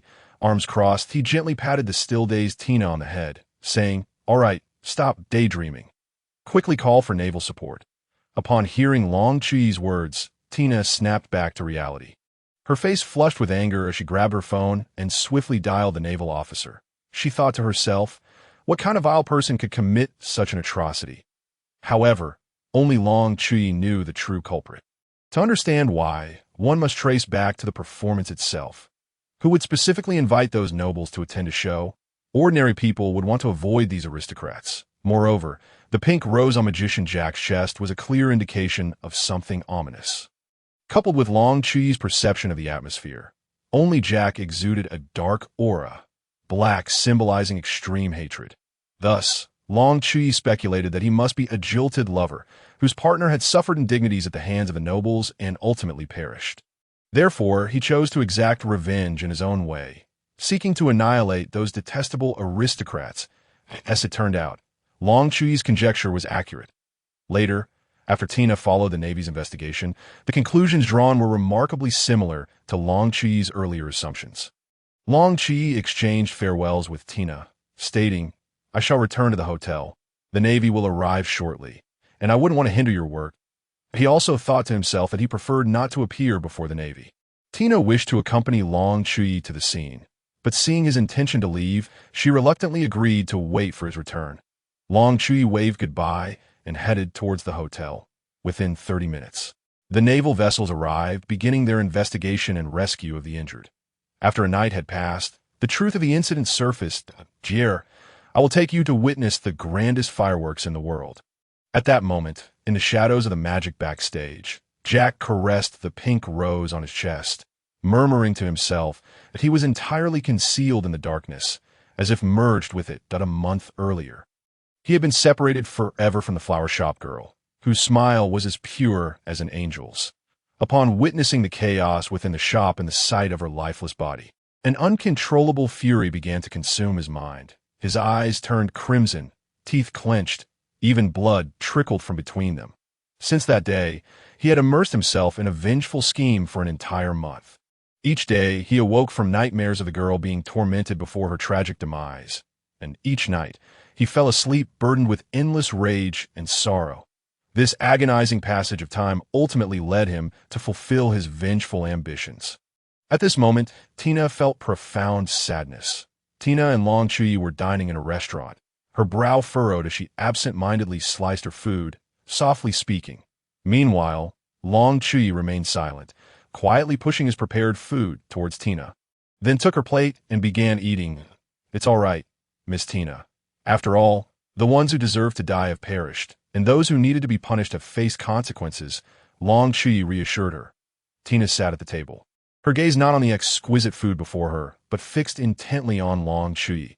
Her eyes filled with confusion and contemplation, as if seeking answers. Tina found herself enveloped in Long Chuyi's embrace. Her heart racing with a tumult of emotions, her cheeks flushed a deep crimson, akin to a ripe apple, and her breath quickened. She struggled to extricate herself from Long Chuyi's hold. The two stood together in an awkward silence, instinctively tilting their heads away from one another. After a moment, Long Chuyi broke the stillness, hesitantly suggesting, Miss Tina, perhaps we should take a stroll? Upon hearing this, Tina's face reddened slightly, and she replied softly, Thus, they began to walk forward. Yet an unspoken tension lingered in the air, with neither daring to utter a word. They occasionally stole glances at each other, only to hastily avert their eyes, the atmosphere thick with shyness and discomfort. Eventually, they arrived at an open meadow, where a brilliant moon hung in the sky, illuminating the night. Long Chuyi settled onto the grass, propping himself up with his hands, gazing upward. Observing this, Tina slowly joined him, her gaze directed towards the horizon. After a moment of silence, Long Chuyi suddenly inquired, Miss Tina, what motivated you to become a naval officer? Tina turned her head, her eyes reflecting determination as she earnestly replied, I wish to protect the unfortunate civilians and eradicate those vile pirates. Long Chuyi showed no overt reaction to her declaration, continuing to gaze at the sky, the cool moonlight casting a serene glow upon his face. As if he had anticipated Tina's response, he then asked, And why do you consider those civilians to be unfortunate? Tina furrowed her brow in contemplation before responding, I have witnessed civilians innocently slaughtered by pirates, displaced from their homes, and many living in destitution, struggling to find enough to eat and wear. Her voice resonated with compassion and helplessness. Long Chuyi's lips curled into a slight smile as he asked, So, Miss Tina, are pirates the sole source of the civilian suffering? Tina paused, pondering the question, and tentatively replied, Could there be other reasons? Perhaps the nobility? Long Chuyi chuckled softly, nodding in agreement. Indeed, Miss Tina, you are quite perceptive. Allow me to explain why I refrained from intervening tonight. Tina regarded him with curiosity, eager for further clarification. Long Chuyi took a deep breath and continued, In truth, there are numerous factors contributing to the plight of civilians in this world. The exploitation by the nobility, the inaction of the navy, and governmental corruption all play a role in the hardships faced by the populace.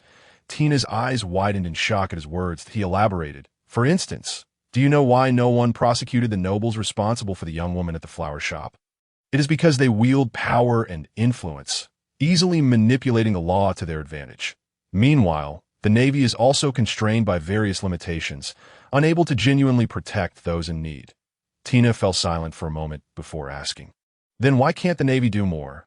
Long Chuyi offered a wry smile, responding, because the Navy is part of this very system, bound by numerous constraints.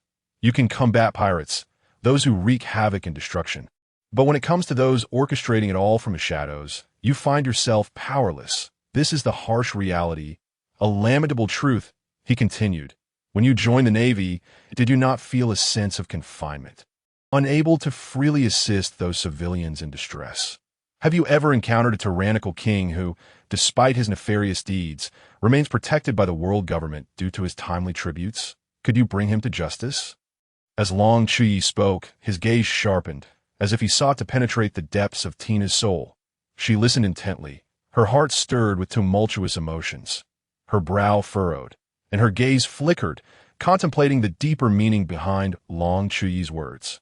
Just as she felt a surge of anger and confusion, a warm hand gently ruffled her hair, momentarily startling her. She looked up to meet Long Chuyi's gentle gaze.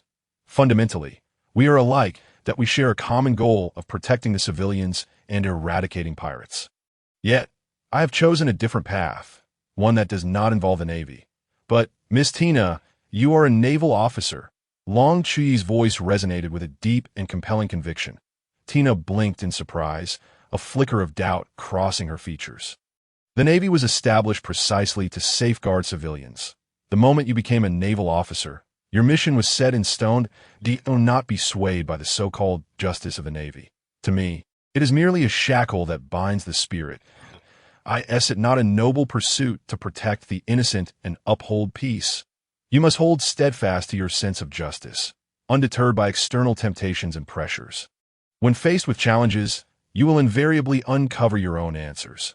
Long Chuyi's words flowed like a gentle spring breeze, soothing Tina's restless heart. His tender yet resolute voice possessed an enchanting quality, gradually calming the turmoil within her. Tina stood quietly, feeling a sense of tranquility returning to her soul. She slowly raised her gaze to Long Chuyi, who, bathed in the silvery moonlight, appeared remarkably tall and dignified, exuding an air of elegance and sanctity. The moonlight enveloped him like a veil of silver, rendering him all the more enigmatic. Tina gazed at this captivating man before her, a question rising within her. Is he a deity? In that fleeting moment, her curiosity about Long Chuyi's true nature deepened. She found herself irresistibly drawn to him, his presence illuminating her previously shadowy world. Chapter 45. A sudden turn of events. Miss Tina, I must take my leave. I believe you will become an exceptional naval officer in the future. Until we meet again. The morning breeze gently tousled Tina's silky hair as she clutched the note tightly in her hand, allowing the cool wind to dance around it without letting it escape. She tenderly brushed her lips, a faint smile gracing her features on the tranquil sea. A small vessel bobbed gently with the waves. Long Chuyi sat cross-legged at the bow, his eyes closed as he seemed to absorb the essence of his surroundings. Suddenly, Long Chuyi's brow furrowed slightly, sensing something amiss. Just then, the surface of the water before him began to churn violently, a massive wave forming. With a mighty splash, a colossal and peculiar sea beast leapt from the depths, a creature with the regal upper body of a lion and the agile tail of a fish. Let's call it a sea lion. Long Chuyi slowly opened his eyes, his gaze piercing as he locked eyes with the sea lion. Gaga gaga. The two creatures engaged in a silent standoff, an atmosphere of awkwardness enveloping them. Even a flock of crows flew overhead. Suddenly, the sea lion roared, baring its teeth and lunging at Long Chuyi. Feeling somewhat embarrassed, Long Chuyi scratched his head and muttered to himself, "Isn't this conqueror's hockey just a matter of glaring? I feel like my charisma should work too. What happened to my charm?" In the next moment, he leaped into the air, the small boat beneath him shattering upon impact. In midair, he deftly twisted, delivering a powerful kick that landed with a resounding thud. The sea lion was knocked unconscious by the force of his blow. After falling into the water, Long Chuyi patiently waited for 30 minutes before unleashing a relentless barrage upon the sea lion. Thus, under his gentle persuasion, the sea lion, sporting panda-like eyes and a swollen head, honorably became his free ride. Long Chuyi reclined comfortably atop the sea lion's head, affectionately patting its large cranium, instructing, "Hey, big fella, just swim forward." Meanwhile, he marveled to himself, how astonishing! This creature, a denizen of the sea, yet its fur remains dry. The sea lion let out a howl and swiftly propelled itself forward. 5 days later, shielding his eyes from the sun. Long Chuyi gazed into the distance, marveling at the calm, sunlit sea, exclaiming, "What a harmonious and beautiful scene!" However, at that moment, 3 massive sea beasts appeared ahead, each one twice the size of the sea lion he rode. "Little sea lion, you've done well. You made a part now." Long Chuyi gently tapped the sea lion's head before leaping toward the trio of sea beasts. The sea lion glanced back at Long Chuyi as he soared into the air, then swiftly dove into the depths of the ocean. "Farewell." Long Chuyi smiled as he vigorously waved goodbye to the Sea King beast, which bore a head full of bumps and fatigue. That moment, he stood on a desolate island, enveloped by dense jungles, as if he were in a secluded, primitive world. "Oh dear, it's time to find my friends and have a chat." Long Chuyi rubbed his growling stomach. Without hesitation, he ventured deeper into the thicket, hoping to find his good friend, Peichi. "Good friends, I'm here." Long Chuyi hummed a cheerful tune, his spirits exceptionally high. Finally, he spotted a large wild boar. "No, it was our dear friend Peichi." Long Chuyi ran over joyfully and struck up a conversation with it. They chatted amiably, sharing their innermost thoughts. Just as Long Chuyi was savoring the delicious wild boar meat, he suddenly sensed an ominous presence approaching. In an instant, an arrow shot towards him at breakneck speed. Long Chuyi reacted swiftly, tilting his head just enough for the arrow to graze his ear as it flew past. Immediately after, 3 more arrows were launched. With a sigh, Long Chuyi lamented, "Why must there be fighting when there is good food to enjoy?" In a flash, he executed a Thomas spin with one hand, astonishingly kicking the 3 arrows away in an instant. Just then, a sharp cry rang out from above him. "Defangxiang." Following, there was a series of whistling sounds. Long Chuyi's heart skipped a beat as he quickly rolled backward several times. The spot where he had stood was violently struck, creating a large crater and stirring up a cloud of dust. After the dust settled, the silhouette of a woman slowly emerged. She wore a shoulder-bearing short top that accentuated her slender neck and alluring collarbone, captivating anyone who gazed upon her. Below, she donned a flowing long skirt that swayed gently in the breeze, seemingly narrating her grace and freedom. That a quiver of arrows and a bow were slung across her back, perfectly showcasing her striking demeanor. The colorful belt cinched her waist, adding vibrant hues to her ensemble, while emphasizing her delicate figure. Highlighting her femininity, exquisite jewelry adorned her wrists and ankles. Her skin was as fair and delicate as snow, seemingly flawless. Her finely chiseled visage resembled a meticulously crafted work of art. Her high nose led down to a mouth resembling ripe cherries, with every detail exuding irresistible charm. Her long, jet-black hair cascaded loosely over her shoulders, fluttering in the wind like a celestial being descending to earth. Her eyes, deep and bright like sparkling jewels, were furrowed in concentration as she cautiously observed Long Chuyi. One foot slightly raised, Long Chuyi stood transfixed, murmuring to himself, "This appearance, this technique, this attire. What a remarkable coincidence! Captive arrow." The girl's sharp command interrupted Long Chuyi's thoughts that he watched as she lightly touched her lips with her fingertips, conjuring a massive pink heart-shaped object that resembled a gigantic bow. Without hesitation, she pulled the peculiar bow back, and an array of pink arrows shot forth like raindrops, striking the surrounding trees and grass, instantly turning them into solid stone. Long Chuyi's heart raced. He quickly dodged to the side, weaving through the rain of arrows while calling out, "I say, beautiful lady, is there some misunderstanding? I merely stumbled upon this island by accident. If I'm unwelcome, I can leave at once." However, the girl paid no heed to Long Chuyi's words. Her expression remained cold and silent as she unleashed another volley of arrows in his direction. In the blink of an eye, she stood before Long Chuyi, raising her long, elegant leg, adorned with formidable armor, and swung it down like a sharp battle axe aimed at his head. Faced with such a fierce assault, Long Chuyi dared not hesitate. He quickly halted, crossing his arms to block the incoming strike.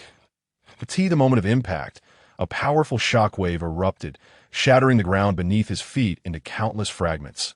Long Chuyi marveled inwardly. What tremendous strength! My arms are numb." It was important to note that, Without the use of his golden light, ordinary bullets and blades posed little threat to Long Chuyi. However, this was limited solely to conventional attacks. Grasping the girl's ankle, he yanked downward with force while simultaneously wrapping his right arm around her waist. In an instant, he had her firmly ensnared in his embrace. "Let go of me, you rascal." The girl's face turned pale with fright as memories of past traumas flooded her mind. "Please, let me go." She struggled desperately, but realizing she could not escape Long Chuyi's grip, she pleaded in terror. Long Chuyi, taken aback, pondered, "What is happening? It's just a hug. Why such a reaction?" Without overthinking, he quickly released her, carefully helping her to sit against a tree for rest.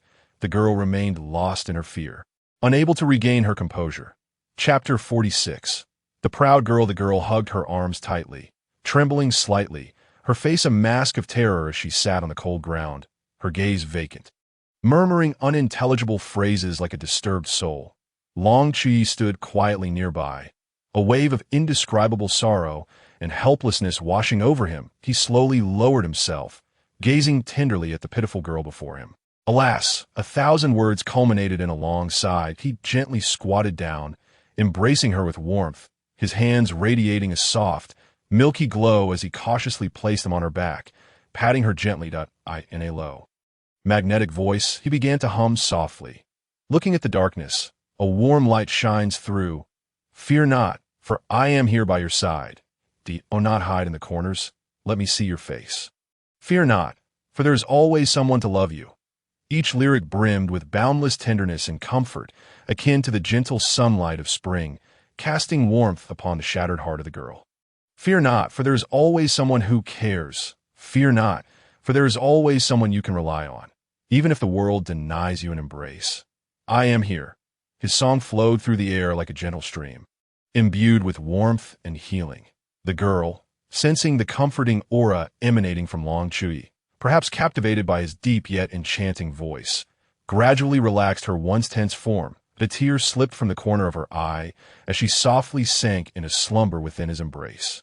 Long Chuyi tenderly extended his finger, cautiously brushing away the furrow in her brow, striving to smooth her worries. Then, he adjusted his hold slightly, ensuring she was more comfortable as she sat against the tree. Long Chuyi gazed up at the distant sky, a hint of melancholy flickering in his eyes, his thoughts transcending time and space, returning to the prosperous lands of his homeland. As night descended, the stars twinkled like scattered diamonds, and the silvery moonlight enveloped the earth like a gossamer veil. Fireflies flitted through the air, their faint glow surrounding Long Chuyi in a merry dance, as if sharing a secret with him. Beside him, a massive tiger and a gigantic black bear lay quietly on the ground, resting. However, both mighty beasts sported comically large bumps on their heads. Suddenly, a soft grunt shattered the tranquility. The girl rubbed her eyes, slowly awakening, stretching her arms in a grand yawn, mumbling, "Ah, I slept so well." Since returning home, she and T enjoyed such a restful slumber. Warm and comforting, she blinked her bright eyes, surveying her surroundings with a bewildered expression. Asking, "Where am I?" The girl tilted her head, gently tapping her lips with a slender finger, lost in thought. Just then, Long Chuyi rose slowly from beside the campfire, approaching her with a soft tone. "You're awake? Are you hungry? Would you like something to eat?"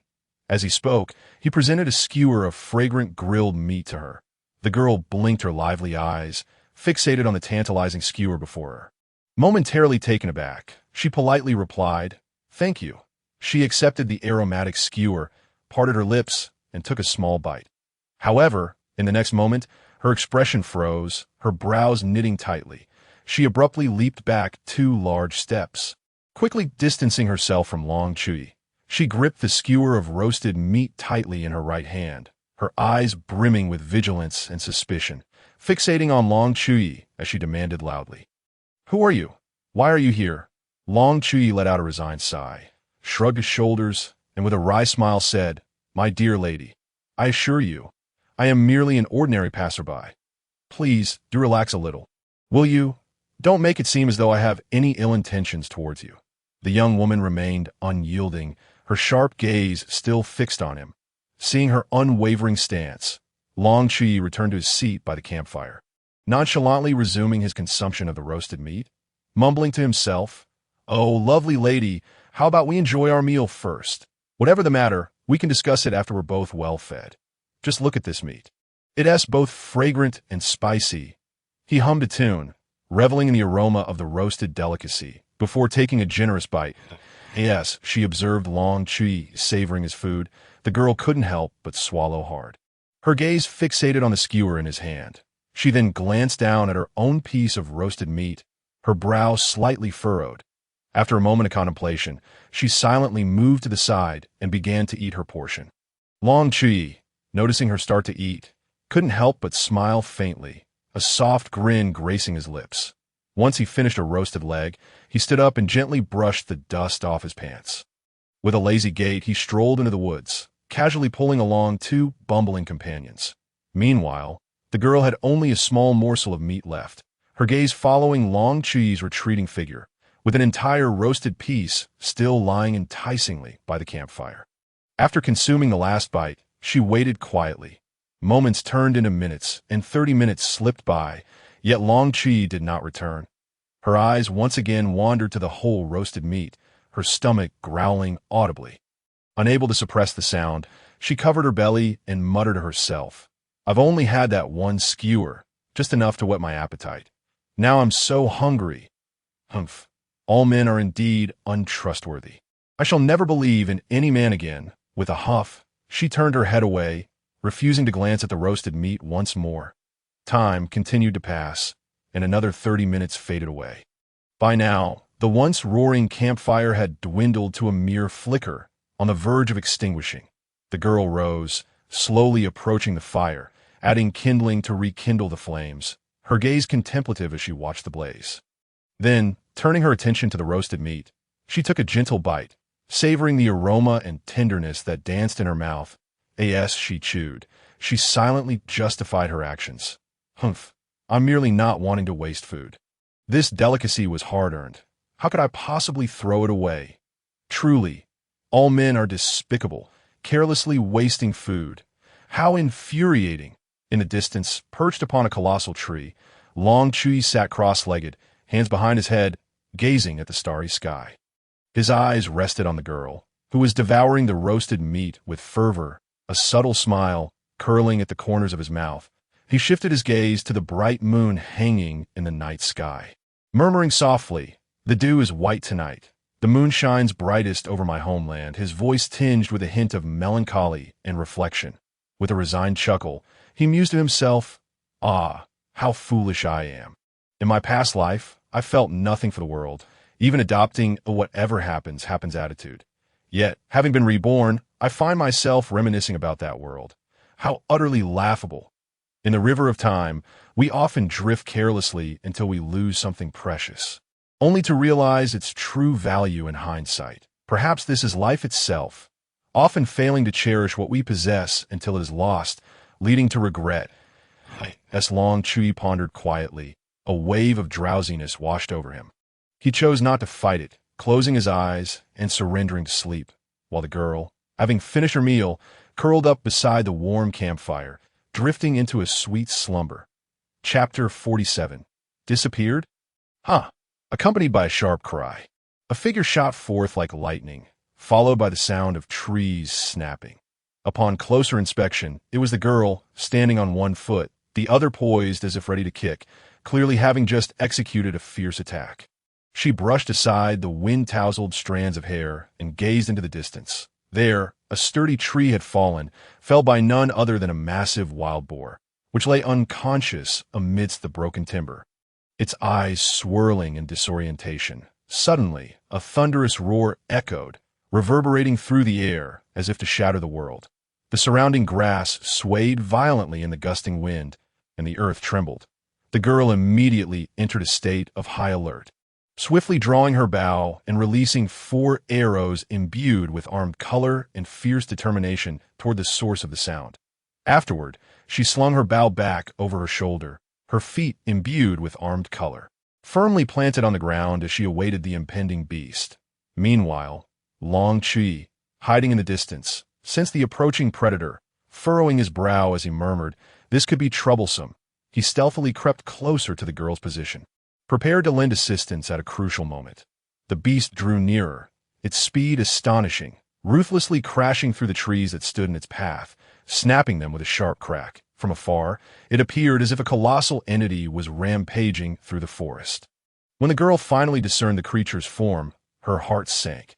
Before her stood a gigantic tiger, its eyes glinting with ferocity. That moment, the tiger lunged, its jaws wide open, revealing razor-sharp teeth and massive claws.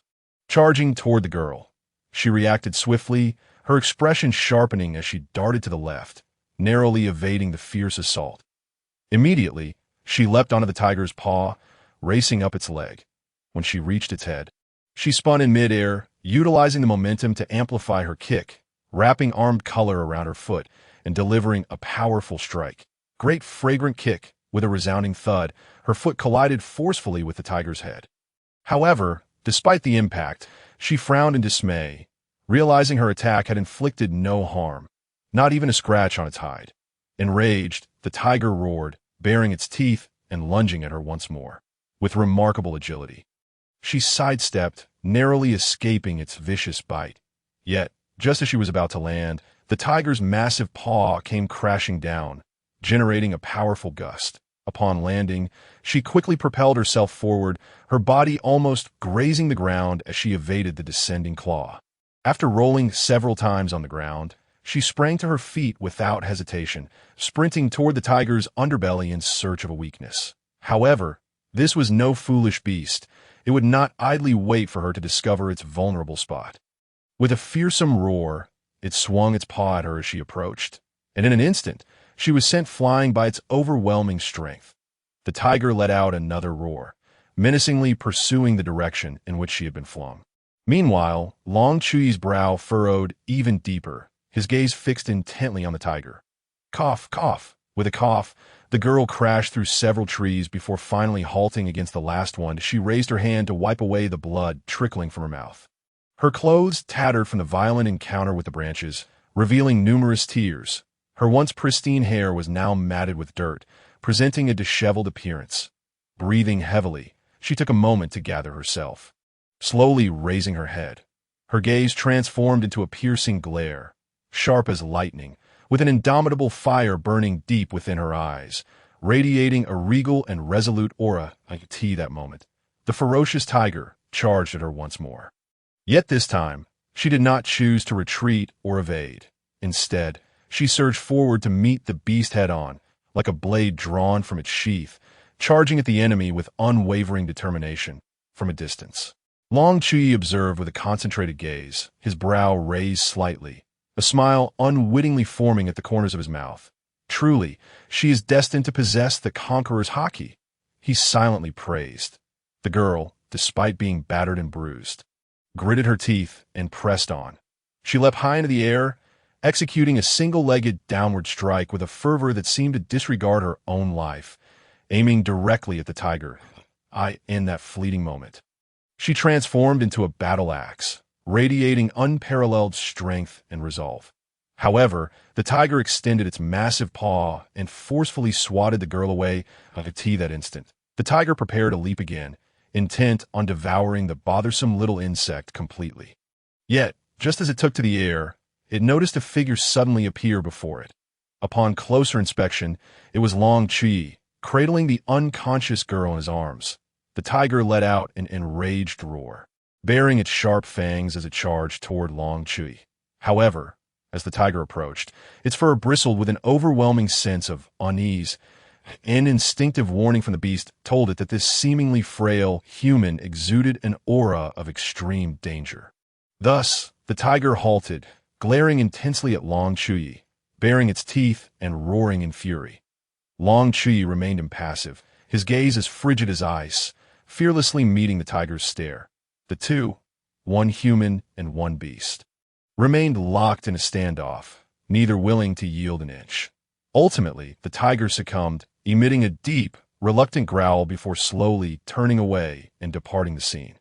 After the tiger had completely vanished, Long Chuyi's attention shifted to the girl in his arms. His eyes filled with helplessness and a sigh. Alas, even if you possess the qualities of a king, you cannot act so recklessly. You may not fear danger, but you must not charge forward blindly like a fool. Sigh. Long Chuyi could not help but sigh again, and then his hands began to glow with a dazzling white light, enveloping the girl in a warm radiance. As time passed, her wounds gradually healed, and her previously pale complexion regained its rosy hue. The sun hung high in the sky, illuminating the pristine island. The girl furrowed her brow, murmuring in confusion, "How strange! Why are my wounds healing so quickly? And where does this warm, comforting sensation come from?" She activated her observation haki again, attempting to sense if anyone was nearby. However, the result was still disappointing. There was no trace of anyone in the vicinity. Her gaze fell upon neatly stacked clothes beside her, stirring something within her. Clearly, these garments belonged to the departing stranger. She looked down at her own tattered, blood-stained clothing, a flicker of hesitation and struggle crossing her eyes. Taking a deep breath, she reached to caress her back, filled with trepidation. Ultimately, she seemed to resolve herself, tightly grasping the clothes on the ground and striding toward the riverbank. Upon reaching the river, she halted, a hint of shyness appearing in her gaze. Biting her lip, she gently discarded her tattered garment to the side. Sunlight filtered through the leaves, cascading over her snow-white skin, accentuating her graceful curves. Her long hair cascaded like silk over her shoulders, the slightly disheveled strands adding a wild and enchanting charm. The river flowed gently, producing a clear and melodious sound, as if playing a soft melody just for her. Cautiously, she extended a foot, lightly stepping into the water. As her toes made contact with the surface, a cool, damp sensation enveloped her foot, prompting a soft gasp of surprise. The chill seemed to penetrate her skin, reaching deep within, yet it also brought an indescribable comfort. As time passed, her feet gradually acclimated to the river's temperature. Thus, she dipped her other foot in, allowing the water to rise over her ankles. Feeling its gentle caress against her calves, she continued to wade forward. The water slowly climbing over her knees, thighs, and waist until it reached just above her chest. Droplets sparkled on her skin like dazzling jewels, sliding down her hair and splashing onto the river surface, creating ripples. She tilted her head back, gazing at the drifting clouds above, savoring the gentle breeze caressing her cheeks. Closing her eyes, she reveled in the river's coolness and tranquility, immersing herself in the embrace of nature. In that moment, she experienced an unparalleled sense of relaxation and peace, as if she had merged with nature itself, becoming a breathtakingly beautiful painting at that moment. Long Chuyi, having finished a cordial conversation with the tiger, was making his way toward her. Unfortunately, he had no chance to appreciate this heart-stirring scene. Long Chuyi suddenly knelt down, imploring, "Author BB, grant me a chance." She instinctively turned her head to glance at her back, only to find that what should have been there had vanished. Chapter 48. The kneeling girl. The girl, momentarily stunned, widened her eyes in disbelief, her pupils trembling as if they might leap from their sockets. Her previously steady breathing was shattered, replaced by rapid gasps. Finally, unable to bear the pressure any longer, she opened her mouth wide, inhaling deeply as if to draw in all the air in the world. As time passed, her complexion gradually paled, beads of sweat forming on her forehead. She clutched her chest tightly, attempting to calm her wildly racing heart. But to no avail in a sudden outburst, she let out a piercing cry that shattered the silence, echoing around her as if to release all the emotions pent up within her. Immediately afterward, her body began to sway, ultimately losing balance and collapsing into the river. The water quickly engulfed her, leaving only ripples dancing upon the surface. When she finally opened her eyes again, in her dazed state, she spotted a roaring campfire and a boy clad only in a pair of shorts. Blinking, she attempted to focus, but soon succumbed to the weight of sleep, drifting back into unconsciousness. Long Chuyi caught a glimpse of the sleeping girl from the corner of his eye, and then focused entirely on the food he was roasting.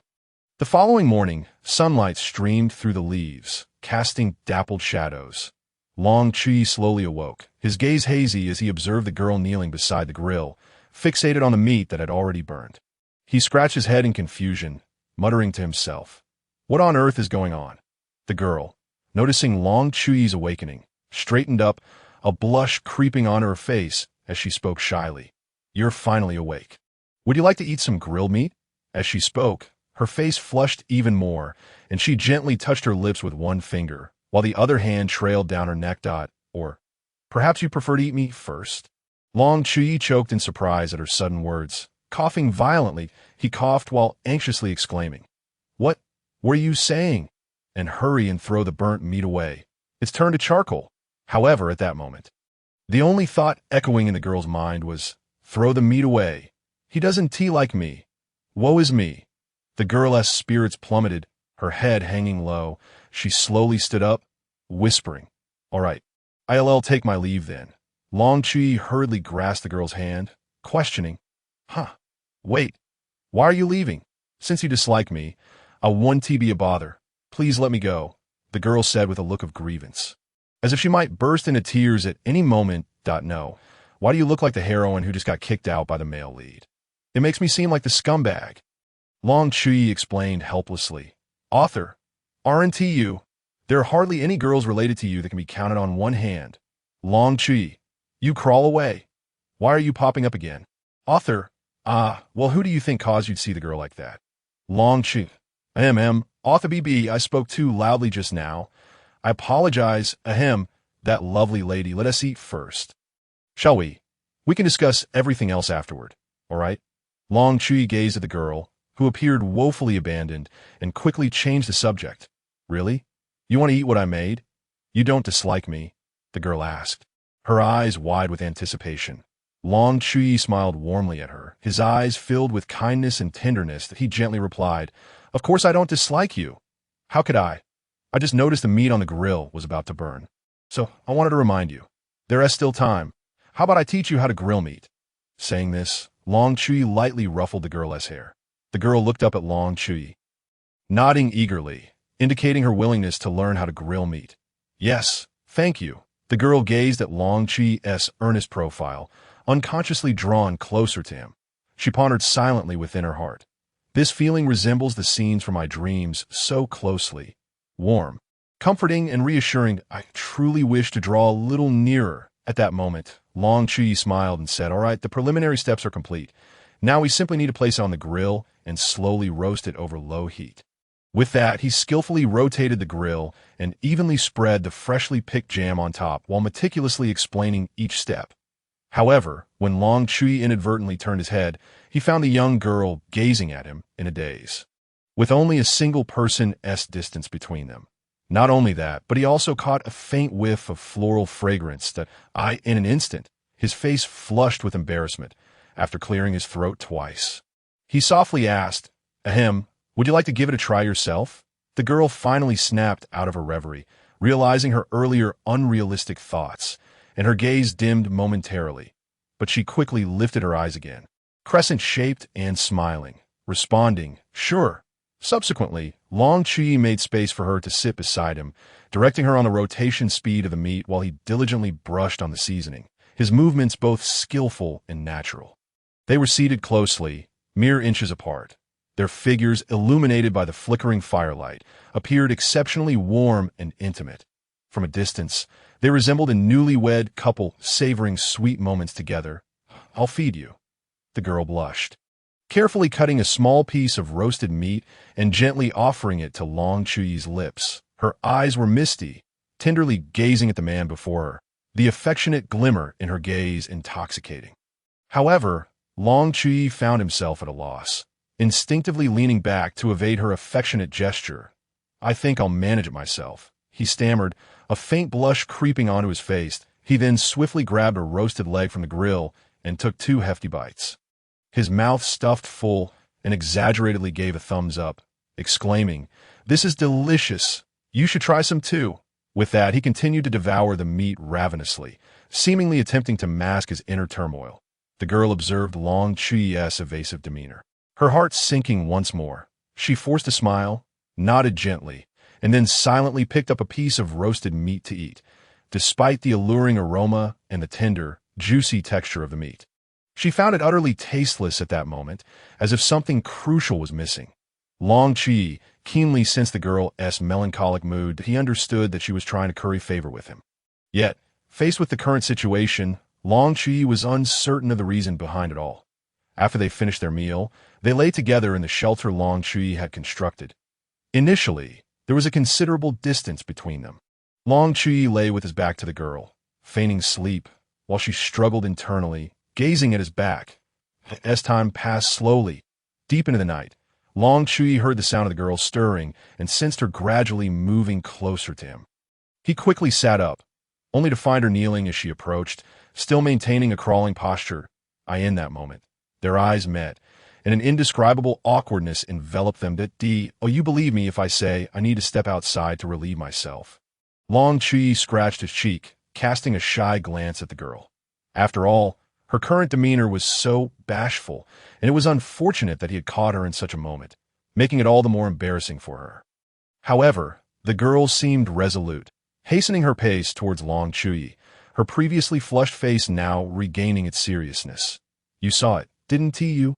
This question, though seemingly inquisitive, was laden with certainty. Long Chuyi, having seen the girl approach, contemplated whether to flee, but upon hearing her question, he found himself momentarily stunned, struggling to comprehend. What? What did I see? He watched as the girl rushed forward, tightly grasping his shoulders, then lowered her head, her bangs cascading down to obscure her eyes. She cried out with palpable emotion. You saw it. That mark, that hideously unsightly mark. You still linger here. Are you not waiting for someone to take me back? Long Chuyi was bewildered by her series of inexplicable actions. Yet when she mentioned the mark, a flicker of realization dawned upon him. Let us take a breath, shall we? Please, remain calm. That if there is something to discuss, we can sit down and have a proper conversation. Moreover, my presence here is merely to rest for a few days. As he spoke, he gently grasped the hands resting on his shoulders, softly reassuring her. Once the girl's emotions had settled somewhat, Long Chuyi slowly continued. Actually, I noticed a mark on your back after you fainted during your battle with that tiger. Please don't be alarmed. Long Chuyi gazed at the girl before him, and just as she was about to question him, he preemptively spoke, calming her down. That mark of yours is a slave mark. I assent. Just hear me out. He flicked her forehead lightly to quell her burgeoning anger. The girl, taken aback by the sudden gesture, rubbed her head and continued to listen to Long Chuyi.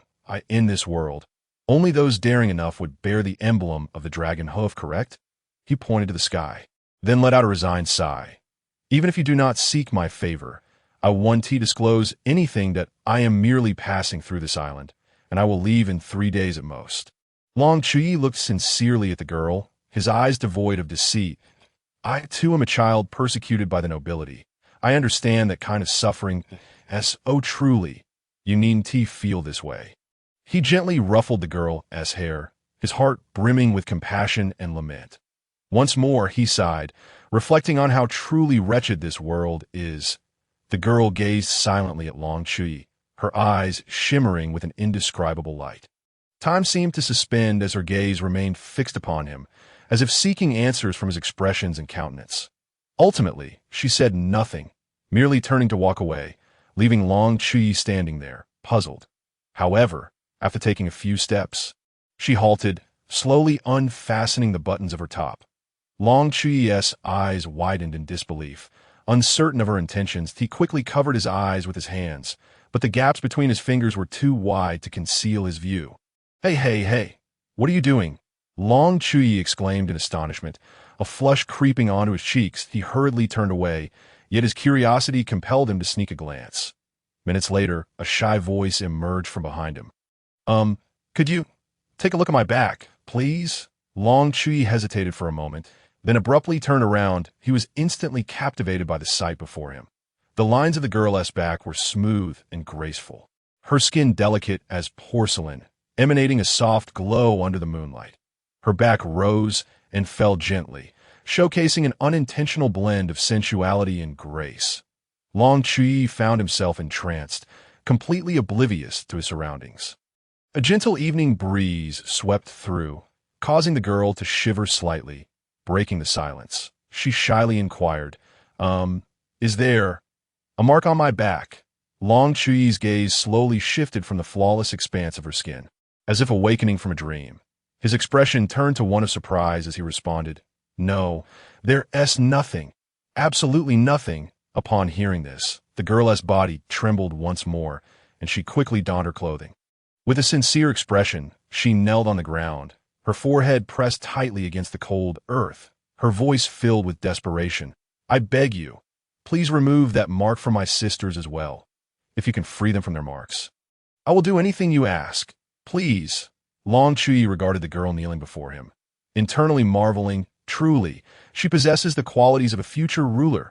Such extraordinary temperament and talent displayed at such a tender age. "What is your name?" Long Chuyi inquired softly to I am Hancock, Boa Hancock, a valiant warrior from Amazon Lily. At this moment, Hancock's voice trembled, tears welling in her eyes as she recounted her lineage. She was fearful, terrified that even a moment's delay would prevent Long Chuyi from removing the marks from her sisters. She cast aside all pride and dignity, even willing to lower herself to such a shy act towards Long Chuyi. "All for this purpose. Are you truly willing to do anything?" "Yes." Hancock's voice was resolute and unwavering. "Very well, Hancock. Now, lift your head." Chapter 49. The wind will not be delayed. "Now, lift your head." An intangible pressure weighed heavily upon her heart, transforming into a colossal hand that grasped Hancock's spirit, causing her to involuntarily shudder. Yet despite this, she slowly lifted her gaze. As she did so, her heart skipped a beat, locking eyes with Long Chuyi in his gaze. An abundance of tenderness shimmered like the gentlest breeze of spring, and his beaming smile radiated warmth akin to the sun's embrace on a winter's day. The bright moonlight cascaded down like countless shards of silver, reminiscent of mercilessly shattered mirrors, scattering over Long Chuyi, who sat on the ground, enveloping him in an aura of mystery. "There's no need for you to do anything superfluous. Simply be your most authentic self and live the life you truly desire." Long Chuyi spoke softly, his tone brimming with comfort. He carefully helped Hancock to her feet, gently resting his hand on her head, caressing her tenderly. Could he be a deity? This thought surged within Hancock's mind. Long Chuyi gazed at Hancock beside him, her exquisite beauty illuminated by the moonlight, giving her an ethereal silver sheen, her eyes sparkling with unwavering resolve. They nestled together, savoring each other's warmth, as if the entire world had faded away, leaving only the two of them. Due to Hancock's emotional upheaval, sleep eluded them, compelling them to huddle by the campfire, admiring the moon while engaging in conversation. "It's truly remarkable, Hancock, that you've managed to endure alone on this perilous island for so long." Long Chuyi expressed sincerely, his eyes filled with admiration. Hancock leaned gently against his shoulder, a blissful smile gracing her face. "For my sisters, for Amazon Lily." "It's nothing," she replied. Long Chuyi hesitated before continuing. "In truth, I may not be able to eradicate the marks on your sisters immediately, but I assure you, in 5 or 6 years, I will eliminate them without fail." The Hancock's smile seemed to freeze in that moment.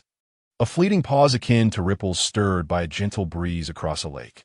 However, she swiftly regained her composure, her captivating smile returning as she softly replied, "It's all right, Chuyi. I trust you, as so many years have already passed.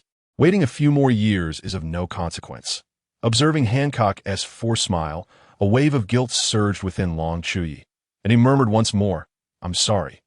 Hancock said nothing, slowly closing her eyes, snuggling deeper into Long Chuyi's embrace, and softly murmured. However, when she beheld Hancock voluntarily nestled in Long Chuyi's embrace, she realized that Hancock had found solace, a means to mend the deep-seated fears within her heart.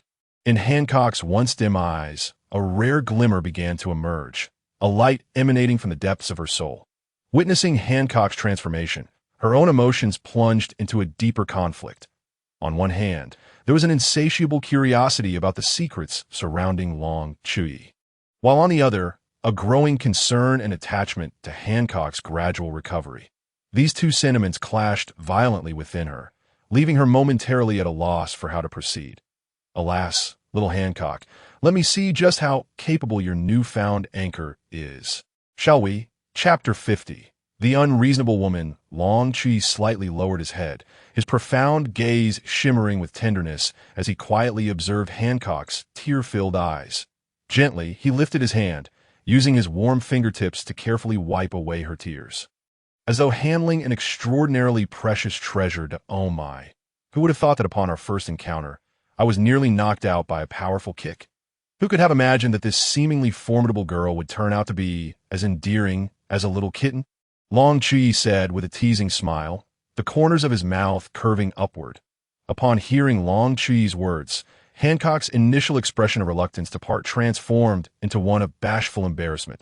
She lowered her head, unable to meet Long Chuyi's gaze, yet a surge of inexplicable emotions welled up within her.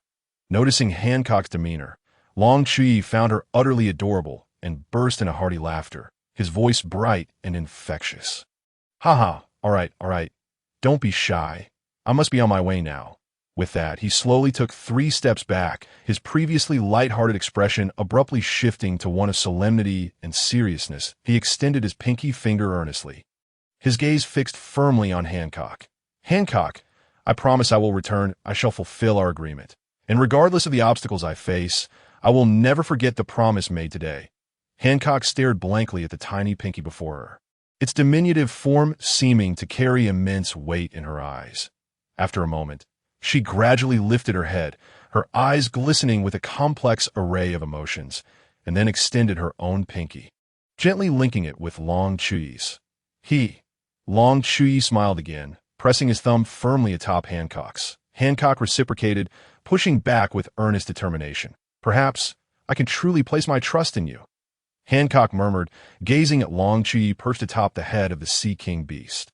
After a half-day's journey, Long Chuyi adopted a serious demeanor, fixating intently on the enigmatic woman before him. He dared say that apart from Kazan, she was the most formidable presence he had encountered thus far, one that exerted tremendous pressure upon him. The woman stood there quietly, her aura radiating a ferocity that felt akin to being stalked by a fierce beast, an invisible pressure causing Long Chuyi to instinctively tense every muscle, every nerve stretched to its limit. Nevertheless, Long Chuyi strived to relax, clearing his throat as he inquired with an effort to sound casual, "Good morning, beautiful. What brings you here?" The woman languidly regarded Long Chuyi, a flicker of barely perceptible mockery dancing in her eyes. Then, as her lips curled into a slight smile, her expression abruptly shifted to one of sharp seriousness, akin to a flash of lightning, before she lunged at Long Chuyi with the speed of a tempest. "How fast?" Long Chuyi gasped internally, his mind racing to catch up as his body instinctively reacted, raising his hand to block the incoming kick. The sound of a thunderous impact echoed, reminiscent of 2 colossal stones colliding, unleashing a violent shockwave. Long Chuyi cried out, his body sent flying as if propelled by an uncontrolled cannonball, plunging directly into the tumultuous sea. Meanwhile, the woman maintained her poised stance, her legs still extended as she slightly leaned back, shifting her weight on her other foot to maintain balance. Her long, lustrous black hair billowed through the air, dancing joyfully like dark satin. With a splash, Long Chuyi emerged from the water, gasping for breath and coughing violently. "Hey, what on earth are you trying to do?" The woman stood calmly atop the Sea King beast's head, her figure graceful and elegant, her eyes sparkling with an enigmatic light as she regarded Long Chuyi with a tranquil demeanor. Long Chuyi sighed inwardly, his intuition hinting at some hidden truth. In the next moment, he shot up like lightning, agile and swift, instantaneously returning to the back of the Sea King beast. His eyes sharpened as he proclaimed loudly, "If you seek trouble, do not blame me for being impolite."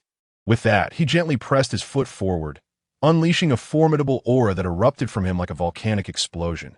The Sea King beast trembled in fear, its once mighty tail thrashing restlessly as it quaked. As though about to be rendered utterly terrified, It was filled with dread at the imminent peril, yearning to flee, yet aware that the 2 powerful figures above it could easily end its existence with a mere gesture. Thus, it could only suppress the overwhelming terror surging within, dutifully serving as a landing point for the two, too afraid to make a single move. "All right, time to unleash the power," Long Chuyi bellowed, years of strength now manifesting before him. Every inch of his muscles seemed to harbor boundless energy. A torrent of life force surged around him, as if intent on devouring the entire world. The woman, witnessing this, raised an eyebrow in surprise, marveling internally at the sheer magnitude of vitality displayed. Such power was exceedingly rare, even among the strongest, particularly at such a young age. Yet, rather than being intimidated by this overwhelming presence, a spark of excitement flickered in her eyes. Without hesitation, the woman launched another attack, her movements flowing like water, each strike brimming with lethal intent. Chuyi, refusing to be outdone, roared like an enraged lion. Charging toward her, the air between them compressing to an extreme as an intensely fierce battle commenced. Their figures intertwined in the air, every collision resonating like thunder, the force of their blows sending ripples outward, shaking the surroundings. An hour later, with a crash, Chuyi was once again sent into the water. However, this time he lingered below the surface for an extended period, not resurfacing. The woman remained unperturbed, patiently waiting, her mind quietly contemplating other matters, entirely unaware of the impending surprise. Meanwhile, Chuyi, lurking in the depths of the ocean like a phantom, stealthily approached her from behind. Despite his efforts to conceal his presence, the woman sensed him. Suddenly, Chuyi erupted from the water like an arrow released from its bow, exclaiming, "Behold my lingbo!" Weibo combined with mental disruption. The sound reverberated through the air. The woman felt an inexplicable force wrapping around her like tendrils, rendering her body momentarily rigid and immobile.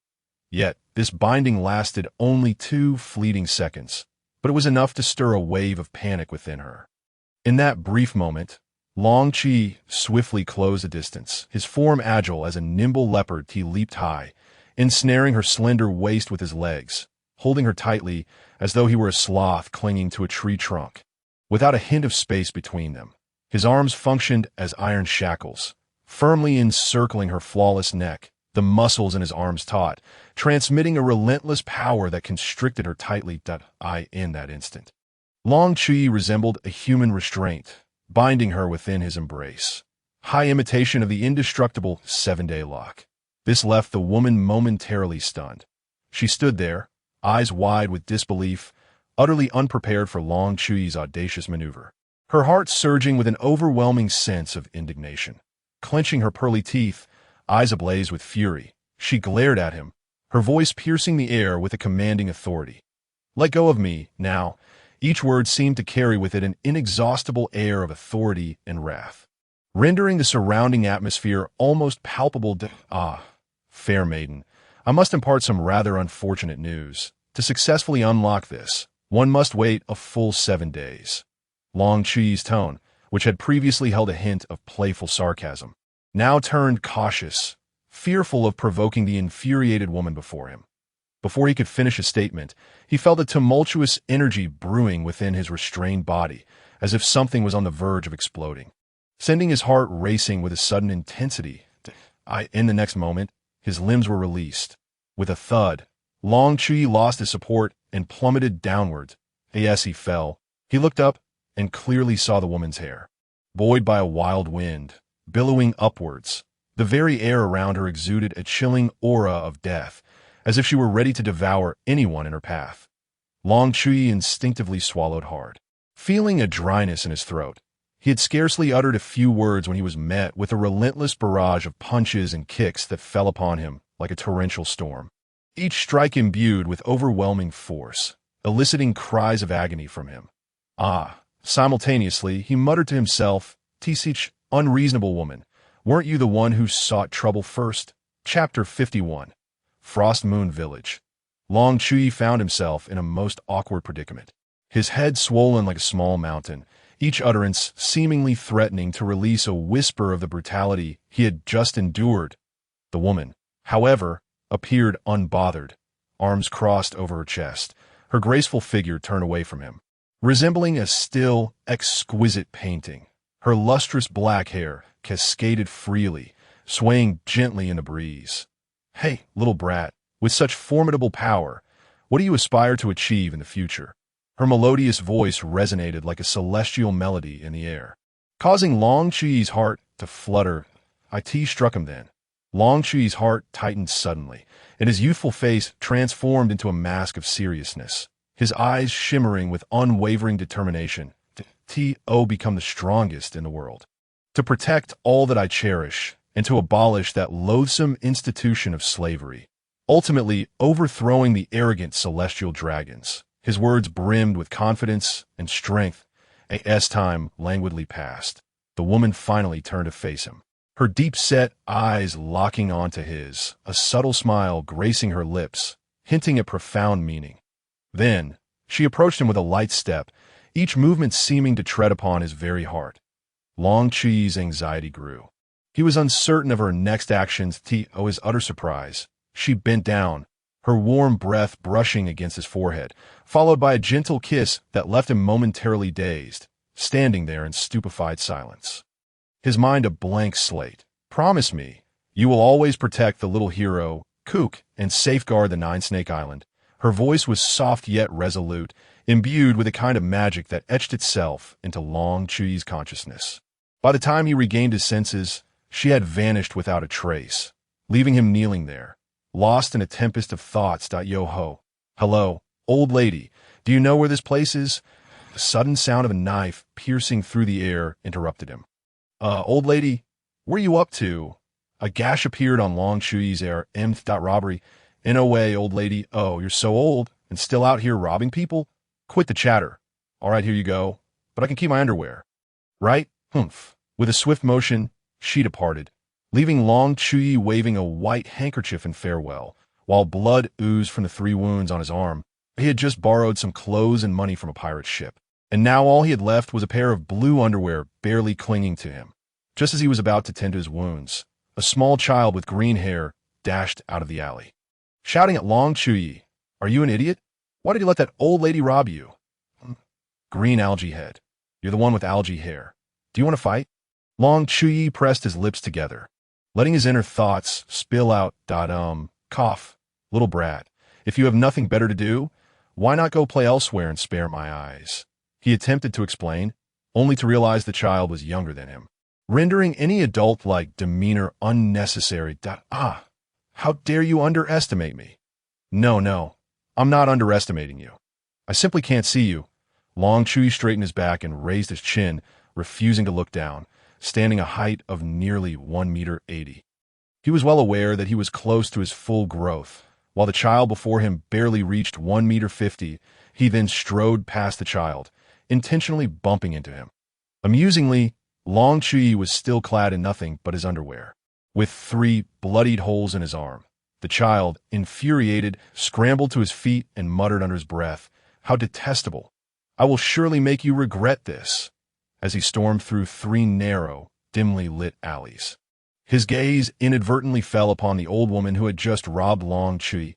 He contemplated rushing over to reclaim the stolen money, but hesitated as an old, creaky door slowly swung open. In an instant, a group of ragged children, resembling a motley crew scavenged from a rubbish heap, burst forth from the doorway like a swarm of joyous little sprites.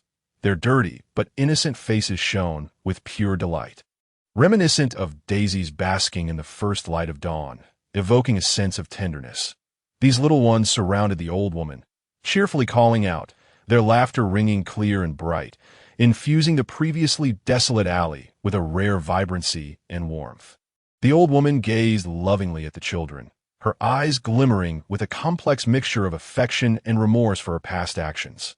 Long Chuyi, witnessing this scene, felt a smile tug at the corners of his mouth.